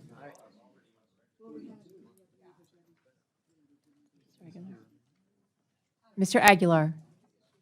I'm sorry, I didn't hear you. Mr. Alford. Mr. Alford, no. Mr. Amadei. Mr. Amadei, no. Mrs. Bice. Mr. Bishop. Mr. Bishop, aye. Mr. Calvert. Mr. Calvert, no. Mr. Carter. Mr. Carter, no. Mr. Case. Mr. Case, aye. Mr. Siscomani. Mr. Siscomani, no. Mr. Klein. Mr. Klein, no. Mr. Cloud. Mr. Cloud, no. Mr. Clyburn. Mr. Clyburn, aye. Mr. Clyde. Mr. Clyde, no. Mr. Cole. Mr. Cole, no. Mr. Cuellar. Mr. Cuellar, aye. Ms. Dean. Ms. Dean, aye. Ms. DeLauro. Ms. DeLauro, aye. Mr. Diaz-Balart. Mr. Diaz-Balart, no. Mr. Edwards. Mr. Edwards, no. Mr. Elzey. Mr. Elzey, no. Ms. Escobar. Ms. Escobar, aye. Mr. Espaillat. Mr. Espaillat, aye. Mr. Fleischman. Mr. Fleischman, no. Ms. Frankel. Ms. Frankel, aye. Mr. Franklin. Mr. Franklin, no. Mr. Gonzalez. Mr. Gonzalez, no. Mr. Guest. Mr. Guest, no. Mr. Harder. Mr. Harder, aye. Dr. Harris. Dr. Harris, no. Mrs. Hinson. Mr. Hoyer. Mr. Hoyer, aye. Mr. Ivy. Mr. Ivy, aye. Mr. Joyce. Ms. Capter. Ms. Capter, aye. Mr. LaLota. Mr. LaLota, no. Ms. Lee. Ms. Letlow. Ms. Letlow, no. Mr. Levin. Mr. Levin, aye. Ms. Malloy. Ms. Malloy, no. Ms. McCullum. Ms. McCullum, aye. Ms. Ming. Ms. Ming, aye. Mr. Molinar. Mr. Molinar, no. Mr. Moore. Mr. Moore, no. Mr. Morelli. Mr. Morelli, aye. Mr. Mervan. Mr. Mervan, aye. Mr. Newhouse. Mr. Newhouse, no. Ms. Perez. Ms. Perez, aye. Ms. Pingree. Ms. Pingree, aye. Mr. Pocan. Mr. Pocan, aye. Mr. Quigley. Mr. Quigley, aye. Mr. Reschenthaler. Mr. Reschenthaler, no. Mr. Rogers. Mr. Rogers, no. Mr. Rutherford. Mr. Rutherford, no. Mr. Simpson. Mr. Simpson, no. Mr. Strong. Mr. Strong, no. Mrs. Torres. Mrs. Torres, aye. Ms. Underwood. Ms. Underwood, aye. Mr. Valadeo. Mr. Valadeo, no. Ms. Wasserman Schultz. Ms. Wasserman Schultz, aye. Mrs. Watson Coleman. Mrs. Watson Coleman, aye. Mr. Womack. Mr. Womack, no. Mr. Zinke. Mr. Zinke, no. Are there any members wishing to vote or change their vote? Gentlelady from Iowa? Mrs. Hinson, no. Gentlelady from Oklahoma? Mrs. Bice, no. Are there any others wishing to vote or change their vote? Seeing none, the clerk will tally.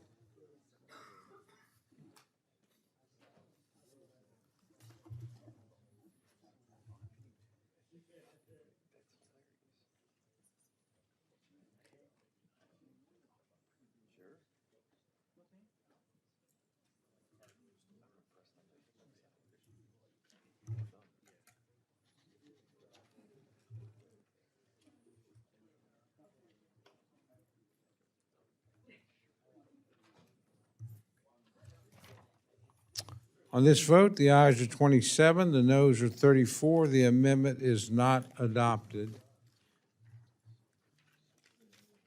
Just to remind everybody, the gentlelady from Florida had to leave for a minute. She's back now, so we're returning to our original rotation. So the gentlelady from Florida, Ms. Wasserman Schultz, is recognized for an amendment.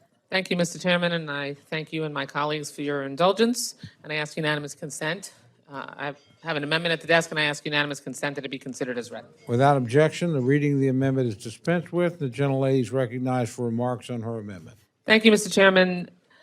This bill inexplicably eliminates funding for the CDC's Office on Smoking and Health, the only federal office devoted entirely to reducing tobacco use. That decision is reckless, dangerous, and a clear handout to big tobacco. My amendment would restore this essential but already underfunded account. Tobacco use remains the leading cause of preventable death and disease in the United States. It kills nearly 500,000 Americans every single year still. That cost to our healthcare system is staggering. More than $241 billion annually, and over 60% of that burden falls on Medicare and Medicaid. You want to talk fiscal responsibility? Compare funding this program at $246 million to the $241 billion it saves in healthcare costs. That should be a no-brainer investment. In my home state of Florida, more than 30% of cancer deaths are caused by smoking. These aren't just statistics. They are families in my community and in your community and across America who are losing loved ones to an entirely preventable disease. Yet the majority proposes eliminating the very cost-saving programs designed to prevent these tragedies. Without the Office on Smoking and Health, states would lose federal support for prevention and cessation programs, including quit lines that are proven to double or triple a smoker's chances of quitting. The impact would be immediate and devastating. States would lose more than $15 million annually in quit line funding. 5 states and 2 territories, including Tennessee, Virginia, and West Virginia, rely on CDC for at least 75% of their quit line budgets. Those programs would almost certainly shut down. And then there are 18 states like Florida, Georgia, Louisiana, Michigan, Missouri, Mississippi, Nevada, and Texas rely on the CDC for between 1/4 and 3/4 of their cessation budgets. They serve millions annually, and this bill would gut them. It would also end CDC's highly effective Tips from Former Smokers campaign, where real people with smoking-related illnesses connect with viewers to get them to quit. This campaign helped more than 1 million Americans quit smoking, saving more than $7 billion in healthcare costs. Every single life saved is worth this investment. Ending these investments makes no sense unless the goal is to protect tobacco industry profits. Because eliminating this program is not just a cut, it is a cost shift, and one that guarantees higher spending and higher human costs in the years ahead. The consequences will be felt everywhere. More children smoking and vaping, more families suffering from cancer and heart disease, widening health disparities, and the erosion of decades of progress. Every state and district relies on this funding and benefits from this work. But taking it away will hurt communities across the country, red states, blue states, rural and urban alike. This should not be a partisan issue. It should be about whether we stand with our constituents' health or with big tobacco's bottom line. Eliminating the Office on Smoking and Health is short-sighted, fiscally irresponsible, and deadly. And sadly, it's a pattern. Last year, Republicans proposed the same elimination, and I offered an amendment to restore the funding. So let's reject this approach, restore this critical funding, and keep working to save lives. And I yield back. I thank the gentlelady. The gentleman from Alabama, Mr. Adderholt, is recognized to respond to the amendment. Again, I appreciate the gentlelady's amendment. Unfortunately, again, a lot of tough choices that we had to be making this bill. Programs that I would like to have spent more time on, but well, of course, obviously, we have to be fiscally responsible. Unfortunately, the amendment does not have an offset. It would cause the bill to breach its allocation. Therefore, I oppose the amendment, but look forward to working with the gentlelady on this topic as the process moves forward. I yield back. Thank the gentleman. The gentlelady from Connecticut, Ms. Delora, is recognized to address the amendment. Thank you, Mr. Chairman. I rise in support of the amendment. This amendment would restore funding for CDC's tobacco prevention program, which has been eliminated by the Republican majority. Thank you. Appreciate that. Thanks. It's the licorice. My God, thank you.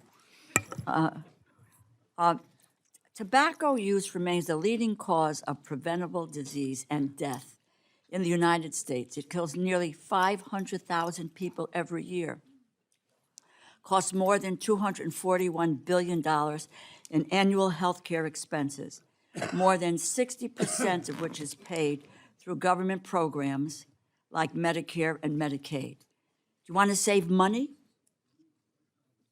You do not eliminate funds to implement a successful tobacco prevention and cessation program. This works. Again, we are going backward. We have spent years dealing with tobacco prevention. And in our schools, you know, the problem now is kids are not smoking, they're vaping. That's the other crisis that we have to address in tackling that issue. But we have been successful in the programming, the information, the Tips from Former Smokers media campaign, as the the gentlelady from Florida mentioned, you've got former smokers on talking about their own physical and health disabilities as a result of smoking. And why would we, prevention is the key to being able to success. We don't want people to start up again. We have been successful in addressing this issue, and now, once again, it's like vaccines. We know how valuable they are and they save lives. We know that tobacco prevention programming has saved lives. And again, I go to the point that the chair of the subcommittee is talking about being pro-life. This is pro-life. This is saving people's lives. And the issue of offset, again, is spurious. The majority chose to cut this bill by $24 billion below current levels. No reason for that cut. This is not going to the House floor. There is no top line cap, this bill. So Democrats really care about offering an amendment that, in fact, deals with the quality of life, helps to save the lives of our constituents, than an arbitrary and unnecessarily elimination of a program that has done so much good. I urge my colleagues to support Ranking Member Wasserman Schultz's amendment. It is, again, about saving lives. We have a program that works and has been successful. Why do we want to eliminate it? Is it an industry issue? Is it, is it a profit motive? My God. Make the right decision.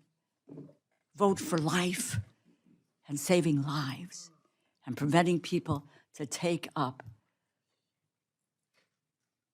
smoking that really has such a detrimental effect on their health. And we know it, it's been seen, and we just not walk away from, again, life-saving program.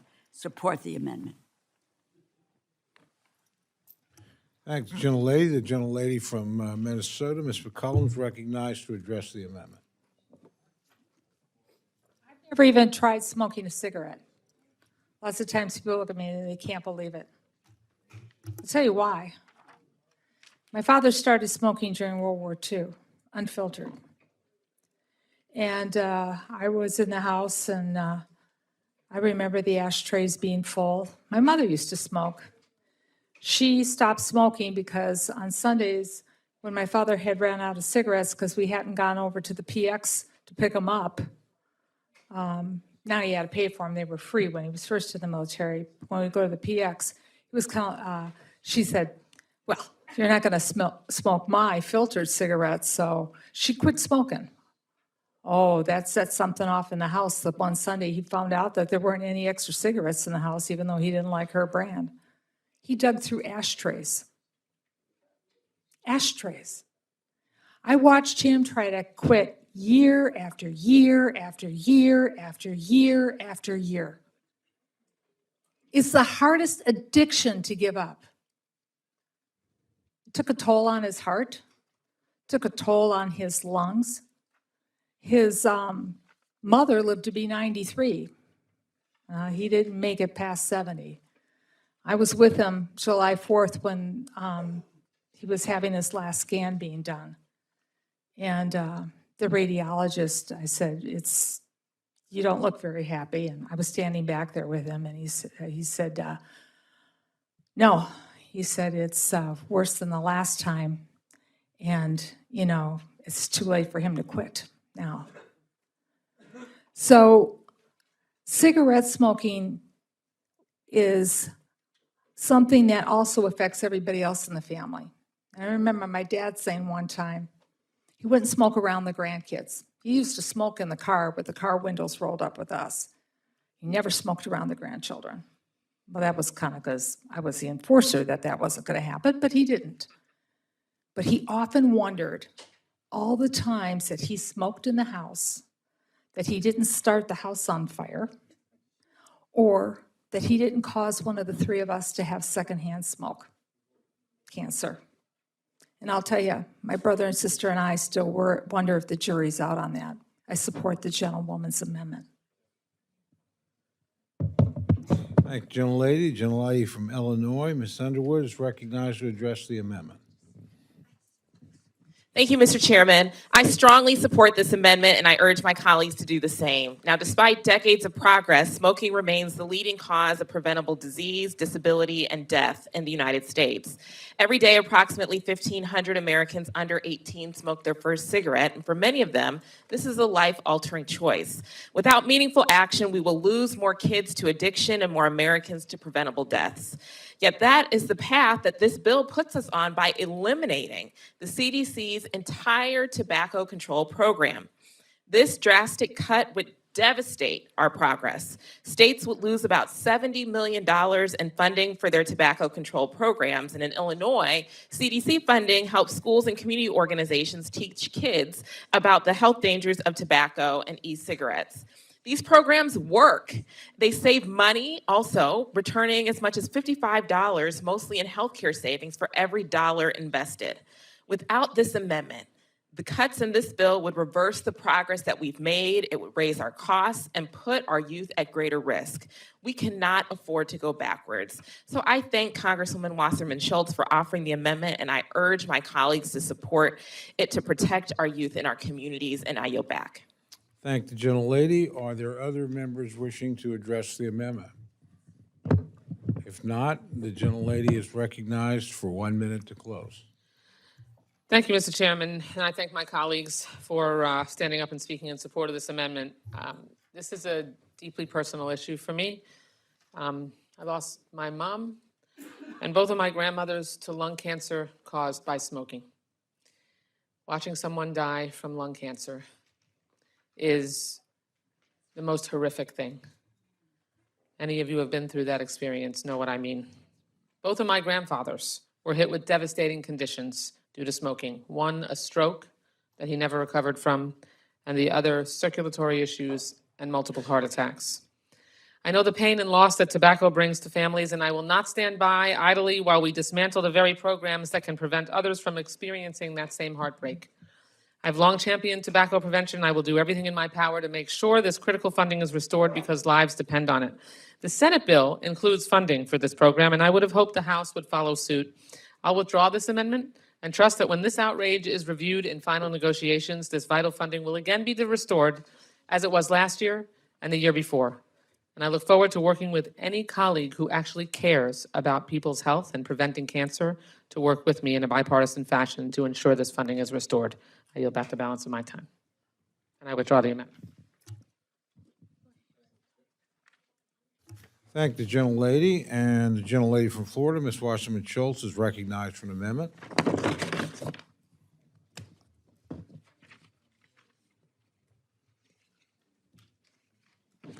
Thank you, Mr. Chairman. I have an amendment at the desk, and I ask unanimous consent that it be considered as read. Without objection, the reading of the amendment is dispensed with, and the gentlelady is recognized for remarks on her amendment. Thank you, Mr. Chairman. I rise to offer an amendment to protect our kids from rising anti-Semitism and hate crimes on campus. My amendment would restore the $49 million that Republicans cut from the Department of Education's Office for Civil Rights by clawing back money from the RFK Jr. raw milk account. OCR, yeah, you can't make it up.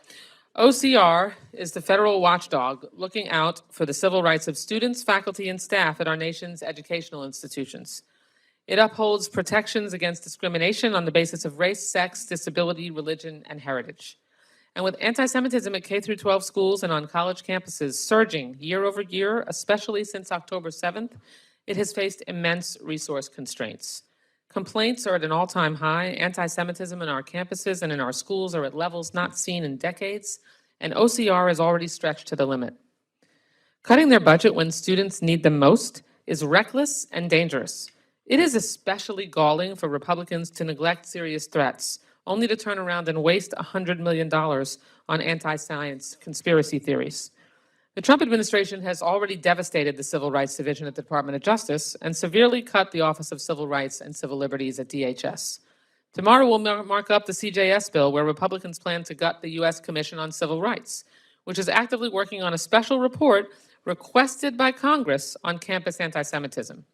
And given the president's assault on due process, militarization of American cities, and attempts to revoke citizenship from native-born Americans, I'm not sure there are any civil rights that this administration is in favor of sustaining. We hear constant rhetoric from Republicans about fighting anti-Semitism. I wish they were genuine, especially when they can weaponize it against international students or immigrants. But when it comes to actually funding the Office for Civil Rights, whose express responsibility it is to carry out that mission, they slam the brakes. They say they want universities to take stronger action against anti-Semitism, but they're firing the very lawyers who investigate violations when they're not complying. They say they want to stand with Jewish students, but then they strip away the resources those students rely on to fight to protect them when their rights are violated. And there's a troubling pattern here. Republicans underfunded nonprofit security grants after freezing reimbursements for months, despite synagogues and other houses of worship pleading for protection. They have attempted to zero out hate crime and domestic terror prevention programs as anti-Semitic attacks and mass shootings hit record highs. And when Jewish students and faculty cry out for action on campus, Republicans respond with unlawful tactics that hold little merit in the courts. The hypocrisy is glaring. The majority is willing to hurt kids by funneling money into a fund that weakens vaccines and public health measures that keep schools safe. And at the same time, they're leaving kids defenseless against anti-Semitism, harassment, and discrimination by gutting the very office that enforces their civil rights. That means children are endangered on both ends, from anti-vaccine pseudoscience to growing threats of hate and harassment on campus. President Biden assembled and implemented a whole-of-government approach to fighting anti-Semitism. Republicans are satisfied to force the Office of Civil Rights lawyers to use garden hoses when they need a hook and ladder. The truth is, some things cost money, but we need to prioritize urgent threats that put kids at risk. And because of my amendment offset is an anti-vaccine and conspiracy slush fund, we can curb highly questionable health schemes and use it to protect students whose safety is endangered and whose civil rights are undeniably under threat. I urge my colleagues to support this amendment, and I yield back. Thank the gentlelady. Gentleman from Alabama, Mr. Adderholt, the chairman of the subcommittee, is recognized to address the amendment. Yes, sir. Thank you, Mr. Chairman. This bill's funding for the Office of Civil Rights does meet OMB's budget request. Back in May, the Secretary of Education told our subcommittee that the budget reflects a leaner, more focused Office of Civil Rights. She made it clear that even with a smaller budget, that the Office of Civil Rights was laser focused on enforcing our civil rights laws and processing complaints. This amendment would also reduce the Make America Healthy Again account by $49 million and would undercut the department's innovative efforts to address health challenges in rural areas. Therefore, I would ask that the committee oppose the amendment, and I yield back. Thank the gentleman. The gentlelady from Connecticut, Ms. Delores, recognized to address the amendment. Mike. I rise in strong support of the amendment, Mr. Chairman. The Department of Education's Office for Civil Rights, OCR, enforces federal civil rights laws to ensure that educational institutions receiving federal funding do not discriminate based on race, color, national origin, sex, disability, or age. This amendment will protect OCR's ability to carry out this vital mission by restoring funding to its fiscal year 2025 enacted level. With overburdened staff and new complaints filed every year, OCR has thousands of pending investigations, including some that date back nearly 2 decades. You cannot do more with less, despite what the Secretary of Education says. OCR needs sufficient funding and staff to ensure that students and families are supported in academic environments and that the department will not tolerate discrimination of any kind. Whether we are talking about children with disabilities accessing rigorous coursework in elementary and secondary schools, or young women feeling safe from sexual harassment and assault on college campuses. All children and students in schools and colleges deserve access to justice and a quality education. Accordingly, we must equip OCR with the resources and the staff to make this principle a reality. I urge my colleagues to support this amendment. I thank the gentlelady, and the other gentlelady from Florida, Ms. Frankel, is recognized to address the amendment. Thank you so much, Mr. Chair. I rise in strong support of Ms. Wasserman Schultz's amendment to restore full funding, also known as OCR, which is our federal watchdog that ensures equal access to education for every student, from kindergarten to graduate school, regardless of race, shared ancestry, disability, sexual orientation, sex, or disability. OCR helps schools prevent and respond to hate crimes, which have more than doubled in recent years. And this is especially true of anti-Semitism, which since October 7th, it has surged on college campuses. And according to the FBI, nearly 70% of religiously, or I should say, shared ancestry motivated hate crimes in the United States target Jews, even though Jews only make up 2% of the population. It has, it's an avalanche. It's become an avalanche of harassment. Just listen to this. Since October 7th, according to the Anti-Defamation League, in 2023, there were hundreds, 732 incidences of religious, of attacks against Jews on college campuses. In 2024, according to Hillel International, there were 2,334 incidents. Just some examples. Cornell University, students received online death threats saying they should be slaughtered. At Harvard, chants of "From the river to the sea," a call to erase Israel and its people, rang across campus. At Cooper Union, New York, Jewish students were barricaded in a library as protesters pounded at the doors. And across campuses, Jewish students have been cursed at, spat at, told to go back to Poland, or called colonizers. And I want to be clear, a disagreement with foreign policy is not an excuse to threaten, harass, or endanger students. Children, I'm going to say this, children are not responsible for the actions of adult political leaders. Every student, whether they're Jewish, Muslim, or otherwise, has the right to feel safe on campuses. Free speech does not mean the freedom to intimidate. Every student deserves a fair shot, an equal education, and that starts with safety. And that's where OCR plays a crucial role. Because OCR doesn't just investigate discrimination after it happens, it works proactively to prevent discrimination and harassment before it causes harm. Through compliance review, technical assistance, and guidance, OCR helps schools identify problems early, whether it's anti-Semitism, racism, bullying, LGBTQ and youth, sexual harassment, or barriers that are faced by students with disabilities. OCR holds schools accountable, not based upon politics or ideology, but based upon federal civil rights. And it helps schools create environments where all students can thrive. And yet, I don't understand this, because I certainly believe that the colleagues on both sides of the aisle oppose anti-Semitism and bigotry and discrimination against any student on campus. And yet this budget cuts OCR's funding by $49 million, a 35% reduction at a moment when hate and harassment are rising on university campuses. And so it makes no sense. Why are we cutting the office charged with fighting discrimination? It makes no sense. I said it again. Instead of defunding OCR, we should be investing more in it. And if we're serious about protecting students and supporting quality education, then we must fully fund the Office for Civil Rights.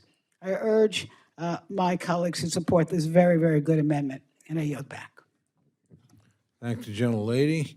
Are there other members wishing to address the amendment? Seeing none, the gentlelady, Ms. Wasserman Schultz, is recognized for 1 minute to close. Thank you, Mr. Chairman. Here's what doing more with less means and what it looks like when it comes to fighting anti-Semitism. In 2024, ADL's audit of anti-Semitic incidents recorded 1,694 anti-Semitic incidents on college campuses, an increase of 84% from 2023. Anti-Semitic incidents on campus comprised almost 20% of all incidents in 2024, a larger proportion than in any previous audit. There were 860 anti-Semitic incidents in K through 12 schools in 2024 alone. In FY24, OCR received the highest volume of complaints in its history, 22,687 complaints, which represents an 18% increase over the previous record high in FY23 of 19,201. By the way, in March of 2025, around half of OCR's staff were terminated and 7 out of its 12 offices were closed. Now some investigators have caseloads that exceed 300 cases, when the typical number prior to March was 40 to 60, when they were already overwhelmed. If you care about anti-Semitism and fighting it and protecting kids on campuses and in schools, you'll vote for my amendment. I yield back the balance of my time and urge my members' support of it. Thank the gentlelady. The question's now on the amendment offered by the gentlelady from Florida. All those in favor say aye. Aye. All those opposed say no. No. In the opinion of the chair, the noes have it. Roll call has been requested. Sufficient support has been demonstrated. The clerk will call the roll. Mr. Adderholt? No. Mr. Adderholt, no. Mr. Aguilar? Mr. Aguilar, aye. Mr. Alford? Mr. Alford, no. Mr. Amade? Mr. Amade, no. Mrs. Bice? Mr. Bishop?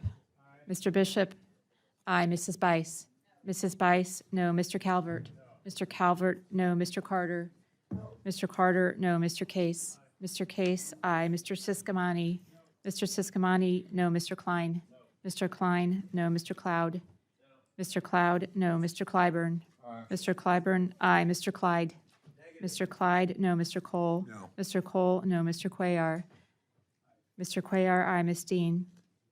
Ms. Dean, aye. Ms. DeLauro? Ms. DeLauro, aye. Mr. Diaz-Balart? Mr. Diaz-Balart, no. Mr. Edwards? Mr. Edwards, no. Mr. Elzey? Mr. Elzey, no. Ms. Escobar? Ms. Escobar, aye. Mr. Espaillat? Mr. Espaillat, aye. Mr. Fleischman? Mr. Fleischman, no. Ms. Frankel?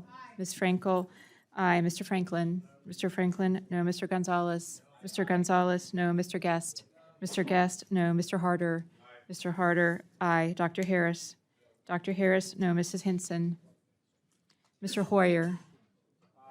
Mr. Hoyer, aye. Mr. Ivy? Mr. Ivy, aye. Mr. Joyce? Ms. Captor? Ms. Captor, aye. Mr. Lalota? Mr. Lalota, no. Ms. Lee? Ms. Letlow?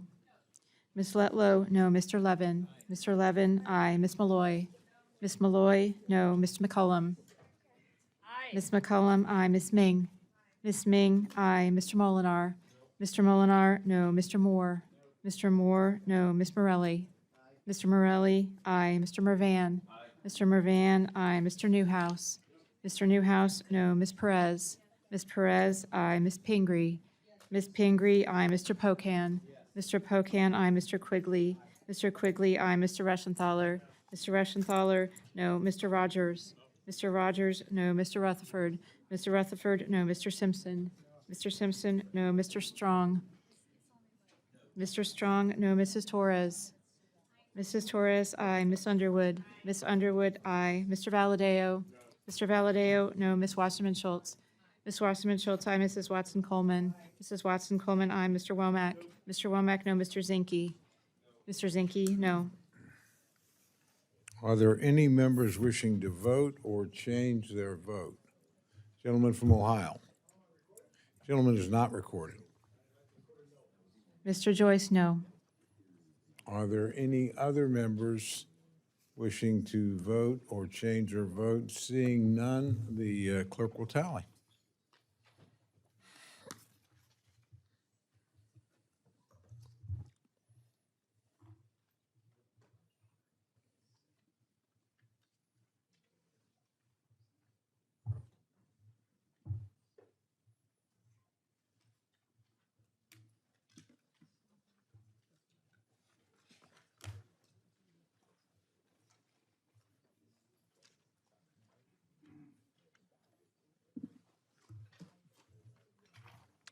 On this vote, the ayes are 27, the noes are 34. The amendment is not adopted.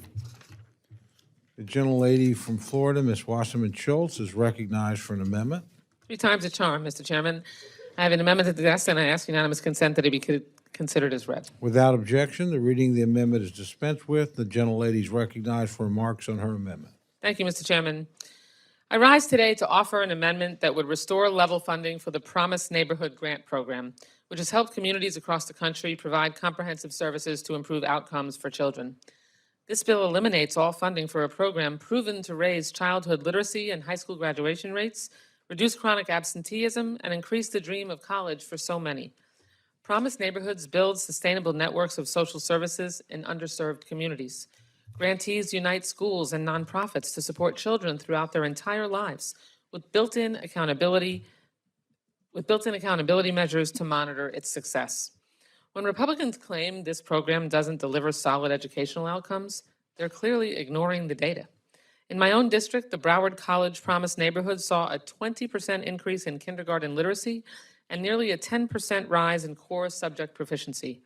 Working with 13 community organizations, Broward College now serves almost 90,000 children in Broward County and partners with Florida Atlantic University to improve lives.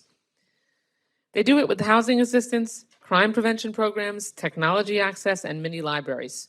These wraparound services are a proven backbone for student success. That's why Promise Neighborhoods remain such a unique and effective model. Tragically, while the Department of Education received over 970 applications for Promise funding, it's only been able to establish 46 nationwide. It's insulting that Republicans would slash this data-backed program while they funnel money into RFK Jr.'s slush fund to promote his dangerous anti-science policies. Even more shocking, there are Republicans on this committee, who represent districts that benefit from this program, yet they work to cut it. Chairman Adderholt, just last year, your community received funding under this program for the Walker County Promise Neighborhood to create a cradle-to-career pipeline for the city of Jasper and Walker County, Alabama students. And in the last 2 years, 8 out of the 10 new Promise Neighborhood grantees were in Republican districts, from Representative Rogers' district in Letcher, Kentucky, to Representative Guest's district in Ridgeland, Mississippi. I truly cannot comprehend how members of this committee would put these proven community programs in their districts at risk of losing continued funding. It delivers results in your own backyard. Even Republican senators can see its value, maintaining level funding for it in their committee's labor HHS bill. There is always talk about the need to raise literacy rates and improve education. But when it comes to programs that actually improve education and raise literacy rates, you opt to fund conspiracy theories instead. I urge my colleagues to reject the anti-education wave sweeping across America and vote yes to fully fund the Promise Neighborhoods program, a proven results-oriented program in our backyards. I yield back the balance of my time. Thank the gentlelady. The gentleman from Alabama, Chairman Adderholt, is recognized to address the amendment.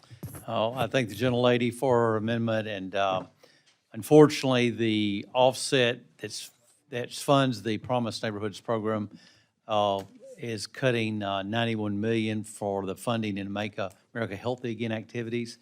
It's difficult to support an effort to undermine the innovative programs at the Department of Health and Human Services that aim to advance chronic disease prevention and other critical activities in rural America.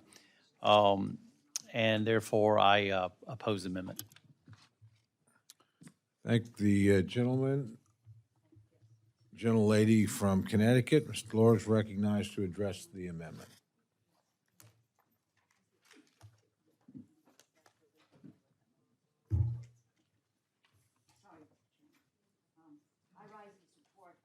Mike.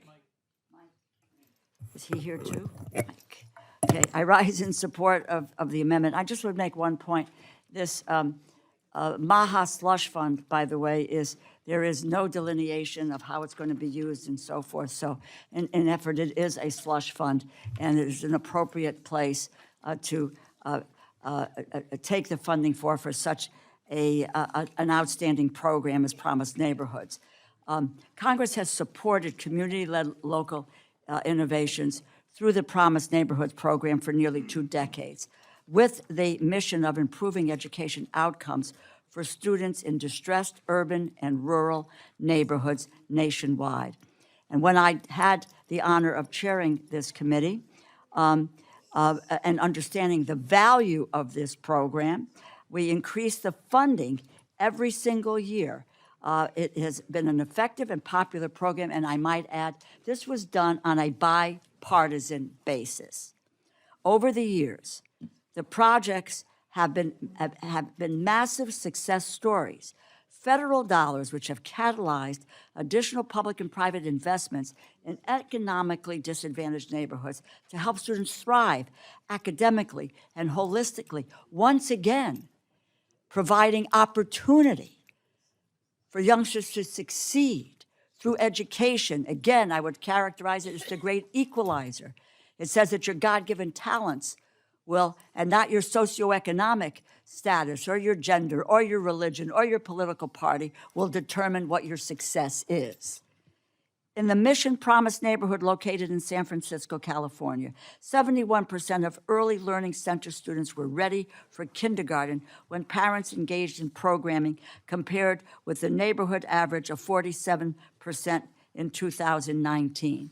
In rural Kentucky's Berea College Promise neighborhood, rates of kindergarten readiness at targeted schools increased from 16% when first reported to 38% in year 3 and up to 42% in year 4 when data was last reported. Meanwhile, South Ward Promise neighborhood in Newark, New Jersey, is working with community partners, colleges, workforce development organizations to offer college and career options to underserved students, including unique pathways partnerships for students interested in medical assistant careers and those interested in the tech industry. A pathway to success. That is what this program is all about.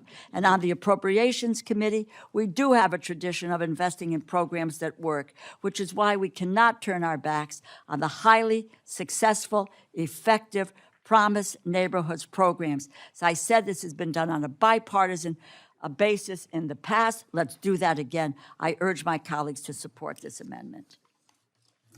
Thank the gentlelady. Are there other members wishing to address the amendment? Seeing none, the gentlelady from Florida is recognized for 1 minute to close. Thank you, Mr. Chairman. It is inexplicable to me to understand how it is more important to fund raw milk and ridiculous conspiracy theories that have no scientific evidence backing them up as a justification for not providing $91 million in funding in proven programs that help not only improve education, but the quality of life and the long-term success of people in our districts across America. And, you know, the gentleman from Alabama has, we've been friends for a long time. It would ring truer if I felt like I could find a different $91 million somewhere in this bill that I would think you'd sign off on and say, oh, if only you chose the $91 million from another place. You guys are locked. You have very little interest in making sure that we actually have, evidence-based decision-making and results when it comes to the education and healthcare and well-being of Americans. And that's just a fundamental divide that we're going to lay out before the American people, and ultimately they'll have to decide. Doesn't seem like it's going so well in the polling outcomes lately, so I guess we'll just have to see over the next few months. I urge the members' support of my amendment. Thank the gentlelady. The question is now on the amendment offered by the gentlelady from Florida. All those in favor say aye. Aye. All those opposed say no. Being the chair, the noes have it. Roll call has been requested. Sufficient support has been demonstrated. The clerk will call the roll. Mr. Adderholt? No. Mr. Adderholt, no. Mr. Aguilar? Mr. Aguilar, aye. Mr. Alford? Mr. Alford, no. Mr. Amade? Mr. Amade, no. Mrs. Bice? Mr. Bishop? Mr. Bishop, aye. Mr. Calvert? Mr. Calvert, no. Mr. Carter? Mr. Carter, no. Mr. Case? Mr. Case, aye. Mr. Siscomani? Mr. Klein? Mr. Cloud? Mr. Clyburn? Mr. Clyburn, aye. Mr. Clyde? Mr. Clyde, no. Mr. Cole? Mr. Cole, no. Mr. Cuellar? Mr. Cuellar, aye. Ms. Dean. Ms. Dean, aye. Mr. Loro. Mr. Loro, aye. Mr. Diaz-Balart. Mr. Diaz-Balart, no. Mr. Edwards. Mr. Edwards, no. Mr. Elzey. Mr. Elzey, no. Ms. Escobar. Ms. Escobar, aye. Mr. Espaillat. Mr. Espaillat, aye. Mr. Fleischman. Mr. Fleischman, no. Ms. Frankel. Ms. Frankel, aye. Mr. Franklin. Mr. Franklin, no. Mr. Gonzalez. Mr. Gonzalez, no. Mr. Guest. Mr. Guest, no. Mr. Harder. Mr. Harder, aye. Dr. Harris. Mrs. Henson. Mr. Hoyer. Mr. Hoyer, aye. Mr. Ivy. Mr. Ivy, aye. Mr. Joyce. Mr. Joyce, no. Ms. Capter. Ms. Capter, aye. Mr. Lalota. Mr. Lalota, no. Ms. Lee. Ms. Letlow. Ms. Letlow, no. Mr. Levin. Mr. Levin, aye. Ms. Malloy. Ms. Malloy, no. Ms. McCullum. Ms. McCullum, aye. Ms. Ming. Ms. Ming, aye. Mr. Molinar. Mr. Molinar, no. Mr. Moore. Mr. Moore, no. Mr. Morelli. Mr. Morelli, aye. Mr. Mervan. Mr. Mervan, aye. Mr. Newhouse. Mr. Newhouse, no. Ms. Perez. Ms. Perez, aye. Ms. Pingree. Ms. Pingree, aye. Mr. Pocan. Mr. Pocan, aye. Mr. Quigley. Mr. Quigley, aye. Mr. Reschenthaler. Mr. Reschenthaler, no. Mr. Rogers. Mr. Rogers, no. Mr. Rutherford. Mr. Rutherford, no. Mr. Simpson. Mr. Simpson, no. Mr. Strong. Mr. Strong, no. Mrs. Torres. Mrs. Torres, aye. Miss Underwood. Miss Underwood, aye. Mr. Valadeo. Mr. Valadeo, no. Miss Wasserman Schultz. Miss Wasserman Schultz, aye. Mrs. Watson Coleman. Mrs. Watson Coleman, aye. Mr. Womack. Mr. Womack, no. Mr. Zinke.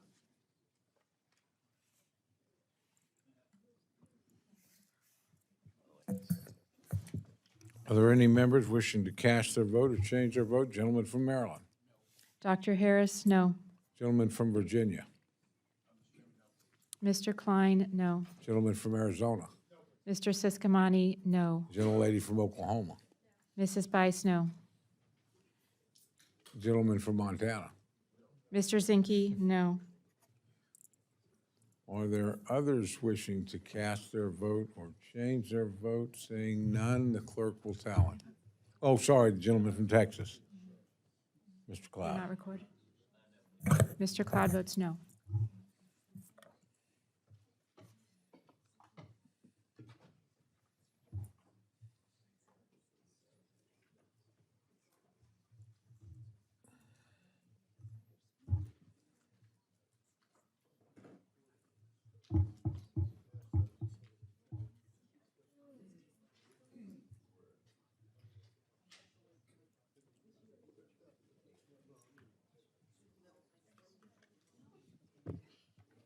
I assume Clyde voted.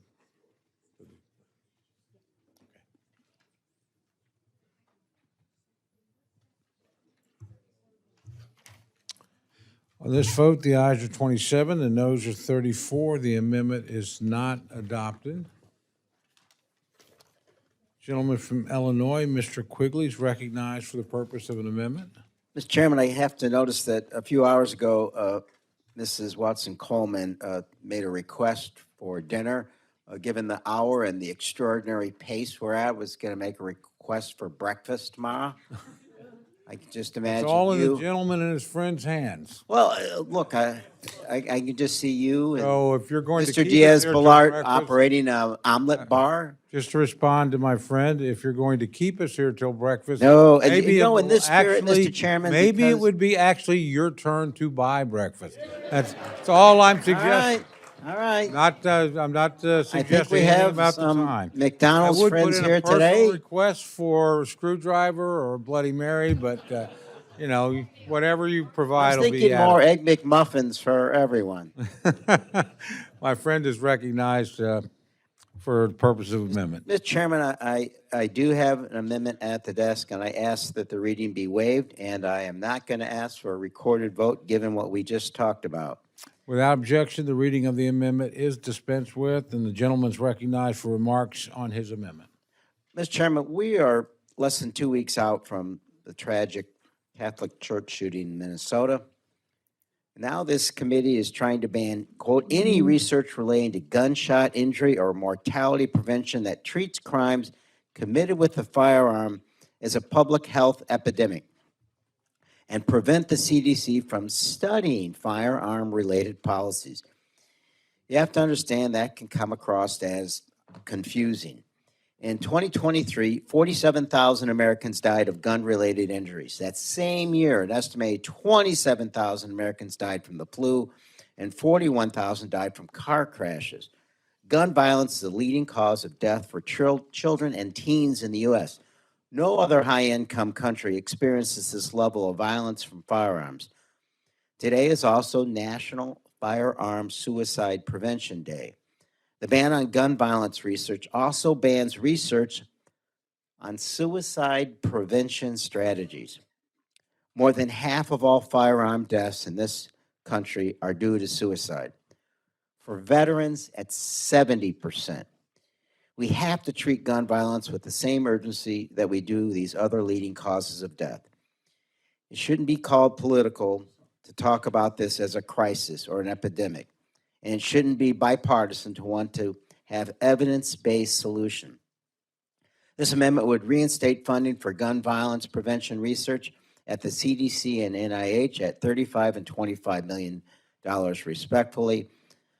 And look, I live in Chicago. We recognize there is a violent crime crisis there. This research is one aspect of actually solving it.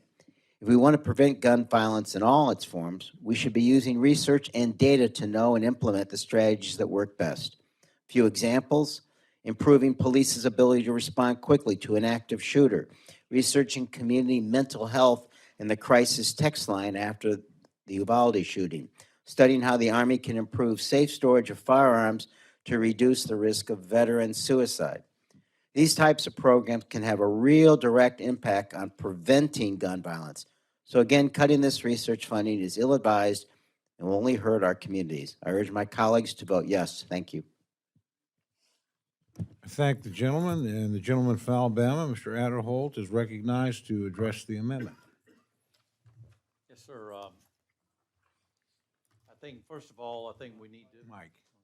First of all, we need to recognize the funding is not necessary for this because rather than provide a fair and balanced understanding of the benefits Americans exercising their Second Amendment rights, the CDC and the NIH never have supported research into crime through self-defense with a firearm.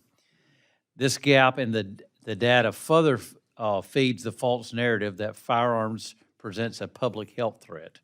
So this amendment is also not offset. It would cause the bill to breach its allocation, and therefore I oppose. I yield back. Thank the gentleman. Gentlelady from Connecticut, Ms. Delores, recognized to address the amendment. I rise in strong support of the amendment. Gun injuries are now the leading cause of death for children and teens ages 1 through 17, surpassing car crashes for the first time in 2 decades. Is this not a public health crisis? I find that statistic extremely unsettling, and I would hope that we can all agree that gun injuries should not be the #1 killer of kids. The reality is that gun violence is preventable. Gun violence is preventable. The bill before us eliminates firearm mortality and morbidity prevention research at the National Institutes of Health and the Center for Disease Control and Prevention. This is absurd. Collecting timely data, addressing the gaps in knowledge around this issue, identifying effective prevention strategies are needed to keep individuals, families, schools, and communities safe from firearm injury and death, and to enhance safe firearm practices. The National Institutes of Health has funded research in New York that allows emergency room healthcare providers to ask about firearms in the home and if they are stored safely, an issue I care about deeply. CDC supports a diverse portfolio of research projects to advance our understanding of the characteristics, risks, and protective factors of firearm violence, suicide, and unintentional injury, and the effectiveness of interventions to prevent firearm-related injuries and death. Many funded research projects focus specifically on youth or will have implications for youth, while others are relevant for specific populations at elevated risk for firearm violence and suicide. Suicide by firearms is the leading cause of deaths for veterans.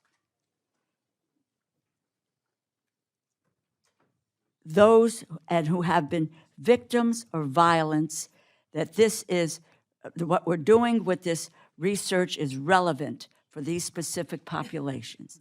In addition, the CDC funds 12 states to collect near real-time data from emergency departments to identify patterns, respond to surges in gun violence, and determine where to direct intervention efforts. The underlying bill already includes the Dickey Amendment, which prohibits funding from being used in, quote, in whole or in part to advocate or to promote gun control. So this is not abridging anyone's Second Amendment rights.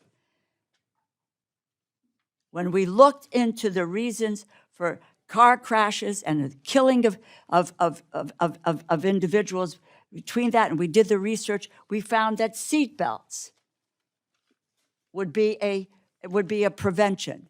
And today, seatbelts are required, and it has prevented people from dying. It's the same thing with research on what could be prevented with gun violence. And I'll mention this one again, which is the safe storage. And I'm the author of Ethan's Law. Ethan's song, a 15-year-old, was at his friend's house, and they were playing with unsecured weapons. And this 15-year-old was killed because of unstored weapons. Today, the storage issue is a very important one, and this research has proved that we can store the weapons, not abridge anyone's Second Amendment rights, and save lives. I have fought to provide funding for firearm injury and mortality research. I am the author of this legislation, and I have fought every single year since 2020 to provide the funding for the CDC and to be able to continue that fight to ensure the funding is included in this bill, the funding for CDC and the NIH. We should be united in finding ways to save lives and end gun violence. We should not be playing partisan games with this critical research. I urge my colleagues to support the amendment, and I will just say I am going to fight like hell to make sure that we have the funding that we can deal with gun violence prevention. No one is taking anyone's guns away. We are trying to look at the ways in which we can prevent youngsters, veterans, etc., from being victims of gun violence. I yield back. I urge my colleagues to support this amendment. Thank you, gentlelady. Gentlelady from Minnesota, Ms. McCollum, is recognized to address the amendment. This bill, as I said earlier, represents some of the most important domestic spending programs that keep our families healthy and safe and thriving. And I believe that this presents an opportunity for us to work together to create a better future. As my colleague, Mr. Quigley, pointed out, less than 2 weeks ago in Minnesota, 2 children were killed, 21 others were wounded while attending a first day of week class at Annunciation Catholic School. And this is something that I heard from neighbors and staff who worked for me and others, that everybody go to Mass together. And they were shot in church while they were praying. So to send them thoughts and prayers, in my opinion, right now especially, is not enough. Whether you believe in common sense gun laws or not, I hope we can all agree at the very least We should be researching ways we can prevent injury and mortality in the future. My grandfather in Montana did it for me, my brother and sister when we were kids. There were guns around. They were safely stored. We also know what he would do to any one of us if we even thought of touching one. So I'm not afraid to be around guns. Minnesota is a very big hunting society state. But, you know, common sense gun laws. I had a student who, the night before he killed himself, came in and saw me and said, "We're square on the homework." And he was not the best homework person, and I thought it was kind of odd, but I knew I was done with my subbing job. And I said, "Yeah, we're good." And he said goodbye to me. And the next morning, when I came in, the principal met me, and we had an empty desk. And I sat in that classroom at my desk and thought, what the hell do I do? We moved all the desks around. All those kids walked in there. Could a gun lock have prevented that? Could safe storage prevented that? That's the question I know his family's asking. But the family was traumatized. I was, and so was every kid in that high school, and especially the kids who had to walk in that classroom. We've had so many young kids, and I'm talking about toddlers, shot by a brother or a sister or an older cousin in the house who knew there was a gun in the house and went and found it because there wasn't a trigger lock or it wasn't safely stored. Now, I'm not saying that there has to be a trigger lock on every gun at every moment and every time. But if we do the research to figure out how to talk to one another about it, to work with law enforcement who often provide guidance on how to safely store, and we make it something that people just have an expectation to do, we have an opportunity to make a difference. But we have the opportunity before us today to try to figure out what is the right path forward with research. And the Dickey Law was mentioned. Now, this public radio plug, I heard on public radio a couple of years ago, Representative Dickey saying, you know, if I had it to do over again, I wouldn't do that amendment because of what has happened and what's evolved and what we failed to do. So, Mr. Quigley, on behalf of my constituents in the 4th District and folks in Minnesota, thank you for offering us more than thoughts and prayers. Thank you, gentlelady. Gentlelady from Pennsylvania is recognized to address the amendment.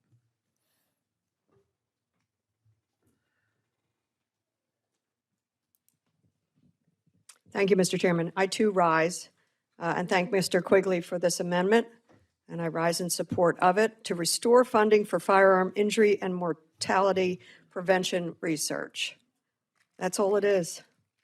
It's keep researching so we can save lives and reduce the number of gun injuries and death. It's worth repeating because it's a stunning, shameful statistic. The leading cause of death for children and teens in this country is gun violence. The estimates are that every 3 hours, one child is killed by a gun. Every 3 hours.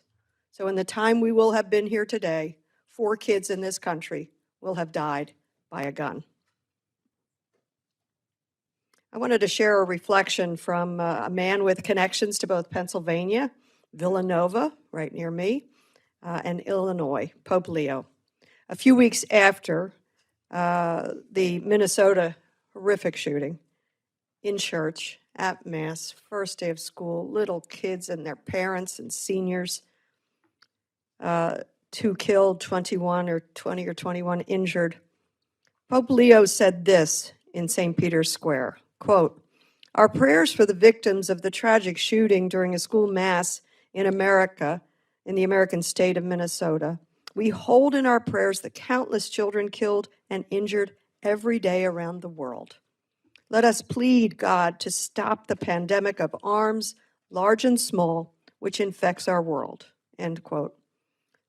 I rise today in support of this amendment and plead with my colleagues on the other side of the aisle. This is not a threat to one's right to own a gun legally. It's a plea to stop the epidemic, the pandemic of gun violence in this country. This amendment doesn't touch gun laws, regulations, or the Second Amendment. It's simply about researching how we can prevent these mortalities and protect our children and ourselves. Why wouldn't we fund this? What are we afraid of learning and understanding? Why can't we, at a bare minimum, study how to better protect our children, our veterans, and others from gun violence? Again, firearm injuries have become the leading cause of death of children in this country. That is shameful.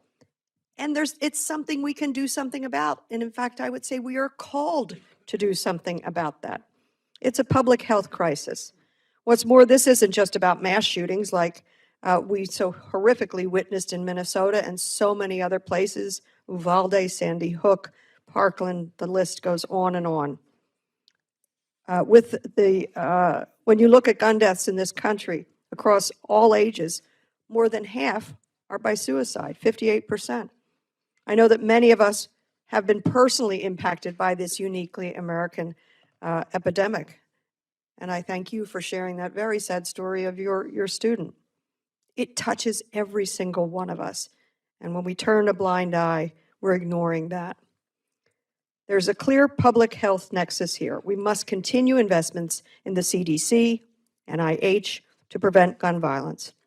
And we must continue investment in our nation's mental health resources. I spoke earlier about SAMHSA. We absolutely cannot be cutting funding to SAMHSA. So now is a time for thoughts and prayers, but I agree completely that it is a time for action. If not when, if not now, when? When is enough enough? When are enough dead children in this country by guns enough for you all? So I ask everybody to think long and hard about this. This is about research and prevention.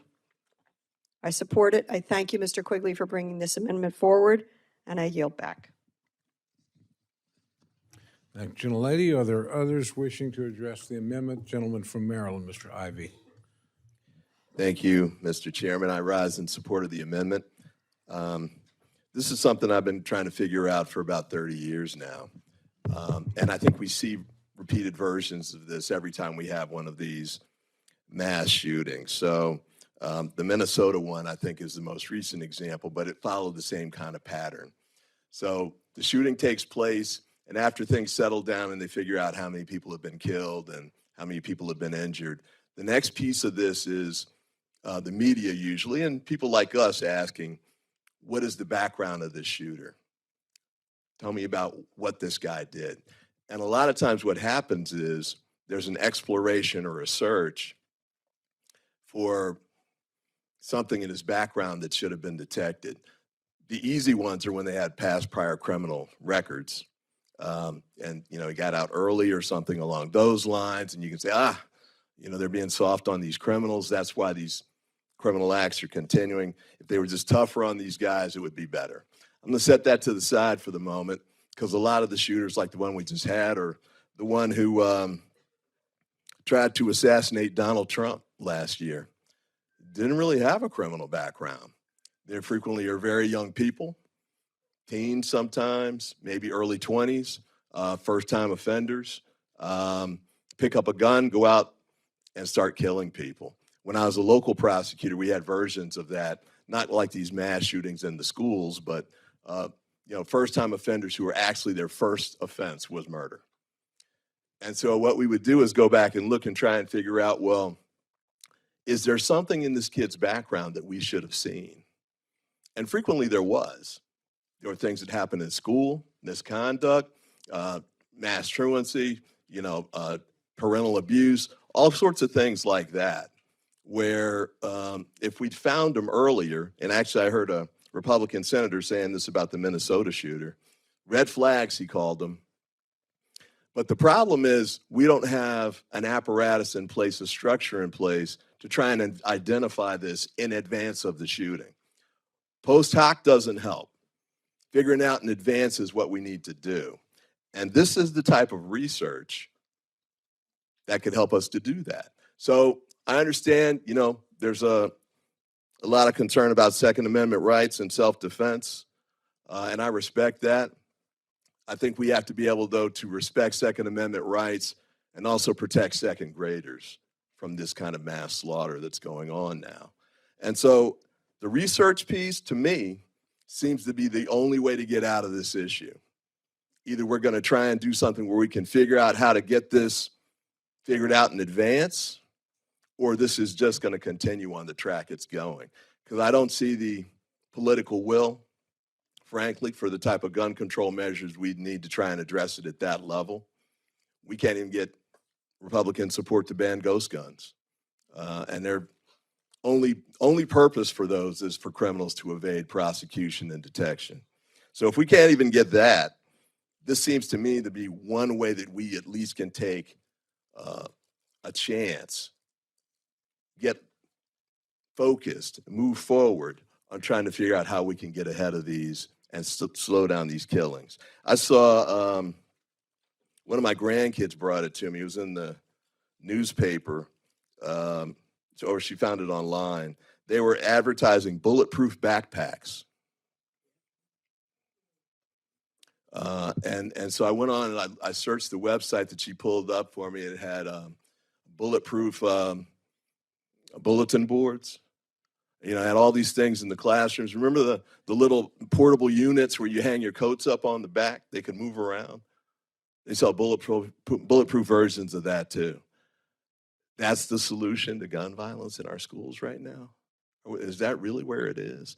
I know we talked about training teachers and one-armed teachers. One of my sons had been a teacher for a while, and the last thing he wanted to do was have in his hands a gun in a situation where he wasn't trained to make a split-second life and death decision in the event of a school attack. And I think most teachers don't want to do that. They want to teach physics or whatever it was they, called them to the profession. Most of them were not called to be teachers because they were really good at handling firearms. So I know he's going to withdraw the amendment, but this is a major problem. This isn't the only venue or the only moment where we can address this. We really need to find a way to do it. We have to find a way to do it because kids keep dying. We keep going through that whole cycle of violence routine. Nothing changes except more kids die. Let's see if we can get ahead of this. Let's do the research. Research doesn't hurt anybody, doesn't undermine Second Amendment rights. It doesn't stop people from selling firearms. Some of the things I might want to do, but I'm not even asking for all of that.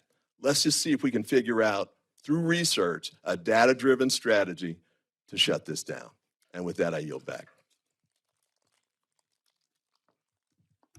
Thank you, gentlemen. Are there other members wishing to address the amendment? Seeing none, the gentleman from Illinois is recognized for 1 minute to close. Chairman, look, I'd appreciate your supporting this amendment.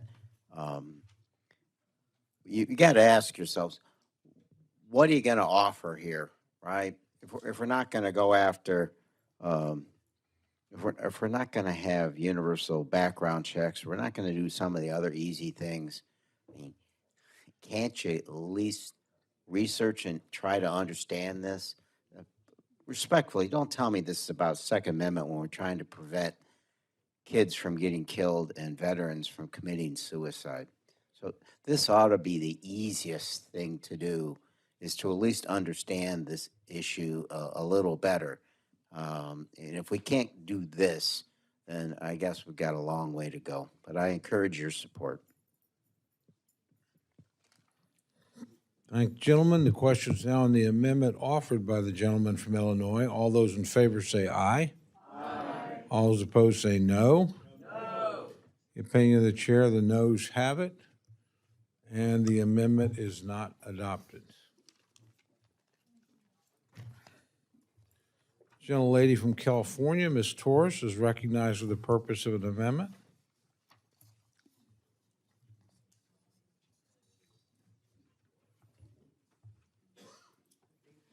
Mr. Chairman, I have an amendment and ask that the reading be dispensed with. Without objection, the reading of the amendment is dispensed with, and the gentlelady is recognized for remarks on her amendment. Thank you, Chairman.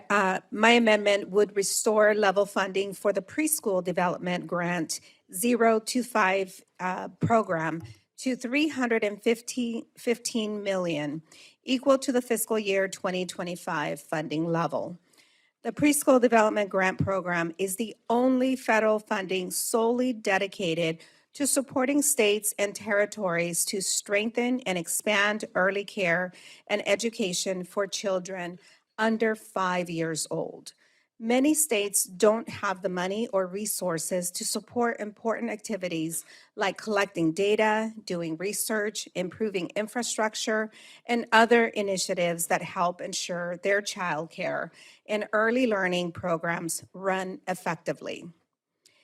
And that's where preschool development grants come in, which help states understand where their needs are, allow for efficient use of resources, and ensure that our youngest learners have access to high quality and safe learning environments. This is a bipartisan competitive grant program that has been around for more than a decade, with 54 out of 56 eligible states and territories having participated, red and blue states alike. And yet, this bill eliminates this program entirely. This isn't just a federal handout to states. States have to match up to 30%. States participate because the program is a force multiplier.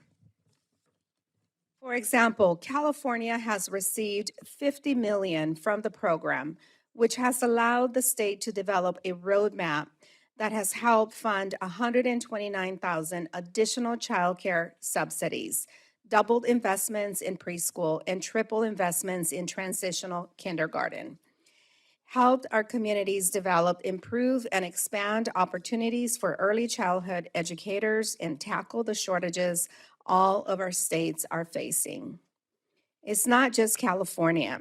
States like Alabama, Texas, and Florida have also received nearly $50 million since the program began to help improve their early childhood systems.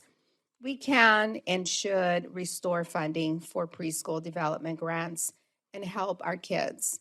I urge my colleagues to support this amendment, and I yield back. Thank you, gentlelady. The gentleman from Alabama, Mr. Adderholt, is recognized to address the amendment. Thank you, Mr. Chairman. This bill makes actually a funding a priority for early childhood through Head Start, Head Start, Child Care and Development Block Grants, and the Temporary Assistance for Needy Families Program, which will total billions in assistance for American families. The gentlelady's amendment would fund a capacity building program that is both duplicative of other federal programs and it does not directly benefit families. I would therefore oppose the amendment, but obviously, as always, look forward to working with the gentlelady on this topic as we move forward through this process. I yield back. Thank you, gentleman. Gentlelady from Connecticut, Ms. Delors, recognized to address the amendment. Mr. Chairman, I rise in support of this amendment. Preschool development grants can play an essential role in making sure child care programs are as effective and efficient as possible. Almost all 50 states received initial grants to develop strategic plans to improve their state's early child care and education systems. More than half of those states applied for and received renewal grants to build classroom capacity, to increase family engagement, to strengthen their child care workforce, and to provide classroom services. Preschool development grants allow states to collect their own data. They coordinate with their own agencies, nonprofits, and private systems to develop models that work best for them.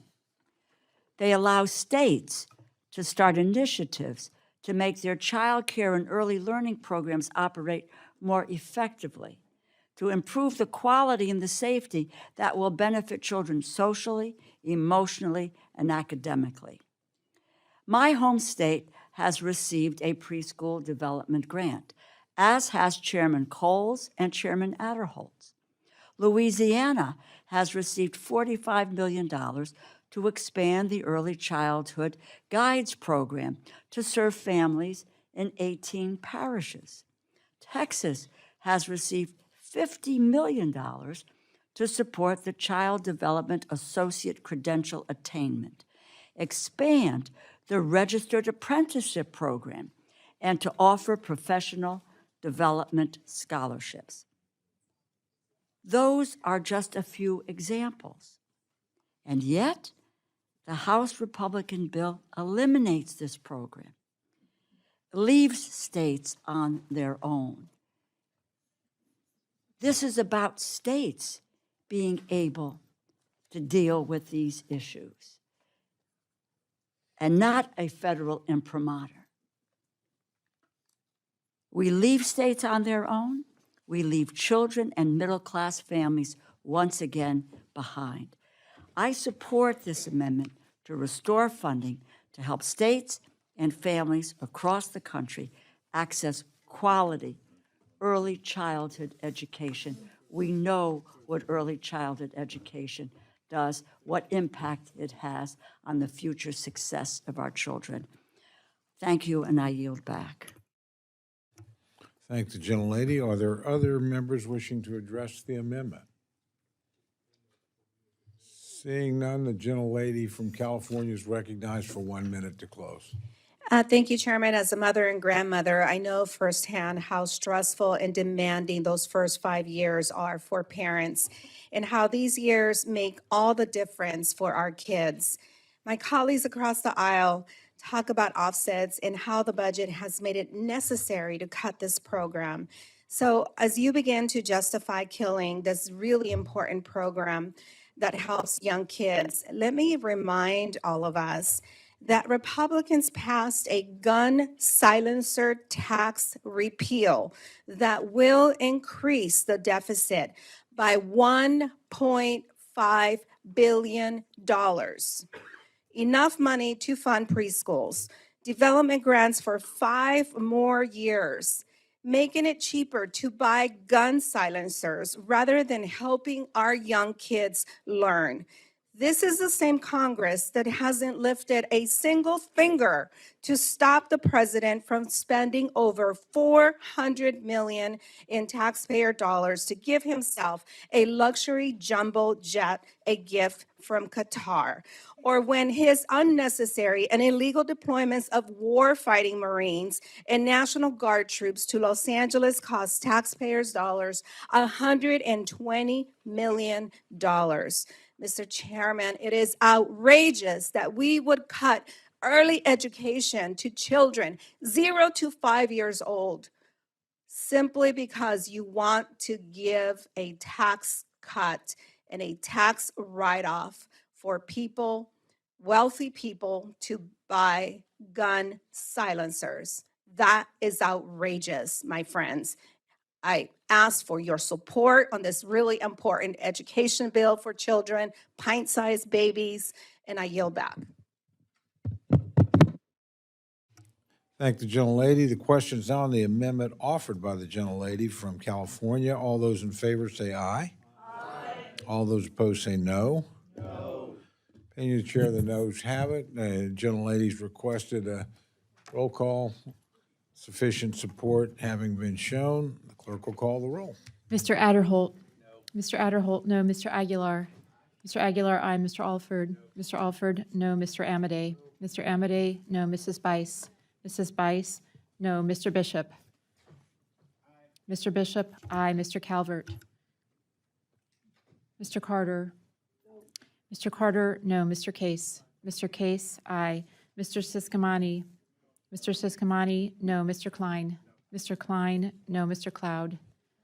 Mr. Cloud, no. Mr. Clyburn. Mr. Clyburn, aye. Mr. Clyde. Mr. Cole. No. Mr. Cole, no. Mr. Cuellar. Ms. Dean. Ms. Dean, aye. Mr. Loro. Mr. Loro, aye. Mr. Diaz-Balart. Mr. Diaz-Balart, no. Mr. Edwards. Mr. Edwards, no. Mr. Elsie. Mr. Elzey, no. Ms. Escobar? Ms. Escobar, aye. Mr. Espaillat?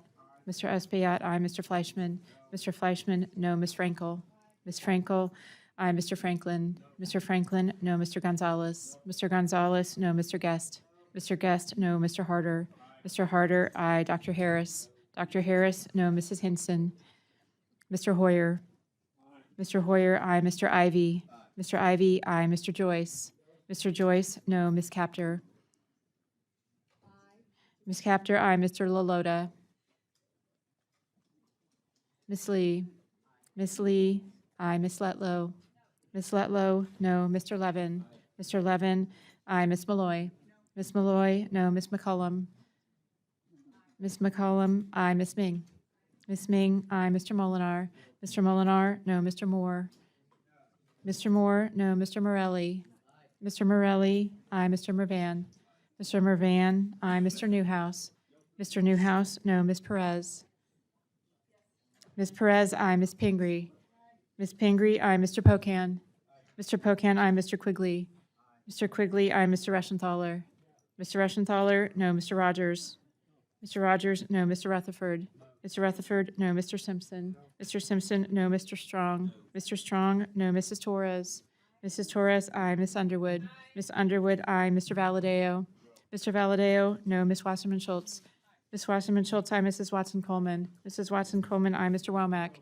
Mr. Womack, no. Mr. Zinke? Mr. Zinke, no. Are there any members wishing to cast a vote or change their vote? Gentleman from California? Mr. Calvert, no. Gentleman from Georgia? Mr. Clyde, no. Gentleman from Texas? Mr. Cuellar, aye. Are there other members wishing to vote or change their vote? Seeing none, the clerks will tally.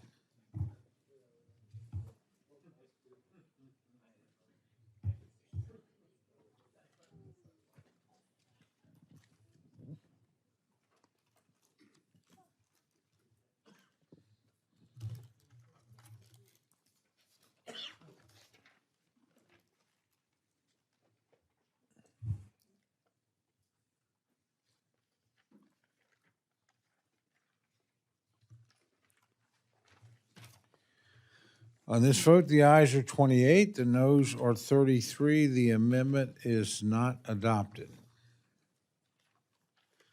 Gentlelady from California, Ms. Torres, is recognized for the purpose of an amendment. Mr. Chairman, I ask that the reading be dispensed with. Without objection, the reading of the amendment is dispensed with, and the gentlelady is recognized for remarks on her amendment. Thank you, Chairman. It has been 8 months since wildfires swept the Los Angeles area and Southern California. Lives were lost, thousands of families had homes destroyed, and hundreds lost their businesses. And yet, as the community rebuilds, California still has not received the federal aid that it needs from the federal government. The governor, along with local partners, made a comprehensive request for further disaster assistance from several government agencies, including those covered in this bill, such as HHS. That initial request happened in February, nearly 7 months ago, and to date, we've not heard from the administration, and we in Congress have not put forward a disaster supplemental bill, not for California or any other state that has had a major disaster in 2025. When disasters occur, it shouldn't be a political issue. Democrats and Republicans have time and time again passed supplemental funding to help communities that are in dire need. My amendment highlights just one of those much-needed requests. Due to the devastation caused by the Los Angeles wildfires, 7 child care facilities were damaged and need repair. 42 child care facilities were destroyed and need to be rebuilt. And initial estimates were that 1,458 children in affected areas needed temporary services. It's also pretty common for child care providers to also be small businesses. business owners in their homes, and many were left without their home and the business that they spent years building up. To help rebuild, California requested $240 million in emergency supplemental funding through the Child Care Development Block Grant to support construction, major repair, and increase access to child care for impacted working families. This block grant, which provides the foundation for child care funding, has successfully and efficiently distributed supplemental funding for child care in past emergencies. And while this amount is from California's request, the language in the amendment allows any community in any state that has had a major disaster declaration in 2025 to utilize these funds. Natural disasters don't look at state boundaries or political parties, and when it comes to helping our fellow Americans, we should not either. I urge my colleagues to support this amendment, and I yield back.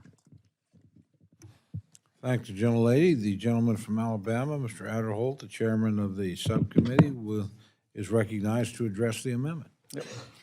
Thank you, Mr. Chairman. I appreciate the gentlelady's amendment. Unfortunately, again, a lot of tough choices that had to be made among these programs.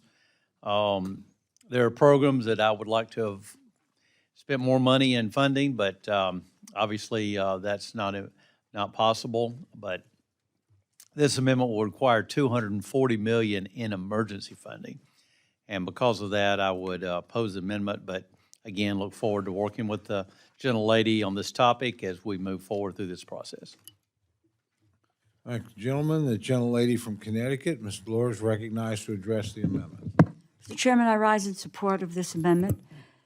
Congressional leadership, Chairman Cole and I initially received a supplemental appropriation request from the governor of California. This was months ago. It is a shame that political issues have gotten in the way of allowing Congress to address the needs of Californians and to get children, families, and businesses the relief they needed following the tragic, deadly wildfires. Thousands of working families of both political parties or no political party who rely on child care were impacted by this natural disaster. I understand this amendment today is just for a portion of that supplemental request, that's child care, and would extend to other areas of the country with major disaster declarations. In addition to California, these areas include parts of Kentucky, Iowa, Oklahoma, Maryland, Mississippi, Tennessee, and Texas.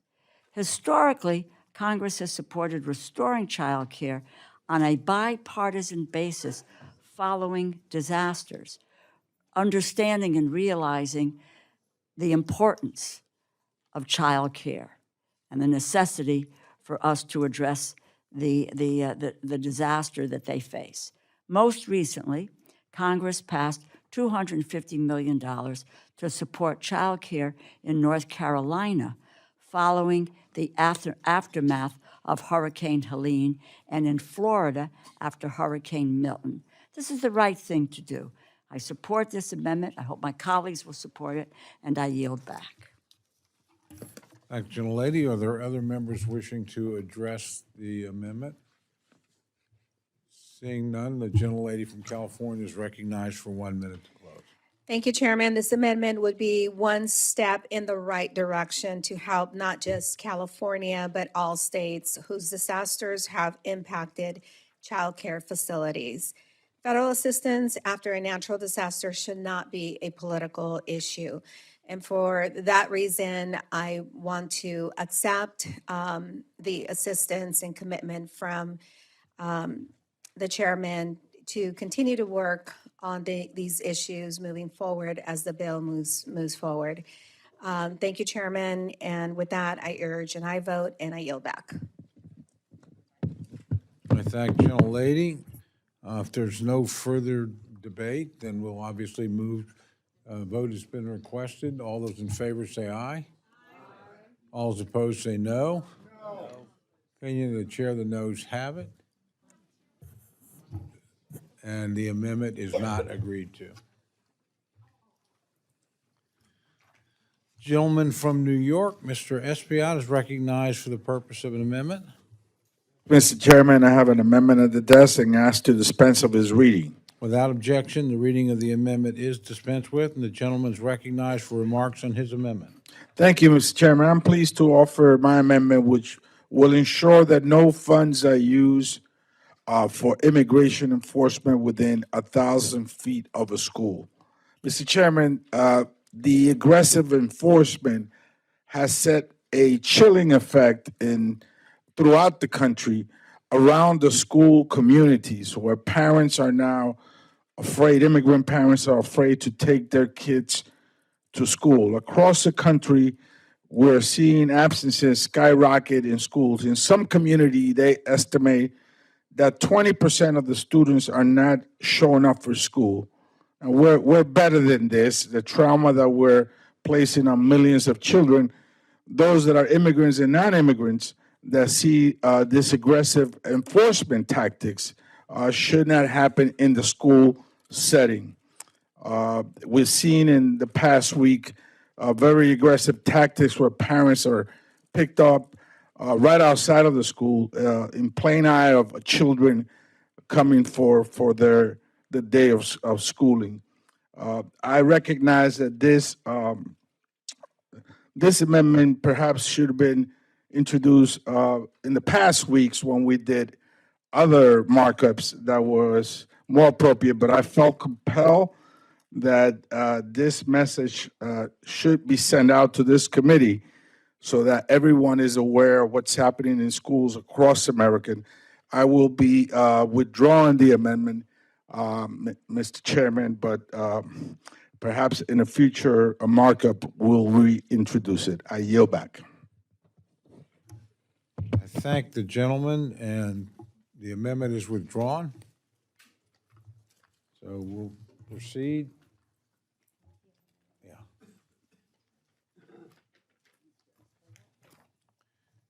The gentleman from New York is recognized for the purpose of an amendment. Mr. Espaillat. Mr. Chairman, I have an amendment at the desk and ask to dispense its reading. Without objection, the reading of the amendment is dispensed with, and the gentleman is recognized for remarks on his amendment. Mr. Chairman, I'm pleased to offer my amendment, which will reinstate $890 million for the English language acquisition program under Part 8 of Title III. We're talking about this cut, we're talking about kneecapping 5 million children. Tens of thousands of them live in my district in the neighborhoods of Washington Heights, Harlem, and the Bronx. Now, experts have determined that English proficiency can take multiple years. Conversational English, perhaps you can master within a year, but English proficiency in all of its levels can take multiple years. English is the most spoken language worldwide, with almost 1.5 billion people speaking it natively and fluently in 2023. This is a critical advantage for our country, that these kids become English proficiency as quickly as possible. If we don't support English language learner in our own schools, that advantage will just disappear. Likewise, it is the interest of parents, teachers, and administrators to have cohorts of students advancing through their studies at a similar pace rather than staggered trajectories. I urge you to support my amendment that ensures that all English language learners will have the ability to become proficient in the English language, and I yield back, Mr. Chairman. I thank the gentleman, and Chair recognizes the gentleman from Alabama, Mr. Adderholt, to address the amendment. Yes, unfortunately, I must note that this amendment does not have an offset. Its funding increase would cause the bill to exceed allocation. Obviously, as I've repeated throughout the day, we've had to make some difficult decisions, but we've got to remain fully responsible and physically responsible as we move forward. So look forward to working with the gentleman on this federal education funding issue and as we go on down the road through this path. Thank you. I yield back. Thank the gentleman. The gentlelady from Connecticut is recognized to address the amendment. Mr. Chairman, I rise in strong support of the amendment And I think we're overstating, I think the chair of the subcommittee continues to overstate the issue of offsets, but I rise in strong support of the amendment. Title III, under the Elementary and Secondary Education Act, English language acquisition is a formula grant to states that assists students in learning English and supports their academic achievement in school. The program's core goal is to transition students who are English learners to English fluency, so they can integrate into classrooms where only English is spoken. Ultimately, this program and our federal laws strive for classrooms around the country where children who are English learners can access rigorous coursework, meet the same standards as all other students. And we recognize that the need for English proficiency is a need that they need to become proficient as soon as possible. Title III funds support this important work for over 5 million students who are English learners in rural, urban, and suburban school districts in every corner of the country. Federal data shows that significant achievement gaps exist between English learners and their peers at a time when many states and school districts have experienced rapid growth in these student populations. If I might just for a second talk about a very personal story. My dad, Ted DeLauro, immigrated from Italy in 1913. He came and he came to New Haven, Connecticut. He was placed in the 7th grade at school, and his experience had a profound effect on his future life with education. He couldn't speak the English language. He couldn't write the English language. And he was asked to define the word janitor in the classroom. And he didn't know what the word meant.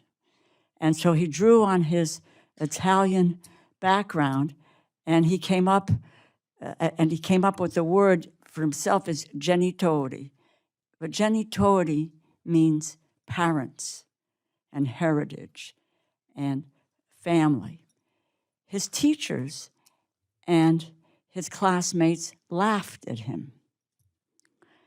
My father left formal education. He walked out of the school in the 7th grade and never received a formal education. He served in the United States Army for 9 years, taught himself to play the clarinet, and became the first clarinetist in the United States Army Band. He became an alderman in the city of New Haven, participated in the politics and the life of his community to his dying day at age 67. His compassion and his sole goal for his only child, his daughter, to get the best education possible.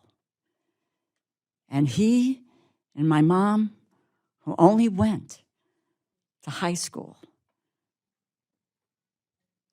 and were financially strapped their entire lives, made sure that their only daughter got the best of an education.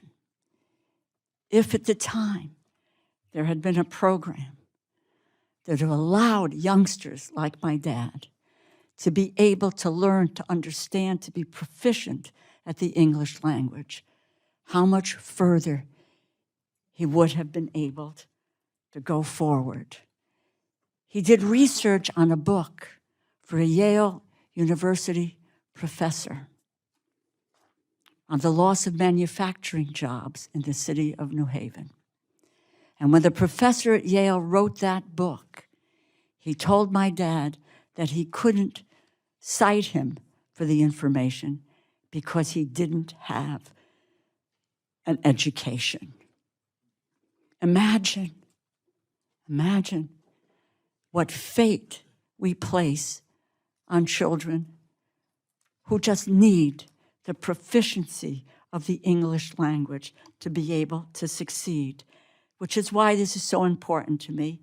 It's important for students learning English. It's been a priority for the Labor H Subcommittee when I was chair.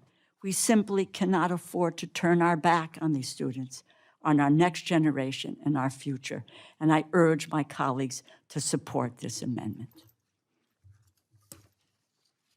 Thank the gentlelady. The gentlelady from Florida, Ms. Wasserman Schultz, is recognized to address the amendment. Mr. Chairman, I rise in strong support of this amendment.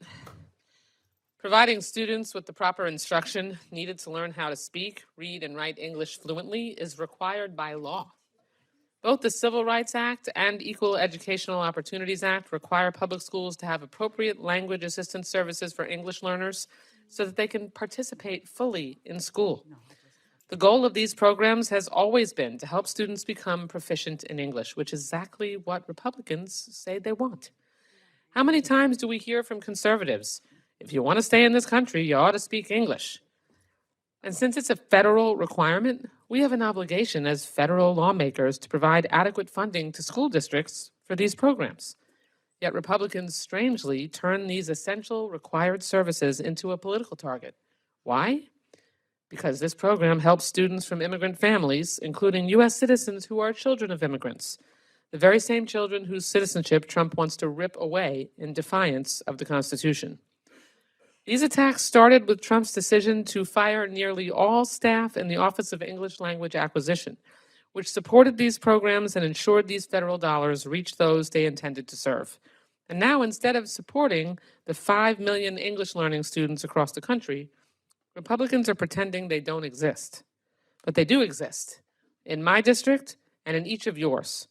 In my district, 15% of students at Broward County Public Schools are English language learners. And Florida alone has over 250,000 of these students enrolled in K-12 education, while Texas and California have over 1 million each. These students didn't sign up to be a part of your culture war. And just because they're vulnerable doesn't mean they should be targets. They are hardworking kids and young adults. I've met so many in my community who want the same shot to succeed as their peers, and they just need a chance to earn it.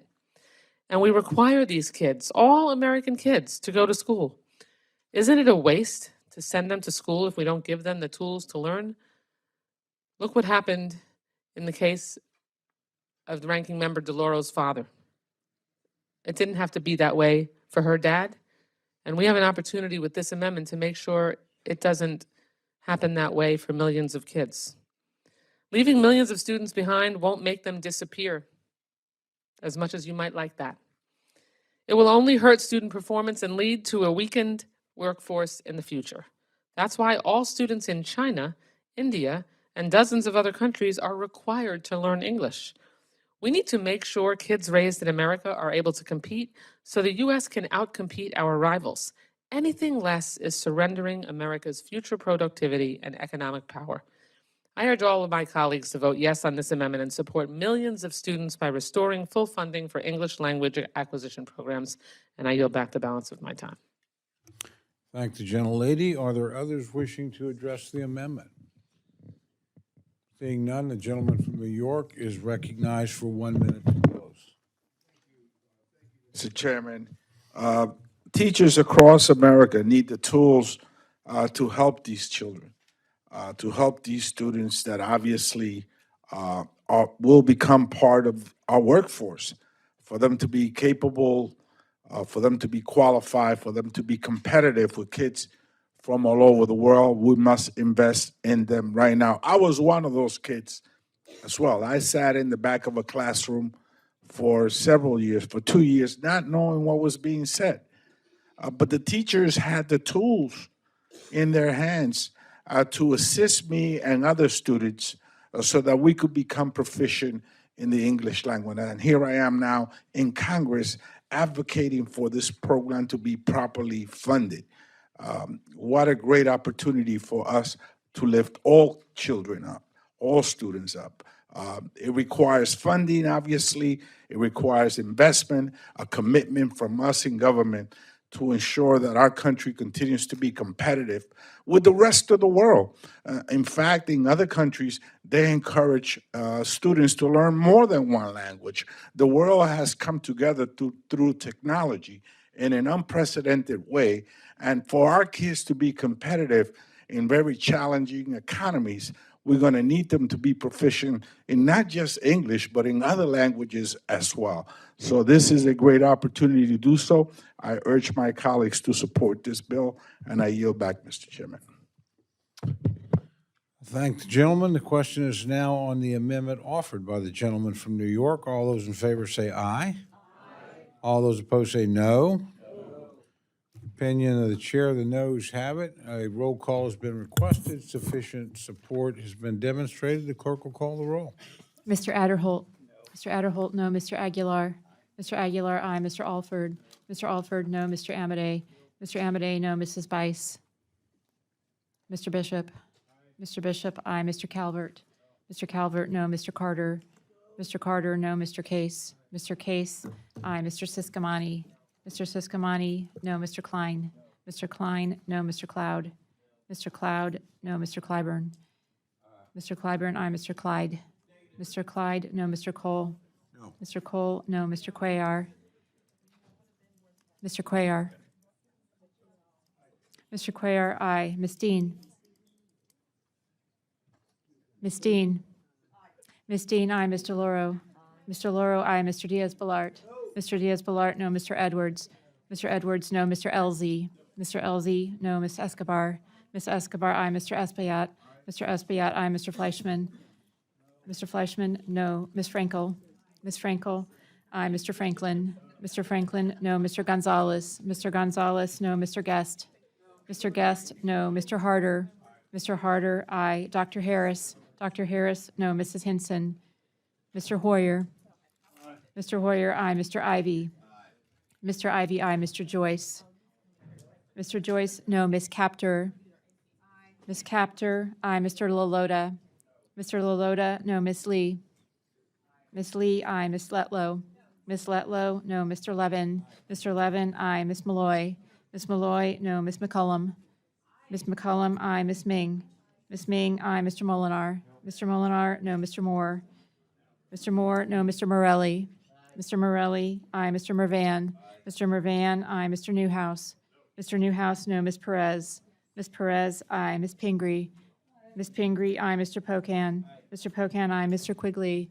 Mr. Quigley, aye. Mr. Reschenthaler. Mr. Reschenthaler, no. Mr. Rogers. Mr. Rogers, no. Mr. Rutherford. Mr. Rutherford, no. Mr. Simpson. Mr. Simpson, no. Mr. Strong. Mr. Strong, no. Mrs. Torres.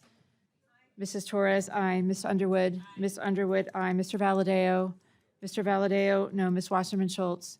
Ms. Wasserman Schultz, aye. Mrs. Watson Coleman. Mrs. Watson Coleman, aye. Mr. Womack. Mr. Womack, no. Mr. Zinke. Mr. Zinke, no. Are there any members wishing to vote or to change their vote? Gentlelady from Oklahoma. Mrs. Bice, no. Are there any others wishing to change their vote or record their vote? Seeing none, the clerk will tally.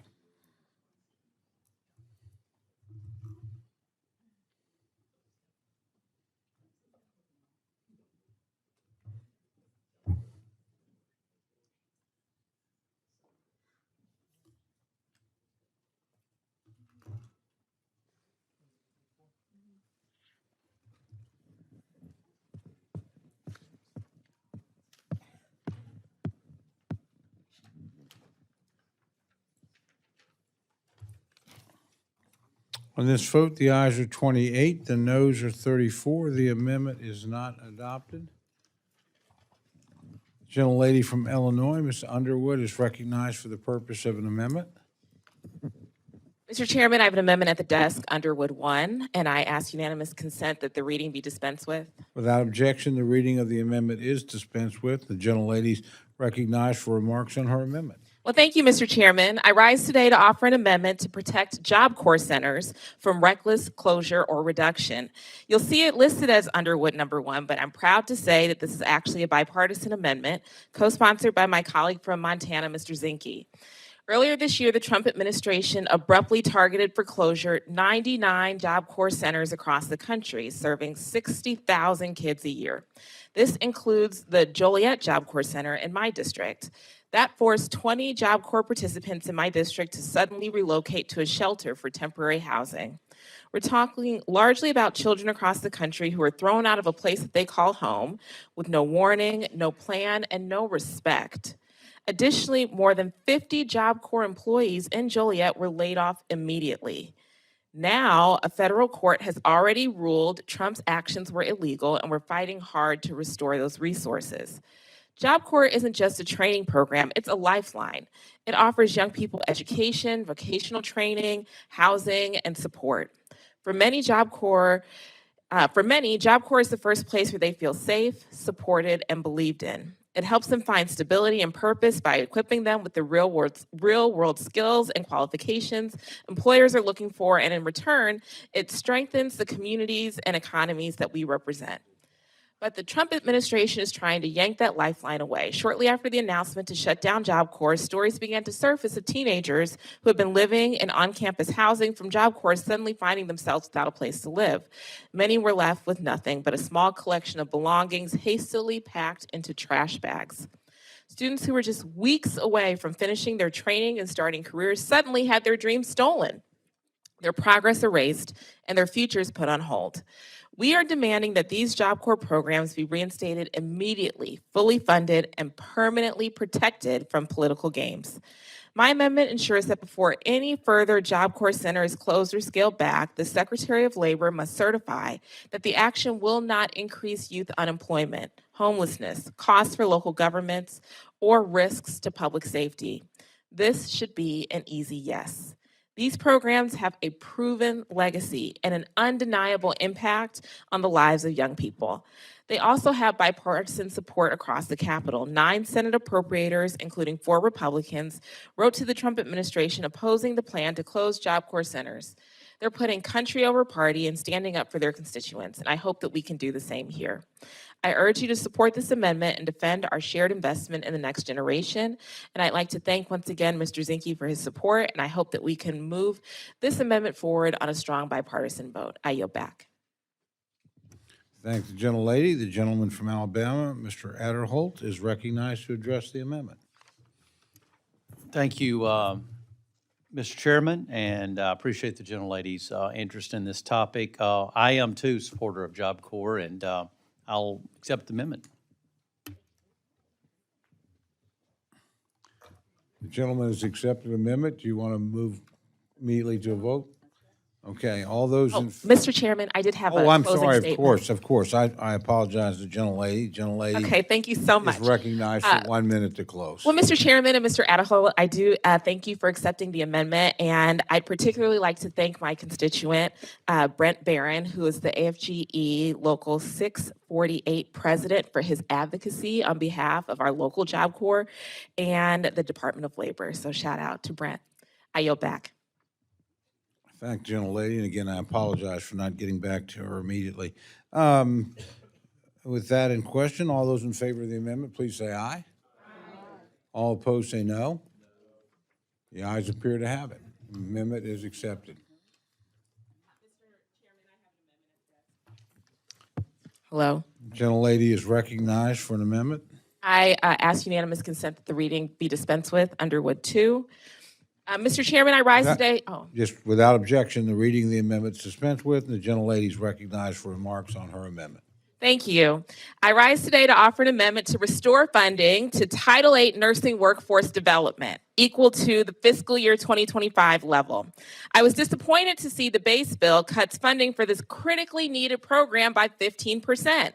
Nurses are at the forefront of promoting public health and providing quality, affordable health care for our communities. It's essential that we continue to support and grow the nursing workforce. As a nurse myself, I know firsthand how important it is to invest in the education and the retention of the nursing professionals who keep our nation healthy.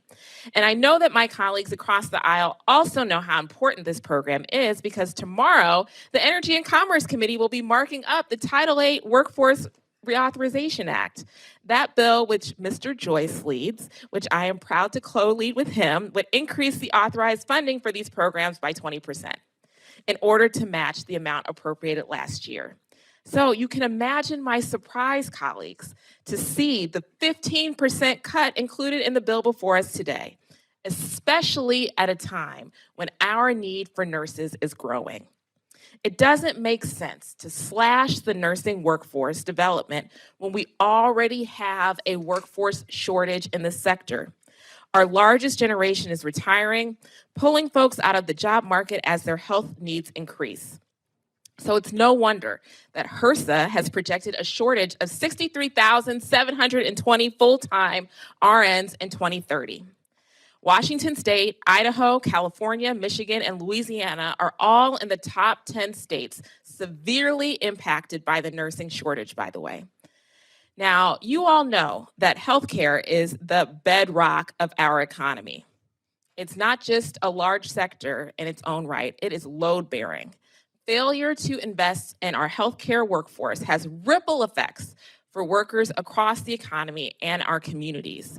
We will pay for these cuts in sick days and wait times over and over and over again. So friends, we don't have to do this. Across the Capitol, the Senate Appropriations Committee advanced an increase in funding for the Title VIII nursing workforce development programs on a strong bipartisan basis. The increased funding level in the Senate was supported by a coalition of over 60 national nursing organizations. So I really hope that we can keep this spirit of bipartisan cooperation going and advance this amendment, which would ensure that these programs are funded at the same level as last year, which is also the same level in Mr. Joyce's reauthorization bill. So in closing, I want to quote a wise man who once said, he's going to laugh. Okay. Now is the time to invest in education, training, and retention programs to strengthen our nursing workforce, especially in rural and underserved communities. That man was Mr. Joyce. Give it up for Mr. Joyce. Okay. And Mr. Joyce said that back in May when he introduced his bill supporting increased funding for this program, and I could not agree more. So I urge all my colleagues to take his word for it and to support my amendment, and I yield back. Thank the gentlelady. The gentleman from Alabama, Mr. Adderholt, is recognized to address the amendment.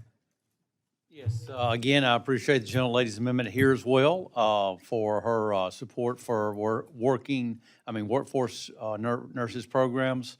The bill currently provides over $250 million for nursing workforce programs, and this amendment, unfortunately, is offset by the Make America Healthy Again initiative, which is important to our administration and to the initiative of the programs that it would address chronic conditions such as maternal health and tribal health, and therefore, because of these reasons, I will have to oppose the amendment. I yield back. Thank the gentleman. The gentlelady from Connecticut, Ms. Delors, is recognized to address the amendment. I rise in support of this amendment. Our nation is experiencing a severe shortage of nurses due to an aging population and increased demand for nursing skill sets in a variety of fields. Current research from across the healthcare industry and federal government indicates that approximately 1.2 million new registered nurses will be needed by 2030 in order to address the current shortage. We must be investing in the next generation of nurses by funding efforts like the Nursing Workforce Development Program, which provides education, training, and nursing faculty support. This bill eliminates funding for the Workforce Development Program and eliminates the Nursing Faculty Loan Program as well. The demands on our healthcare system are only going to grow. We must ensure that we have adequate nursing staff to meet America's needs. This should be a bipartisan priority, and it appears as if it is a bipartisan priority. This amendment will dedicate over $40 million for this crucial goal, drawn from the slush fund that was created for unspecified priorities based on the whims of RFK Jr. Making America healthy will require a healthcare system that's able to meet the demands placed upon it, and that will require more nurses who are on the front lines of care across the country in every district, red or blue. Everyone in this room has had experience in hospitals. My recent was in August with back surgery, and I know others have had surgery, and you know that the docs are wonderful, the surgeons are wonderful, they do their job, and they make a difference, but it's every day in the hospital that the nurses come in, they look at your face, and they know whether or not it's going to be a good day or a bad day, and they're there for support, and they help you carry through, and it's that support service. I call them angels of mercy, because they are there, they know what they're doing, and the training is critically important so that they know what they're doing and that they can help to make you heal faster. I support this amendment. I thank the gentlelady for introducing it, and I yield back. Thank the gentlelady. The gentlelady from Minnesota, Ms. McCollum, is recognized to address the amendment. First, I want to set the scene. We got some really bad news at St. Catherine's College. They lost their NIH grant for their CARE program, which helps prepare students for careers understanding aging, discipline, with extremely high need, especially as our age population gets older. And if we want to do things to offset medical costs, to save money in Medicaid, Medicare, and all of our insurance, we need to understand and have this population get the best health care possible. So now this is another cut. $37 million from the health workforce training programs at a time when our health care workforce is under great strain, as has been pointed out. So I believe we should be making it easier to enter the healthcare workforce by bolstering programs like the nurse facility loan programs, which this bill completely eliminates. So instead of increasing our capacity to train and modernize our healthcare workforce, this bill tightens the pipeline for future healthcare professionals. So I don't know how we're going to make America healthy again if we don't have those professionals, especially nurses, who help patients in need. I yield back. Thank the gentlelady. Are there others wishing to address the amendment? Gentlelady from Texas is recognized. Thank you, Mr. Chairman, and I'd like to thank my colleague for this great amendment. I rise in support of it. I had a town hall recently with a number of nurses in my community, and they spoke at great length about the nursing shortage that we face. And the nursing shortage ultimately impacts patients. And it impacts our nurses' abilities to provide the care to patients that they need. Everyone is sharing stories about the impact that many of these cuts could have or will make in their lives. I will tell you very briefly about a tremendous impact that nurses have made in my life. About a decade ago, my husband was diagnosed with cancer. He's now thankfully in remission, super healthy, you would never guess. And doctors would come in for those very brief moments, deliver what was normally a lot of bad news. And who was there to care for the families in need, including me, including our children, including my husband who was a patient? It was the nurses. And if you have not met with nurses in your district recently, I highly recommend that you do. They will tell you about the growing demands on them because there are so few of them. And I'd like to commend Mr. Joyce for his great bill and Ms. Underwood for following his lead and bringing up this amendment, and hopefully we can score a bipartisan win tonight for nurses. Thank you. I yield back. Thank you, gentlelady. The gentleman from Ohio is recognized to address the amendment. Thank you, Mr. Chairman. And while I certainly appreciate the efforts of our chairman in producing this bill, and I believe wholeheartedly in the bill that will be marked up tomorrow in E&C that I supported. I understand what the chairman has to do here, and because the offset doesn't match the necessary funding here, I would agree that we have to oppose this.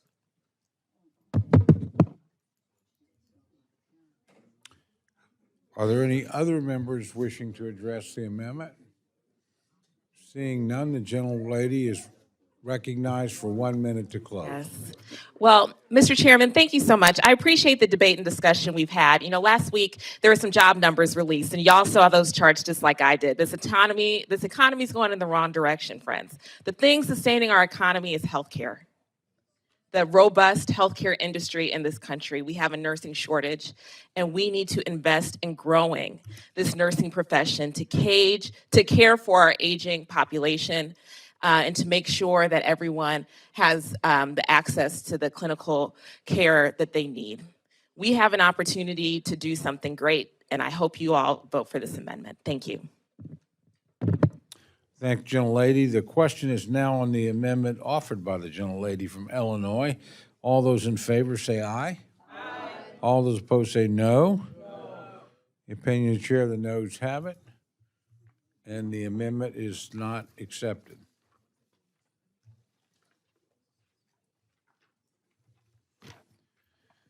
Gentlelady from Nevada, Ms. Lee, is recognized for the purpose of an amendment. Thank you, Mr. Chairman. I have an amendment at the desk and ask unanimous consent that the reading be dispensed with. Without objection, the reading of the amendment is dispensed with, and the gentlelady is recognized for remarks on her amendment. Thank you. This amendment is pretty simple. It would extend continuing medical education programming and ensure community health and rural health clinic providers maintain their eligibility for these critical resources. This allows the use of existing grant funding through 2028. I want to point out that this is an extension of language that was included in our fiscal year 23 omnibus.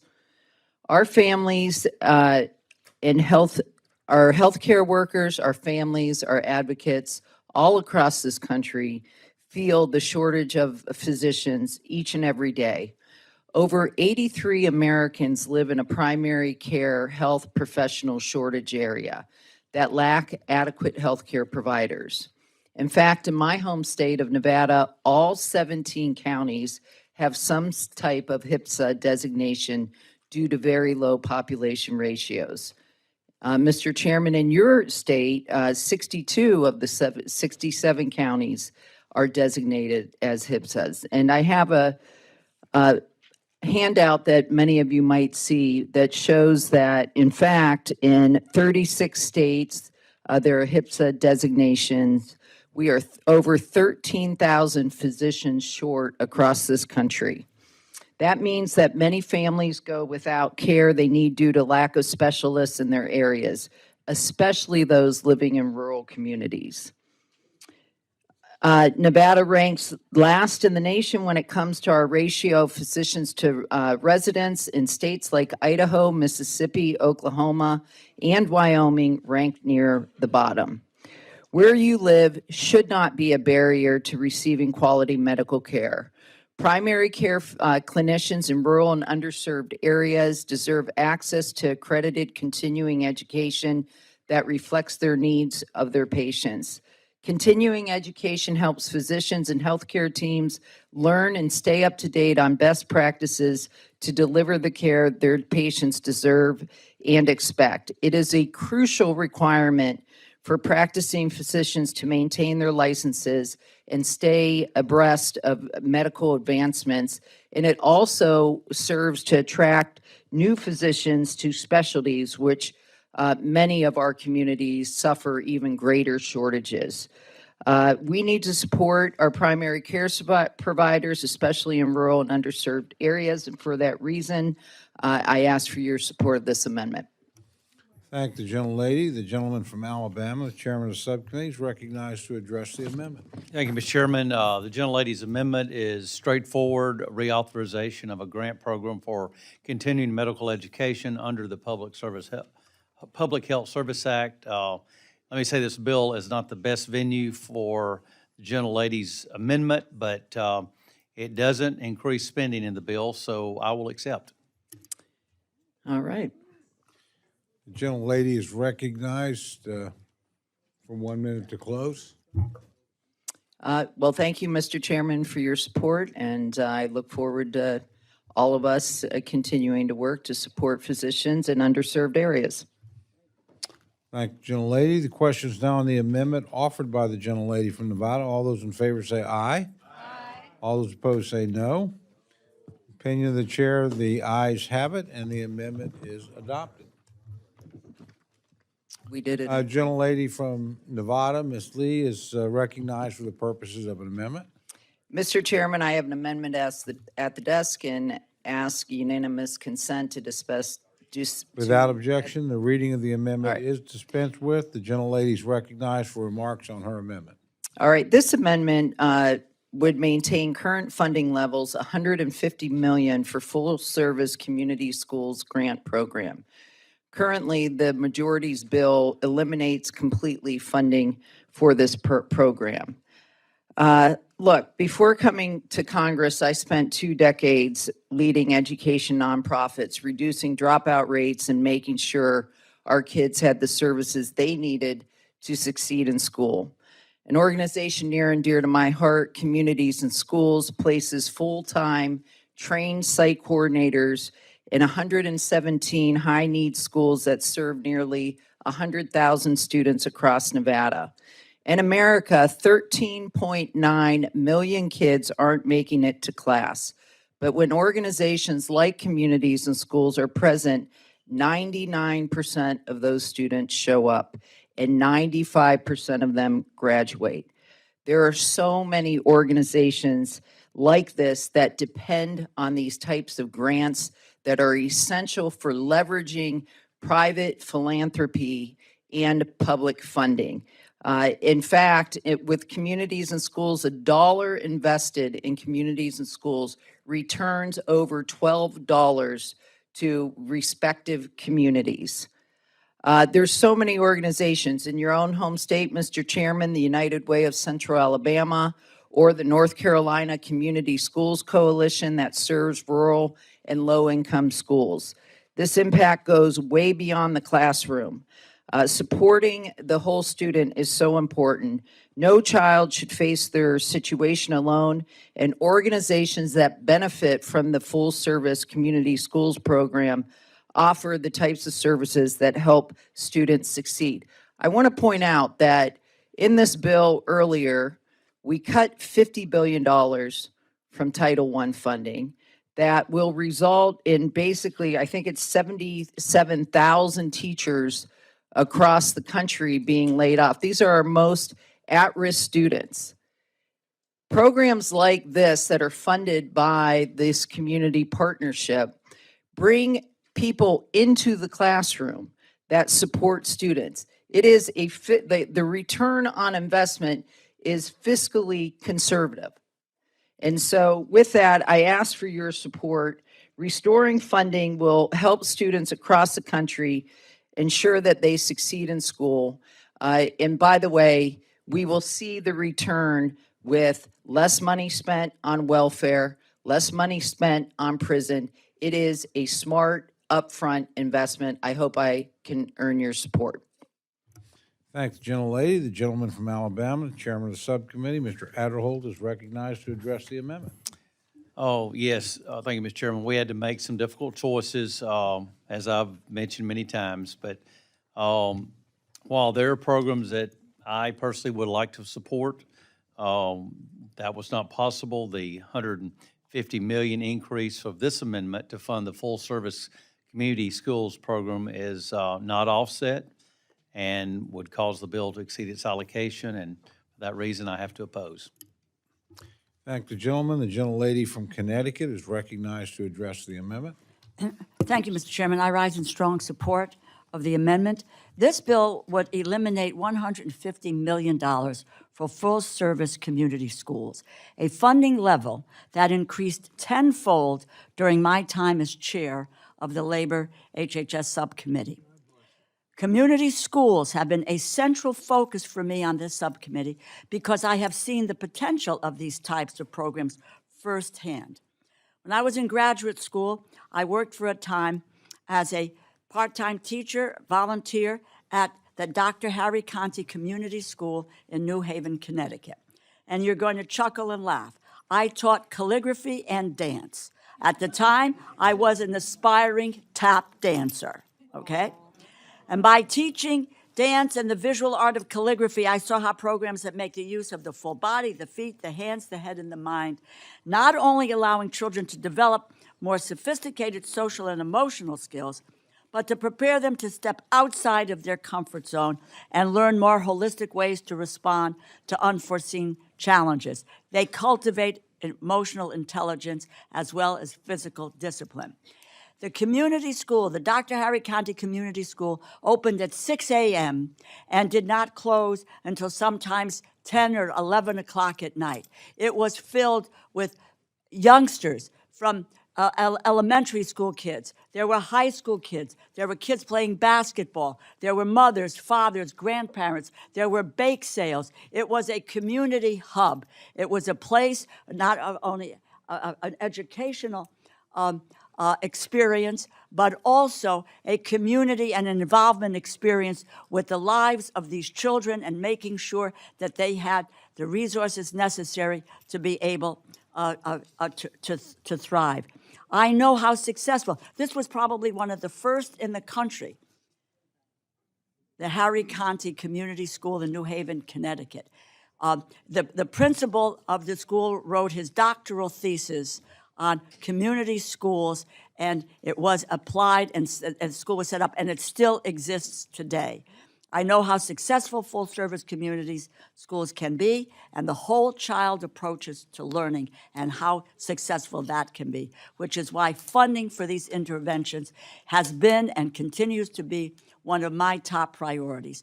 While I am speaking in enthusiastic support of Congresswoman Lee's amendment, let me be clear to my Republican colleagues, you're not going to succeed in cutting and eliminating funding for community schools in any bipartisan appropriations agreement that gets signed into law, not on my watch. I urge my colleagues to support this amendment. Thank you, gentlelady. I can just assure the committee, having traveled with her, she's not lost a step. So I've watched her on top of a camel, and she's fit and fiddle. Are there other members wishing to address the amendment? Gentleman from Maryland's recognized.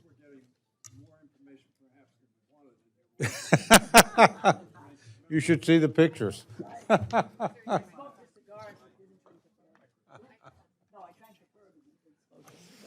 I want to tell Ms. Torres I would have gotten up and spoken on your two amendments because they are in sync with this amendment. I was elected to the Maryland State Senate in 1966. Ted Agnew was elected governor of our state in 1966. Ted Agnew gave his inaugural address on the east front of the Capitol in Annapolis.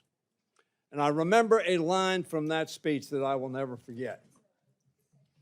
He said, "The cost of failure far exceeds the price of progress."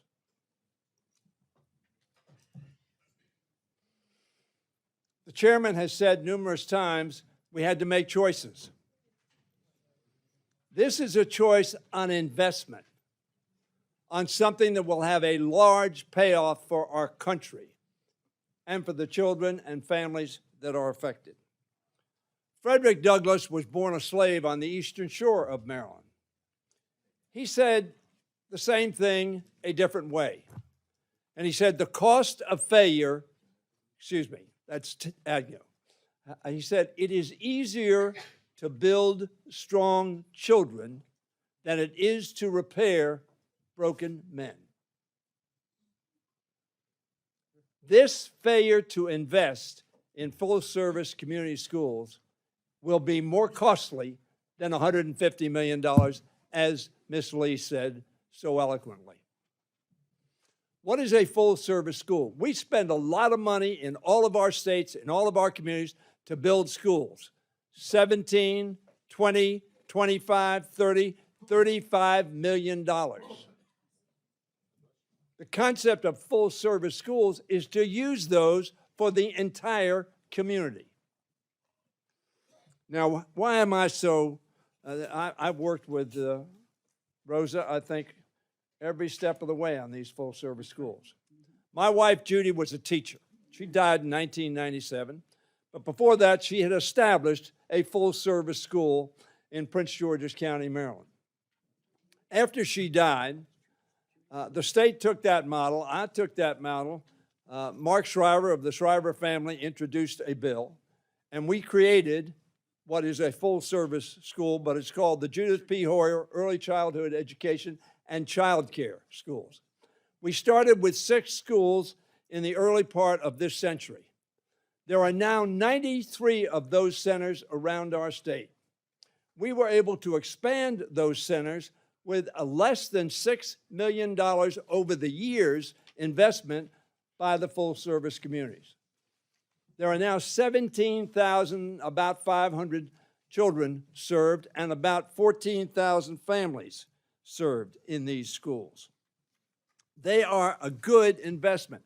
And what they do, and what we encourage by our participation in that, not only use a school as an educational facility, which is obviously its principal purpose, but also to provide social services for parents and children, to provide health service, dental services, to provide recreation, housing advice, so that a family that needs help does not have to go to this place, that place, and the other place. We may be able to afford that. We have a car, we can buy gas and do all that, but some people can't. So you centralize the services that the child is getting and that his parents or her parents are getting. It is a good investment to utilize that school as a community center. That's why you get both terms. This is an investment that you should not walk away from, because Agnew and Frederick Douglass are absolutely right. The cost of not investing will be greater, because, as Frederick Douglass said, it is easier to build strong children than it is to repair broken men. Today, he would say broken men and women. We talked about the gentleman, my good friend from Kentucky, talked about drugs and how the failure to intervene in those cases is far more costly in prison costs, in hospital costs, in healthcare costs, in lost taxes from people who are not productive because of their drug use. So, Mr. Chairman, I would urge the adoption of Ms. Lee's amendment from Nevada, by the way, because it will pay dividends year after year after year after year. Don't confuse cutting and spending with investing. This is an investment that will pay off. We ought to do it for our country. We ought to do it for our future. I support the lady's amendment. I thank the gentleman. Are there other members wishing to address the amendment? Gentleman from okay. Okay. Then the gentlelady from Nevada is recognized to close.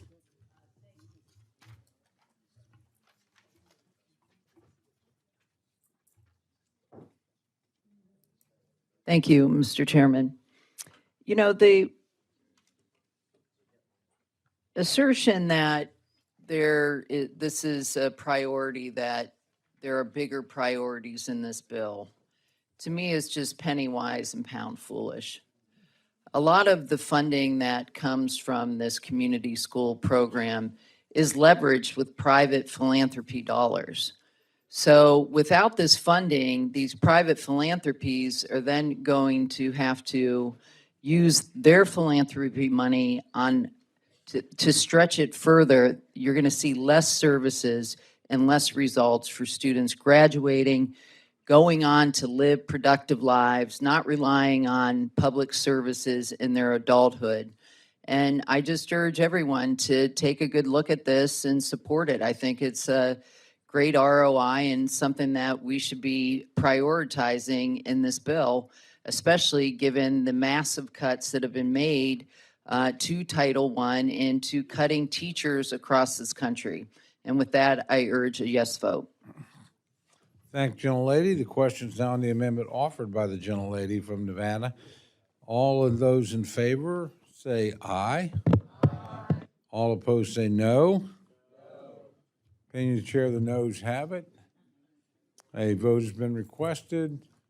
Sufficient support has been demonstrated. The clerk will call the roll. Mr. Adderholt? No. Mr. Adderholt, no. Mr. Aguilar? Mr. Alford?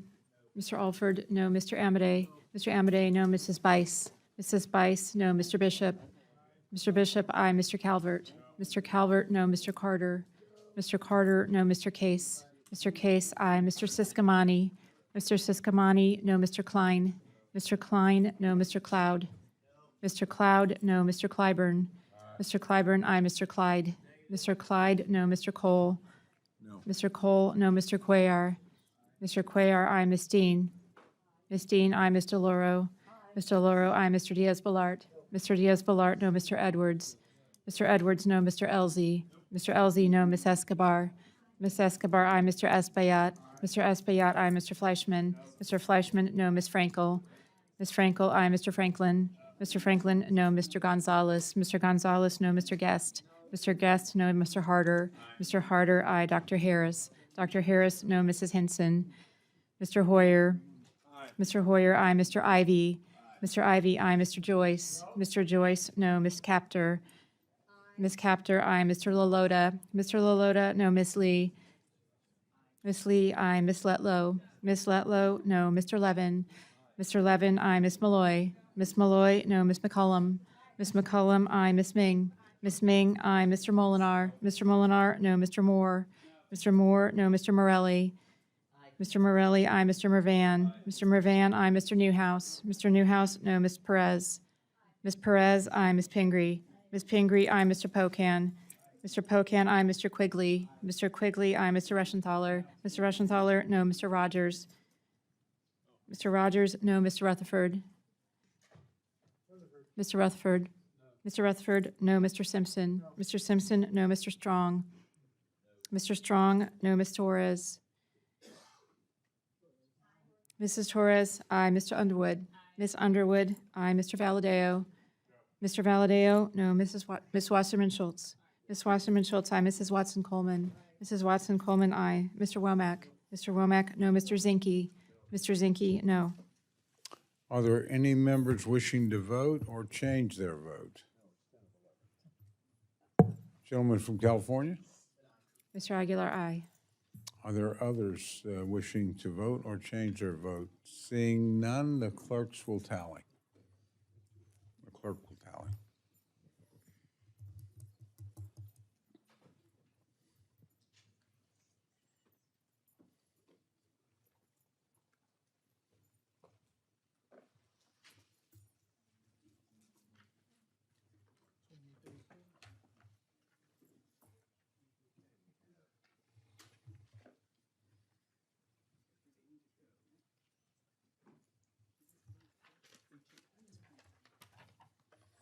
In this vote, the ayes are 28, the noes are 34. The amendment is not adopted. Gentlelady Ms. Lee is recognized for purposes of amendment. Mr. Chairman, I have an amendment at the desk and ask that the reading be dispensed with. Without objection, the reading of the amendment is dispensed with. The gentlelady is recognized for remarks on her amendment. Thank you, Mr. Chairman. This amendment would provide $50 million for new Access Point grant program, which supports new health center delivery sites in underserved communities. Of this money, 15% would be set aside for applicants that intend to use the funding to acquire, refurbish, or retrofit or bring up to standard mobile healthcare vehicles. And before we say there's not a set aside, I'd like to point out that this amendment is fully paid for by cutting in half the slush fund for the MAHA activities. Listen, rural healthcare is under such incredible stress and so incredibly important, especially in my home state. We have about 228,000 Nevadans served by 13 rural critical access hospitals. There's dozens of small isolated towns across Nevada and families who have to drive hours just to see a doctor. And I'm sure that's not isolated in my home state. It happens all across this country. Approximately 20% of Americans live in rural areas, and having a ready supply of mobile healthcare vehicles is crucial to deliver that type of quality care. That's why in 2022, I was proud to see my bipartisan Mobile Healthcare Act be signed into law. It was expanded eligibility for NAP program to include mobile health units. Specifically, it allows FQHCs to use these already existing federal grants for establishing mobile units, bringing quality care to rural and underserved communities. It's a common sense step to get health care to more Americans across this country. And I was grateful that this bill received bipartisan support when it passed the House, including from several members of this committee. Amade, Gonzalez, Joyce, Hinson, and Molinar were co-sponsors of the bill. So from Las Vegas to Laughlin to Sandy Valley to any rural community across all of your states, FQHCs are often the only option. And this type of funding, especially allowing for it to be used for mobile units, not just brick and mortar, allows these FQHCs to get out to where people are and give the care to them where they live. We need more FQHCs to have these types of resources so they can provide quality care to families across this country. And with that, I ask for your support. Thanks, gentlelady. The gentleman from Alabama, and Mr. Adderholt's recognized to respond to the amendment. Yes, appreciate the gentlelady's amendment. I'm happy to note that we were able to fund our discretionary investment level for community health centers in this bill. And while certainly like to have done more, this amendment is being offset with Make America Healthy Again initiative, which is very important to the administration, and which will fund innovative programs to address chronic conditions, maternal health, and tribal health. So I will have to oppose it, but look forward to working with the gentlelady on how we can work in the future on this program. Thank the gentleman. The gentlelady from Connecticut, Mr. Delores, recognized to address the amendment. We're talking about an unspecified slush fund here. I rise in support of this amendment. New access point grants are the primary way that organizations can become funded health centers in the Health Resources and Services Administration's Health Center Program, HRSA's Health Center Program. New access point funding is targeted at the nation's high-need areas and populations who are medically underserved, including low-income and uninsured Americans. The New Access Point program has been essential to expanding access to affordable and high-quality primary health care, particularly through mobile health units. Mobile health units work. They are competitively funded. They are able to support multiple communities. A newly funded vehicle in eastern Connecticut, for example, is expected to serve about 40 communities.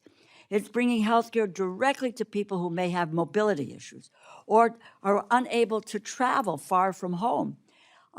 This is an innovative program. It's a promising program which would help rural areas particularly that do not have many physical facilities.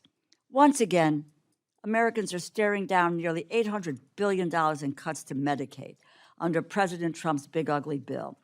Areas that already have a high degree of uninsured people or which rely on rural hospitals that will face higher costs will have to rely on new access point funding more than ever.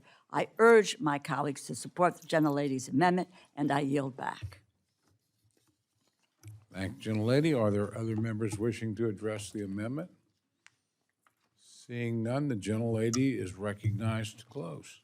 Thank you, Mr. Chairman.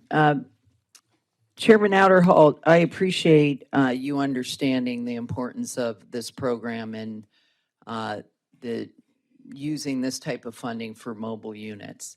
The goals that you outlined for the Make America Healthy Again initiative, which seems very ill-defined right now. No one really knows where that money is going, what programs that is being used for.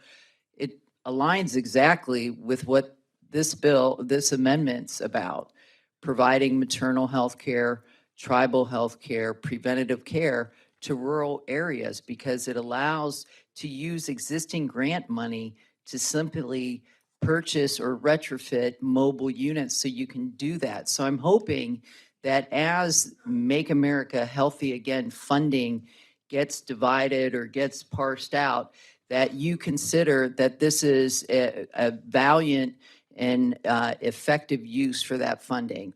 And again, with that, I hope everyone can support the bill or the amendment. Thank you, gentlelady. The question's on the amendment offered by the little gentlelady from Nevada. All those in favor say aye. Aye. All those opposed say no. The opinion of the chair, the noes have it, and the amendment is not agreed to.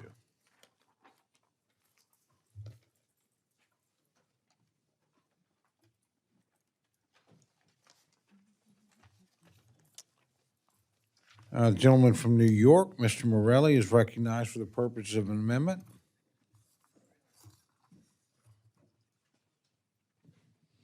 Thank you, Mr. Chairman. I have an amendment at the desk, and I move to dispense with the reading. Without objection, the reading of the amendment is dispensed with, and the gentleman is recognized for remarks on his amendment.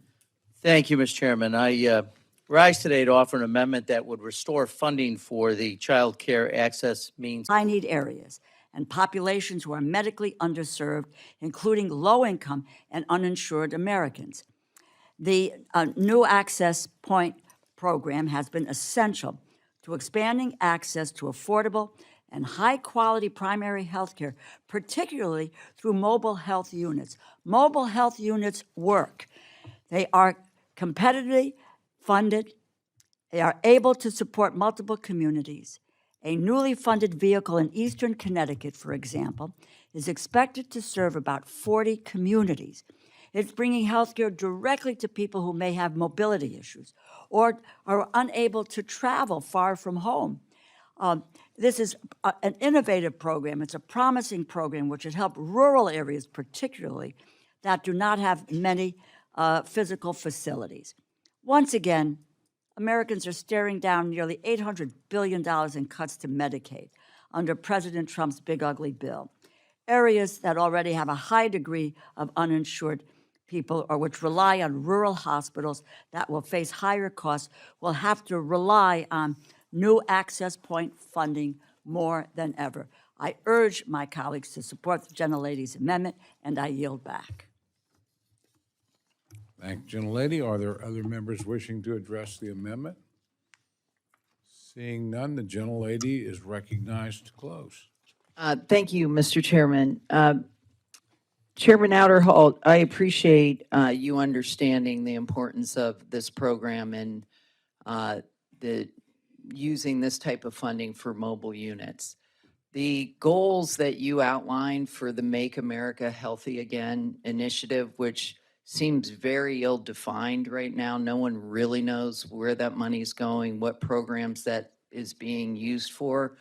It aligns exactly with what this amendment's about, providing maternal health care, tribal health care, preventative care to rural areas because it allows to use existing grant money to simply purchase or retrofit mobile units so you can do that. So I'm hoping that as Make America Healthy Again funding gets divided or gets parsed out, that you consider that this is a valiant and effective use for that funding.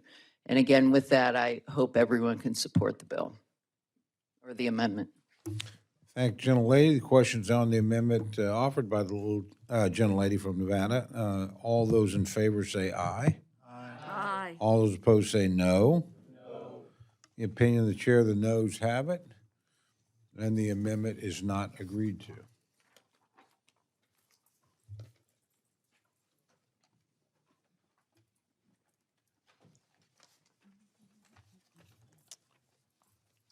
Gentleman from New York, Mr. Morelli, is recognized for the purpose of an amendment.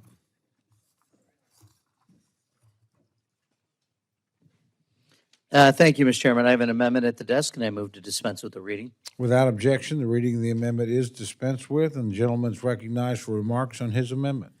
Thank you, Mr. Chairman. I rise today to offer an amendment that would restore funding for the Child Care Access Means Parents in School program, otherwise known as C-Campus. 1 in 5 college students in America is also a parent. For them, child care is not a convenience, it's a lifeline that determines whether they can stay in school and finish their education and earn a degree. This program works. It helps parents remain enrolled, boosts graduation rates, and creates a path to better jobs and economic security. The return on investment is clear. When parents succeed in college, their children benefit, their families thrive, and the workforce grows only stronger. Yet the demand for affordable childcare continues to outpace the supply, leaving too many parents with an impossible choice between caring for their children and advancing their own careers. When we invest in working parents, we invest in stronger families, stronger communities, and a stronger economy, which is why we must continue to meet the needs of student parents across this country. It's become clear to me in conversations with my dear friend, Ms. Bice, that she has an interest in funding this program as well. I think we disagree on the means by which this ought to be funded and frankly the amount. So I've indicated to her that I'd like to work with her over the next several weeks to see if we can find an appropriate compromise and negotiate that for something that might be included in a final package. And so with that, I will withdraw the amendment, Mr. Chairman. Thank the gentleman very much and look forward to working with him. Amendment's been withdrawn. Excuse me. We now recognize the gentleman from California, Mr. Levin, for the purpose of an amendment. Mr. Chairman, I have an amendment at the desk, and I ask for unanimous consent that the reading of this amendment be dispensed with. Without objection, the reading of the amendment is dispensed with. The gentleman is recognized for remarks on his amendment. Thank you, Mr. Chairman. I said during my introduction, which was many hours ago, that I have two great kids. They're in our local public school, middle school, 13 and 11 years old. I too went to a public middle school, and I'm sure some of you did also, or maybe your kids or grandkids are going to public elementary schools or middle schools or high schools. And I believe very strongly in our public education system, and that's why I was so surprised and upset when earlier this summer, the administration declined to release nearly $7 billion in federal funding for K through 12 and adult education one day before schools across the country expected the obligated funding to be released. The administration withheld formula grant funding for 6 specific programs with little to no explanation and no timeline of when a decision would be made on its release. Every single one of our districts receives formula grant funding. So I know every member in this committee was impacted by the administration's decision to withhold these dollars. In my state, nearly $800 million for K through 12 and $146 million for after school and summer learning was withheld. In my district alone, the 9 school districts that I represent were depending on and waiting for over $5 million. Schools in my district shared with me that their carefully and thoughtfully developed budgets strategically included the federal funding that was being frozen. They shared the impact of the potential funding loss, and they said it would require, many cases, a reduction in staff or could force them to shut down programs that support our children. They shared that, and this is one principal who said, and I quote, "Every dollar has a purpose, so even the loss of $1 million is going to impact hundreds of staff and thousands of students," end quote. I can share countless testimonials of how withholding or canceling these funds will devastate our schools, faculty, and children, but I don't have to because, as I alluded to before, I think each of you heard stories from your communities. The administration's actions were so concerning that a group of 10 Republican senators sent a letter to OMB Director Vogt requesting he release the funding, and I have a copy of this letter here. In their letter, the Republican senators, which included senators from many of your home states, pointed out that, quote, the decision to withhold this funding is contrary to President Trump's goal of returning K-12 education to the states, end quote. We were all relieved when the funding was finally released, almost a month after the initial announcement, but hopefully we can all agree that this fire drill should not have occurred in the first place. My amendment is really quite simple and right along these lines. It would require the Secretary of Education to award formula grant funding under the Elementary and Secondary Education Act, the McKinney-Vento Homeless Assistance Act, the IDEA, and the Carl D. Perkins Career and Technical Education Act on the date such funds become available for obligation. This should not be controversial. You know the importance of funding these programs, as you have included funding, even increased investments for some, under the laws in this bill. The language that is in this amendment is nearly identical to the bipartisan language included in the Senate's fiscal 26 LHHS bill.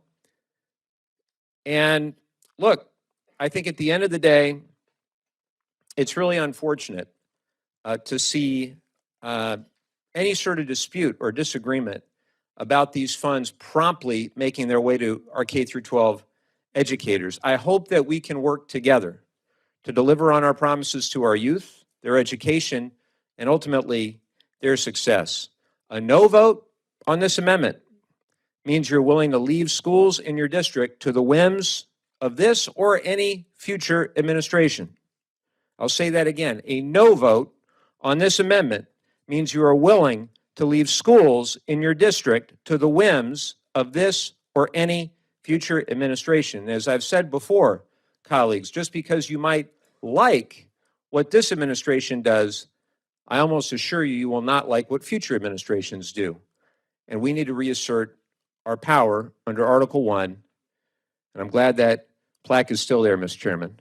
Article 1, Section 9, Clause 7. I urge my colleagues to support the amendment, and I yield back. Thank the gentleman. He should be aware I had to defend it from Mr. Morelli, actually, earlier today. Gentleman from Alabama, my good friend, Mr. Adderholt, is recognized to address the amendment. Thank you, Mr. Chairman, and I thank the gentleman for his amendment. However, it would undermine the ability of the administration to ensure effective and economical use of appropriated resources, limiting the ability of the administration to ensure good governance and combat waste, fraud, and abuse is opposite of what we should be doing here. So I unfortunately have to oppose the amendment. I yield back. Thank you, gentleman. Gentlelady from Connecticut, Ms. Delors, recognized to address the amendment. Thank you, Mr. Chairman. I rise in support of the amendment. On March 15th, the President signed the fiscal year 2025 full-year continuing resolution into law, which carried forward funding levels for federal programs that were enacted in the previous fiscal year. This includes levels for programs that go out by statutory formula to public schools, such as those authorized in the Elementary and Secondary Education Act. Each year, very shortly after full-year appropriations are enacted, the Department of Education calculates allocations to states using updated data. In practice, the agency notifies states of their award amounts well in advance of the upcoming school year so districts and principals can plan accordingly. The law makes funds available for obligation on July 1st. But this school year was different. The Trump administration notified states on June 30th, a day before funds were supposed to become available, that they would be holding back $7 billion in after-school programs, English learners, and teacher professional development. 628 school superintendents were surveyed about the impact of these delays, and nearly 3/4 said they would have to cut academic programming, and half said they expected to lay off teachers and school staff if funding was not restored soon. 1 month after its June 30th announcement, after bipartisan condemnation from members of Congress, the Trump administration reversed course, and they finally released the funds to states in accordance with the authorizing and appropriations statutes they are required to follow by law. My colleague's amendment is very simple. President Trump must award education formula funding to states the day such funds are available under the law, not a day later. Remember, Article 1, President Trump and Russ Vought need to stop stealing taxpayer dollars already appropriated by the Congress. Let us not repeat this chaos ever again. I urge my colleagues to support this amendment. Thank the gentlelady. The gentleman from Maryland, Mr. Hoyer, is recognized for comments on the amendment. Thank you very much, Mr. Chairman. I want to comment on what the subcommittee chairman said. He said he was opposed to this amendment because it would interfere with what the administration wanted to do. Think about that, ladies and gentlemen of the committee.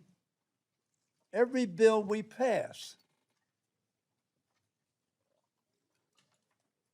has the Congress's judgment on what ought to be done, not the president's. The president can ask us, the president can urge, the president can even veto. But when that bill becomes law, of course it impedes the administration, because we have made a decision for the American people where resources will be placed. But if our concept is we do not want to do that to the administration, then I suggest we wrap it up and go home at 11:15. Because everything we do, including adopting this bill, I won't vote for it, but you will vote for it. I guarantee you, unless your premise is the president doesn't have to give a damn about what we say. If that's your premise, then we won't impede him at all. But if we pass this bill, we'll impede him. Of course we will. Why? Because that's our job. That's our responsibility. That's our duty. That's what the framers had in mind. Not that a dictator would tell us we're going to spend trillions of dollars on what I want. Each one of us represents about 775,000 people.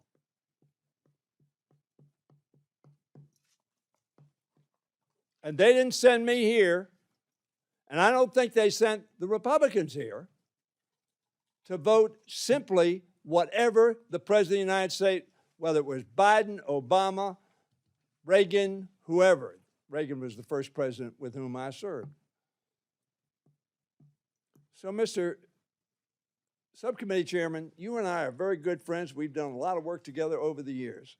But yes, we're going to impede by these amendments, by this bill, by the actions that the Congress and this committee take, we're going to impede the president.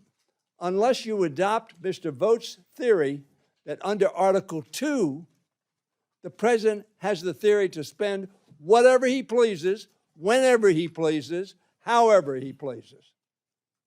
If you adopt that theory, you have abandoned the constitutional framework on which this government has survived for over 200 years. I urge passage of the gentleman's amendment. Thank you, gentlemen. Are there other members wishing to comment on the amendment? Seeing none, the gentleman from California is recognized for 1 minute to close. Great respect for my friend, Mr. Adderholt. I would just encourage folks to take a look at this letter written by 10 Republican senators that basically acknowledge the same argument that Chairman Adderholt makes, but reach a different conclusion. And I can read from it. Again, these are 10 Republicans. A lot of them are from your states. You can reflexively vote no on this, but you ought to at least take the time to read the letter that your senators wrote about this.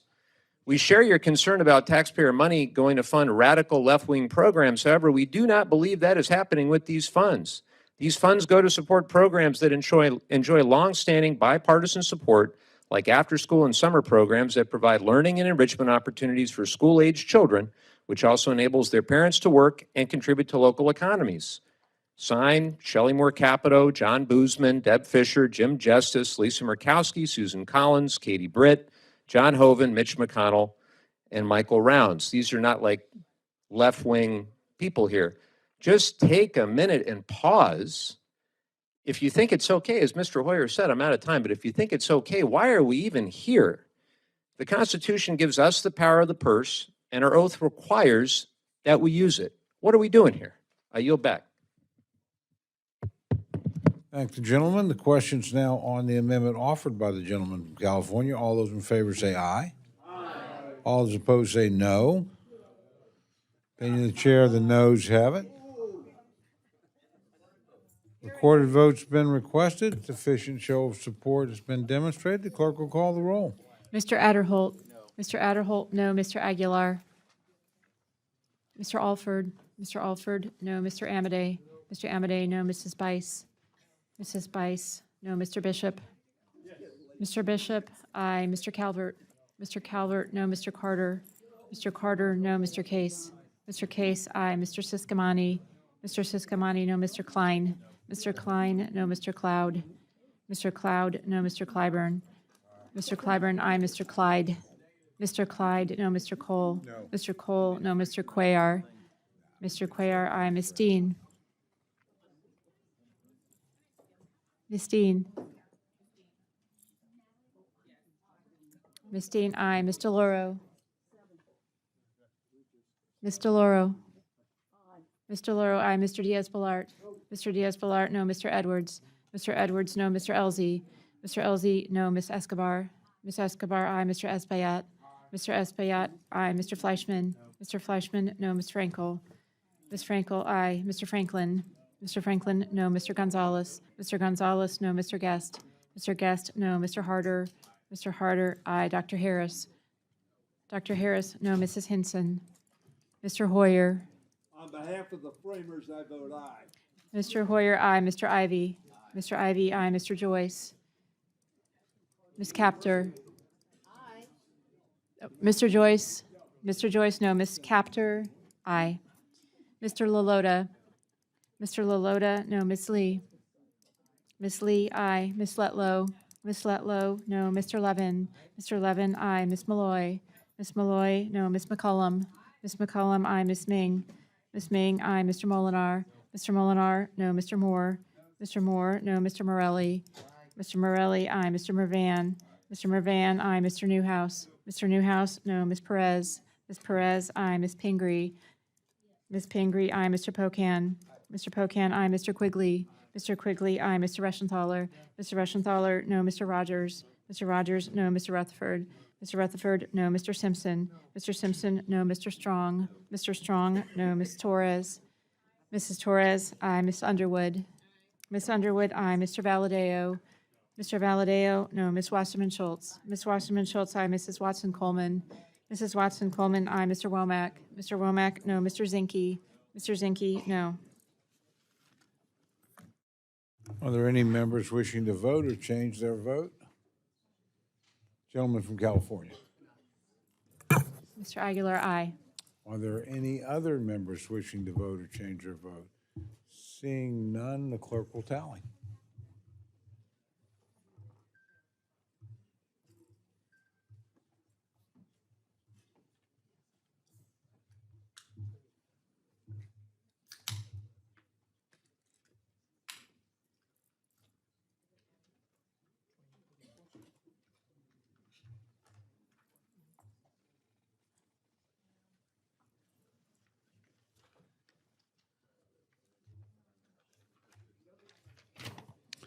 On this vote, the ayes are 28, the noes are 34. The amendment is not adopted. The gentleman from Indiana, Mr. Mervan, is recognized for the purposes of an amendment. Thank you, Mr. Chair. I have an amendment at the desk, and I move that the reading be dispensed with. Without objection, the reading of the amendment is dispensed with, and the gentleman is recognized for remarks on his amendment.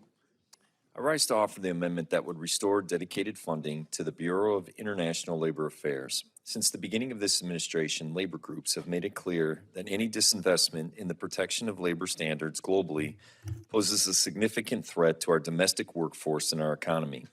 We all know that we must maintain and promote competitiveness beyond our borders. However, this bill falls short, and this amendment would provide the funding necessary to fill the gap. ILAB, which guides our nation's response to combating abusive labor practices with our trading partners, is a necessary function of our government. Losing the Bureau's work and expertise would, without a doubt, threaten our ability to hold our global partners accountable for their imported goods. ILAB does critical work that protects our supply chains, domestic industries, and workers from having to compete with goods made in countries that use forced labor, child labor, human trafficking, and other exploitative practices. Earlier this year, in our coordination with DOGE, the Department of Labor cut several grants that aimed to put workers first and ensure our supply chains are not flooded with goods made with cheap, exploited labor. Now, the majority wants to get rid of the Bureau altogether. The USMCA negotiations continue. I believe our trade policies must reflect values that give our domestic workers and industries a level playing field. Without a functioning Bureau, I am deeply concerned they will inevitably pay the cost of foreign entities that seek to take advantage of workers in their home countries. Upholding labor standards for our trading partners is not only a strong foreign policy, it's essential. I urge my colleagues to support the amendment, and I yield back. Thank the gentleman. The gentleman from Alabama, Mr. Adderholtz, recognized to respond to the amendment. Right, yes, appreciate the gentleman's amendment. Consistent with the President's America First agenda, this bill does make priority domestic programs that directly benefit American citizens. And while the previous administration spent a lot of precious tax dollars investigating the cut flower sector in Colombia, this bill recognizes that there are resources that are better directed to ensuring the health and the wellness of Americans. I must point out that this amendment does not have an offset and would cause the bill to breach its allocation, and therefore I oppose. Thank the gentleman. Gentlelady from Connecticut is recognized to address the amendment. Thank you, Mr. Chairman. I rise in strong support of the amendment. The Department of Labor's Bureau of International Labor Affairs, ILAB, works to level the playing field for American workers by promoting fair labor practices with trading partners. Through high-impact technical assistance projects and monitoring by its staff and attachés, ILAB enforces labor provisions, the labor provisions in U.S. trade agreements, including the U.S.-Mexico-Canada Trade Agreement, USMCA. As 4 years as chair of this committee, I increased the funding for ILAB by $30 million. The USMCA is President Trump's trade agreement. And while I was, along with several other colleagues, part of the group that negotiated the USMCA, I negotiated with the administration to make significant improvements. We were clear that this would only work if our partners met their commitments under the deal. And through ILAB, we provided them with the resources to do so. This was a bipartisan USMCA, or a renegotiated NAFTA agreement that we came to a conclusion on. American workers are counting on Congress and the Department of Labor to monitor and force the USMCA labor commitments so that they do not lose jobs to places that have weaker labor standards. We fought on this issue, weaker labor standards at institutions. So we didn't put the U.S. at risk and jobs at risk. But House Republicans in this bill are eliminating ILAP grants and the staff. It is a shameful effort that amounts to waving a white flag to countries that will steal American manufacturing jobs from us. Again, remember, the USMCA was renegotiated under the Trump administration. I negotiated with the trade Representative Bob Lighthizer, and we hammered out this issue. Eliminating ILAP sells out American workers. We turn a blind eye to countries relying on exploitative labor conditions, as my colleague Mr. Mervan has said. That includes child labor and forced labor to sell a high volume of low-cost goods here in the United States. I can remember the conversation in the gathering that we had, and we used to meet weekly, this group that Speaker Pelosi appointed to renegotiate the NAFTA agreement. And we got to talking about Bob Lighthizer, and I'm just not being self-serving, but I looked at the trade agreement. I said, what are we talking about here? That the U.S. is going to support forced labor? And he looked at me, he said, you're right. So we built in that we couldn't do that, and that's the way we enforce it is through ILAB. With this amendment to restore ILAB's funding, my Republican colleagues have a chance to make sure that American workers are treated fairly by our trading partners and that we do not allow for exploitation of children, of workers, whether they're here or in other countries, and that we have and who are selling a high volume of low-cost goods here in the United States. I urge my colleagues to support Mr. Mervan's amendment. I yield back. Thank you, gentlelady. Are there further members wishing to address the amendment? Gentlelady from Ohio is recognized. Thank you. Thank you very much, Mr. Chair. And I rise in strong support of Congressman Mervan's amendment to restore funding for the International Labor Affairs Bureau. ILAB is one of the most effective tools our country has to enforce labor protections around the world. And if you haven't seen the statistics, our country has not had balanced trade accounts for over half a century. That doesn't speak well. And one of the reasons is because we put our people in competition with penny wage labor abroad. And so ILAB builds capacity in other countries to uphold core labor standards, combat child labor, and empower workers, in turn creating a fairer, more level playing field for workers here at home. American workers should not have to compete against exploited penny wage workers abroad. By ensuring other countries enforce basic rights and protections, ILAB helps fight domestic wage suppression and unfair labor practices that undercut our very own industries and workers. Sufficient funding will allow ILAB to continue its critical work maintaining current data and publishing 3 key reports: the findings on the worst forms of child labor, the list of goods produced by child labor or forced labor, and the list of products produced by forced or indentured child labor. Funding ILAB would also restore support for a regular process of dialogue between civil society, unions, and worker advocates who share information about corporate supply chains. Before removing goods from the forced or child labor list, ILAB must demonstrate real systemic changes by governments and private sectors, not just surface-level promises. What comes to mind to me is a trip I took to Vietnam, and in walking through the cities, I saw, in Saigon in particular, little boys, they were maybe 8 years old at most, with lacquer. They were sanding these bowls with no protections. And then they had their little toes perched on the edges of the bowl, and they were sanding with all the dust and everything. And then they were spraying that lacquer. And it was everywhere. It was horrible.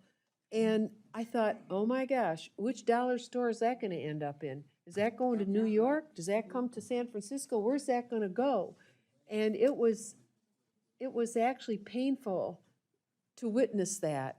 So the maintaining support for ILAB to combat child labor while expanding enforcement efforts, build capacity in foreign governments. And yes, it takes a long time, and why should we bother?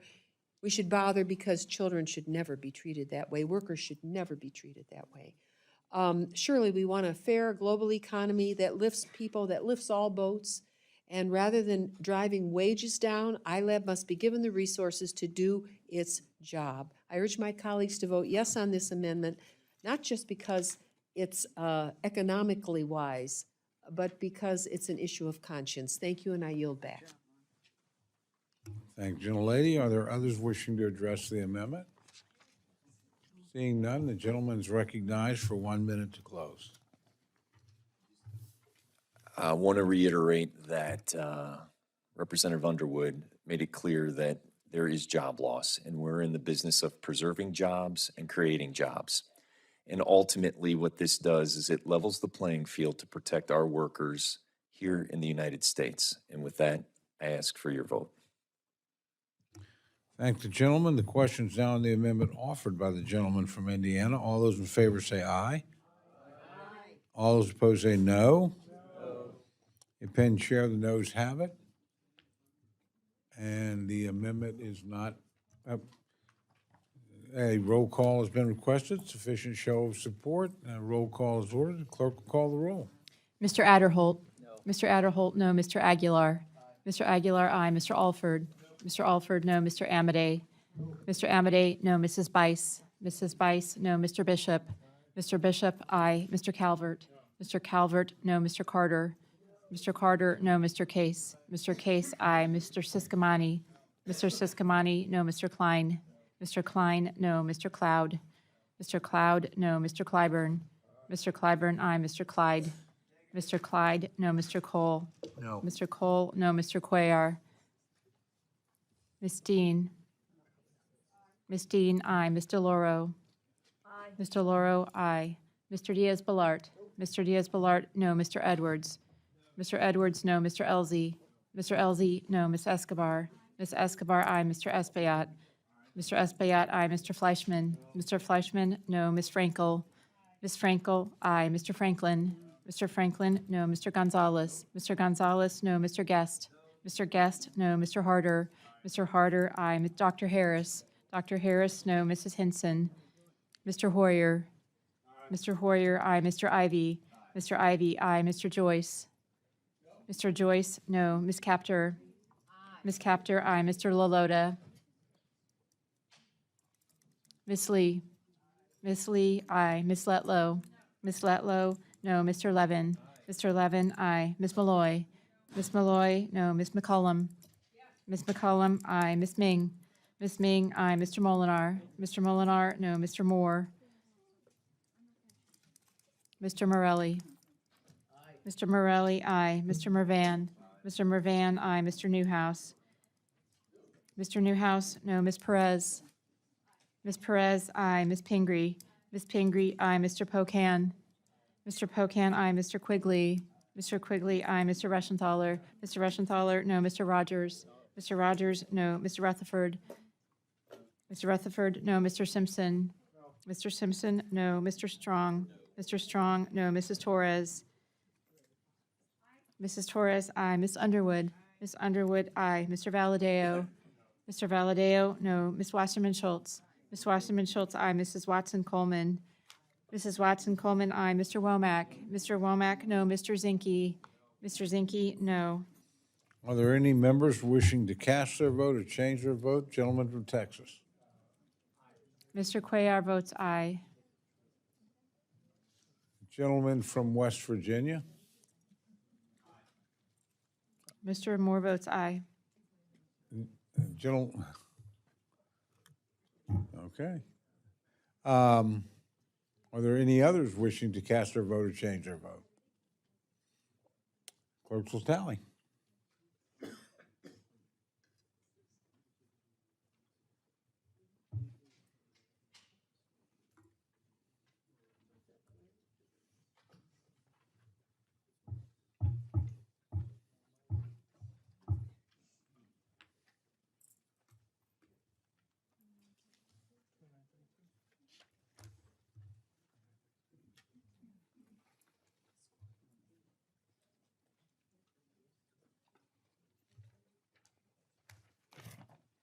On this vote, the ayes are 29, the noes are 32. The amendment is not adopted. Gentleman from Indiana, Mr. Mervance, recognized for the purpose of an amendment. Thank you, Mr. Chair. I have an amendment at the desk, and I move that the reading be dispensed with. Without objection, the reading of the amendment is dispensed with. The gentleman is recognized for remarks on his amendment. I rise to offer an amendment that would restore funding to the adult education programs as well as the adult and youth job training programs. I am focused on providing individuals and families with support they need to become self-sufficient. I've spent my career sitting across the table from people who found themselves down on their luck and needed to be connected with basic services that allowed them to feed their families and keep a roof over their heads. I've seen firsthand how a good-paying job can change lives. Recently, I had the opportunity to host a roundtable with our colleague, Rep. Nikki Baczynski, to discuss the importance of education and job programs. We sat down with labor unions, institutions of higher education, and community stakeholders, who were all extremely concerned about the uncertainty of federal funding to expand professional development opportunities for students and workers. Our economy relies on connecting workers to in-demand jobs. This legislation would completely eliminate adult education funding, as well as Workforce Innovation and Opportunity Act funding for adult and youth job training. We cannot keep pace with gaps in our workforce without adequate funding. Instead of supporting workers, the majority would rather prioritize tax breaks for the privileged. Instead of ensuring job seekers have a pathway to long-term employment, access reliable childcare and transportation that allow them to remain in the workforce, with this legislation, the majority has told our constituents it is their problem to solve, not ours. For those reasons, I urge my colleagues to support the amendment, and I yield back. Thank the gentleman. The gentleman from Alabama, Mr. Adderholt, is recognized to address the amendment. Thank you, Mr. Chairman. Appreciate the gentleman's amendment. Unfortunately, again, as I've said, a lot of tough choices as we marked up this, as we have put together this bill, but this amendment is not offset because of breaching its allocation. Therefore, I'll have to oppose. Gentlelady from Connecticut, Mr. Laura, is recognized to address the amendment. It's hard to believe that the choice was $4.5 trillion. Oh, I'm sorry, I thought you were. Hi, it's nice to talk to you, Betty. It's hard to believe that $4.5 trillion, I guess that was some kind of a choice. It didn't seem to be such a tough choice. It was an easy choice to provide $4.5 trillion to the millionaires, billionaires, and the biggest corporations in the nation. But this was a tough choice to help people get a job. I rise in support of the amendment. With this amendment, my Republican colleagues have an opportunity to reverse one of this bill's worst assaults on the working class, the elimination of funding for job seekers looking for work in this economy. This bill cuts job training programs by more than 50%. Imagine job training programs, and fully eliminates funding for adult job training and youth job training. These cuts destroy job training and career development opportunities for more than 300,000 adults and more than 150,000 young adults. This bill also recklessly takes away opportunities provided by adult education programs for 1.1 million people nationwide. These are programs that help adults develop essential skills: numeracy, literacy, work readiness, high school equivalency. Without these skills, adults could be left on the sidelines despite our economy needing more skilled workers. It's amazing to me that at every level we're cutting off educational opportunities for people. Now we're taking away the ability to get job training programs so that people can succeed. Without programs that align students and adults with available job opportunities, without programs to equip high-need adults with essential learning opportunities, we will have a less skilled workforce, higher unemployment, and yes, a greater strain on our safety net programs and increased cost for people. The issue today is cost of living for people in this country. That is the underlying concern of Americans today. They live paycheck to paycheck. If we deny them the opportunity to get a paycheck, Where does that put them? What kind of economic security that they can have for their future? That's not what this committee should be doing. This committee, once again, we provide opportunity for people. We don't take it away, pull the rug out from under them. I urge my colleagues to support this amendment. Thank you, gentlelady. Gentlelady from Minnesota, Ms. McCollum, is recognized to address the amendment. Bring this amendment. I've had the opportunity to go to some of our trade schools where I watch kids who weren't paying attention to math because they didn't think that they needed it. And then they need some extra support in order to be able to go through programs, whether it's, the folks who paint our bridges so our bridges are safe, people who glaze our windows, but also the Carpenters Union in my home state, Minnesota, they're located in my congressional district. They've done just a fantastic job of reaching out to women and changing their lives. And these are women who are sometimes in their 20s. I've met older women in their 30s where they have these opportunities to do things. And we've got a real labor shortage here. We've got a labor shortage in building ships right here in this region. And we need welders, and we need electricians, and we need apprentices, and we need people who, fill in to do all that hard, difficult work to keep our national security safe and strong right here. The chairman and I of the Defense Committee were hearing all the time that there's a labor shortage. So anything that we can do to welcome adults or kids who graduate from high school and all of a sudden it's like, whoops, I need a good paying job. I need to go into the vocations and the trades because our high school didn't introduce it to us. Or an adult's lost a job and realized that they really want to have a job that can support a family. So this is a really important amendment for our economic security, our national security, and I thank the gentleman for bringing it forward. Thank you, gentlelady. The gentlelady from Maine, Ms. Pingree, is recognized to address the amendment. Chair, I too want to thank the gentleman for bringing this amendment forward and just say our priorities are completely skewed here. As the ranking member was saying, we've given billions of dollars, trillions of dollars in tax cuts to billionaires and wealthy corporations, yet we're taking this money away from adult learners, and this is going to be devastating cuts in a state like mine. As so many people have already said, these are critical programs for adult learners. They help people get better jobs, to support their families, and contribute to our economy. Almost all of us, every time we meet with the Chamber of Commerce or we meet with employers, they say, I can't find enough skilled workers. I can't find enough employees. And we're taking away a vital pathway for adult learners to become those employees. In our state, our adult education program has helped over 13,000 students train for a career. Again, those numbers sound small if you're from Texas, but in our state, that's a lot of people. About 1,000 people a year earn their high school credentials through going to an adult education program. And we also have many people who get certifications for really vital jobs like medical credentials or trucking, welding, manufacturing jobs, technology, business. There are so many skills that people are able to learn because of these vital programs. Often they're learning English language, which is so critical to make sure they can join our workforce. I just want to end with a story I heard from a constituent about adult education that changed her life. When she was in high school, she had to leave high school to support her younger brother by working full-time at McDonald's.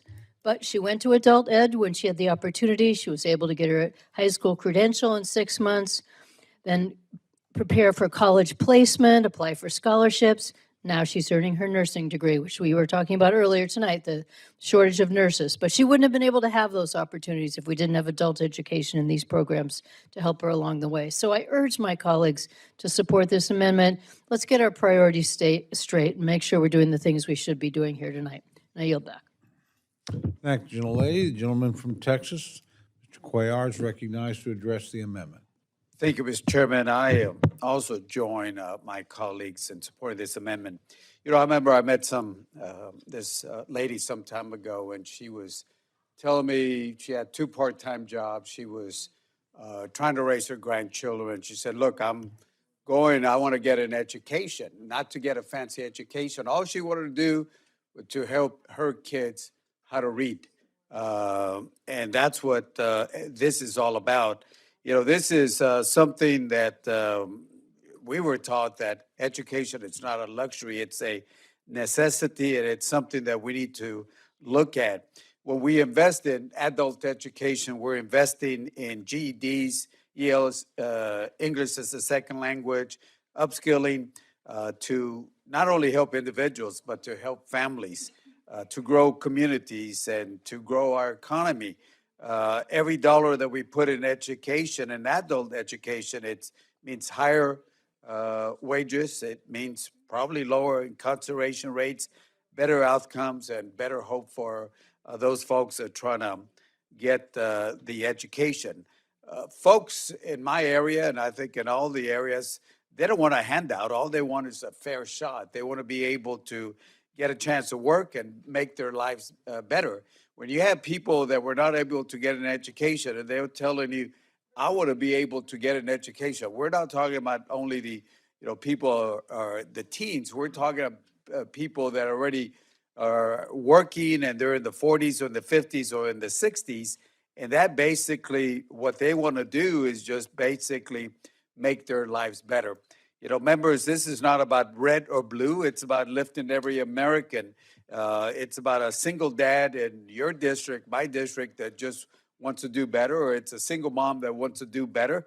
All we want to do is, we want to be able to give them the tools so they can get better. So adult education is, I think in every member's district, somebody needs this funding, the adult education. So I certainly want to make sure that we support this particular amendment. I think it's important that we have a country where it's never too late or somebody's not too old to learn, not too late to grow, or not too forgotten to be seen. And this is what adult education is all about. So members, I hope on this one we can voice it, and if we hear carefully, the ayes will have it. Thank you. With that, Mr. Chairman, thank you so much. Thank the gentleman. Are there other members wishing to address the amendment? Seeing none, the gentleman from Indiana is recognized for 1 minute to close. More important thing I would be thinking about. Point well taken. Yes, sir. The point that I'll make is the converse argument to what I opened up with as far as workers and making sure that they had opportunities. So the current administration has talked about how the tariffs are going to onshore manufacturing. And if you're going to onshore manufacturing over the next 3 years, you're going to need a workforce. And if you don't have a workforce, you're not going to be able to fulfill the jobs, to fulfill those obligations to be productive. And so all that I'm asking today is we fund those programs to make sure that we have the workers for the future opportunities that we create in a bipartisan way, so that there are workers that can be productive, to be able to have a family, to be able to have a pension and raise a family on. So with that, I ask your support of the amendment. Thank the gentleman. The question is now on the amendment offered by the gentleman from Indiana. All those in favor say aye. All those opposed say no. Opinion of the chair, the noes have it. And the amendment is not accepted. No, I'm sorry. I said the amendment was not accepted. It's like, well, yeah, all I would ask is the gentleman pay attention, or you guys do what you want to do, but it's late, and it's not like I didn't know. Well, we will reopen and have your vote. No, but please, that's not too much to ask. If I'm going to ask, Okay, I thank the gentleman for his courtesy. Gentlelady from the state of Washington, Ms. Perez, recognized for an amendment.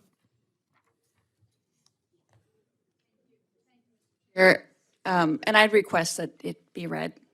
Without objection, the reading of the amendment is dispensed with. The member is recognized for remarks on her amendment. Could it be read? I'm sorry? She wants it read. Oh, I'm sorry. I just plunged right in, so I apologize to the gentlelady.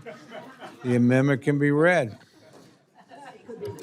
An amendment offered by Ms. Perez at the appropriate place in Title III, insert the following section blank. None of the funds made available in this act may be used by any local education agency to conduct student-involved active shooter drills in schools without first providing student participants under 16 years old with the ability to opt out of such exercises with parental or legal guardianship consent.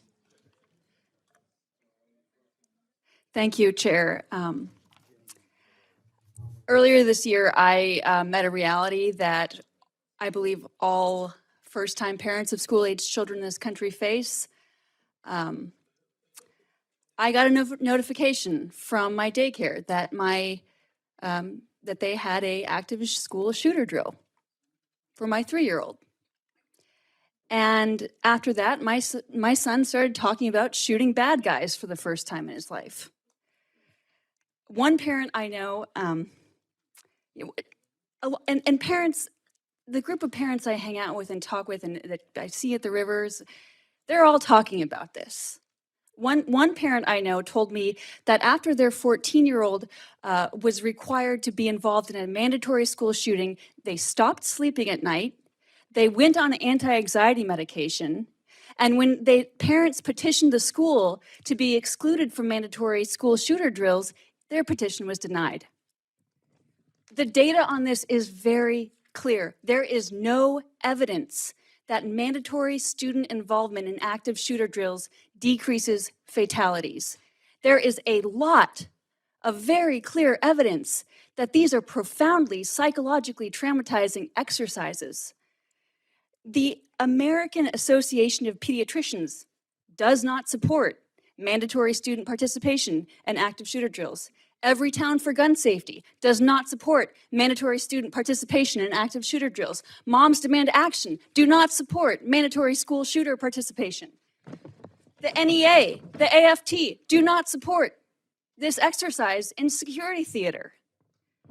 The Department of Education came out with a report this year. They state that failure to allow parents to opt their children out when they have a documented case of anxiety disorder is likely a violation of the ADA. Ask yourself which tax bracket of parents is most likely to be able to afford a diagnosis of anxiety disorder. Why are we funding programs from the 1990s? Why are we funding programs with no evidence of efficacy? School shootings are too serious a threat to continue to fund solutions that are not effective. Schools that want to mandate mandatory participation can still do that under this amendment, but not with federal dollars. If this amendment passes, we can still mandate mandatory adult involvement in shooter drills. And I could have printed out some pretty heinous examples of what goes on in these school shooting drills. Fake blood on theater kids, gunfire played out over the PA system. But I wanted to give this body more dignity than our children are afforded. My amendment would simply prohibit schools from using funding to conduct student-involved active shooter drills without first allowing parents the opportunity to exclude their children. I know that this frame of discussion is a little bit different than how we typically discuss this issue in this body, but I guarantee that every group of parents is having this debate. If you're skeptical of Everytown or NEA or AFT or the American Association of Pediatricians, that's fine. But I'm asking you to affirm the rights of parents to decline that their children are used as props in a psychologically traumatizing security theater.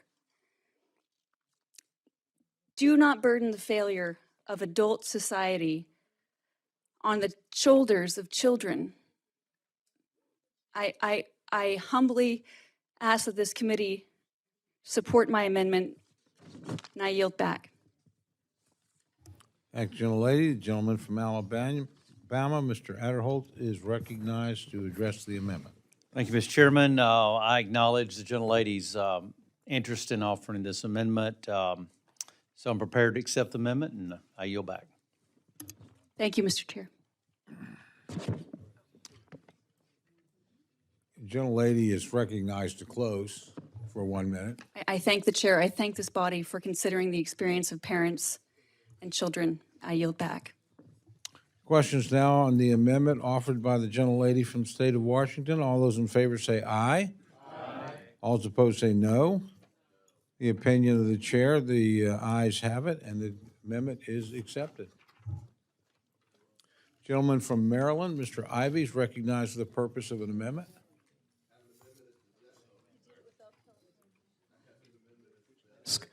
And I ask unanimous consent to dispense with its reading. Without objection, the reading of the amendment is dispensed with, and the gentleman is recognized for remarks on his amendment. This is an amendment to restore the funding for the HHS criminal and juvenile justice programs, usually referred to as SAMHSA. So dovetails a bit with what we were arguing about earlier today. The SAMHSA programs that I'm asking you to support include things like drug court, mental health court, teen court, intermediate types of programs that try and reach out to kids before they get really, really deep into criminal activity. And there's another version of these too. At the back end of it, somebody's gotten in trouble, they've been convicted, sent to jail. There are reentry programs that are available to help these people make the transition back. These are the kinds of programs that this grant funds, and I'm asking you to help support that. Part of the SAMHSA role is the issue of mental health and substance abuse for many of these people who are incarcerated. 65 to 70% of juveniles have diagnosed mental health conditions, those who are incarcerated. For adults, mental health issues, 44% in jail, 37% of all the people in prison have mental health issues. Substance abuse disorders, 63% of people in jail and 58% of people in prison. I think we need to recognize that this is a major issue with respect to people who are in the criminal justice system and find themselves incarcerated. And if we want to help them get out of it, I think it's important to try and have programs available like this to help them with the transition out, or better still, help them at the front end so they don't end up going to jail. Now, I know for some people, they say, you know what, send them to jail, keep them there as long as possible. But of course, 99.999% of everybody who goes to jail, they're coming out. And so the question is, what are they going to be like and what are they going to be doing? And will they fit back into the community when they get out?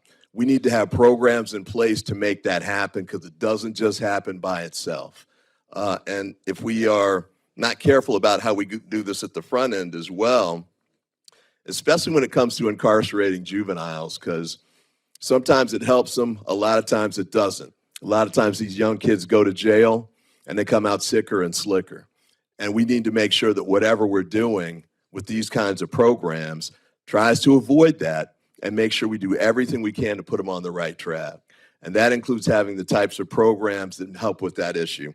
The last point I'll make on this is from a mental health standpoint. There's a lot of times we have people who are in and out of the criminal justice system. They're not doing anything like serious. They have minor mental health issues.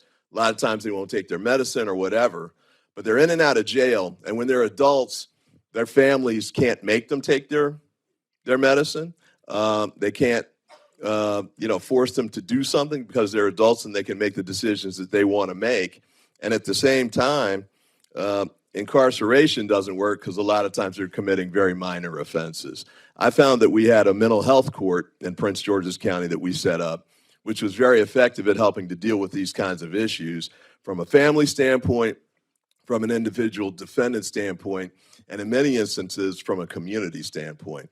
Neighbors who have somebody like that in their neighborhood, or local businesses who have recurring issues with people who have mental health issues, are desperate for a solution. And the judges who are involved in these sorts of courts get, special training and experience and become very adept at dealing with it. So I'm asking for a restoration of the funding for this program.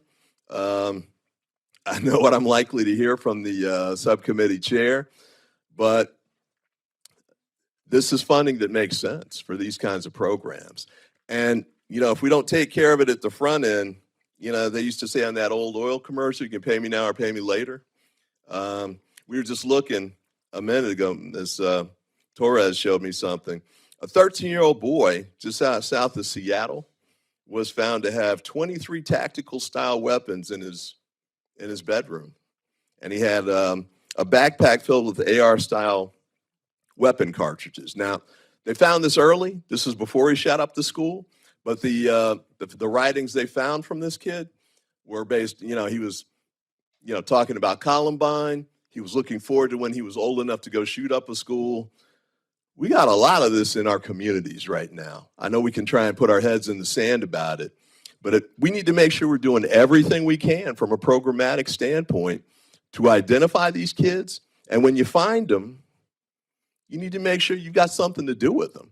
Some kind of place where they can go get the assistance that they need to get back on track. And I know a lot of times they say, hey, let's lean on the parents. A lot of times the parents of these kids are actually part of the problem. So they need outside assistance, give courts a chance, give some of these local criminal justice and law enforcement entities the funding for programs to help make a difference, help them with schools, give them the funding to make a difference. I urge you to support the amendment, and I yield back. Thank the gentleman. The gentleman from Alabama, Mr. Adderholt, is recognized to address the amendment. Again, appreciate the gentleman's amendment.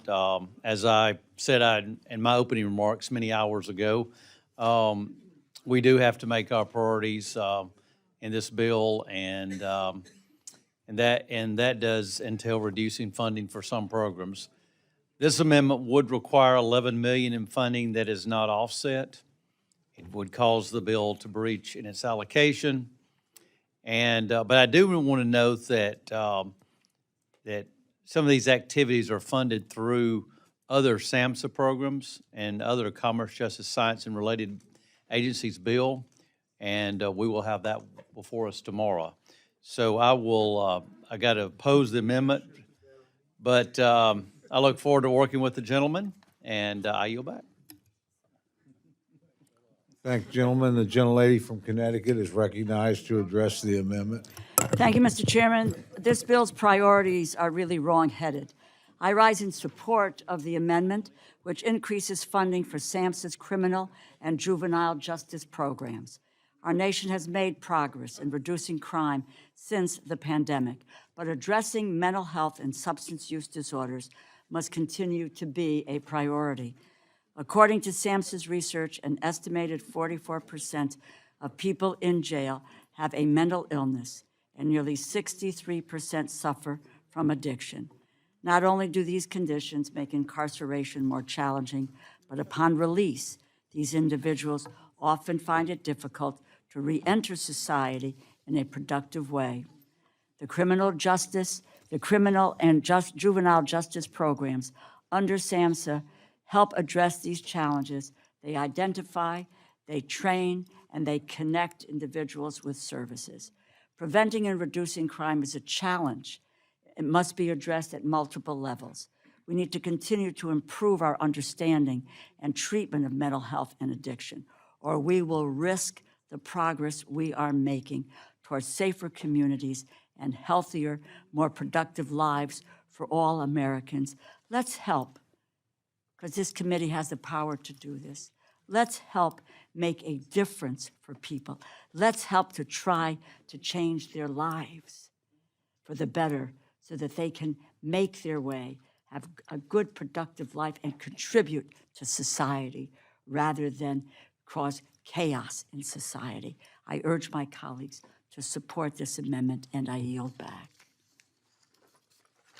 Thank the gentlelady. Are there other amendments or other members wishing to address the amendment? Seeing none, the gentleman is recognized for 1 minute to close. Well, I thank the ranking member, and thank you, Mr. Chairman, for the opportunity to speak again. I will urge my colleagues, and I appreciate the subcommittee chair saying we can have a conversation going forward about this. I guess that would be tomorrow, since the other bill's coming up tomorrow. But later today, there you go.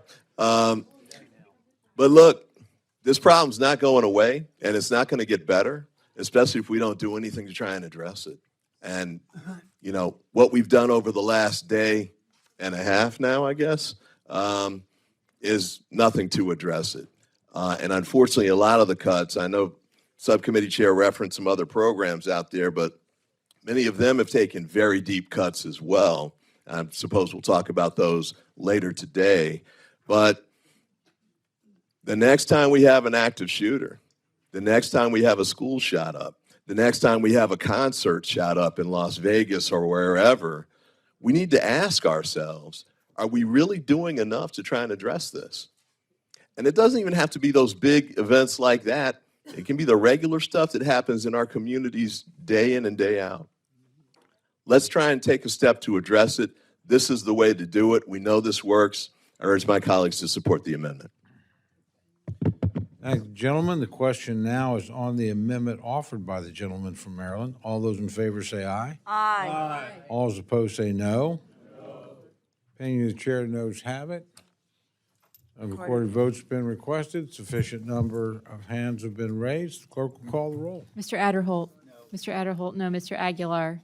Mr. Aguilar, aye. Mr. Alford. Mr. Alford, no. Mr. Amade. Mr. Amade, no. Mrs. Bice. Mrs. Bice, no. Mr. Bishop. Mr. Bishop, aye. Mr. Calvert. Mr. Calvert, no. Mr. Carter. Mr. Carter, no. Mr. Case. Mr. Case, aye. Mr. Siscomani. Mr. Siscomani, no. Mr. Klein. Mr. Klein, no. Mr. Cloud. Mr. Cloud, no. Mr. Clyburn.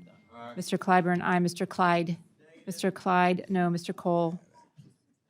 Mr. Cole, no. Mr. Cuellar. Ms. Dean. Ms. Dean, aye. Mr. Loro. Aye. Mr. Loro, aye. Mr. Diaz-Balart. Mr. Diaz-Balart, no. Mr. Edwards. Mr. Edwards, no. Mr. Elzey. Mr. Elzey, no. Ms. Escobar. Ms. Escobar, aye. Mr. Espaillat.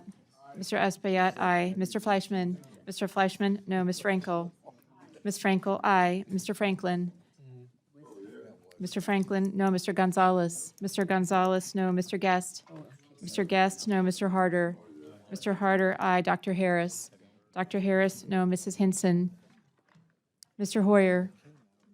Mr. Hoyer, aye. Mr. Ivy. Aye. Mr. Ivy, aye. Mr. Joyce. Ms. Capter. Ms. Capter, aye. Mr. LaLota. Mr. LaLota, no. Ms. Lee. Ms. Lee, aye. Mr. Letlow. Ms. Letlow, no. Mr. Levin. Mr. Levin, aye. Ms. Malloy. Ms. Malloy, no. Ms. McCullum. Ms. McCullum, aye. Ms. Ming. Ms. Ming, aye. Mr. Molinar. Mr. Molinar, no. Mr. Moore. Mr. Moore, no. Mr. Morelli. Mr. Morelli, aye. Mr. Mervan. Mr. Mervan, aye. Mr. Newhouse. Mr. Newhouse, no. Ms. Perez. Ms. Perez, aye. Ms. Pingree. Ms. Pingree, aye. Mr. Pocan. Mr. Pocan, aye. Mr. Quigley. Mr. Quigley, aye. Mr. Rushenthaler. Mr. Rushenthaler, no. Mr. Rogers.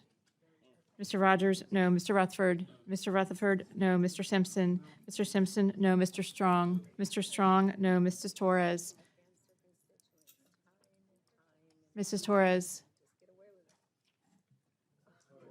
Aye. Mrs. Torres, aye. Ms. Underwood. Ms. Underwood, aye. Mr. Valadeo. Mr. Valadeo, no. Ms. Wasserman Schultz. Ms. Wasserman Schultz, aye. Mrs. Watson Coleman. Mrs. Watson Coleman, aye. Mr. Womack. Mr. Womack, no. Mr. Zinke. Mr. Zinke, no. Are there any members wishing to cast their vote or change their vote? Gentleman from Texas? Mr. Cuellar, aye. Gentleman from Virginia? Have you already voted? Gentleman from Ohio? Mr. Joyce votes no. Are there any other members wishing to cast their vote or change their vote? Seeing none, the clerks will tally.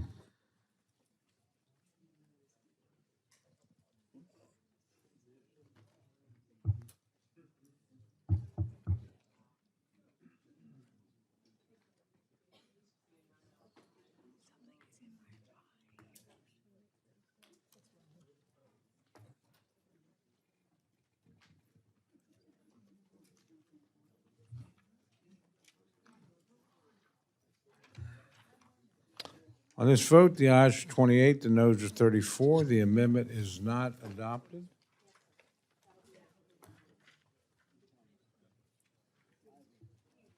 Gentleman, or gentlelady, excuse me, Ms. Watchman Coleman is recognized for an amendment. Thank you, Mr. Chairman. I do have an amendment at the desk, and I ask unanimous consent to dispense with the reading of the amendment. Without objection, the reading of the amendment is dispensed with, and the gentlelady is recognized for remarks on her amendment. Thank you. My amendment would restore funding for the Federal Mediation and Conciliation Service, which the bill in its current form eliminates entirely. The FMCS provides mediation services between workers and employers. It acts as a peacemaker when conflicts arise. Crucially, it's a neutral arbiter. It's an independent agency. Its role is not to favor one side or the other, but to help both sides reach an agreement that benefits everyone. Last year, the FMCS successfully brokered agreements between labor unions and employers in California, Oregon, Nevada, New York, Illinois, Oklahoma, Washington, D.C., and around the country. They prevented work stoppages in hospitals, on transit lines, at utility providers, and more. Most importantly, they facilitated agreements that respect the dignity of workers and are practical for employers, leading to better services for the Americans who rely on them. All told, last year alone, the FMCS conducted more than 5,400 mediated negotiations and convened over 10,000 arbitration panels.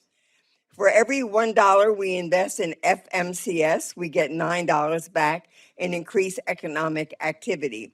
It's a worthwhile investment both in our workforce and our economy. But dismantling the FMCS means that the occasionally heated and contentious negotiations between labor and management will stretch on and on, with more service disruptions and fewer agreements. And it's another way that this administration is rigging the rules of the game against workers. Because if there isn't a trusted, neutral broker and the NLRB is essentially defunct, there's nothing to stop companies from railroading their workers whenever it suits their interests. The FMCS provides an alternate path, one where both sides can come away satisfied. It proves that the relationship does not have to be sum zero. But by eliminating this crucial service, we're telling employers that there's no reason to reach an agreement, and that raw power is the only path forward. That's bad for workers, that's bad for communities, that's bad for our economy. I strongly urge my colleagues to support this amendment. Thank you, Mr. Chairman. I yield back. Thank the gentlelady. The gentleman from Alabama, Mr. Adderholt, is recognized to address the amendment. Oh, actually commend the Trump administration for cost-cutting efforts, including its proposal to eliminate FMCS. Even modest cuts are important for long-term fiscal discipline.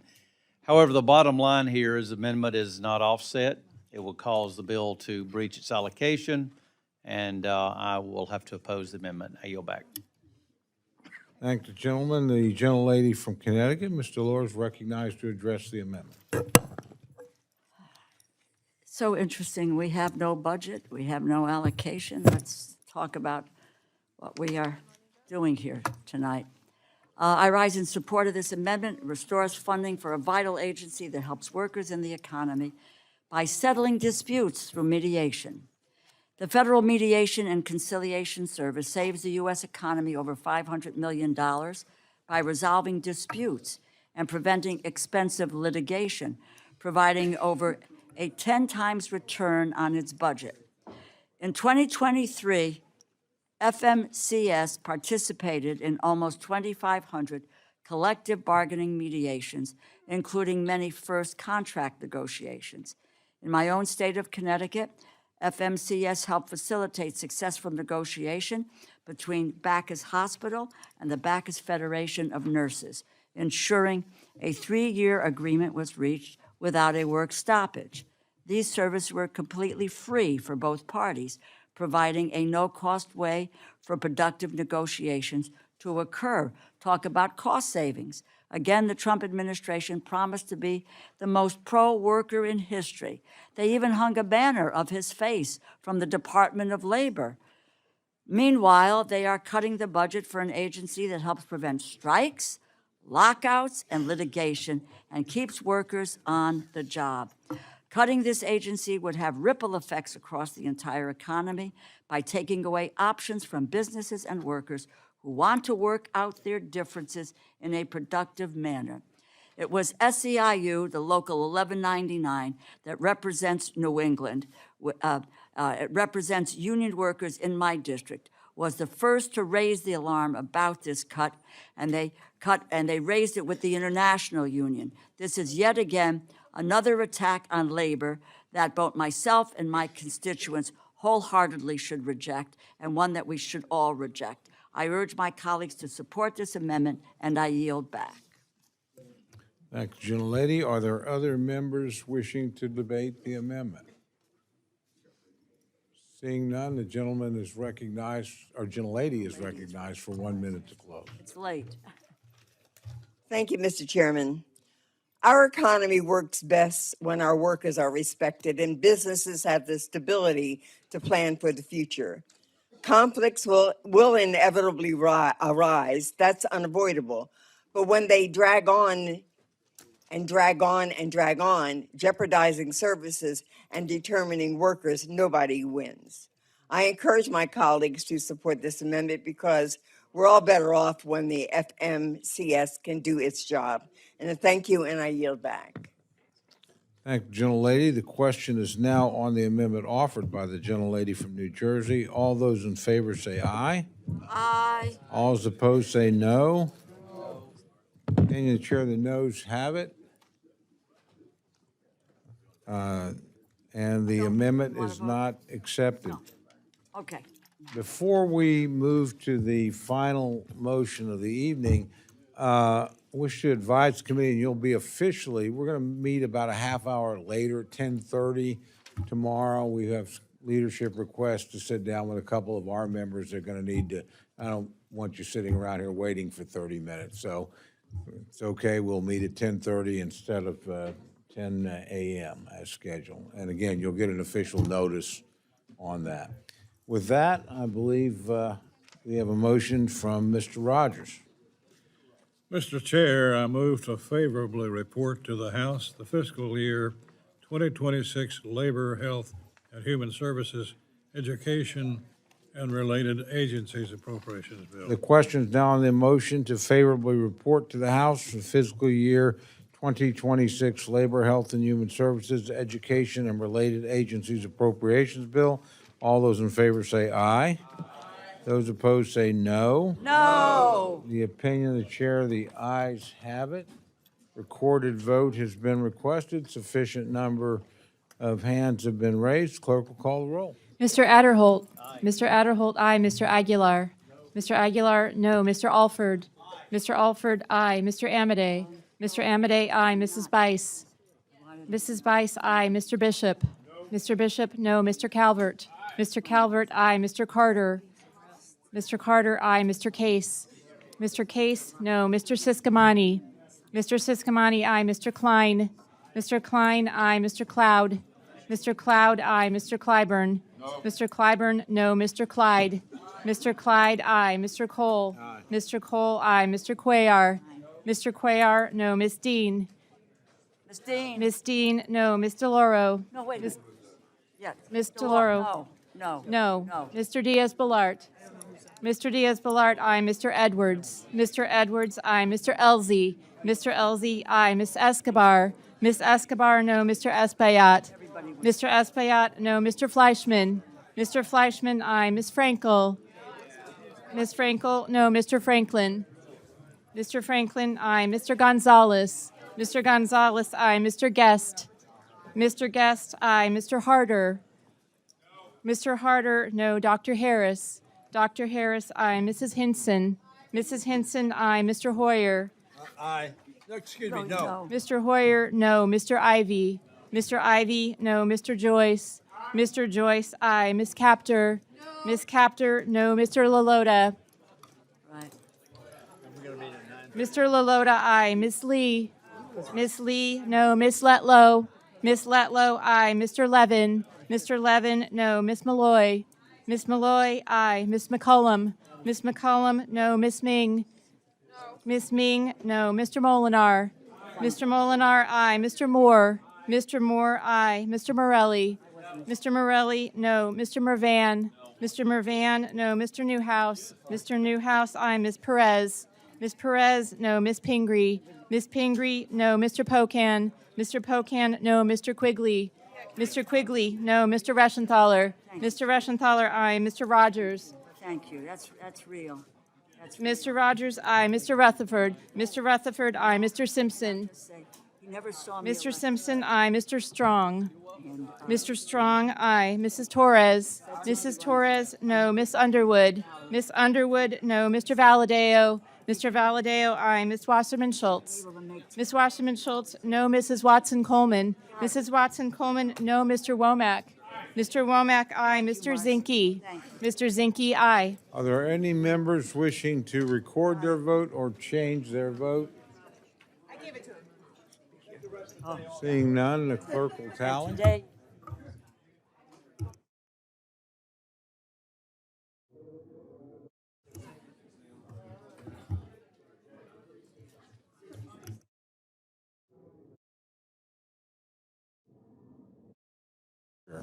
I'm sorry, I apologize.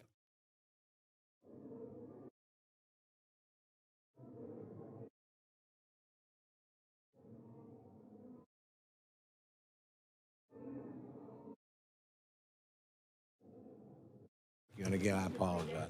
On this vote, the ayes are 35, the noes are 28, and the motion is agreed to. I ask unanimous consent that staff be permitted to make technical and conforming changes to the bill and the report just approved. 3 days. Seeing no objection, so ordered. Without objection, so ordered. There being no further business, the committee stands adjourned.